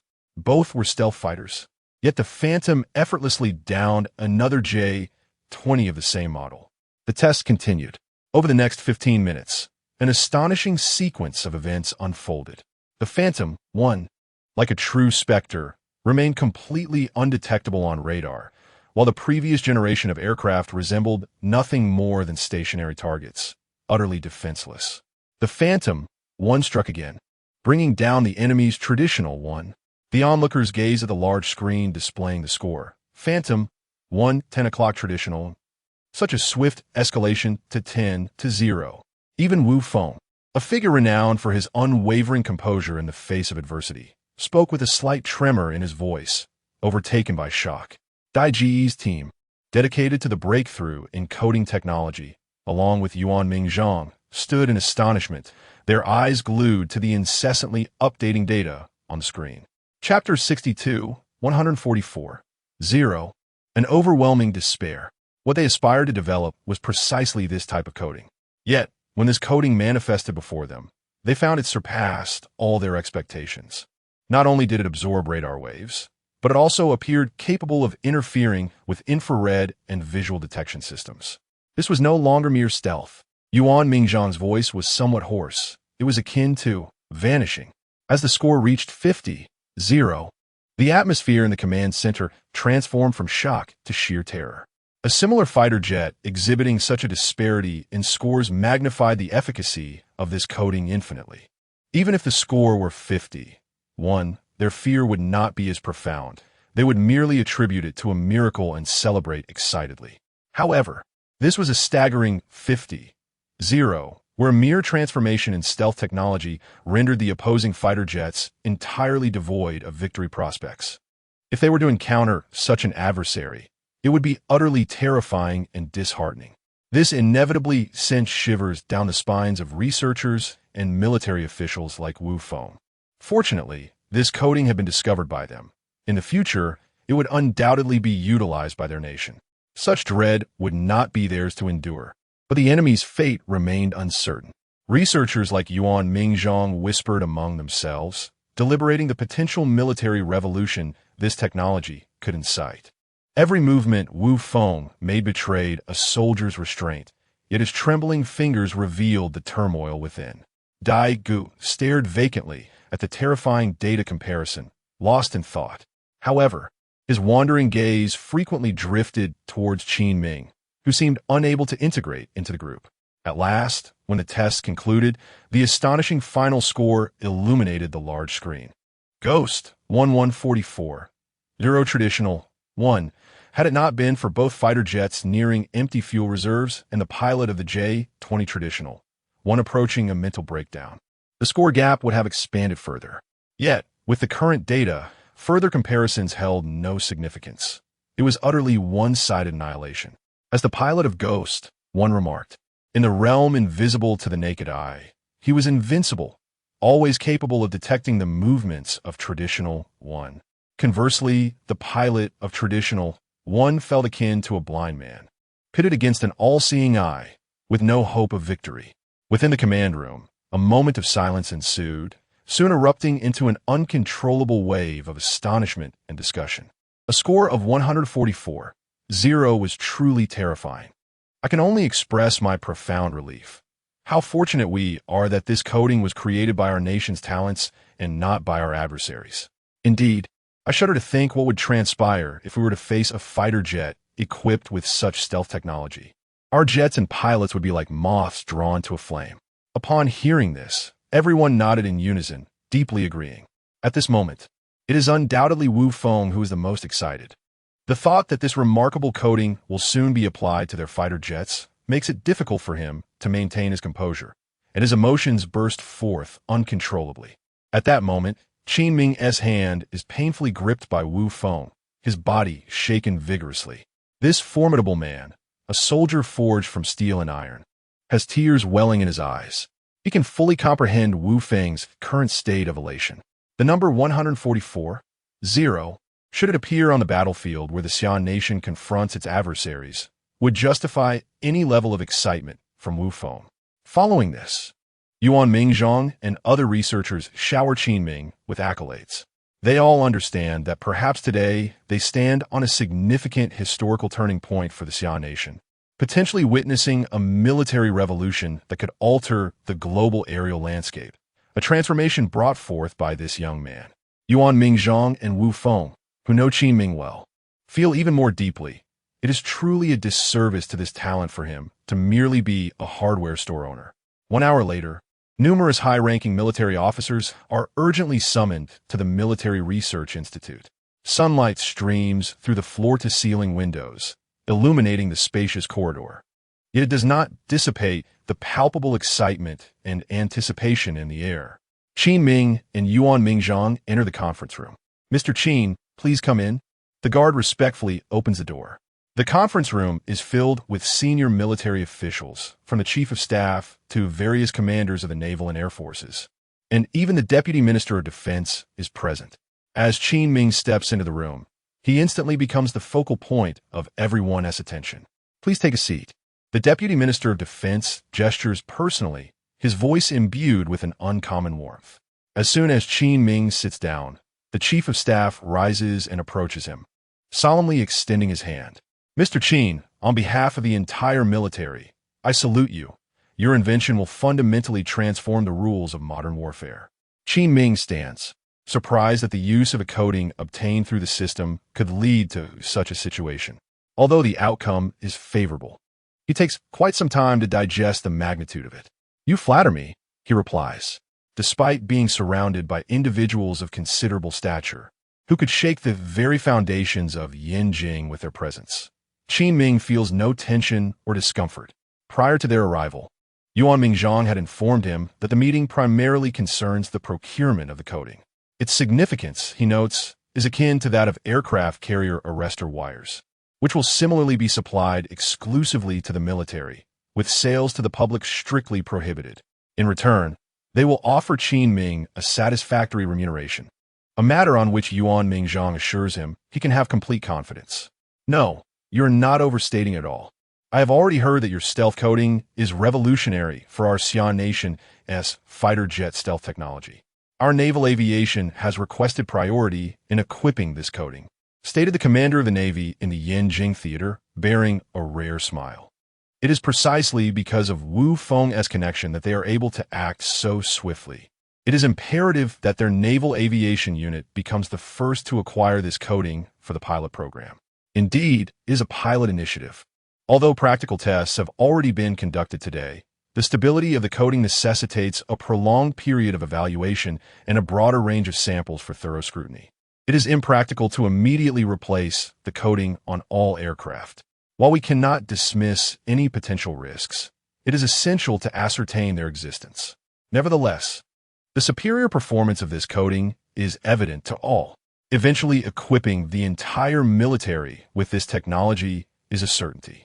Those who adopt it first will significantly enhance their combat capabilities. Furthermore, in the near future, their Yinjing, representing the northern military region, is set to engage in a military exercise with the southern theater. The presence of this coding on their aircraft will undoubtedly serve as a formidable asset. While it is likely that eventually all of Xia's aircraft will be outfitted with this coding, they currently hold a leading position, and it would not be unwise to capitalize on this advantage. The commanders from several other Air Force units gazed enviously at Wu Feng's superior. Wu Feng and his team were among the first to be informed about this coding and were the quickest to submit their application to participate in the pilot program, having only arrived slightly later than others. The military chief of staff continued, stating that it is not solely the Air Force that will benefit. We shall also explore how to apply this technology to ground equipment and individual soldier systems. Imagine stealth tanks and invisible soldiers. Chapter 63, A Decade of Refinement. Today finally reveals its brilliance in the conference room. The words of the Chief of Staff sparked fervent discussions among the attendees. Everyone was animatedly conversing about the boundless possibilities of the technology at hand. However, the Chief of Staff raised his hand to quell the chatter, smiling as he restored silence to the room. He turned his gaze back to Qin Ming, shifting the topic. Young Qin, the stealth coding is your invention, and I am aware that you also developed the carrier's arrestor wire. Our military is in urgent need of talents like you. The Chief of Staff's tone was gentle, offering Qin Ming numerous enticing prospects. Despite Yuan Mingzhang having already reported Qin Ming's lack of interest in joining the military, the Chief of Staff was still eager to make an attempt. He could not bear the thought of letting such talent slip away without a fight. Yet, Qin Ming's response inevitably left the military leaders feeling somewhat disheartened. He remained steadfast in his decision not to enlist. Nevertheless, disappointment aside, Yuan Mingzhang began to consider the possibility of reaching out to Qin Ming for assistance with any insurmountable challenges in the future. Surely, Qin Ming would not refuse to help, would he? Furthermore, after the developments surrounding the carrier's arrestor wire and the coding, Yuan Mingzhang pondered that with Qin Ming's intellect, he might unearth even more remarkable innovations. Perhaps it would be prudent to assign someone to keep a watchful eye on Qin Ming's live streams, in case he stumbled upon another breakthrough. Who could that person be? An idea sparked in Yuan Mingzhang's mind. He should enlist Dai Ge. Both the carrier's arrestor wire and the stealth aircraft coding were related to her. Even someone as skeptical as Yuan Mingzhang felt there was a certain connection between them. Should Qin Ming have any other useful inventions? Daigo was the first person that came to his mind as the discoverer. Moreover, her expertise in the field was impeccable. If any further valuable inventions were to arise, she would be able to detect them promptly, avoiding the passive approach they had taken thus far. Additionally, Yuan Mingzhong harbored another thought. He wished for Daigo and Qin Ming to interact more frequently. After all, individuals like Daigo, who were deeply engrossed in their research, would find it challenging to form personal connections without the encouragement of their seniors. As the meeting progressed, the agenda shifted to the procurement of the coating. Given the significance of the stealth coating, procurement was strictly limited to military purchases. However, the purchasing price was equally enticing. After deliberations among the military's higher-ups, the price for a kilogram of coating was ultimately set at 100,000. Qin Ming was thoroughly satisfied with this figure, and the military leaders were even more pleased. In comparison to the exorbitant cost of stealth coatings from the United States, which stood at $150,000 per kilogram, their own was remarkably economical. Moreover, the maintenance costs for the American coatings were exorbitant, requiring servicing each time a fighter jet returned from a mission.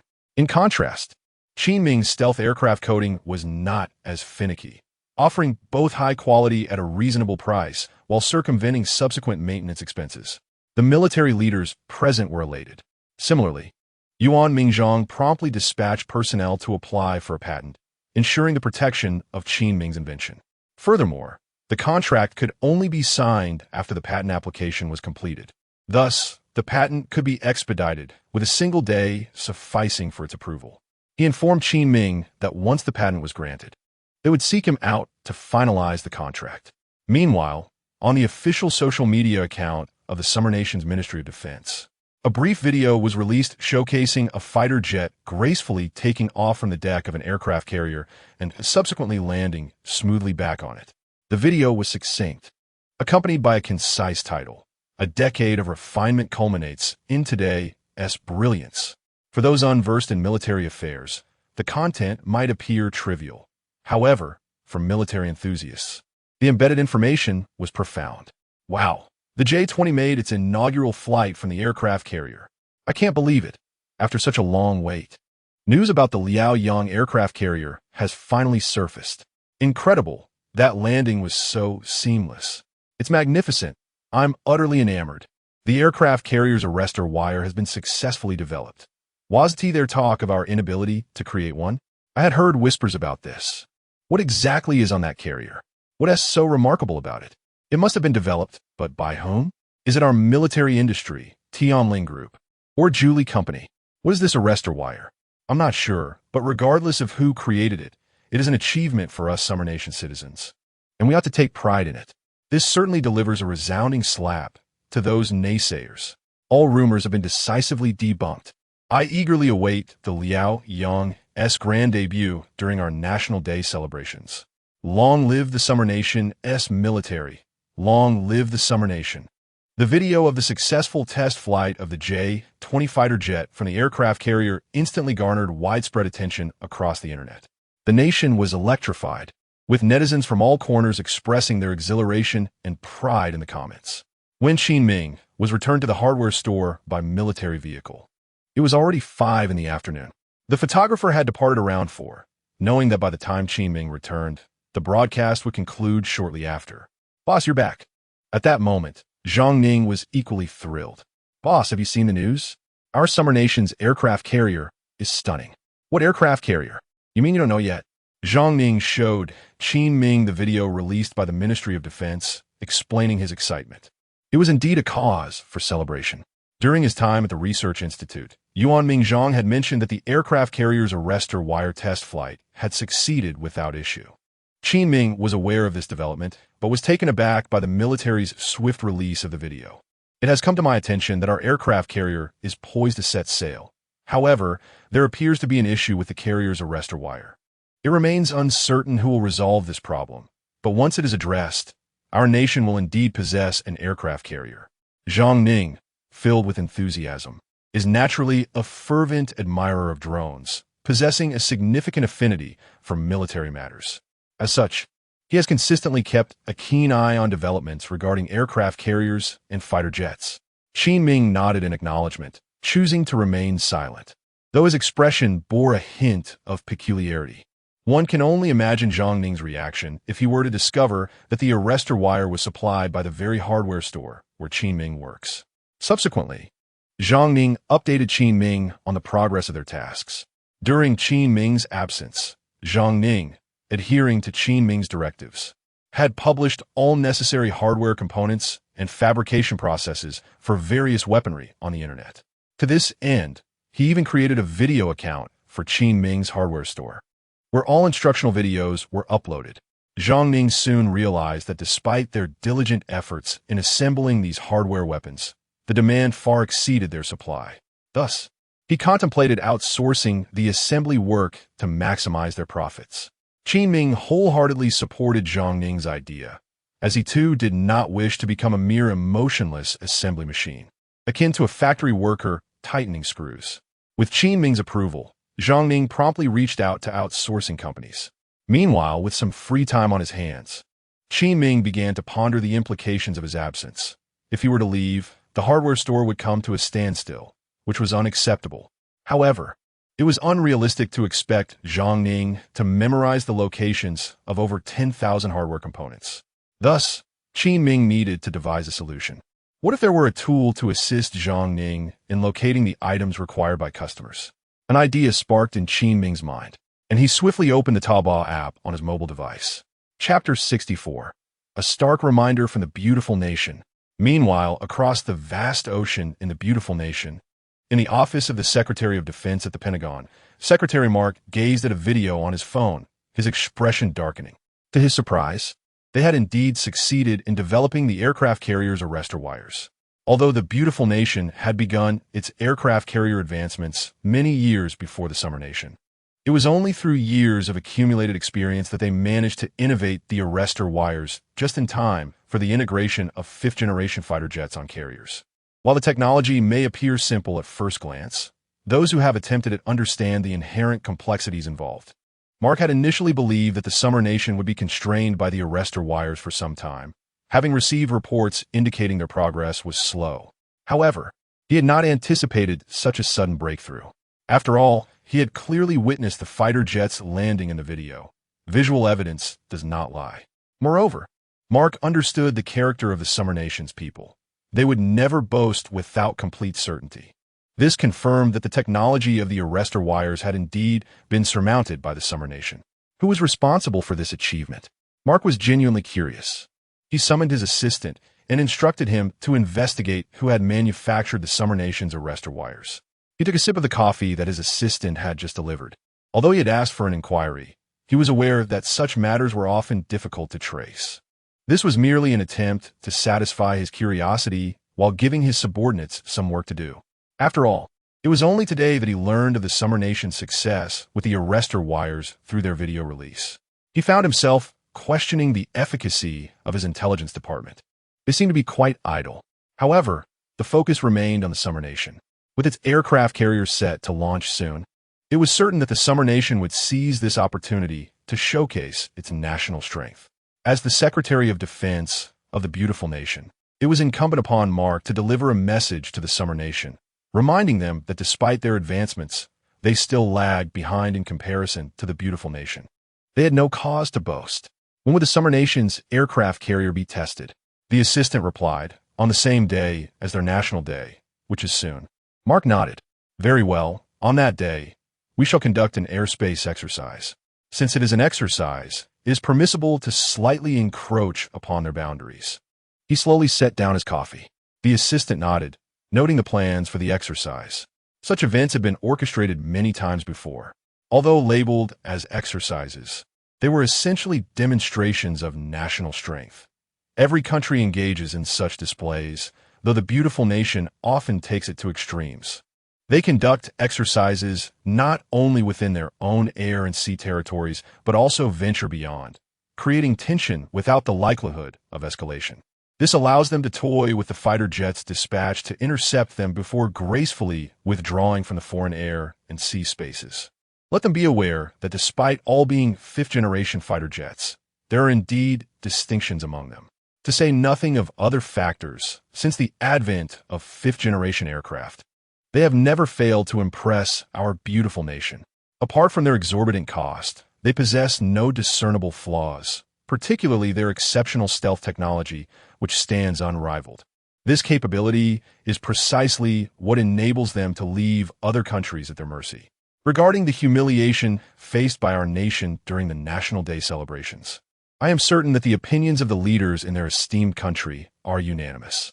As time passed, Qin Ming and his associates were taken aback by the popularity of the account created for him by Zhang Ning. On the day the video was released, it garnered over 100,000 views within the first hour. Is this truly something one can find at a hardware store? Astonishingly, this content is remarkably hardcore. Who knew hardware could be presented in such an engaging manner? I must follow this account. It even includes tutorials and material lists, making DIY projects incredibly convenient. This blogger is simply fantastic. A few hours later, views soared past 1 million, with likes exceeding 100,000. Before long, the readership surpassed 10 million. As the video's popularity skyrocketed, the follower count for Qin Ming's versatile hardware store account surged, jumping from 0 to 200,000. Zhang Ning had arranged for an outsourcing company to assist Qin Ming with screwing things together. Consequently, the online store's inventory was increased to 1,000 units of each type of weapon. Even so, everything sold out in a remarkably short time. Many individuals were still unable to procure ready-made items. However, with the instructional videos and material lists available, numerous netizens resolved to embark on their own DIY endeavors. Consequently, the sales of hardware soared across the nation, leaving many hardware store owners bewildered. For a moment, they wondered if the overall societal climate had improved. Upon further inquiry, they discovered that these individuals were purchasing hardware components to construct various weaponry, a practice initiated by one enterprising hardware store owner. This revelation led hardware store proprietors nationwide to silently express their collective gratitude to this innovative entrepreneur. The following day, the program's cameraman arrived punctually at Qin Ming's hardware store. Qin Ming commenced his broadcast as usual. "Brother Qin, what were you up to yesterday? Can you share anything with us? You ended the stream early yesterday. We were quite eager for your return." "Brother Qin, I followed the tutorial you posted and crafted a sword. It turned out remarkably impressive. Did you see the video of the fighter jets taking off from our nation's aircraft carrier? It was spectacular. Do you think this is somehow related to you? You have quite the imagination." "It's not mere imagination. The timing was uncanny, as your stream ended just before that video was released." Qin Ming's live stream remained the most popular among the 360 streams available. However, the sole difference today was that Zhang Ning, now officially a staff member, had joined the store for her first day of work. Yet, even with Zhang Ning's collaboration, Qin Ming found little respite for at present. She had yet to prove her utility. Neither could assist Qin Ming in selling hardware nor in repairing items. Therefore, the current situation is that Zhang Ning appears more like the proprietor of the hardware store than Qin Ming. Fortunately, as noon approached, a delivery arrived at the store's doorstep. Qin Ming eagerly opened the package, and Zhang Ning, intrigued by what Qin Ming had purchased online, came over to investigate. "Isn't this a pair of glasses? Qin Ge, have you become nearsighted?" Zhang Ning inquired with curiosity. Qin Ming produced the glasses, revealing that they were not ordinary spectacles, but rather VR glasses. Upon closer inspection, Zhang Ning noticed that the frames and temples were significantly larger than those of conventional glasses. Additionally, the lenses featured a special, semi-transparent coating. Zhang Ning was somewhat familiar with these VR glasses, which could receive messages, facilitate light office work, as well as allow for watching movies and playing games.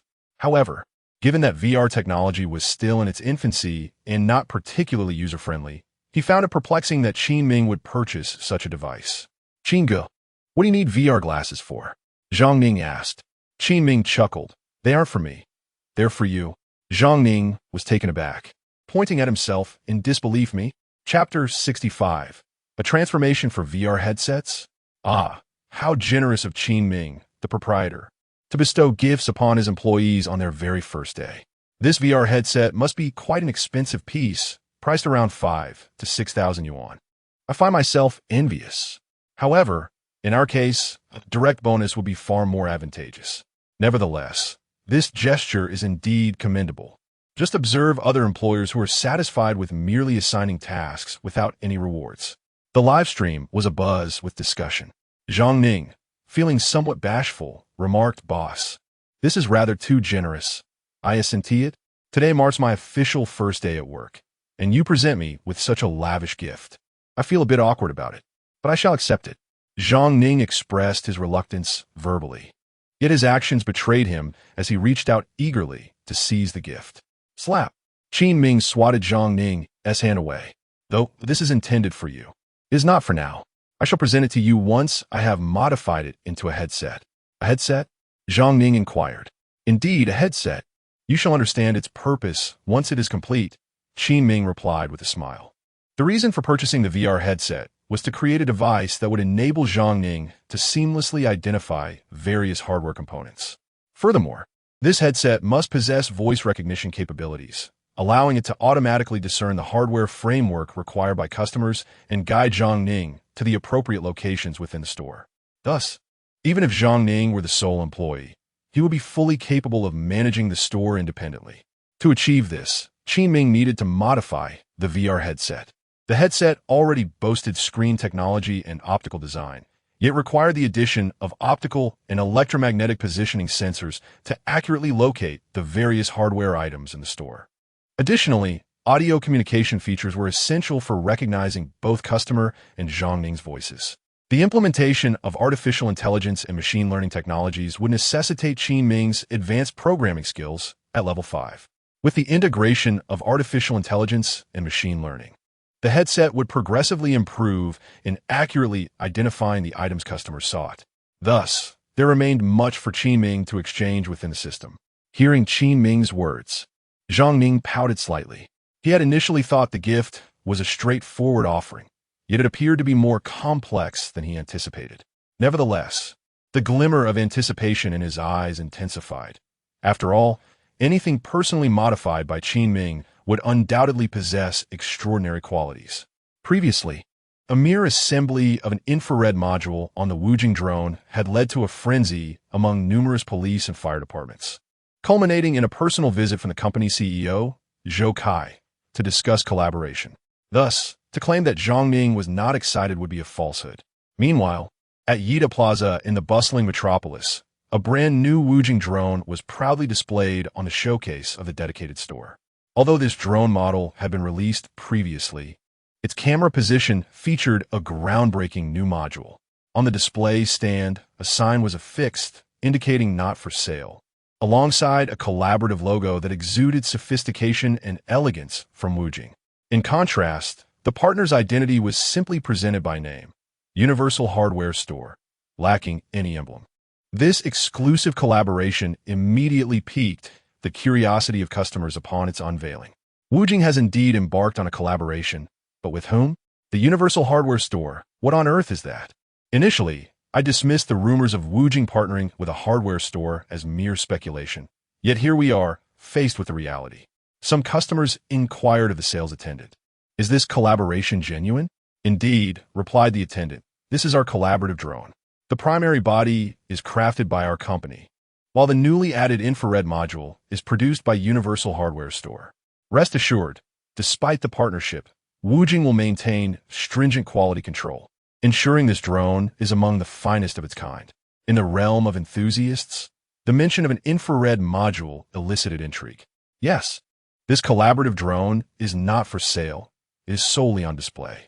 However, what the attendant omitted to mention is that this drone is not currently available to the general public. It is primarily aimed at departments such as police and fire services that have a specific need for it. The exhibition is intended for personnel from these agencies, as agreements have already been established in Yanjing.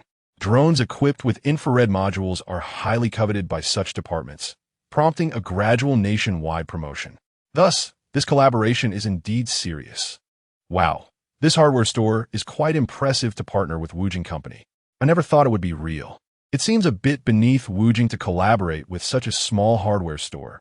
However, this store knows how to play the game, and Wujing has the audacity to engage in such a partnership. How remarkable. This is the essence of Wujing Company, exhibiting absolute confidence, unperturbed by external judgment regarding their collaborations. In no time, the news of Wujing Company's partnership with the hardware store surged to trending status. Previously, it had briefly reached the spotlight, but due to a mere verbal commitment without any tangible product, doubts lingered regarding its authenticity. Now, however, the collaborative drone is showcased in major shopping malls nationwide, presenting undeniable evidence. Consequently, Qin Ming's hardware store has experienced a resurgence in popularity. Simultaneously, contrary to the expectations of Zhou Kai and senior executives that their company's market value would decline, Wujing Company's stock price witnessed a significant surge. This left the senior members who had previously opposed Zhou Kai and Qin Ming's collaboration in a state of profound doubt, questioning whether their mindsets had become antiquated, unable to keep pace with contemporary marketing strategies. Ha ha ha, Brother Qin, you've truly soared. The collaborative drone from the hardware store and Wujing Company has indeed come to fruition. Incredible. I have just come across the news as well. You cannot imagine the astonishment I felt upon discovering that the collaborative drone from Wujing Company featured the name of Qin Ji's hardware store on the exhibition stand. Were it not for the fact that it is a non-sale item, I would certainly have purchased one. The popularity of Qin Ming's live stream has surged once again. Zhang Ning, who is simultaneously managing the affairs of the hardware store's online shop, is also keeping a close eye on the happenings in Qin Ming's live stream. Observing the barrage of comments from viewers, Zhang Ning feels even more elated than Qin Ming himself. Boss, our store has launched the collaborative drone with Wujing. Zhang Ning exclaimed. Qin Ming, engrossed in modifying a VR headset, did not even lift his head. Oh, boss, is this your reaction? Why so calm? Zhang Ning replied, somewhat speechless. He, on the other hand, had posted several updates on social media and even ventured outside the hardware store to take a photograph with the sign of the Universal Hardware Store, which he promptly shared in the group chat. Chapter 66. A Master So Young? Ning, it seems you've changed quite a bit in just a few days. Now you're posing with hardware store merchandise. Previously, weren't you showcasing the signature of the esteemed CEO of Wujing? Now, it appears you're sharing this triviality in the group chat. Wait a moment, the name of this hardware store. Could it possibly be that online store collaborating with Wujing? Indeed, it is the Universal Hardware Store. Instantly, Zhang Ning's drone enthusiast group buzzed with excitement. Zhang Ning, do not be infatuated with me. I am now the vice president and sole employee of the Universal Hardware Store. Ah, Ning, are you no longer collecting rent, but instead working? Essentially, you're still an employee, aren't you? Is this true? Zhang Ning, you don't understand. This is a strategic maneuver, indirectly establishing collaboration with Wujing. Zhang Ning, what is wrong with being an employee? I am the only employee of a company that collaborates with Wujing. How impressive is that? Indeed, by your account, Ning's job sounds rather remarkable. Now I'm tempted to join as an employee. Are you still hiring? Zhang Ning, do not hold your breath. Our company currently has no plans to hire anyone else. While Zhang Ning was engaged in this conversation, a familiar military vehicle arrived at the entrance of Qin Ming's hardware store. The configuration was unmistakable. Dai Gu and Chu Ziyuan entered Qin Ming's establishment. At this point, even Zhang Ning was not overly surprised, having witnessed the military vehicle come to pick up Qin Ming the day before. However, the reason for today's visit remained unclear.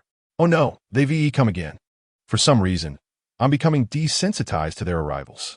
What do they want now? Could it be that the live stream has been interrupted again? Please, not again. Yesterday's stream was cut short. Upon seeing the visitors' setup, Qin Ming understood they were there to sign a contract, as had been agreed upon the previous day. After exchanging pleasantries, Qin Ming received the contract documents and began to read them intently. The photographer, now familiar with the routine, knew to keep a respectful distance. It seems they are indeed signing a contract again. This scenario feels all too familiar, reminiscent of the last time. But wait, didn't they already sign a contract previously? What could be the reason for yet another signing today?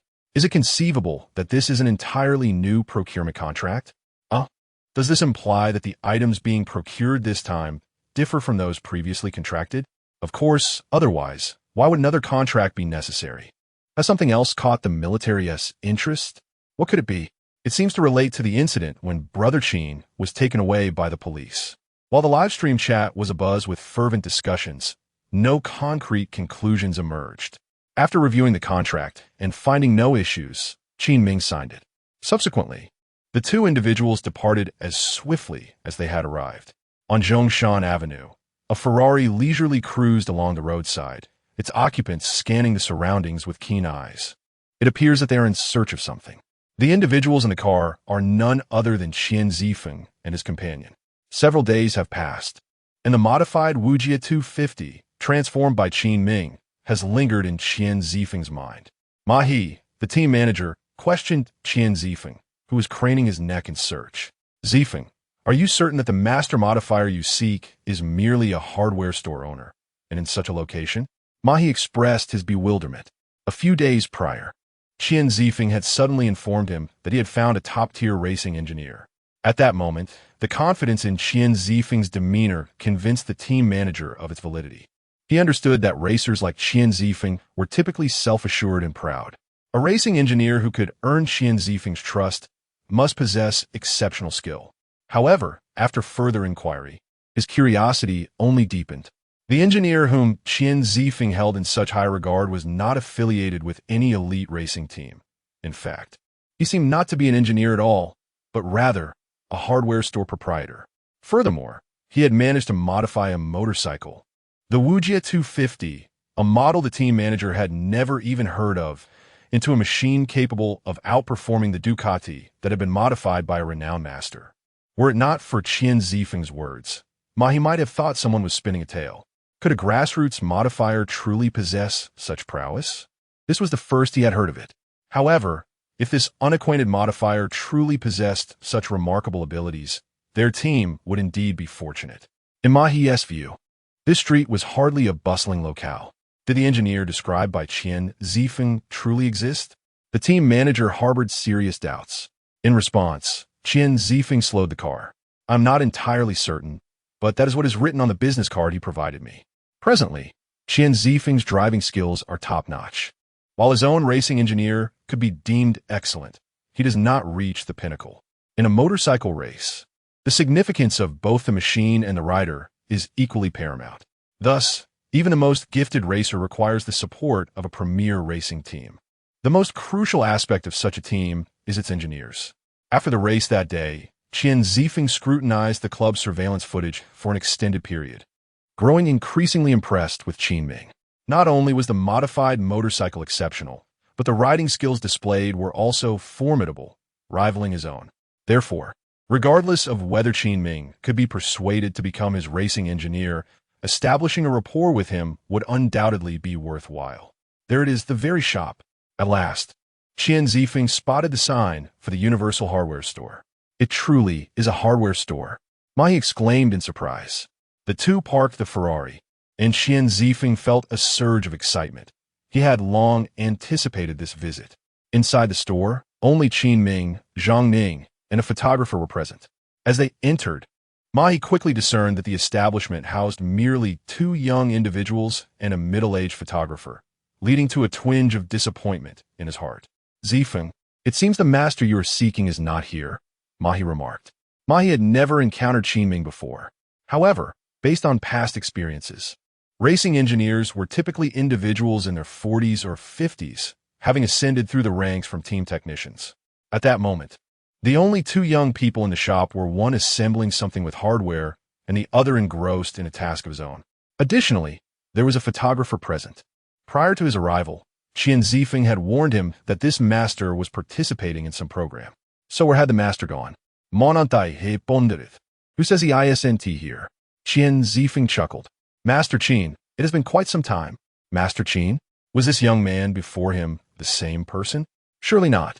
A modification master, so youthful? Was this for real? Mahi's eyes brimmed with disbelief. This was simply too absurd. To him, Qin Ming resembled more of a reclusive sage, akin to a venerable monk, someone of considerable age and wisdom. The revelation that this youthful individual was indeed the master was somewhat challenging to accept. Chapter 67. Is Qin Ming considering a career change? What an astonishingly young man. If he truly possesses the remarkable talents as claimed by Qian Zifeng, it is difficult to fathom the extent of his extraordinary gifts. Qin Ming was engrossed in the modification of VR goggles when he heard someone call his name. He lifted his gaze to see Qian Zifeng, the owner of the racing club, approaching him. Qin Ming had previously held a very favorable impression of him, which is why he had handed his business card to Qian Zifeng. To his surprise, Qian had come seeking him. Could be to purchase hardware? It seemed unlikely that someone of Qian's stature would personally come to acquire such items. With a smile gracing his face, Qin Ming inquired, "Mr. Qian, is there something you need from my shop today? Are you here to purchase hardware, or perhaps for repairs? I can assist with either." Their last conversation had revolved around motorcycles, a subject Qin Ming, though not particularly passionate about, had a fair grasp of due to his LV6 modification skills and LV4 riding techniques. Thus, their discussions have been quite engaging. "Isn't that Qian Zifeng? What brings him to Brother Qin's hardware store?" One of the viewers mused. "I remember that day when Brother Qin modified his Ducati, and it was truly impressive. It seems they had a great chat and exchanged business cards." Qian Zifeng seemed very enthusiastic, so perhaps he has some matters to discuss now. The loyal viewers in the live stream recognized the visitor. "You are mistaken. We are not here to repair anything or purchase hardware," Qian Zifeng chuckled. "However, we do have a matter to discuss with you." "What is it?" Qin Ming asked. "After seeing the modifications you made for Kai Kun, I was utterly amazed by your skills. As a professional racer, I greatly admire your talent. Therefore, I would like to invite you to join our racing team as a racing engineer. What do you think?" The suggestion of becoming a racing engineer for Qin Ming was astonishing. Is such a position attainable for an ordinary person? Yet, considering Qin Ming's expertise, it didn't seem out of reach. Could it be that Brother Qin is contemplating a career shift? From hardware store owner to racing engineer. What a dramatic transition. Some viewers speculated. Isn't it permissible to change careers on the show? At that moment, Qin Ming was taken aback. He hardly understood the role of a racing engineer. How could Qian Zifeng propose such a thing? Moreover, he had his own store to manage, leaving him no time to embark on this new venture. Thus, without a moment's hesitation, he declined the offer. "I apologize, but I must oversee my hardware store. I simply do not have the time to take on the role of a racing engineer. Besides, I'm not even familiar with what a racing engineer does." "You may want to seek someone more qualified," Qin Ming stated earnestly. Seeing Qin Ming's immediate rejection, Qian Zifeng grew anxious. However, he did not give up. In his view, it was a gross underutilization of Qin Ming's abilities to merely operate a modest hardware store. If Qin Ming were to join his racing team as an engineer, the annual salary of a top-tier racing engineer would undoubtedly surpass the earnings of a hardware store owner by a significant margin. Qian Zifeng glanced at Mahi, who immediately understood the unspoken cue. "Master Qin, I am the team manager of the Qi 2 racing team. Please refrain from hastily declining our offer. It would be prudent to first consider our terms before making a decision," Mahi urged eagerly. Qian Zifeng had summoned Mahi precisely to persuade Qin Ming. Having discovered during their earlier conversation that, despite Qin Ming's exceptional skills in modification and motorcycle operation, he seemed to possess only a lukewarm interest in motorcycles. Hence, Qian Zifeng hoped that Mahi, with his negotiation experience, could convince Qin Ming from a different angle. Mahi shared Qian Zifeng's sentiments, believing that Qin Ming's reluctance stemmed from his ignorance of the substantial salary a top racing engineer could command. Moreover, given Qin Ming's remarkable modification skills at such a young age, he had the potential to excel further through continuous practice and learning, which would inevitably lead to an increase in his salary. Of course, these elements were interdependent and mutually reinforcing. Qin Ming was unaware of the conditions being proposed, yet he was resolute in his intention not to abandon his hardware store. Nonetheless, he was willing to listen to the terms put forth by Qian Zifeng and his team. "Go ahead," Qin Ming said, acknowledging the effort they had made to come all this way. It would be rather inconsiderate to dismiss their attempt without allowing them a chance to present their case. Upon hearing this, Mahi felt a surge of hope. He was inwardly thrilled. "First, let me present the opportunity to become an engineer for our Qi 2 racing team. The annual salary would be 3 million. Naturally, if your performance is commendable, this figure could rise to 4 million or even 5 million, Mahi stated, looking toward Qin Ming. However, He was disheartened to find no sign of astonishment on Qin Ming's face. Instead, he appeared remarkably composed. It is noteworthy that a salary of 3 million is beyond the reach of many executives in large corporations. For someone as young as Qin Ming to command such a salary is indeed commendable. Most young individuals would be utterly astonished by such an offer. Yet Qin Ming remained unfazed. Little did they know that had it been Qin Ming from a while ago, he might have been swayed by such an offer. However, the present circumstances were different. With 2 patents in hand and a partnership with Wujing Company, Qin Ming found himself in a position where financial constraints were no longer a pressing concern, leading to his calm demeanor. Unfazed, Mahi pressed on. In addition, should you join our team and we secure victory in a race, you would receive an additional bonus of 300,000 as our team's engineer. Upon hearing this, the viewers in the live stream suddenly became restless. Oh my, a salary of 3 million. I would be overjoyed even with a mere 300,000. Brother Qin, you must remain steadfast. But what shall we do if you decide to become a racing engineer? At this moment, Zhang Ning's expression mirrored the astonishment that he had hoped to witness. His face was a portrait of disbelief. Setting aside other matters, the allure of such a salary was simply irresistible. Zhang Ning began to feel a twinge of anxiety, fearing that Qin Ming might acquiesce to the demands of Qian Zifeng and his associates. If he were to agree, would not the satisfactory job he had just secured slip away? To be honest, he rather cherished this position. Meanwhile, Qin Ming, after hearing the conditions laid out by He, remained utterly unmoved. Chapter 68. The headset glasses are complete.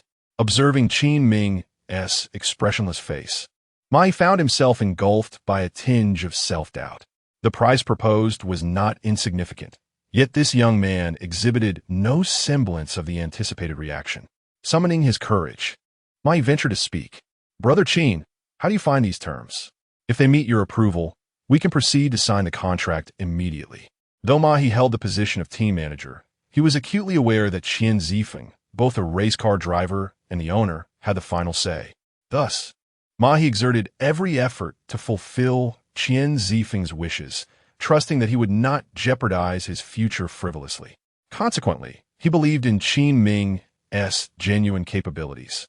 Regrettably, while your offer is indeed enticing, I must decline. I have no desire to become an engineer. I simply wish to focus on selling my hardware. Upon hearing Qin Ming's response, not only did Zhang Ning breathe a sigh of relief, but the online audience also shared in the collective exhale. Qian Zifeng, however, felt a pang of urgency. The situation was proving to be less straightforward than he had envisioned. It seemed that this master, Qin Ming, possessed a peculiar disposition, unlike the typical avaricious individuals. Yet, he seemed to harbor a deep-seated passion for selling hardware. Realizing that enticing Qin Ming to join their team might be overly ambitious, Qian Zifeng considered a more pragmatic approach. Perhaps he could enlist Qin Ming's expertise in motorcycle modifications, although this would not bring Qin Ming into their fold. Having him assist with vehicle enhancements would suffice, even if it entailed a bit more effort for Qian Zifeng. Thus he spoke, Master Qin, let us pretend this conversation never occurred. Qian Zifeng intended to adopt a strategy of retreating to advance. However, he hesitated, taken aback by Qian Zifeng's unexpected willingness to concede. This was not in line with Qian Zifeng's usual tenacity. May I request your assistance in modifying my racing car? Similar to what you did for Kai Coin? Of course, I will compensate you for your services, and I assure you, the remuneration will be satisfactory. What do you say? Qian Zifeng proposed. Upon hearing this, He finally grasped Qian Zifeng's intentions. If they could not recruit Qin Ming as a racing engineer, they could still benefit from his modification skills directly. Each time modifications were completed, they would remunerate Qin Ming accordingly. This arrangement could yield the desired outcome for both Qian Zifeng and He, albeit with a little more effort involved. Since Qin Ming would no longer be their professional racing engineer, each modification would necessitate transporting the racing motorcycle to the hardware store for enhancements, and subsequently retrieving it. However, this arrangement was not devoid of advantages. By avoiding a formal contract, they could allow Qin Ming to modify one motorcycle first. If the results were unsatisfactory, They could simply forego his services in the future. After all, Ma He harbored some concerns regarding the reliability of Qin Ming's skills, fearing that his modification prowess might be merely ephemeral. Qin Ming, in his naivety, managed to create such a motorcycle, and had a contract been signed, their losses would have been substantial. This realization brought a sense of relief to Ma He. Qin Ming did not outright reject the proposal. Rather, he pondered it earnestly. By undertaking the modifications himself, his autonomy would significantly increase. Accepting or declining orders would rest solely on his discretion, which was quite agreeable. Yet, he continued to contemplate the matter. Meanwhile, Qian Zifeng interpreted Qin Ming's contemplation as indecisiveness, prompting him to further entice. If you agree, our racing team will procure hardware, such as wrenches and screwdrivers, from your hardware store in the future. Our demand in this regard is considerable. To be fair, Qian Zifeng struck a chord with Qin Ming. While the prospect of earning money was not a priority, selling hardware was essential. Professional motorcycle racing teams consume vast amounts of various parts. The volume of hardware procured by Qian Zifeng's team would undoubtedly be significant. Qin Ming's eyes sparkled with excitement. Earning money through modifications, selling hardware, and accumulating points simultaneously, what could be more advantageous? Initially deep in thought, Qin Ming was swayed by Qian Zifeng's persuasion. He readily agreed to the modifications. There shall be no issues. Whatever design you envision, provided the budget is adequate, I guarantee your satisfaction. At this moment, Qin Ming was no longer the uninformed individual he had been prior to modifying Kai Kuen's motorcycle. He recognized that the modifications made for Kai Kuen had indeed been a bargain for him. Therefore, should Qian Zifeng desire alterations akin to Kai Kuen's motorcycle, an additional fee would be warranted. However, considering Qian Zifeng's eagerness, Qin Ming was inclined to offer a discount. Very well, it's settled then. We will deliver the motorcycle tomorrow. You may proceed with the modifications, aiming for the utmost speed achievable by the human body. Competing as top-tier professional racers is essentially a challenge against human limits. Qian Zifeng provided a rather broad set of requirements. This limit was not particularly difficult to reach. The true challenge lay in ensuring the stability of the motorcycle at such extreme speeds, allowing the vehicle to serve perfectly, rather than forcing the driver to adapt to the machine. Qian Zifeng's demands were modest, simply requiring the modified motorcycle to match the performance of Kai Kuen's previous vehicle. The estimated cost for these modifications was set at 2 million. Should this prove insufficient, you may inform me, and I can allocate additional funds. Your modification fee is proposed at 1 million. What do you think of this price? Qian Zifeng had already made up his mind. Such was the capriciousness of being a boss. Meanwhile, Ma He was becoming increasingly anxious. While 2 million for modifications seemed reasonable, adjustments could be made, he was not overly concerned, as it was a necessary expenditure. However, the price set by Master Qin Ming for his services seemed excessively high. In fact, it might even surpass the annual salary of those who joined their team as racing engineers. Qian Zifeng, without a hint of hesitation, agreed to the exorbitant fee. Truly, he was extravagant. 100,000 for modifying a single motorcycle was astounding. What a windfall it is. I find myself envious of Brother Qin. Fortunately, this program does not gauge success by monetary gains. Otherwise, the ultimate victor would undoubtedly be Qin's hardware store, which would indeed be amusing. To modify a motorcycle requires a staggering 200,000, leaving me utterly astounded. Naturally, this pertains to professional racing motorcycles, not the ordinary ones utilized on public roads. Thus their worth is undeniably elevated. Qin Ming, too, was taken aback by this price. Initially, he intended to offer Qian Zifeng a more economical rate for the modifications. To his surprise, Qian Zifeng proved to be even more generous than himself, leaving Qin Ming feeling somewhat embarrassed. Very well, let us proceed as you suggest. Qian Zifeng then discussed further details with Qin Ming. Subsequently, Ma He and Qian Zifeng took their leave, while Qin Ming resumed his study of the headset.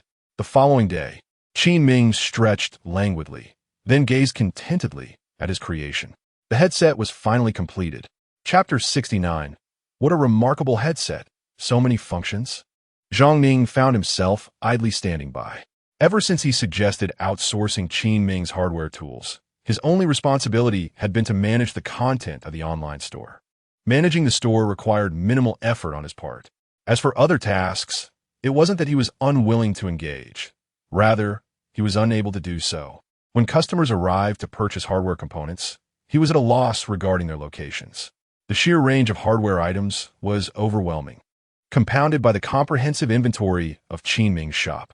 Memorizing every item and retrieving them swiftly to meet Qin Ming's standards was a daunting challenge. As for appliance repair, that was an entirely different matter, left solely to Qin Ming.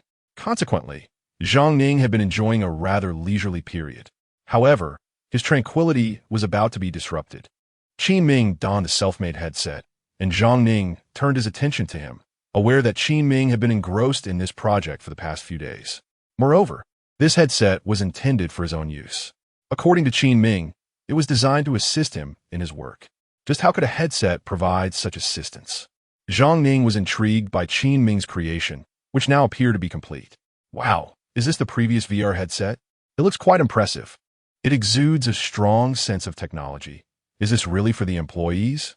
Has Brother Qin finally finished tinkering with it? What purpose does it serve? As Qin Ming adorned himself with the headset, it became evident that it had been transformed from a standard VR device. The aesthetic alterations made by Qin Ming rendered it unrecognizable from its original form, as he had incorporated numerous modules. At the forefront was a semi-transparent curved display, akin to goggles, yet significantly lighter. The touchpad was designed for gesture recognition, allowing users to operate the device with simple hand movements. Two high-definition cameras were positioned atop the headset, featuring an infrared camera and a thermal imaging camera for night vision and heat tracking, both capable of conducting a 360-degree scan. Given that the headset was intended for his own employees, Qin Ming spared no expense on the materials. Additionally, surrounding the device were supplementary lighting features that automatically illuminated in low-light conditions. A voice recognition function was also integrated, considering the needs of customers and Zhang Ning alike. Many customers might not be familiar with the hardware components they wish to purchase and could only provide vague descriptions. The voice recognition capability allowed the system to analyze the requested items efficiently, ensuring that customers' time was not wasted. Furthermore, Qin Ming made modifications to the battery as well.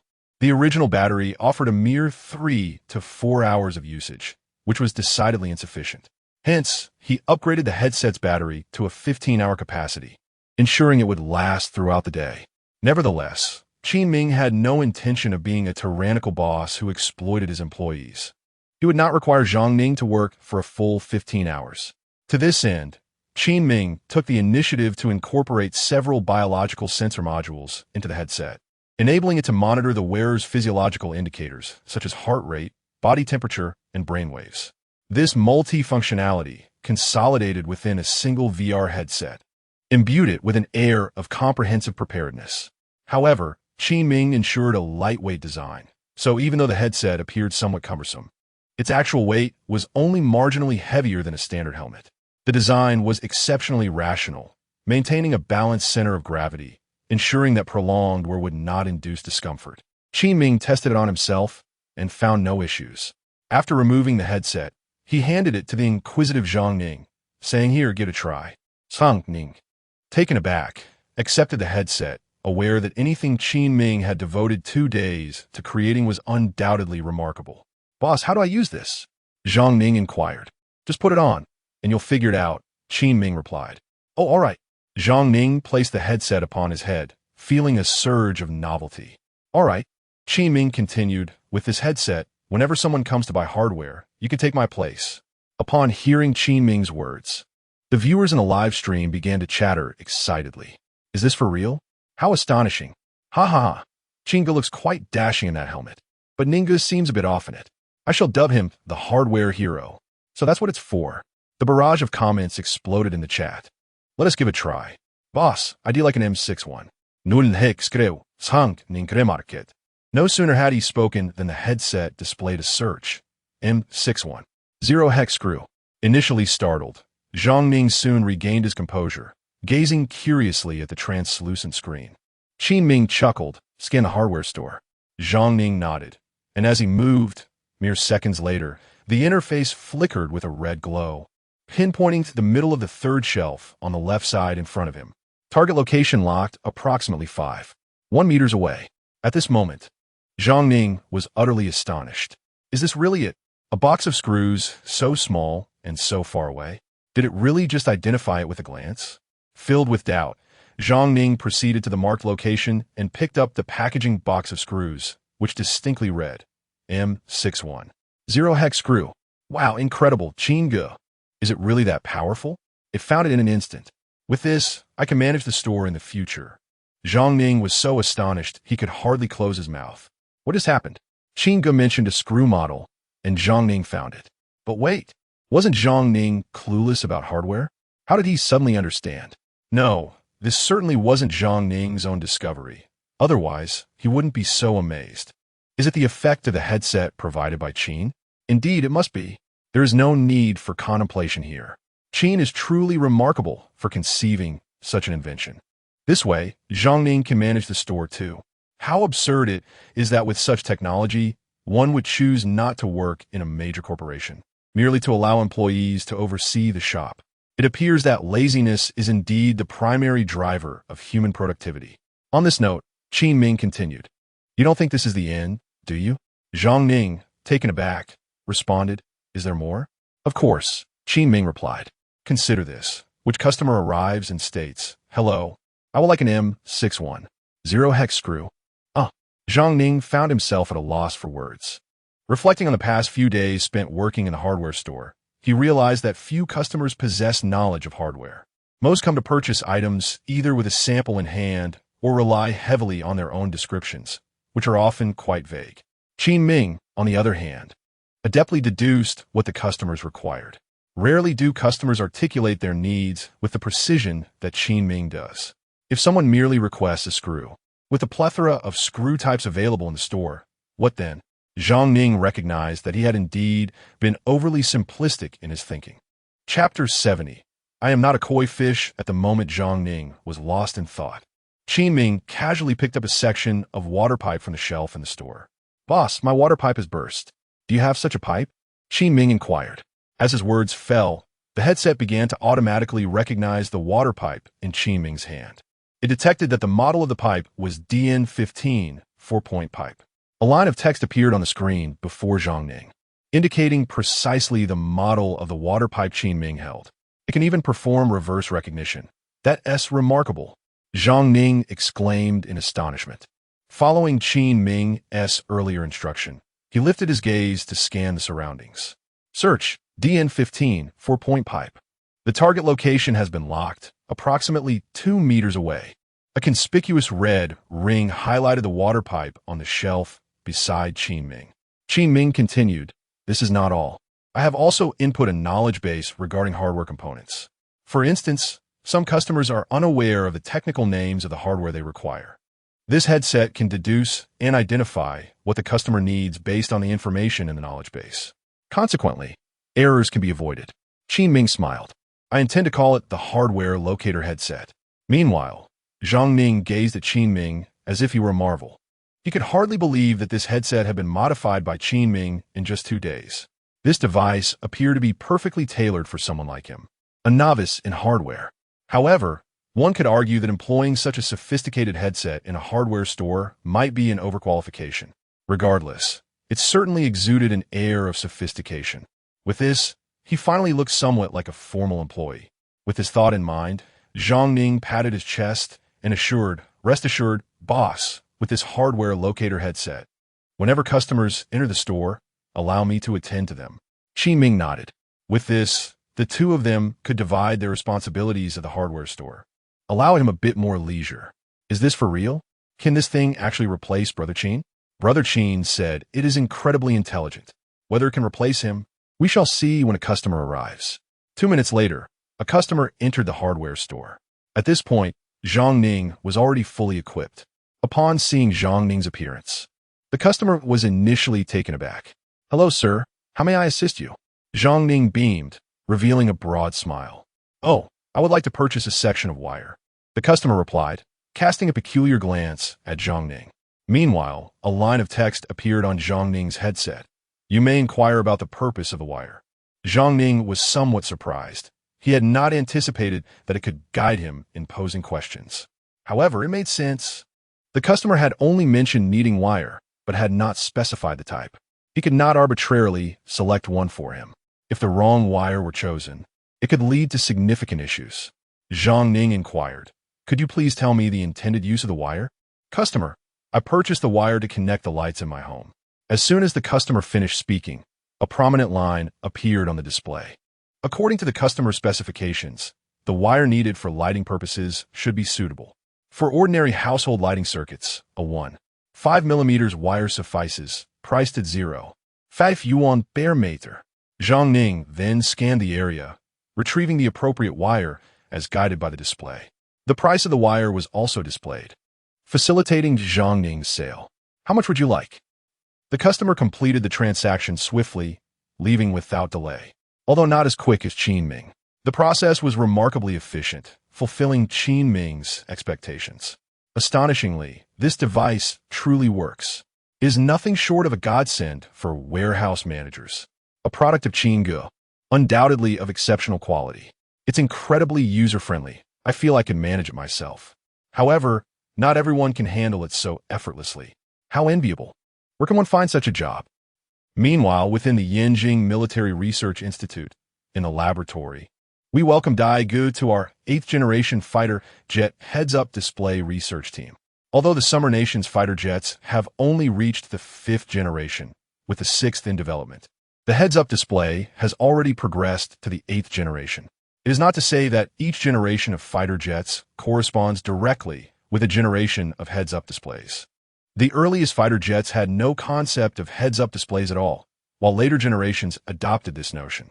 It was quite common for early fighter jets to undergo several upgrades of heads-up displays before retirement. The researchers in the institute warmly welcomed Daigou's arrival. This project team is also newly established and thus in great need of researchers. Naturally, as the project director, Lin Shi was very pleased to have an additional member. He had also received news that Daigou was quite the lucky charm. In less than a month, he had already handled 2 projects, both of which were notoriously challenging. It was said that the successful completion of these 2 projects was directly linked to Daigou. Therefore, he was regarded as a lucky charm for their military research institute. Many departments and project teams were eager to recruit Daigou for their own. If it weren't for the fact that their project team was newly formed and desperately in need of personnel, it would have been difficult for Lin Shi to secure such a fortunate talent. However, this time was different. Lin Shi had been assigned the task of developing the heads-up display for the fighter jet. Although he had been responsible for upgrading the heads-up displays of previous fighter jet generations, this new generation presented some challenges. The specifications and functionalities for the new heads-up display had seen significant enhancements, necessitated by the increasingly severe battlefield conditions. Thus, even as the foremost expert in this field in the Summer Nation, he could not confidently assure timely completion of the task. Nevertheless, having Daigou, their lucky charm, was a boon for both him and the project team, promising to expedite the project as progress significantly. At this moment, Daigou yearned to smile, yet found herself unable to do so, despite her now impressive Arsum, having graduated not long ago and being recruited by her mentor, Yuan Mingzhang, to the Yanjing Military Industry Research Institute. She felt a sense of disconnection. With the successful completion of 2 military projects under her belt, she understood that her involvement was minimal. Both projects had been accomplished before she could truly contribute. The triumph was undeniably flawless. Yet she felt she had played no significant role, leaving her in a state of ambivalence, unsure whether to rejoice or lament. Nevertheless, her reputation as a fortunate individual was growing increasingly prominent. Daigou found herself on the verge of tears, and all of this seemed to be linked to Qin Ming, the proprietor of a hardware store. This connection led her to ponder whether Qin Ming might indeed be her lucky charm, as her encounters with him seemed too fortuitous to be mere coincidence. Yet, she found this notion of a lucky charm disheartening, as it implied her own abilities were somewhat lacking. Following these recent events, her mentor, Yuan Mingzhang, appeared to have delved into the realm of mysticism. Not long ago, He had assigned her the task of regularly watching Qin Ming's live streams to uncover any other hidden gems they might have overlooked, instructing her to report any findings immediately. She had inadvertently become a part-time researcher devoted to observing Qin Ming's broadcasts. Dai Ge felt that Yuan Mingzhang had perhaps lost his clarity of thought in this endeavor, believing in the possibility of good fortune repeating itself. Yet, she remained silent about her reservations regarding this task, accepting it without objection. Now, with a mandate to observe Qin Ming, she could do so openly and without pretense. However, for the moment, her primary focus was to familiarize herself with the latest project assignments and to seize the opportunity to showcase her capabilities. Steeling herself with quiet determination, Dai Ge prepared to embark on this new venture. Chapter 71. What a master, so impressive. Meanwhile, within the bustling confines of the Yanqing Red Fox Racing Club, a flurry of activity enveloped the staff of the racing teams. The boss's truck was prepared and ready for action. Zhang Zihong, with a broad grin, poked his head out from the garage, holding a bottle of mineral water, which he offered to Qian Zifeng. However, Qian Zifeng did not accept the water. Instead, his gaze was drawn to the two motorcycles positioned within the garage. One was the newly modified GPX S11, while the other was the somewhat older GPX R2, a seasoned competitor, albeit inferior in performance. This latter model was reserved for him as a backup. After considerable contemplation, Qian Zifeng resolved to entrust the modification of the backup motorcycle to Qin Ming. In the event of any unforeseen issues, this would provide an opportunity for remedy. Additionally, modifying this slightly older model would aptly showcase Qin Ming's technical prowess. Rumors had circulated that Qian Zifeng intended to consult an external so-called master for the racing modifications, which understandably displeased the original engineer, as it suggested a lack of faith in their skills. Qian Zifeng empathized with the engineer's sentiments. After all, the GPX S11 had been recently fine-tuned by his own team. By handing the GPX R2 over to Qin Ming, Qian Zifeng anticipated a comparative evaluation post-modification, determining which bike would outperform the other. If Qin Ming's modifications proved superior for racing, it would silence any dissent from his engineer.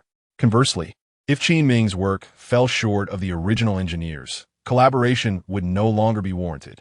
The outcome intrigued Qian Zifeng, fueling his excitement throughout the day. He arrived early, eager to commence the preparations without delay.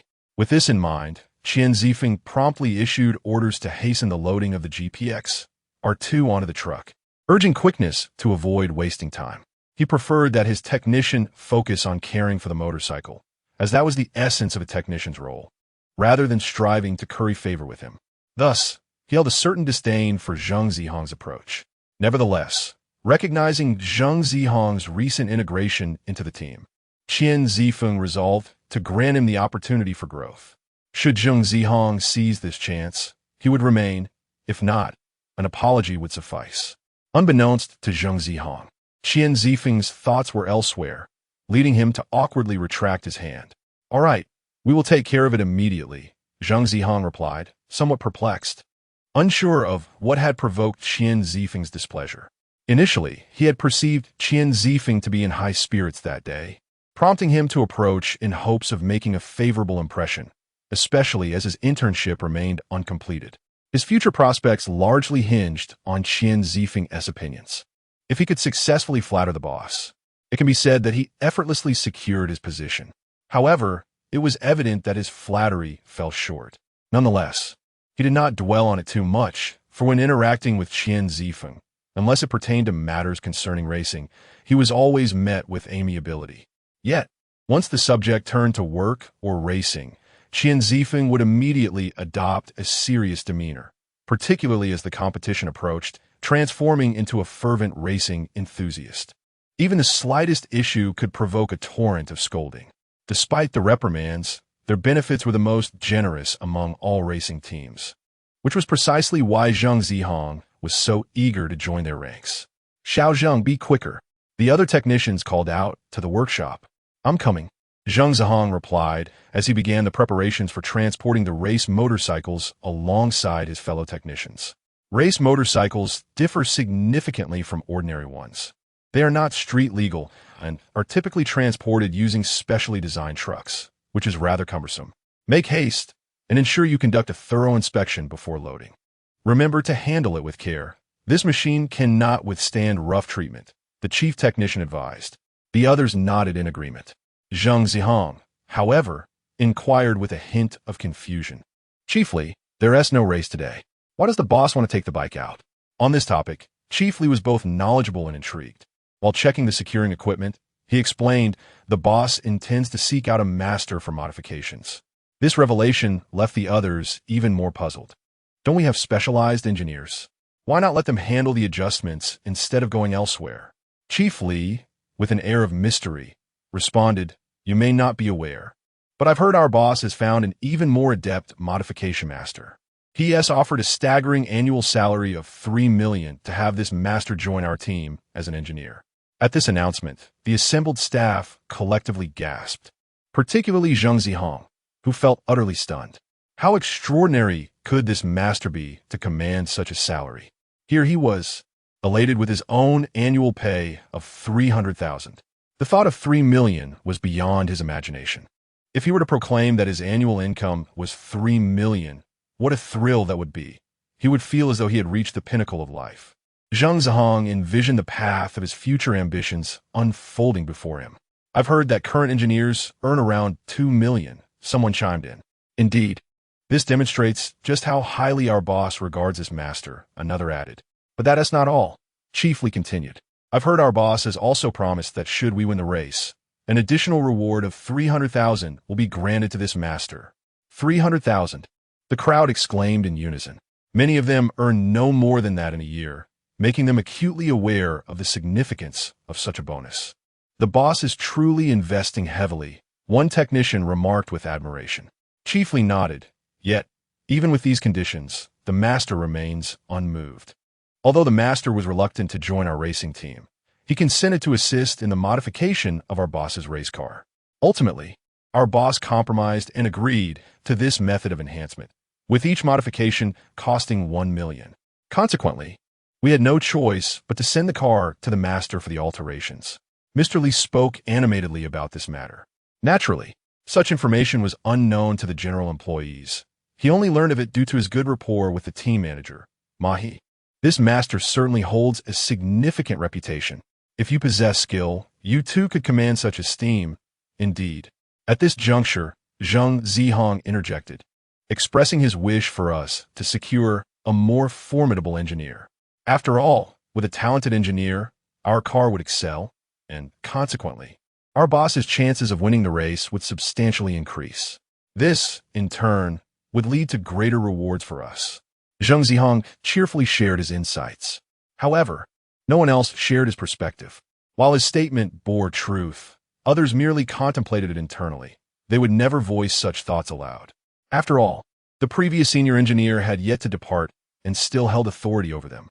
If such sentiments were discovered, it would surely lead to discomfort. In recent days, Zhang Zihong had not engaged in much substantial work, but he had certainly spent time currying favor with the leadership. Consequently, the general perception of him among his peers was not particularly favorable, and there was a growing disdain for Zhang Zihong. Chapter 72. Is this correct? 1-2. Release. At the command of Chief Li, the motorcycle was securely placed on its stand. Two individuals promptly tightened the securing straps, while two other technicians busied themselves reinforcing the side panels of the truck, ensuring that the motorcycle would remain stable during transit. All right, let's conduct one more inspection, and if everything is in order, we can depart. This time, 3 individuals will accompany the truck for unloading. You come with me. Chief Li casually selected 3 people. Observing that he was not chosen, Zhang Zihong quickly interjected, "Chief Li, allow me to go. I wish to practice a bit." However, Zhang Zihong's desire to join was not merely for practice. On one hand, he yearned to experience the world outside. Previously, he had been a mere motorcycle repairman, feeling embarrassed to venture out. But now, he bore a different identity. He was a technician for the Chidu racing team, adorned in their splendid team uniform. Naturally, he wished to showcase his newfound prestige. Upon hearing Zhang Zihong's self-recommendation, Chief Li raised an eyebrow, slightly surprised, and his perception of Zheng Zihong shifted. After all, unloading was not a task that technicians typically relished, yet Zheng Zihong had volunteered. Very well, you may accompany us. Xiao Zhou, you need not join. Excellent. The technician named Xiao Zhou was quite pleased and readily agreed, appreciating the opportunity for someone else to take on the task. Subsequently, they conducted one final inspection, confirming that the motorcycle was securely fastened and posed no issues. After notifying Qin Zifeng, they did not linger. Qin Zifeng led the way in his Ferrari, while Zheng Zihong and the others followed in the truck. Before a hardware store, the truck came to a halt. Chiefly, this isn't right, is it? Aren't we supposed to be modifying the boss's motorcycle? There doesn't seem to be any modification shop around here, Zheng Zihong remarked, glancing around in confusion. Chief Li, too, wore a perplexed expression, uncertain why Qin Zifeng had brought them here. Previously, Qin Zifeng had simply instructed the truck to follow his Ferrari, which had now parked in front of a hardware store. There were no modification shops or automotive repair establishments in sight, only mundane, everyday stores. Is this master perhaps running a hardware store? Zheng Zihong joked. Though he jested, his mind unwittingly drifted to Qin Ming, who indeed operated a hardware store. Zheng Zihong recalled their earlier encounter, when Qin Ming had managed to deceive him with a demand for 300,000 yuan. Upon reflection, Zheng Zihong realized that even if Qin Ming had received that sum, it did not necessarily indicate anything suspicious. After all, he was a hardware store owner, and that 300,000 could merely have been payment for goods that Zheng Zihong happened to stumble upon. Otherwise, it is quite illogical for a hardware store owner to suddenly receive such a substantial sum of money. This thought stirred a sense of agitation within me. I was uncertain, so I decided to exit the vehicle. After disembarking, Li Zongji approached Qin Zifeng. Li Zongji, prepare to unload the motorcycle, Qin Zifeng instructed. Boss, where should we unload it? Li Zongji asked, puzzled. Just unload it at the entrance of the hardware store, Qin Zifeng replied. At the entrance of the hardware store? Indeed. The modification master is the owner of a hardware store, so you should unload it right here, he clarified, understanding the surprise of those around him. After returning home yesterday, he had further researched Qin Ming's hardware store. Due to Qin Ming's involvement in the program, he had gained some preliminary insights into the happenings at Qin Ming's hardware store through online business channels. The more he learned, the more astonished he became. Qin Ming's modest hardware store not only had previously collaborated with Wujing Company, but also appeared to have developed a significant partnership with the military. This was remarkable. It explained why Qin Ming was reluctant to join their racing team as an engineer. With such strength and background, becoming an engineer in their team would merely be embellishing an already illustrious career. However, at that moment, he had no desire to elaborate and simply stated, I will go greet the modification master. You all proceed with the unloading. Upon hearing Qin Zifeng's words, Li Zongji and the others who had just disembarked were left astounded. The modification master, who had been elusive even for Qin Zifeng, turned out to be a hardware store owner. Was this truly the case? Especially for Zheng Zihong, who was utterly astonished. His casual remark had unwittingly turned out to be accurate. This modification master was indeed a hardware store owner. Hadn't hardware stores begun to engage in such businesses nowadays? Could this hardware store truly be so profitable? Otherwise, the position of a racing team engineer, with a more enticing salary, would appear far more appealing. In truth, it was not only Zheng Zihong who found it difficult to comprehend. The other technicians shared the same confusion. After all, they had previously heard the master decline Qin Zifeng's offer, assuming that he must be the type earning over $1 million annually. They were taken aback to discover that he was merely a hardware store owner. Even if the hardware store was profitable, it was hard to believe it could yield an annual income of $3 million. They were genuinely perplexed. Nonetheless, despite their confusion, they began unloading the vehicle as instructed by Qin Zifeng. Meanwhile, Qin Zifeng entered the hardware store to search for Qin Ming. Once Qin Zifeng departed, the others could no longer suppress their curiosity. Do you think this hardware store is so lucrative that it could afford to attract a hardware store owner with a $3 million annual salary? Zheng Zihong voiced the question that had troubled him for some time. How could that be? My uncle runs a hardware store and barely makes around 10 to 20,000 every 10 months. The various industries are currently struggling, and he can only manage to make ends meet, a technician chuckled. That's true, Zhang Ziying laughed. It seems I was overthinking it. A hardware store is merely a means of sustenance. It cannot be exceedingly profitable. There exists but one proprietor of a hardware store akin to this master, for he possesses unparalleled skills. Qin Ming, a recent graduate, has embarked on his own venture with a hardware store. What does he have? How much can he earn? Certainly, not as much as he himself would desire. However, at this moment, Zhang Zihong and his companions are increasingly intrigued by the identity of this hardware store owner, a master of modifications in a realm reminiscent of martial arts novels, exuding an aura of mystery. Within the hardware store, Qian Zifeng announced, "Master Qin, I have brought my motorcycle for you." Qin Ming expressed his surprise. "So soon?" Qian Zifeng elaborated, "I am in urgent need of it. The competition is less than half a month away. I hope to ride the motorcycle you modify for me and dominate the arena."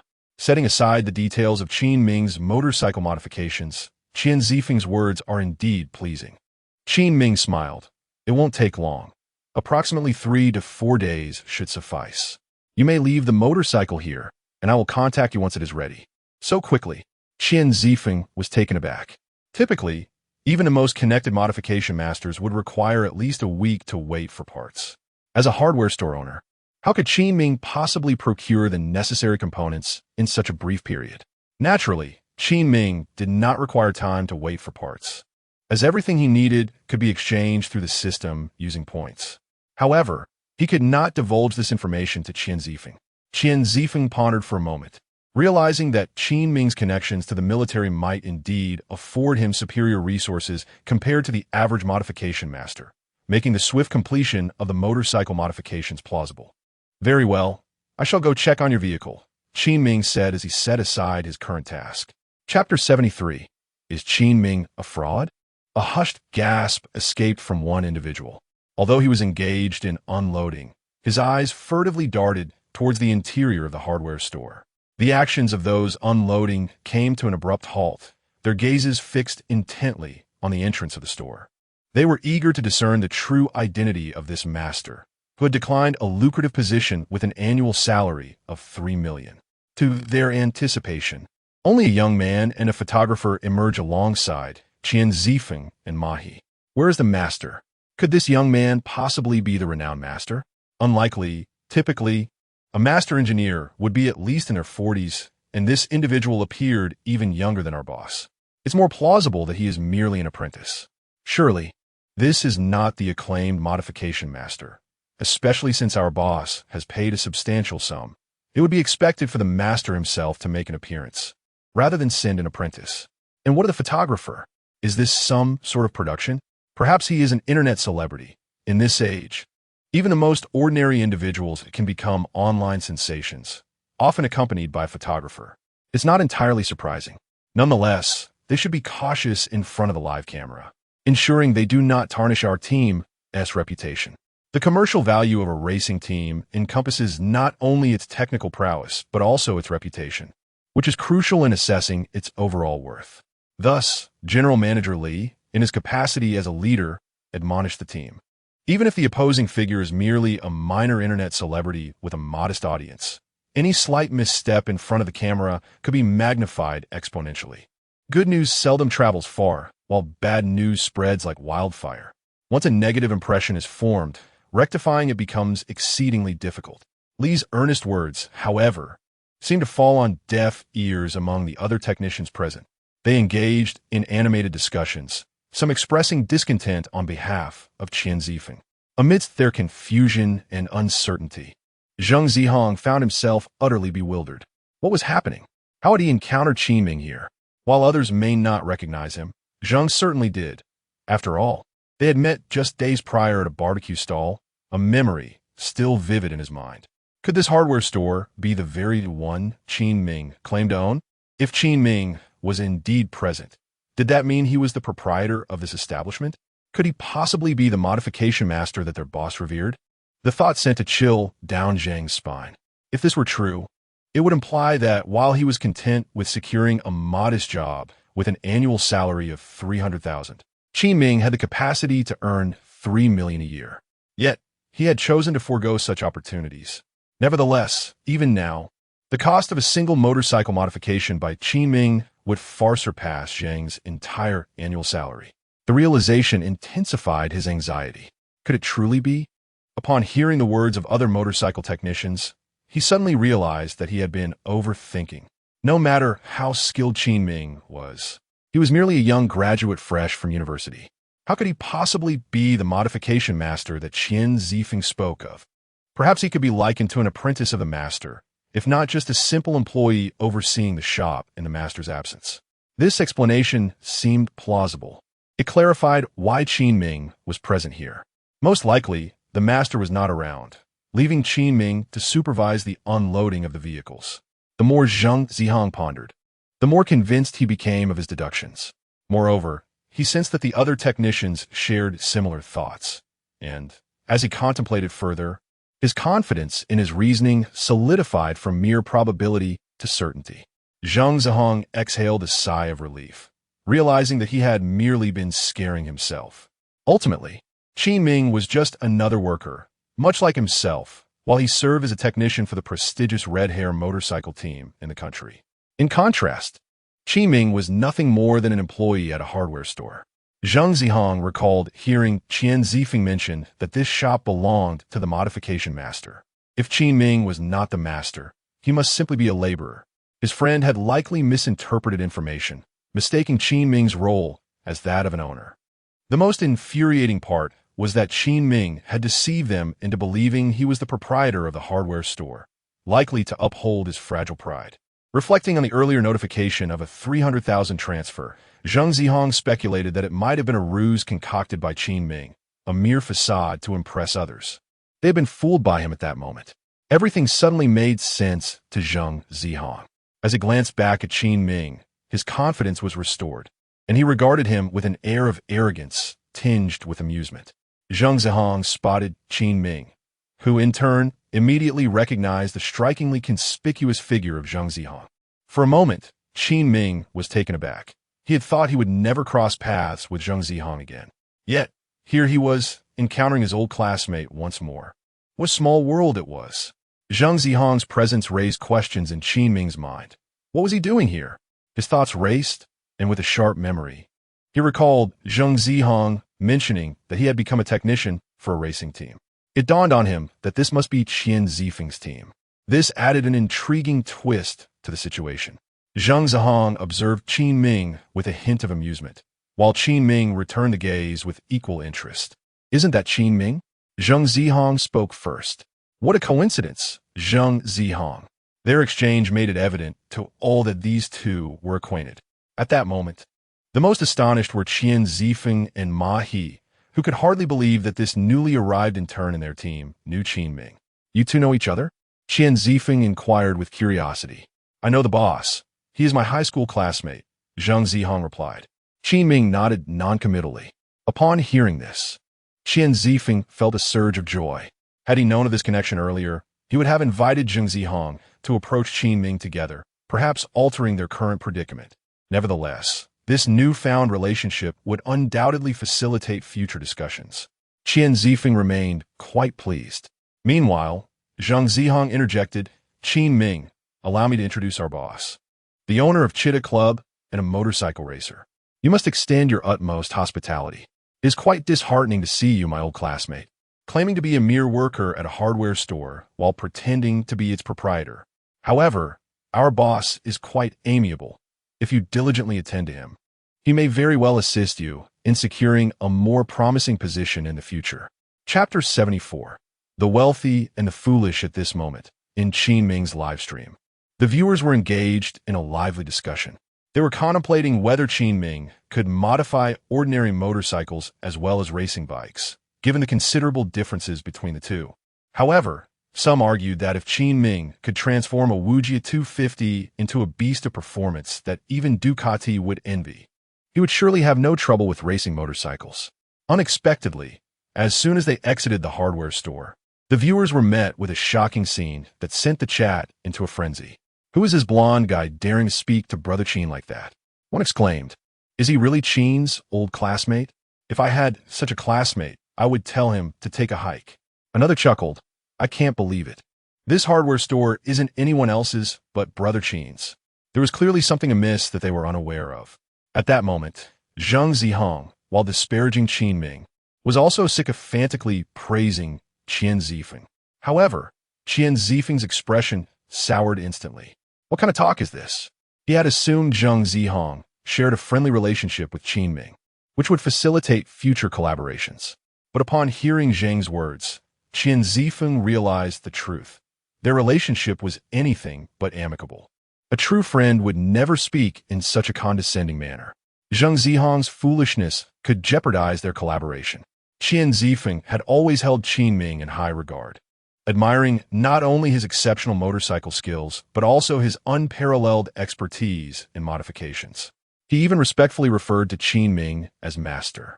How could Zhang Zihong dare to address him in such a manner? Zhang Zihong, what nonsense are you spouting? Qian Zifeng's face darkened, suppressing his anger as he spoke in a low voice. The master who will be modifying our team's motorcycles is Master Qin. I am here seeking his expertise. You should promptly apologize to Master Qin. Ah, what? Zhang Zihong was momentarily at a loss. Is Qin Ming really a modification master? The one whom our boss hired for an annual salary of 3 million? That can't be true. He had envisioned a master as a mysterious figure. Yet Qin Ming's youth was astonishing. The other technicians present were equally astonished. Is this truly the modification master? A master so young? This is beyond remarkable. Their surprise was entirely warranted. It is indeed surprising that you, a master of modifications, are merely the proprietor of a hardware store, and at such a young age, which has caught them off guard. At this moment, Qin Ming finds himself at a loss for words. After all, he simply runs a hardware store, and there seems to be no need for deception. What Qin Ming remains unaware of is that being the owner of a hardware store is not particularly impressive. However, Zhang Zihong and his companions are well aware that this hardware store owner is capable of providing modifications for their team. This revelation is one that Zhang Zihong struggles to accept. Even now, he remains skeptical and exclaims, "Boss, how can this be possible? Is there some misunderstanding? He is a motorcycle modification master. He is of a similar age to me. Perhaps he indeed owns a hardware store. But how could he possibly be a master of modifications?" Qian Zifeng's temples throb with frustration as he deeply regrets bringing Zhang Zihong along. There is no mistake. Qin Ming is indeed the modification master our team requires. You must apologize to Master Qin immediately, Qian Zifeng states with utmost seriousness. It is now apparent that Zhang Zihong is at odds with Qin Ming. Thus, Qian Zifeng feels no obligation to consider Zhang Zihong's status as an old schoolmate of Qin Ming. It is clear who should be favored in this scenario. Technicians like Zhang Zihong are abundant. He could easily find 100 or even 1,000. Yet a talented modification master like Qin Ming is one of a kind. Qin Ming is still quite young, with a promising future ahead. His skills in modification are certain to advance over time. Therefore, whether in the present or the future, Qin Ming is undoubtedly a worthy investment and an ally worth cultivating. Their collaboration may very well usher in a new era for them. This opportunity cannot be jeopardized by Zhang Zihong. Zhang Zihong visibly panics. He struggles to accept this shift in identity. After all, he had previously taken pride in being a professional technician for a motorcycle team, despite his vocational school background, earning a substantial salary. Meanwhile, his high school classmate, Qin Ming, opened a hardware store after graduating from university. Yet now, the reality reveals that although Qin Ming operates a hardware store, he can earn millions simply by modifying a single vehicle. Has he truly been the fool all along? Regardless, Zhang Zihong refuses to believe that Qin Ming could have become a modification master at such a young age. No, there must be something amiss. Is it possible for someone so young to be a modification master? Boss, have you been deceived? Even Qian Zifeng, known for his composure, feels a surge of indignation towards Zhang Zihong. He has since resolved to dismiss Zhang Zihong upon their return. Qian Zifeng is not foolish. He does not need to validate whether Qin Ming is indeed a modification master. This has already been ascertained through thoughtful consideration. After their first encounter, he reached out to Kai Kuan and, privately, rode a motorcycle modified by Qin Ming. Little did he know, Riding it was an experience that left him utterly astounded. Do not be deceived by the absence of contemporary high-tech auxiliary features in the vehicle modified by Qin Ming. The nearly flawless handling and formidable power alone are sufficient to dominate the motorcycle realm. If it were not for Qian Zifeng's discernment of Kai Kuen's somewhat naive yet passionate devotion to his vehicle, he might have entertained the notion of purchasing the exquisitely modified Wuji 250 at a high price.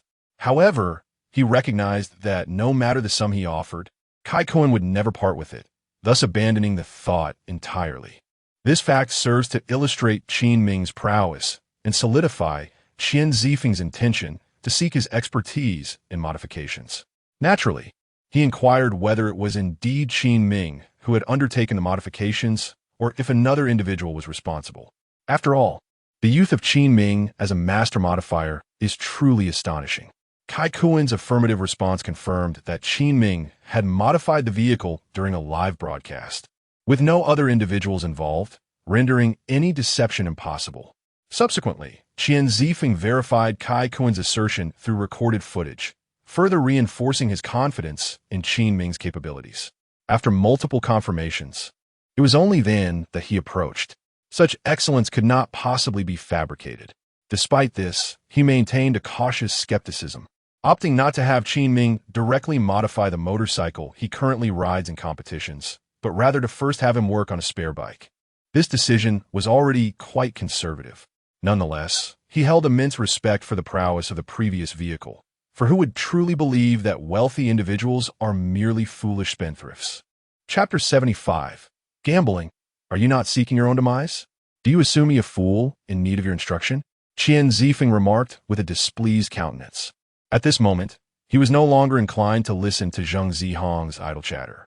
Zheng Zihong, despite his naivety, discerned that Qian Zifeng was evidently displeased with him. He had managed to navigate various connections to secure this position, relying not solely on monetary means, but also on his adeptness in social intricacies. His earlier astonishment had prompted him to utter those incredulous words, and now he found himself steeped in regret. Were he granted another opportunity, he would certainly refrain from such verbosity. Observing the grim expression on Qian Zifeng's face, he understood that Qian Zifeng harbored considerable dissatisfaction towards him. Even though Qin Ming had deceived Qian Zifeng, it was inappropriate for him to voice such blunt observations, as it constituted a grave misstep in the professional realm. Otherwise, why would Qian Zifeng appear so perturbed? Although Qian Zifeng was indeed irked by Zheng Zihong, his ire was primarily directed at Zheng Zihong's skepticism towards Qin Ming, fearing that Qin Ming might interpret Zheng Zihong's remarks as an indication of his own orchestration.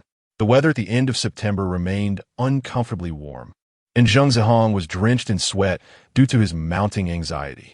He understood that if the situation today did not resolve favorably, he might find himself dismissed before his internship period even commenced, jeopardizing the most respectable and promising job he had painstakingly secured in the motorcycle technician industry. He was unwilling to forfeit this hard-won position. Presently, he contemplated two potential courses of action. One involved apologizing to Qin Ming and his superior, hoping for their forgiveness. This option was swiftly discarded by Zheng Zihong. Firstly, he doubted whether apologies from him would elicit any reciprocation, and secondly, he was uncertain of the persuasive rhetoric Qin Ming had employed to convince his boss of his prowess as a modification expert. He himself found it implausible.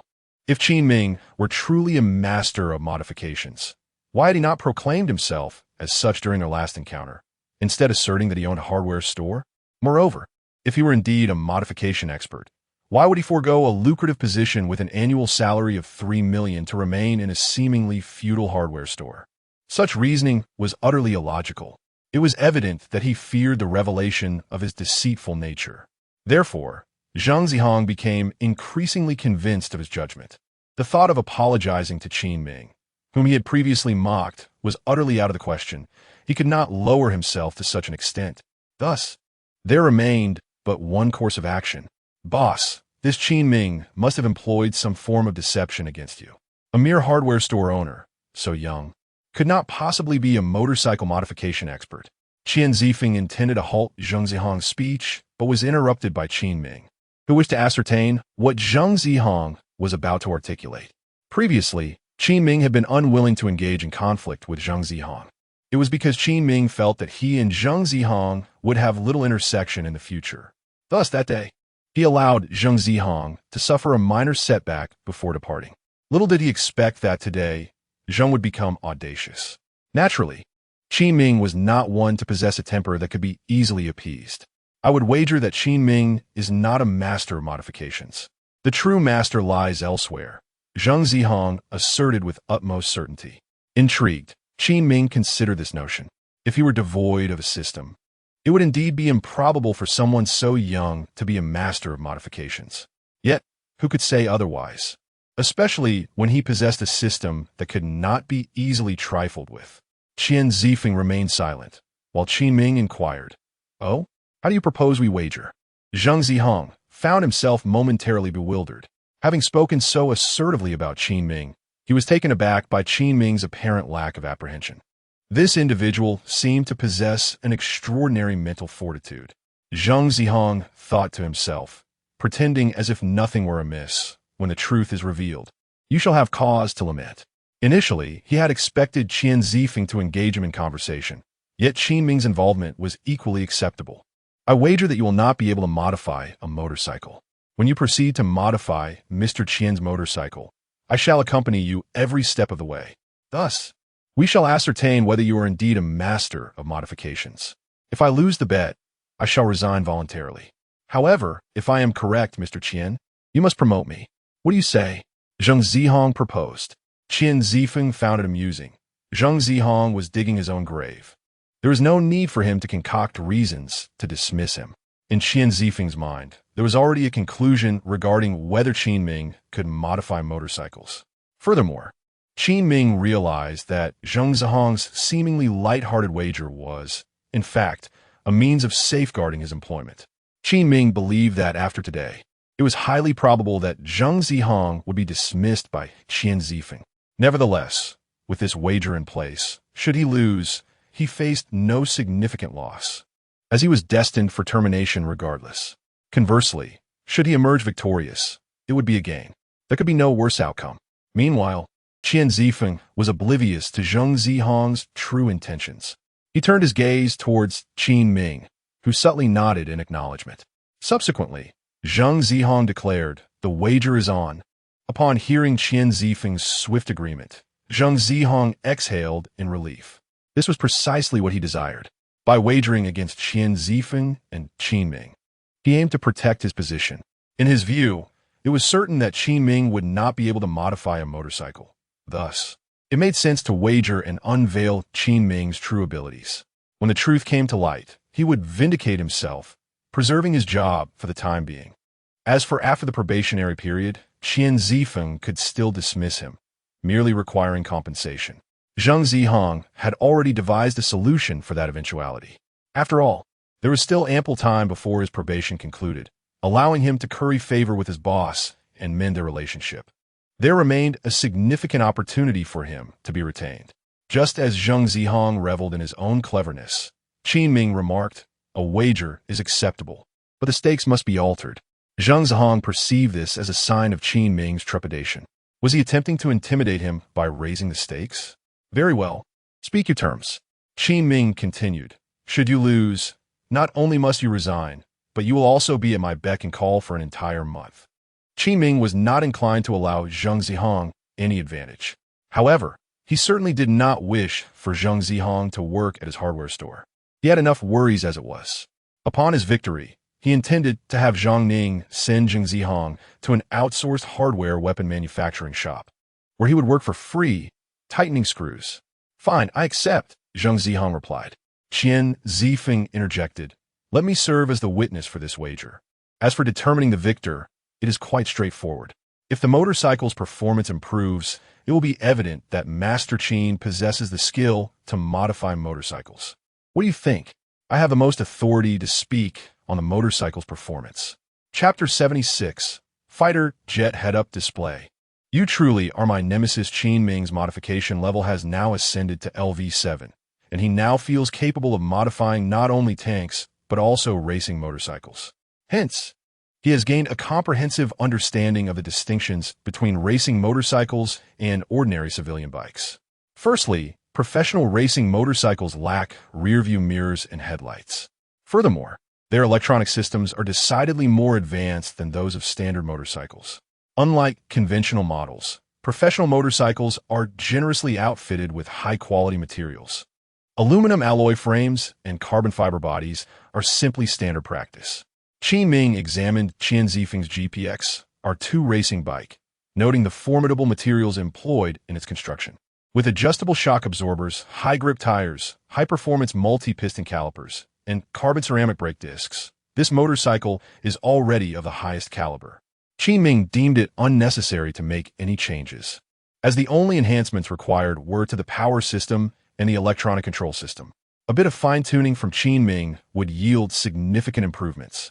The reality is that the motorcycle Qian Zifeng presented is already exceptionally top-tier, making even slight enhancements a challenging endeavor.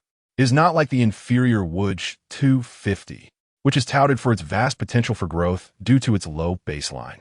After some calculations, Qin Ming concluded that the modifications would be completed within a budget of over 1 million, comfortably below 2 million in total modification costs. The primary expense stemmed from the engine Qin Ming himself provided. His previous modification for Kai Kuan had made him aware that the system's pricing for engines was quite low. Consequently, Qin Ming adjusted the price for this engine to 1 million. As for the other electronic control systems and overall vehicle tuning, those costs would be included in Qin Ming's modification service fee. Let us leave the bike here. In a couple of days, once I've completed the modifications, I'll contact you to collect it, Qin Ming stated. All right, I appreciate your help. Qian Zifeng expressed relief that his connection to Zhang Zihong did not jeopardize this motorcycle's modification and upgrade. Meanwhile, in Qin Ming's live streaming room, viewers exclaimed, "Damn, Brother Qin, a mere hardware store owner, can now modify professional motorcycles. Whether he can truly modify them is another matter." Indeed, being able to enhance the Wuj 250 is not a skill. It is the ability to improve this motorcycle that demonstrates true expertise. At this level of motorcycle, one must realize that merely enhancing power does not constitute a modification. The manufacturers can boost power, but the challenge lies in maintaining stable handling while doing so, requiring a harmonious interaction of various systems. I initially had faith in Brother Qin, but after hearing that, my confidence wavers. Brother Qin, please don't lose the bet. Just looking at that little punk infuriates me. Under the direction of Manager Li, Qin Ming instructed them to place the motorcycle in the warehouse behind his shop. Fortunately, his warehouse was spacious enough to accommodate this motorcycle along with all the debugging equipment brought by Qian Zifeng and his team. These devices, they were uncertain whether Qin Ming possessed them, yet they brought them all the same. Qin Ming nodded in satisfaction. Qian Zifeng was indeed quite meticulous. His debugging equipment was undoubtedly not as comprehensive as that of the racing team. If it were lacking, he might have to exchange points in the system. Although Qin Ming was not currently short on points, every little saving counts.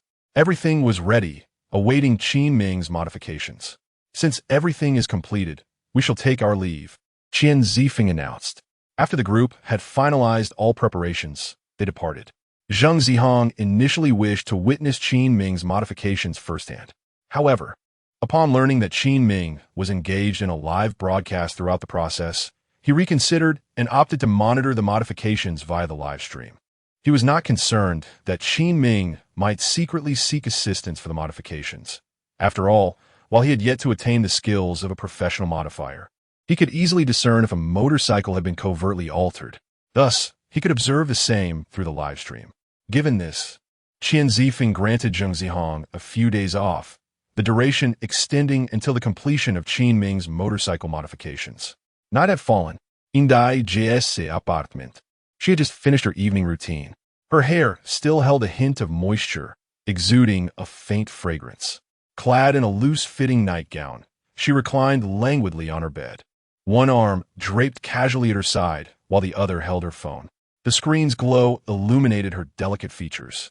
At that moment, Daigo was watching clips from Qin Ming's live broadcast earlier that day. Having just joined a new project team, there was still much for her to learn.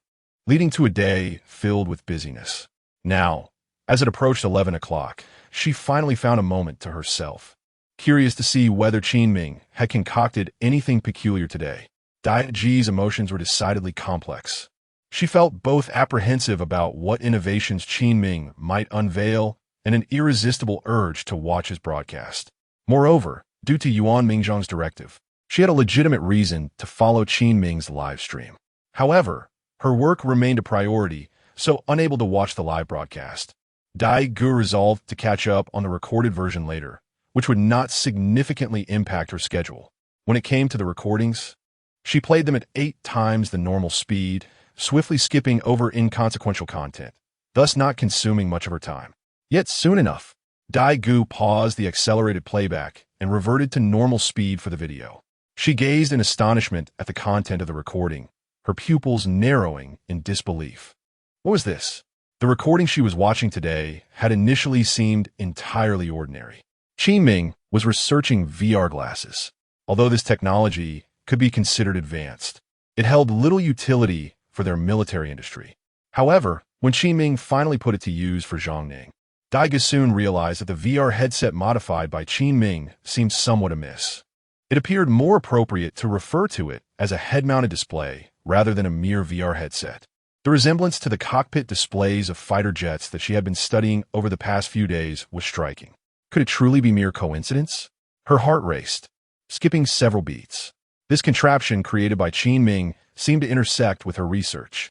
At that moment, Daxia felt a surge of frustration. Was Qin Ming truly her rival? However, she quickly shook her head, believing that could not be the case.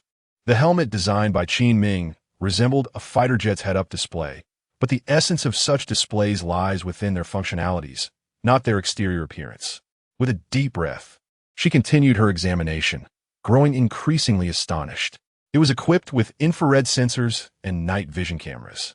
Daxia could discern at a glance that these sensors were not mere embellishments. They were genuinely functional. As she delved deeper, her surprise escalated. The precise capability to lock onto metallic components was precisely the target indication feature essential to a fighter jet's head-up display. This functionality was the most critical and vital aspect of such systems.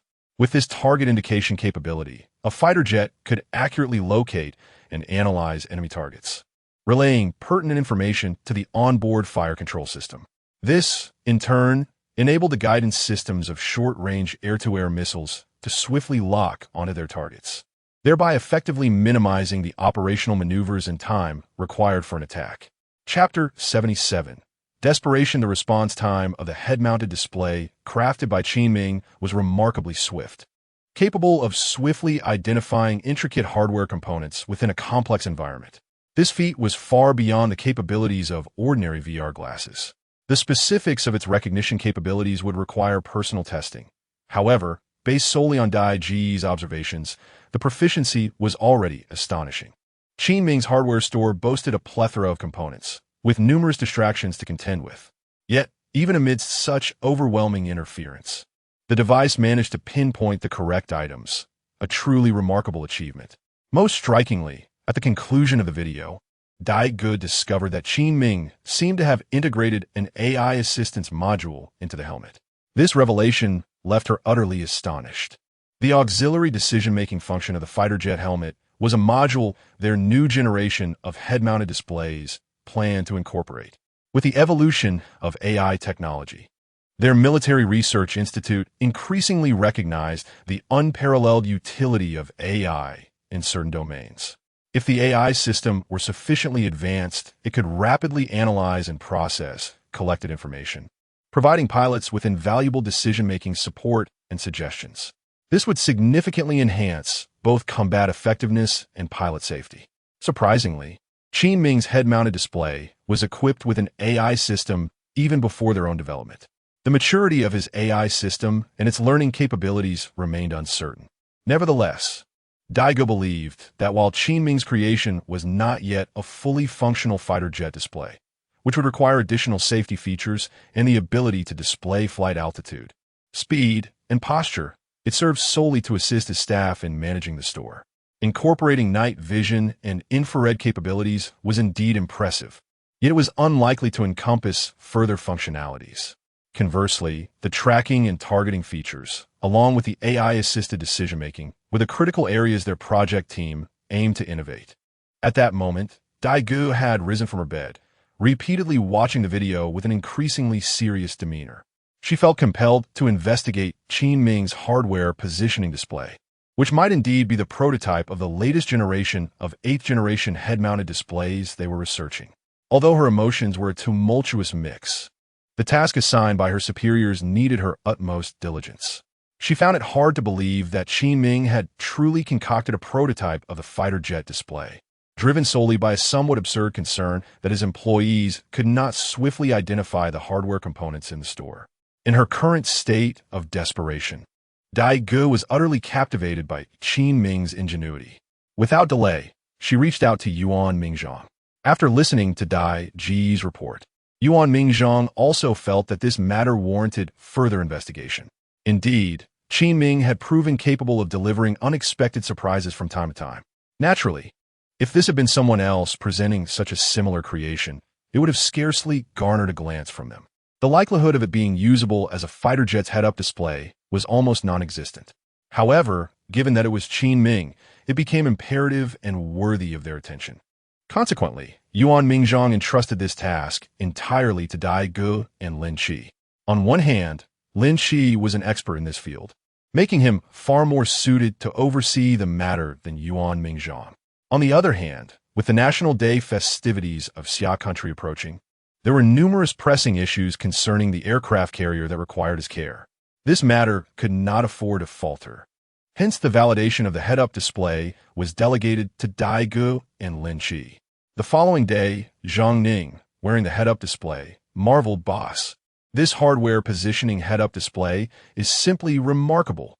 After a day of usage, Zhang Ning had thoroughly comprehended all the functionalities of this device. Moreover, the influx of customers that day was considerable. The head-up display had never faltered, consistently locating the hardware components required by the patrons with utmost precision. Particularly impressive was the AI system within the hardware positioning helmet. It was exceptionally user-friendly, often understanding the customer's needs even before they articulated them, merely requiring a few guiding phrases. Additionally, the AI could engage in conversation with him, leading Zhang Ning to feel almost inferior to an AI system. With this AI at his disposal, he felt akin to Tony Stark from Iron Man, while the AI system on the head-up display resembled Jarvis. It was simply astonishing. Equipped with the advantages of the head-up display, Qin Ming was able to focus entirely on modifying Qian Zifeng's motorcycle. After a night of contemplation, he had devised a comprehensive plan for the motorcycle's enhancement. The components required for the modifications were exchanged from the system. Apart from installing the engine obtained from the system, the remaining tasks involved meticulous adjustments to the electronic controls and power balance, ensuring the motorcycle achieved an optimal state of maneuverability. With the engine's full horsepower, it was estimated to be at the limits of what a professional racer could handle. Given Qin Ming's exceptional driving skills, it was likely that most ordinary racers would struggle to manage such speeds, facing considerable difficulties. This was not a limitation of the motorcycle itself, but rather a constraint of human capability. As Qin Ming commenced the modifications, he was aware that Zhang Zihong was likely watching him in the live stream. However, he was unconcerned. Whether Zhang Zihong was present or not, he was committed to enhancing Qian Zifeng's vehicle. He rarely made promises lightly, but once he did, he ensured their fulfillment. Despite his displeasure regarding Zhang Zihong's situation, Qin Ming recognized that it had no bearing on his regard for Qian Zifeng, who he still viewed positively. As Qin Ming had surmised, Zhang Zihong was currently in Qin Ming's live streaming room, captivated by the broadcast. To his astonishment, he discovered that there were actually hundreds of thousands of viewers tuning in to Qin Ming's stream. It was only after returning home the previous night that he learned Qin Ming had participated in the live show Ordinary Professionals, hosted by Xia Guiyangshi. Upon witnessing the current scene, he was taken aback by Qin Ming's popularity. He found himself perplexed. After all, wasn't Qin Ming merely the proprietor of a hardware store? How could it be that so many people were drawn to his live stream? Are people truly this idle these days? Zhang Zihong observed Qin Ming deftly dismantling a motorcycle. and an unsettling feeling began to wash over him. The manner in which Qin Ming was disassembling the bike indicated he was no novice. If Qin Ming were merely an amateur with no understanding of motorcycle modifications, he would not be able to execute such precise actions.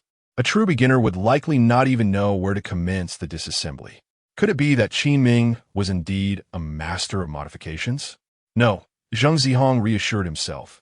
Since Qin Ming dared to accept the wager, he must possess some knowledge of motorcycle modifications. The ability to dismantle a motorcycle was quite typical. There was no need for concern. Chapter 78. Trouble approaches a military vehicle deftly halted at the entrance of the hardware store. The evident familiarity of its arrival suggested that this was not the first visit to this establishment. Dai Guffeng hurriedly disembarked from a jeep, having come alone this time. She had initially reported this endeavor to Lin Qi, yet he dismissed her intentions as a jest. How could the proprietor of a hardware store possibly craft the latest generation of fighter jet head-up displays they were currently developing? Although Lin Qi recognized Dai Gu as a lucky charm, having aided other projects in overcoming significant challenges, he remained oblivious to Qin Ming's contributions. Each project operated independently, and Yuan Mingzhong preferred to limit Qin Ming's exposure to scrutiny, thus safeguarding him. Even if Lin Qi were aware that Qin Ming was the inventor behind the aircraft carrier's arrestor wires and a new type of fighter jet coatings, he still wouldn't believe that Qin Ming's head-up display could surpass his own creations. Consequently, he paid little heed to Dai Gu's assertions and refused to waste time pursuing what he considered a civilian enthusiast's invention of a hardware positioning head-up display. However, since their director, Yuan Mingzhong, had spoken, he permitted Dai Gu to return with the head-up display and assigned her the task of researching it. This would confirm whether this display could meet the technical standards of their latest models. Upon completion of her research, she would likely discern the disparities between civilian innovations and the technologically supported head-up displays they had developed over generations. Dai Gu felt somewhat exasperated. After all, she was also working for the benefit of Xia country. Otherwise, she would not have come to Qin Ming. Frequent visits left her feeling as though she were begging, albeit the offerings were quite palatable. The Military Research Institute's meals were indeed quite delightful. What had begun as a task assigned by Yuan Mingzhong, intended for formal reporting, had culminated in her receiving a reprimand from Lin Qi, who accused her of neglecting her own technical advancement in favor of relying on others. He even indirectly criticized Yuan Mingzhong, questioning whether the director had lost his touch to the extent of delegating such trivial matters for investigation. Was this not an utter waste of precious time? Their research schedule was already tight, and such pursuits were deemed frivolous. Lin Qi's displeasure was palpable, and naturally, he chose not to accompany Dai Gu. She understood that while Yuan Mingzhong held the title of director, Lin Qi was an old hand in military engineering, his experience rivaling that of Yuan Mingzhong. However, Lin Qi's obstinate nature rendered him unsuitable for leadership in research endeavors, leading to his defeat in the director's evaluation. Yet, Yuan Mingzhong could not easily subdue Lin Qi. Dai Gu dared not convey this discord to Yuan Mingzhong. Otherwise, a heated dispute might ensue, potentially igniting a spectacular clash between these two national treasures of military engineering. The scene is reminiscent of a transgression. Consequently, she must silently shoulder all the burdens, not only to venture here alone to retrieve Qin Ming's headset, but also to independently complete the subsequent research and testing phases. Lin Qi has explicitly stated that he will not invest a second individual in this civilian headset endeavor. His focus is solely on the new generation of headset fighters he is developing. Conducting data tests alone is not particularly challenging. However, she cannot shake off a profound sense of isolation, which weighs heavily on her. It is evident that Dai Gu has endured considerable frustration from Lin Qi. At this moment, she genuinely hopes that Qin Ming's hardware positioning headset possesses core technologies that could rival those of the fighter jet headsets. If so, it would serve as a gratifying rebuttal to that obstinate old man, Lin Qi, and would allow her and her mentor, Yuan Mingzhong, to vent their frustrations thoroughly. Qin Ming, although he is still clad in short sleeves, a sudden chill envelopes him. Uncontrollably, he shivers. While modifying a motorcycle in the warehouse, he looks up to see a familiar figure. Dai Ji's expression is stern, Although she has often appeared similar in the past, today, Qin Ming acutely senses a distinct shift. Previously, Dai Gu emanated a cool demeanor, but now she exudes an air of icy displeasure. Who has provoked her? What brings her here? Two questions flood Qin Ming's mind. He contemplates, but remains puzzled. Whether it is the carrier's intercept cables or the jet's paint, he has adhered to the contract, ensuring that military personnel collect the goods promptly after each broadcast. There have been no issues. The system's products are beyond reproach. Boss, this officer wishes to see you. Zhang Ning peeks his head around Daiguo, appearing anxious for his own welfare. Even he has noticed that the female officer seems to carry an imposing presence today. After escorting Daiguo to the back of the warehouse, Zhang Ning shifts into spectator mode, noting that there are currently no customers in the hardware store. Why has this female officer returned? Her demeanor seems somewhat off today, radiating an unusual chill. Wasn't she always like this? Why is she here to sign another contract? For reasons unbeknownst to him, he finds himself somewhat desensitized to the situation. As he observes the barrage of comments in the live stream, Zhang Zihong feels bewildered. From the chat, it appears that this female officer frequently visits Qin Ming's hardware store. What is the nature of his contract? Who is signing with whom? For Zhang Zihong, a relatively new viewer and an antagonist, this is indeed a puzzling enigma. What on earth is going on? What brings you here today, Officer Dai? Regardless of the reasons behind Dai Ji's anger, Qin Ming perceived no wrongdoing on his part. Therefore, he maintained a rather nonchalant demeanor. His words were merely a casual remark. Yet to Dai Ji's ears, they ignited her fury even further. It seemed as though he was implying her frequent visits. Upon reflection, she realized that she indeed came often. With her frustration mounting, she found herself at a loss for whom to direct it toward. After all, lies may not inflict harm, but the truth is a sharp blade. Recalibrating her mindset, Daiguo spoke. Mr. Qin, our Ministry of Military Industry expresses significant interest in your hardware positioning headset. At that moment, she recalled that her purpose for this visit was to seek assistance. Her previous demeanor was hardly that of a supplicant. Hence, she adjusted her address. We would like to request permission to take it back for further research. May I? Meanwhile, Zhang Ning, who had been observing the scene, was momentarily taken aback. This was not good. They were interested in the headset he was currently using, and it was still warm from his use. Was it to be taken away so soon? The situation had unexpectedly turned personal for him. Qin Ming was also momentarily stunned, clearly not anticipating that Dai Ji's visit was to inquire about the very hardware positioning headset he had recently developed. What purpose could it serve? It merely facilitated the identification of hardware components. Why would the Military Research Institute of Xia Country be interested in it? Qin Ming inquired with curiosity. I cannot disclose that information at this time. Chapter 79. Have you come too often? This time, there was no request for the photographer to cease the live broadcast. On one hand, the circumstances differed significantly from the previous occasions. In the past, it had been firmly established that both the paint and the aircraft carrier's arrestor cables held immense value, warranting utmost caution. Thus, Qin Ming had been instructed to terminate the live stream. However, in this instance, the utility of Qin Ming's head-mounted display remained uncertain, leading to a less pressing atmosphere. On the other hand, it was Yuan Mingzhang's directive that influenced this decision. The Military Industrial Institute had been excessively persistent in seeking out Qin Ming in recent days. Anyone with a modicum of awareness could discern that something was amiss, which in turn could attract the attention of those with ulterior motives. Rather than allowing speculation to fester, it was deemed prudent to divulge some less critical information. After all, it is often better to allow a trickle of information than to completely block it. Consequently, Yuan Mingzhang had specifically instructed that if the helmet could indeed be adapted for use in fighter jets, there was no need for unnecessary concealment.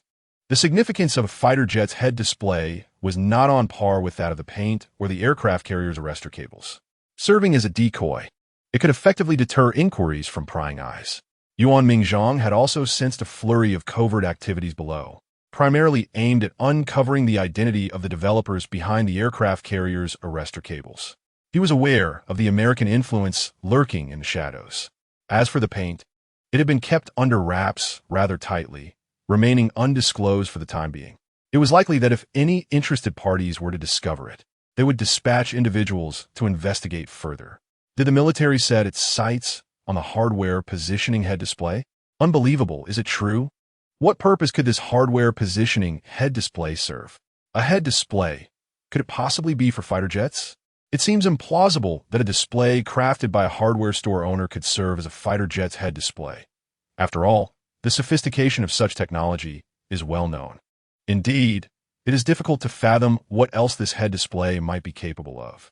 Qin Ming is truly remarkable. At that moment, the viewers in the live stream were even more exhilarated than Qin Ming himself. They were oblivious to the specifics of the contract Qin Ming had signed with the military, leaving them in a state of confusion.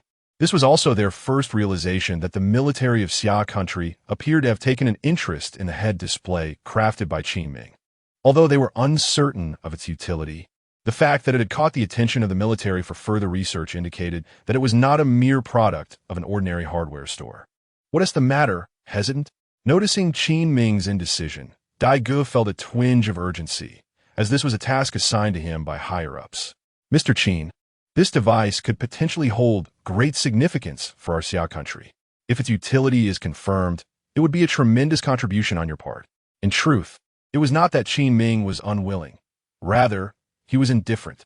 However, this device had been created specifically for Zhang Ning and the hardware business he operated. It had barely been 2 days since its creation, and now it was being borrowed. Would this not revert to their previous predicament? Meanwhile, he had been preoccupied with modifying motorcycles, leaving little time to attend to the store's affairs. Consequently, the business of the store is bound to be affected. Is there something unspeakable? Daiji inquired. Not really, he replied. It's just that after lending you this hardware positioning headset, our hardware store will temporarily cease operations. Upon hearing this, a delightful expression blossomed on Dai Ji's face. Observing Qin Ming's indecision, she initially thought there was something deeply troubling, only to discover it was merely this. She felt a wave of relief wash over her. Any issue that could be resolved with money was not truly a problem. After all, how much could a hardware store earn in a day? The modest sum was certainly within the means of their military research institute. All she needed to do was submit an application to Yuan Mingzhang. You need not worry. I will apply for compensation. I will ensure you do not suffer any loss. Dai Ge assured him. At this moment, still thinking about the business of the hardware store. Truly my Qin Ge. I am utterly impressed. If what I create can be requisitioned by the state, and my family's genealogy can afford me a dedicated page, why would I care about the hardware store's affairs? The speaker above must be a new fan. They clearly do not understand that nothing can hinder my Qin Ge from opening a shop. Meanwhile, Zhang Zihong, watching the live stream, was utterly bewildered. It appeared that the military had taken an interest in Qin Ming's creation, this so-called headset.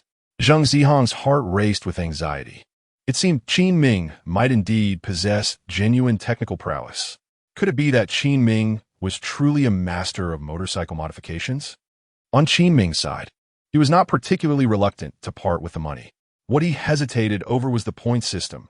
However, it seemed Dai Ge had misunderstood his sentiments.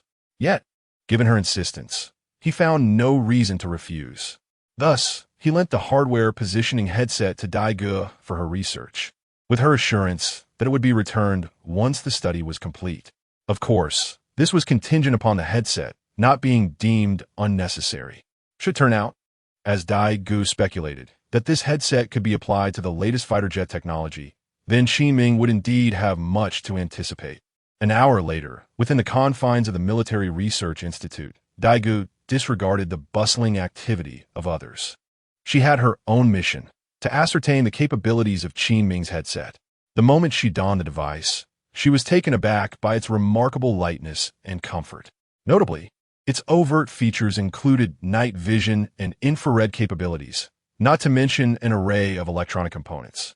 The achievement of such lightweight design was nothing short of astonishing. Upon activating the headset, the surrounding visuals appeared seamlessly. Initially, Dai Ge believed she would require considerable time to familiarize herself with the device. However, she was pleasantly surprised to find that the integrated AI system recognized it was her first experience with the headset and inquired if she required assistance. Daige had not anticipated the AI system designed by Qin Ming to be so supportive, and its explanations were exceptionally logical. Soon, Daige became well acquainted with all the functionalities within the device. It became evident that Qin Ming had designed this headset primarily for the purpose of locating hardware components. Yet, its capabilities extended beyond merely searching for such items. Qin Ming had not only input an array of information regarding hardware to ensure accurate searches, but also included various common and uncommon objects from daily life. As long as one could articulate a name, the device would be capable of conducting a search. This sparked Daige's interest, prompting him to proceed to the next phase of testing. They possessed a dedicated cockpit for simulating combat aircraft, making the testing process exceedingly convenient. Chapter 80. Un precedente data Daige initiated a simulated scenario test. Owing to the remarkable AI autonomy of Qin Ming's headset, Daige commanded the capture of fighter jets within the simulation system while simultaneously aiding in combat. To facilitate this, Daige inputted fundamental data regarding the current main battle aircraft of Xia country, the J-20, including its flight speed and payload capacity. The system effortlessly comprehended Daige's intentions, alleviating her workload significantly. The AI's autonomy and operability of the headset were truly impressive, rendering numerous operations straightforward and effortless. As the simulation cockpit revealed the first enemy aircraft, a red locking indicator promptly appeared before Daige's eyes. She was taken aback. The speed was astonishing. The simulated fighter jet was merely a speck when the headset had already detected it from a distance of at least 120 kilometers, as she surmised based on her experience. Typically, a standard headset without radar assistance could detect aircraft within a range of 50 kilometers, marking it as a top-tier device. The detection range of this headset was indeed extraordinary.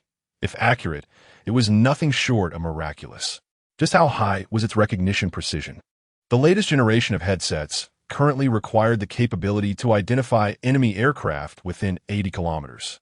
It is essential to note that the simulation chamber not only modeled enemy aircraft, but also simulated birds and other aerial creatures to serve as distractions. The five-dimensional positioning headset maintained precise locking, which was quite remarkable.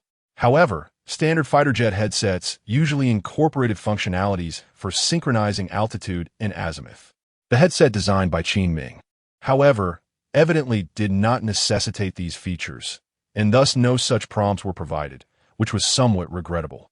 Nonetheless, these functionalities were not particularly challenging to implement, so Daige did not dwell on it excessively. As for the speed and accuracy of the locking mechanism, she could not ascertain these within the simulated cockpit. Such data was only available on the external display screen. Daige had already linked the locking data of the headset with the experimental data from the fighter jet simulation chamber. However, she remained unhurried and continued with the subsequent tests. As more enemy aircraft appeared simultaneously, the headset crafted by Qin Ming consistently performed multiple locks in real time. Thanks to the presence of the AI system, its auxiliary capabilities became apparent. With the completion of the enemy aircraft locking test, the next evaluation commenced: intercepting missiles. This test required not only the identification of the missile's position, but also substantial computational power to predict its trajectory for interception or evasion. 3 missiles launched by the enemy detected. Missile speed is 2 Mach, with a 90 probability of 1 hit. Recommend a 15 right turn to deploy chaff for interference, the headset indicated. Simultaneously, the trajectory of the missiles was distinctly marked with a clear red line on Daige's display. Her expression was one of astonishment. This was an automatic designation of the interception path. As Daige maneuvered, she effortlessly evaded the pursuit of 3 missiles. Remarkably, the flight paths of the missiles aligned perfectly with the trajectories predicted by the headset. It was as if one had foreknowledge of the enemy's movements, truly terrifying. This alarming ability to anticipate adversarial actions is one of the most crucial functionalities required of their next-generation fighter jet headset. Through a series of tests, Daige discovered that this helmet was remarkably comprehensive. It is essential to note that fighter jets, beyond engaging in aerial combat, are occasionally required to provide ground support, collaborating with ground forces to strike terrestrial targets.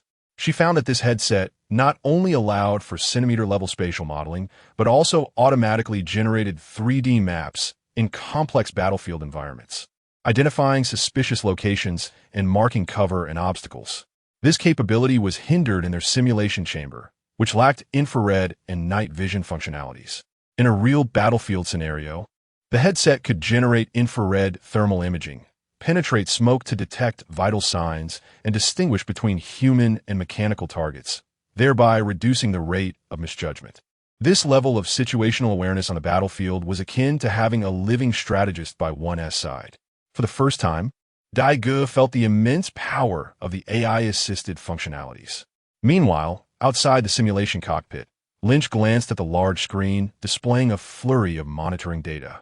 He knew Daige was inside, testing the previously mentioned hardware positioning helmet. He held no expectations for this helmet and could not comprehend why Daige and Yuan Mingzhong placed their hopes in a civilian-made headset. However, upon witnessing the data on the large screen, he was taken aback. Positioning accuracy, 0. Latency, 1 millisecond. Missile interception rate, 80. This data at that moment, Lynch was so excited he could hardly speak. The other engineers also noticed Lynch's uncharacteristic demeanor. They had never seen him so flustered. Following Lynch's gaze, they quickly understood the reason for his astonishment. The screen displayed data from the headset in the simulation cockpit, and the figures were astonishing. Their requirement for the headset's positioning accuracy was less than 0.5, yet the screen indicated an accuracy of less than 0.1, far surpassing their expectations.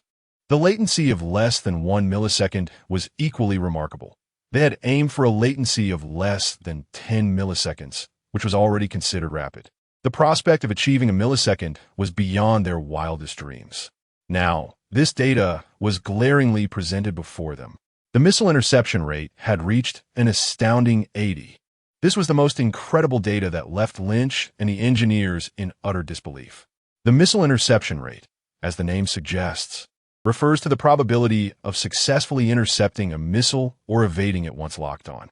It is noteworthy that even if a missile has a 50 chance of hitting a fighter jet, the probability of hitting the aircraft increases to 75 when 2 missiles are aimed at it and escalates to a staggering 87. 5 with 3 missiles. Therefore, the likelihood of a fighter jet evading missile interception typically does not exceed 20. The original objective behind the creation of this auxiliary headset was to enhance the missile interception probability by 10 percentage points, achieving a remarkable 30. How has this extraordinary 80 interception rate been realized? What capabilities does this headset possess that can elevate the interception probability to such heights? Even Lynch harbored doubts about the integrity of the cockpit's detection system. Otherwise, how could such data possibly exist? All researchers and engineers had ceased their tasks, engaging fervently in discussions surrounding the data. If the feedback from the headset tested by Daige is indeed accurate, then all their current research would be rendered meaningless.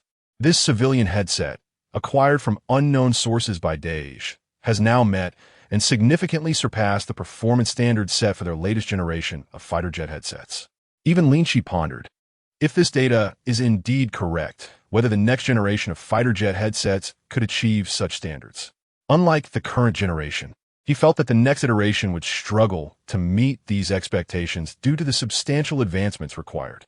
At this moment, he merely wished to await Daige's emergence to verify whether the data relayed from the cockpit contained any discrepancies. Chapter 81.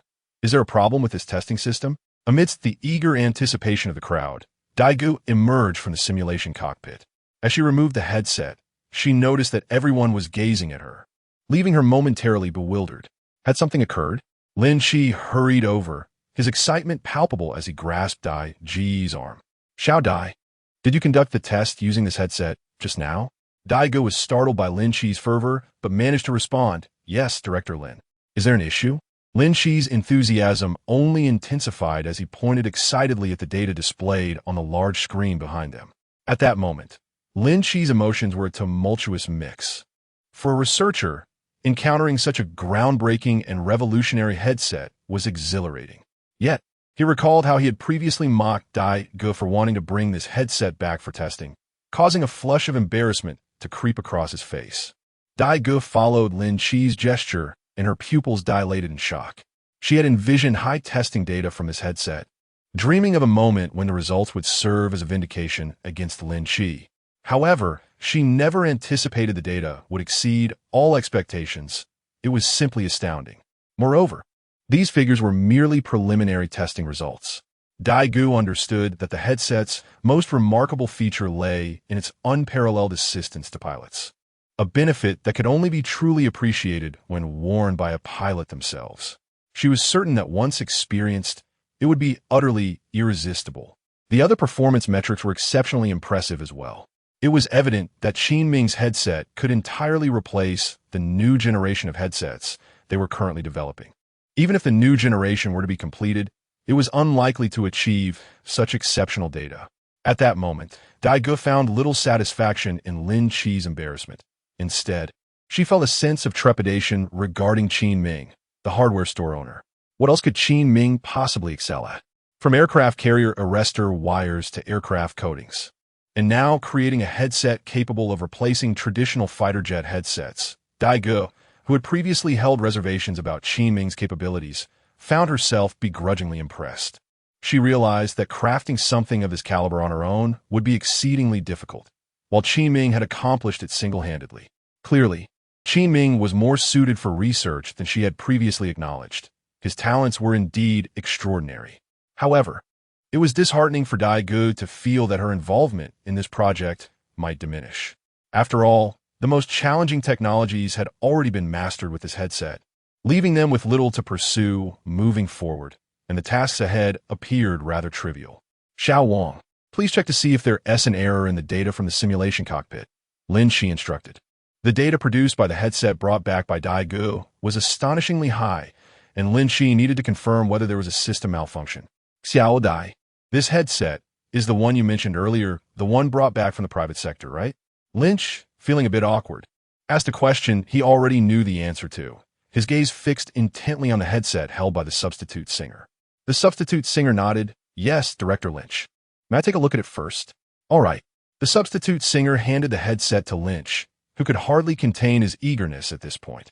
If the machine's test results prove satisfactory, this device could very well be the most advanced fighter jet headset currently available. Truly invaluable. Lynch cautiously extended his hands to receive the headset, examining it meticulously. The first impression was its remarkable lightness, far more so than he had anticipated. However, due to its civilian origin, the materials used were not of high quality, rendering it inadequate for protecting a pilot's head. Consequently, it would require the incorporation of high-strength materials in the future. Nevertheless, even with such modifications, the headset's weight should remain acceptable, if not exceptional. Yet, doubts soon crept into Lynch's mind as he observed the infrared and night vision modules on the headset. Was the creator of this headset not an expert in the field? What purpose did the inclusion of infrared and night vision cameras serve? Lynch furrowed his brow. It was entirely normal for military headsets, particularly those used in combat, to be equipped with infrared and night vision capabilities. However, such features on a civilian headset seemed rather absurd. While Lynch struggled to comprehend this, the substitute singer had a clearer understanding. Qin Ming designed this hardware positioning headset purportedly to assist with his shop's operations. Logically, there was no need for infrared and night vision modules. Nonetheless, considering Qin Ming's previous enhancements to the Wujing drones with infrared modules, it was likely a simple task for him to add these features to his headset as well. Thus, there was no cause for astonishment. Director Lynch, the creator of this headset, is a hardware store owner, though overall, he is not merely a grassroots figure, the substitute singer explained. At that moment, the other participants were left in shock. What on earth? The inventor of this headset, which produces extraordinary data, is merely a hardware store owner? This is utterly ridiculous. So, this remarkable creation is merely a side project for him, while his main business is selling hardware. Lynch took a moment to digest this revelation. What could a hardware store owner possibly want with designing a headset? He continued to inquire, perplexed by the notion of a hardware store owner contemplating the design of a fighter jet headset. The substitute singer noticed Lynch's expression of bewilderment. She had initially intended to report this matter to him previously, but was met with a harsh reprimand after just mentioning the beginning. She had decided against continuing the conversation. Now, realizing the urgency, she clarified, to be precise, the headset he created is not a fighter jet headset. It is called a hardware positioning headset. A hardware positioning headset? Indeed, the hardware positioning headset. What purpose does it serve? Lynch inquired with curiosity, as he had not previously encountered such a device in the market. The hardware positioning headset, as its name suggests, is designed for the precise localization of hardware components. Dai Gu elucidated the utility of this headset, crafted by Qin Ming. After a brief moment, Lynch, in a state of astonishment, remarked, "So you're implying that the owner of the hardware store invented this headset solely to enhance the sale of hardware items and improve efficiency?" "One might say so," Dai Ji replied. Everyone present was taken aback, realizing that someone would undertake the creation of a device that surpasses even the most advanced fighter jet headsets in the nation for such a seemingly simple reason. It truly felt like using a cannon to swat a mosquito. Employing a headset capable of locking on a fighter jets to pinpoint hardware components within a store seemed excessively extravagant. At that moment, Xiao Wang emerged from the cockpit, his face alight with excitement. "Director Lin, after thorough testing, our simulated fighter cockpit system has exhibited no issues." Chapter 82. Lynch's apology. At this moment, everyone finally confirmed that the data detected by the headset brought back by Dai Gu was indeed accurate. The implications of this revelation were abundantly clear to all present. A wave of excitement surged among the researchers, instilling in them an almost surreal sensation, akin to a windfall from the heavens. Each individual felt immense pressure regarding the development of the new generation of headsets. Despite having an expert like Lynch leading the charge on this project, uncertainty lingered in their hearts about their ability to meet the deadlines imposed from above. However, all that pressure dissipated in an instant. With the prototype headset brought back by Dai Gu, the task ahead became significantly simpler. A collective sigh of relief swept through the room. Even Lynch, despite his lingering disbelief, found himself exhaling in relief. Although he had previously harbored confidence in his ability to complete the task within the designated time frame, it was impossible to deny the weight of pressure he felt. Now, with the existence of this headset, they had substantially conserved their time. Should they fail to meet the deadline, the blame would rest solely on his shoulders. From the data displayed, it was evident that the headset's performance significantly exceeded expectations. In accordance with the benchmarks for the new generation of headsets, it surpassed all metrics. The sole remaining challenge was to incorporate AI-assisted functionality into this new headset, a feature that distinguished it from its predecessors. Given that this requirement was newly introduced, their simulated cockpit had not yet been equipped to test this aspect. Tackling this issue would necessitate collaboration with researchers proficient in programming. However, if everything else proved satisfactory, they could focus their full attention on the development of the AI assistant system. Leveraging existing AI technology as a foundation, Lynch believed that overcoming this challenge would be relatively manageable. At this juncture, Lynch gazed at Dai Gu with a heart full of remorse. "Xiao Dai, first and foremost, I owe you an apology. I was mistaken. This headset is of immense significance to us." As he spoke, he bowed deeply to Dai Gu. This sudden display of humility left Dai Gu somewhat taken aback, not expecting such a straightforward apology from Lynch. Quickly, she insisted that it was unnecessary. At that moment, she had already forgiven him in her heart. After all, those unaware of the circumstances might have deemed the situation absurd, considering it a mere flight of fancy. Moreover, despite Lynch's somewhat irritable disposition, his willingness to acknowledge his mistakes and promptly apologize rendered any resentment Dai Gu might have felt utterly unfounded. Secondly, I must express my gratitude. Although I do not know who designed this headset, their contribution is monumental, and your efforts have been invaluable in saving us considerable resources. Had it not been for your discovery of this headset, we might still be laboriously toiling away on our designs. At that time, expending vast amounts of human and material resources only to produce something inferior to the headset brought back by Dai Gu would indeed be a waste of national resources. Currently, due to Dai Ji's contributions, A significant amount of research funding and time has been conserved, warranting gratitude from every member of their project team. Indeed, little Dai, your headset has proven to be immensely helpful. Even if we were to conduct our research, it would be challenging to produce such an exceptional headset. Little Dai is truly our lucky charm. We ought to express our gratitude to Little Dai. Bringing her into our team has been a fortuitous decision. The remaining researchers and engineers also conveyed their thanks to Daigo. There have been some whispers regarding Dai Ge's fortuitous nature, suggesting that wherever she goes, the project team successfully completes its tasks. Initially, her colleagues were skeptical. However, it now appears that they are beginning to believe. After all, how long has it been since Daigo joined their project team? A brief excursion has significantly advanced the project's timeline. Is this not the essence of luck? Listening to their accolades, the typically aloof Daigo found herself blushing, an unusual occurrence for her. After all, if she had created the headset herself, the praise would be well-deserved. However, it was Qin Ming who crafted it. Her role was merely to conduct some testing. Thus, her connection to it was rather tenuous. Daigo recognized that she did not produce technology. She was simply a courier for Qin Ming. Nevertheless, she had come to terms with this reality. Qin Ming was indeed an extraordinary talent, and comparing herself to him held little significance. Moreover, having someone like Qin Ming, a hardware store owner, in their nation was a stroke of luck for Xia country. With a broadened perspective, she realized that in the future, should she encounter challenging problems, she could seek Qin Ming's assistance. To possess such capability and not utilize it would be the real folly. As for being referred to as a lucky charm, so be it. From another angle, she discerned that the more stable her reputation as a lucky charm became, the more it indicated that one challenge after another was being surmounted. This, in turn, subtly suggested that Xia country was growing ever stronger. If that were the case, there was nothing unfavorable about the persona of a lucky charm. As the crowd settled down, Lin Shi was the first to regain his composure and advised, with this headset, the only remaining obstacle we face is the AI assistant system. Therefore, even though our project progress has significantly accelerated, we must not become complacent. We must continue to exert ourselves. The other researchers nodded in agreement.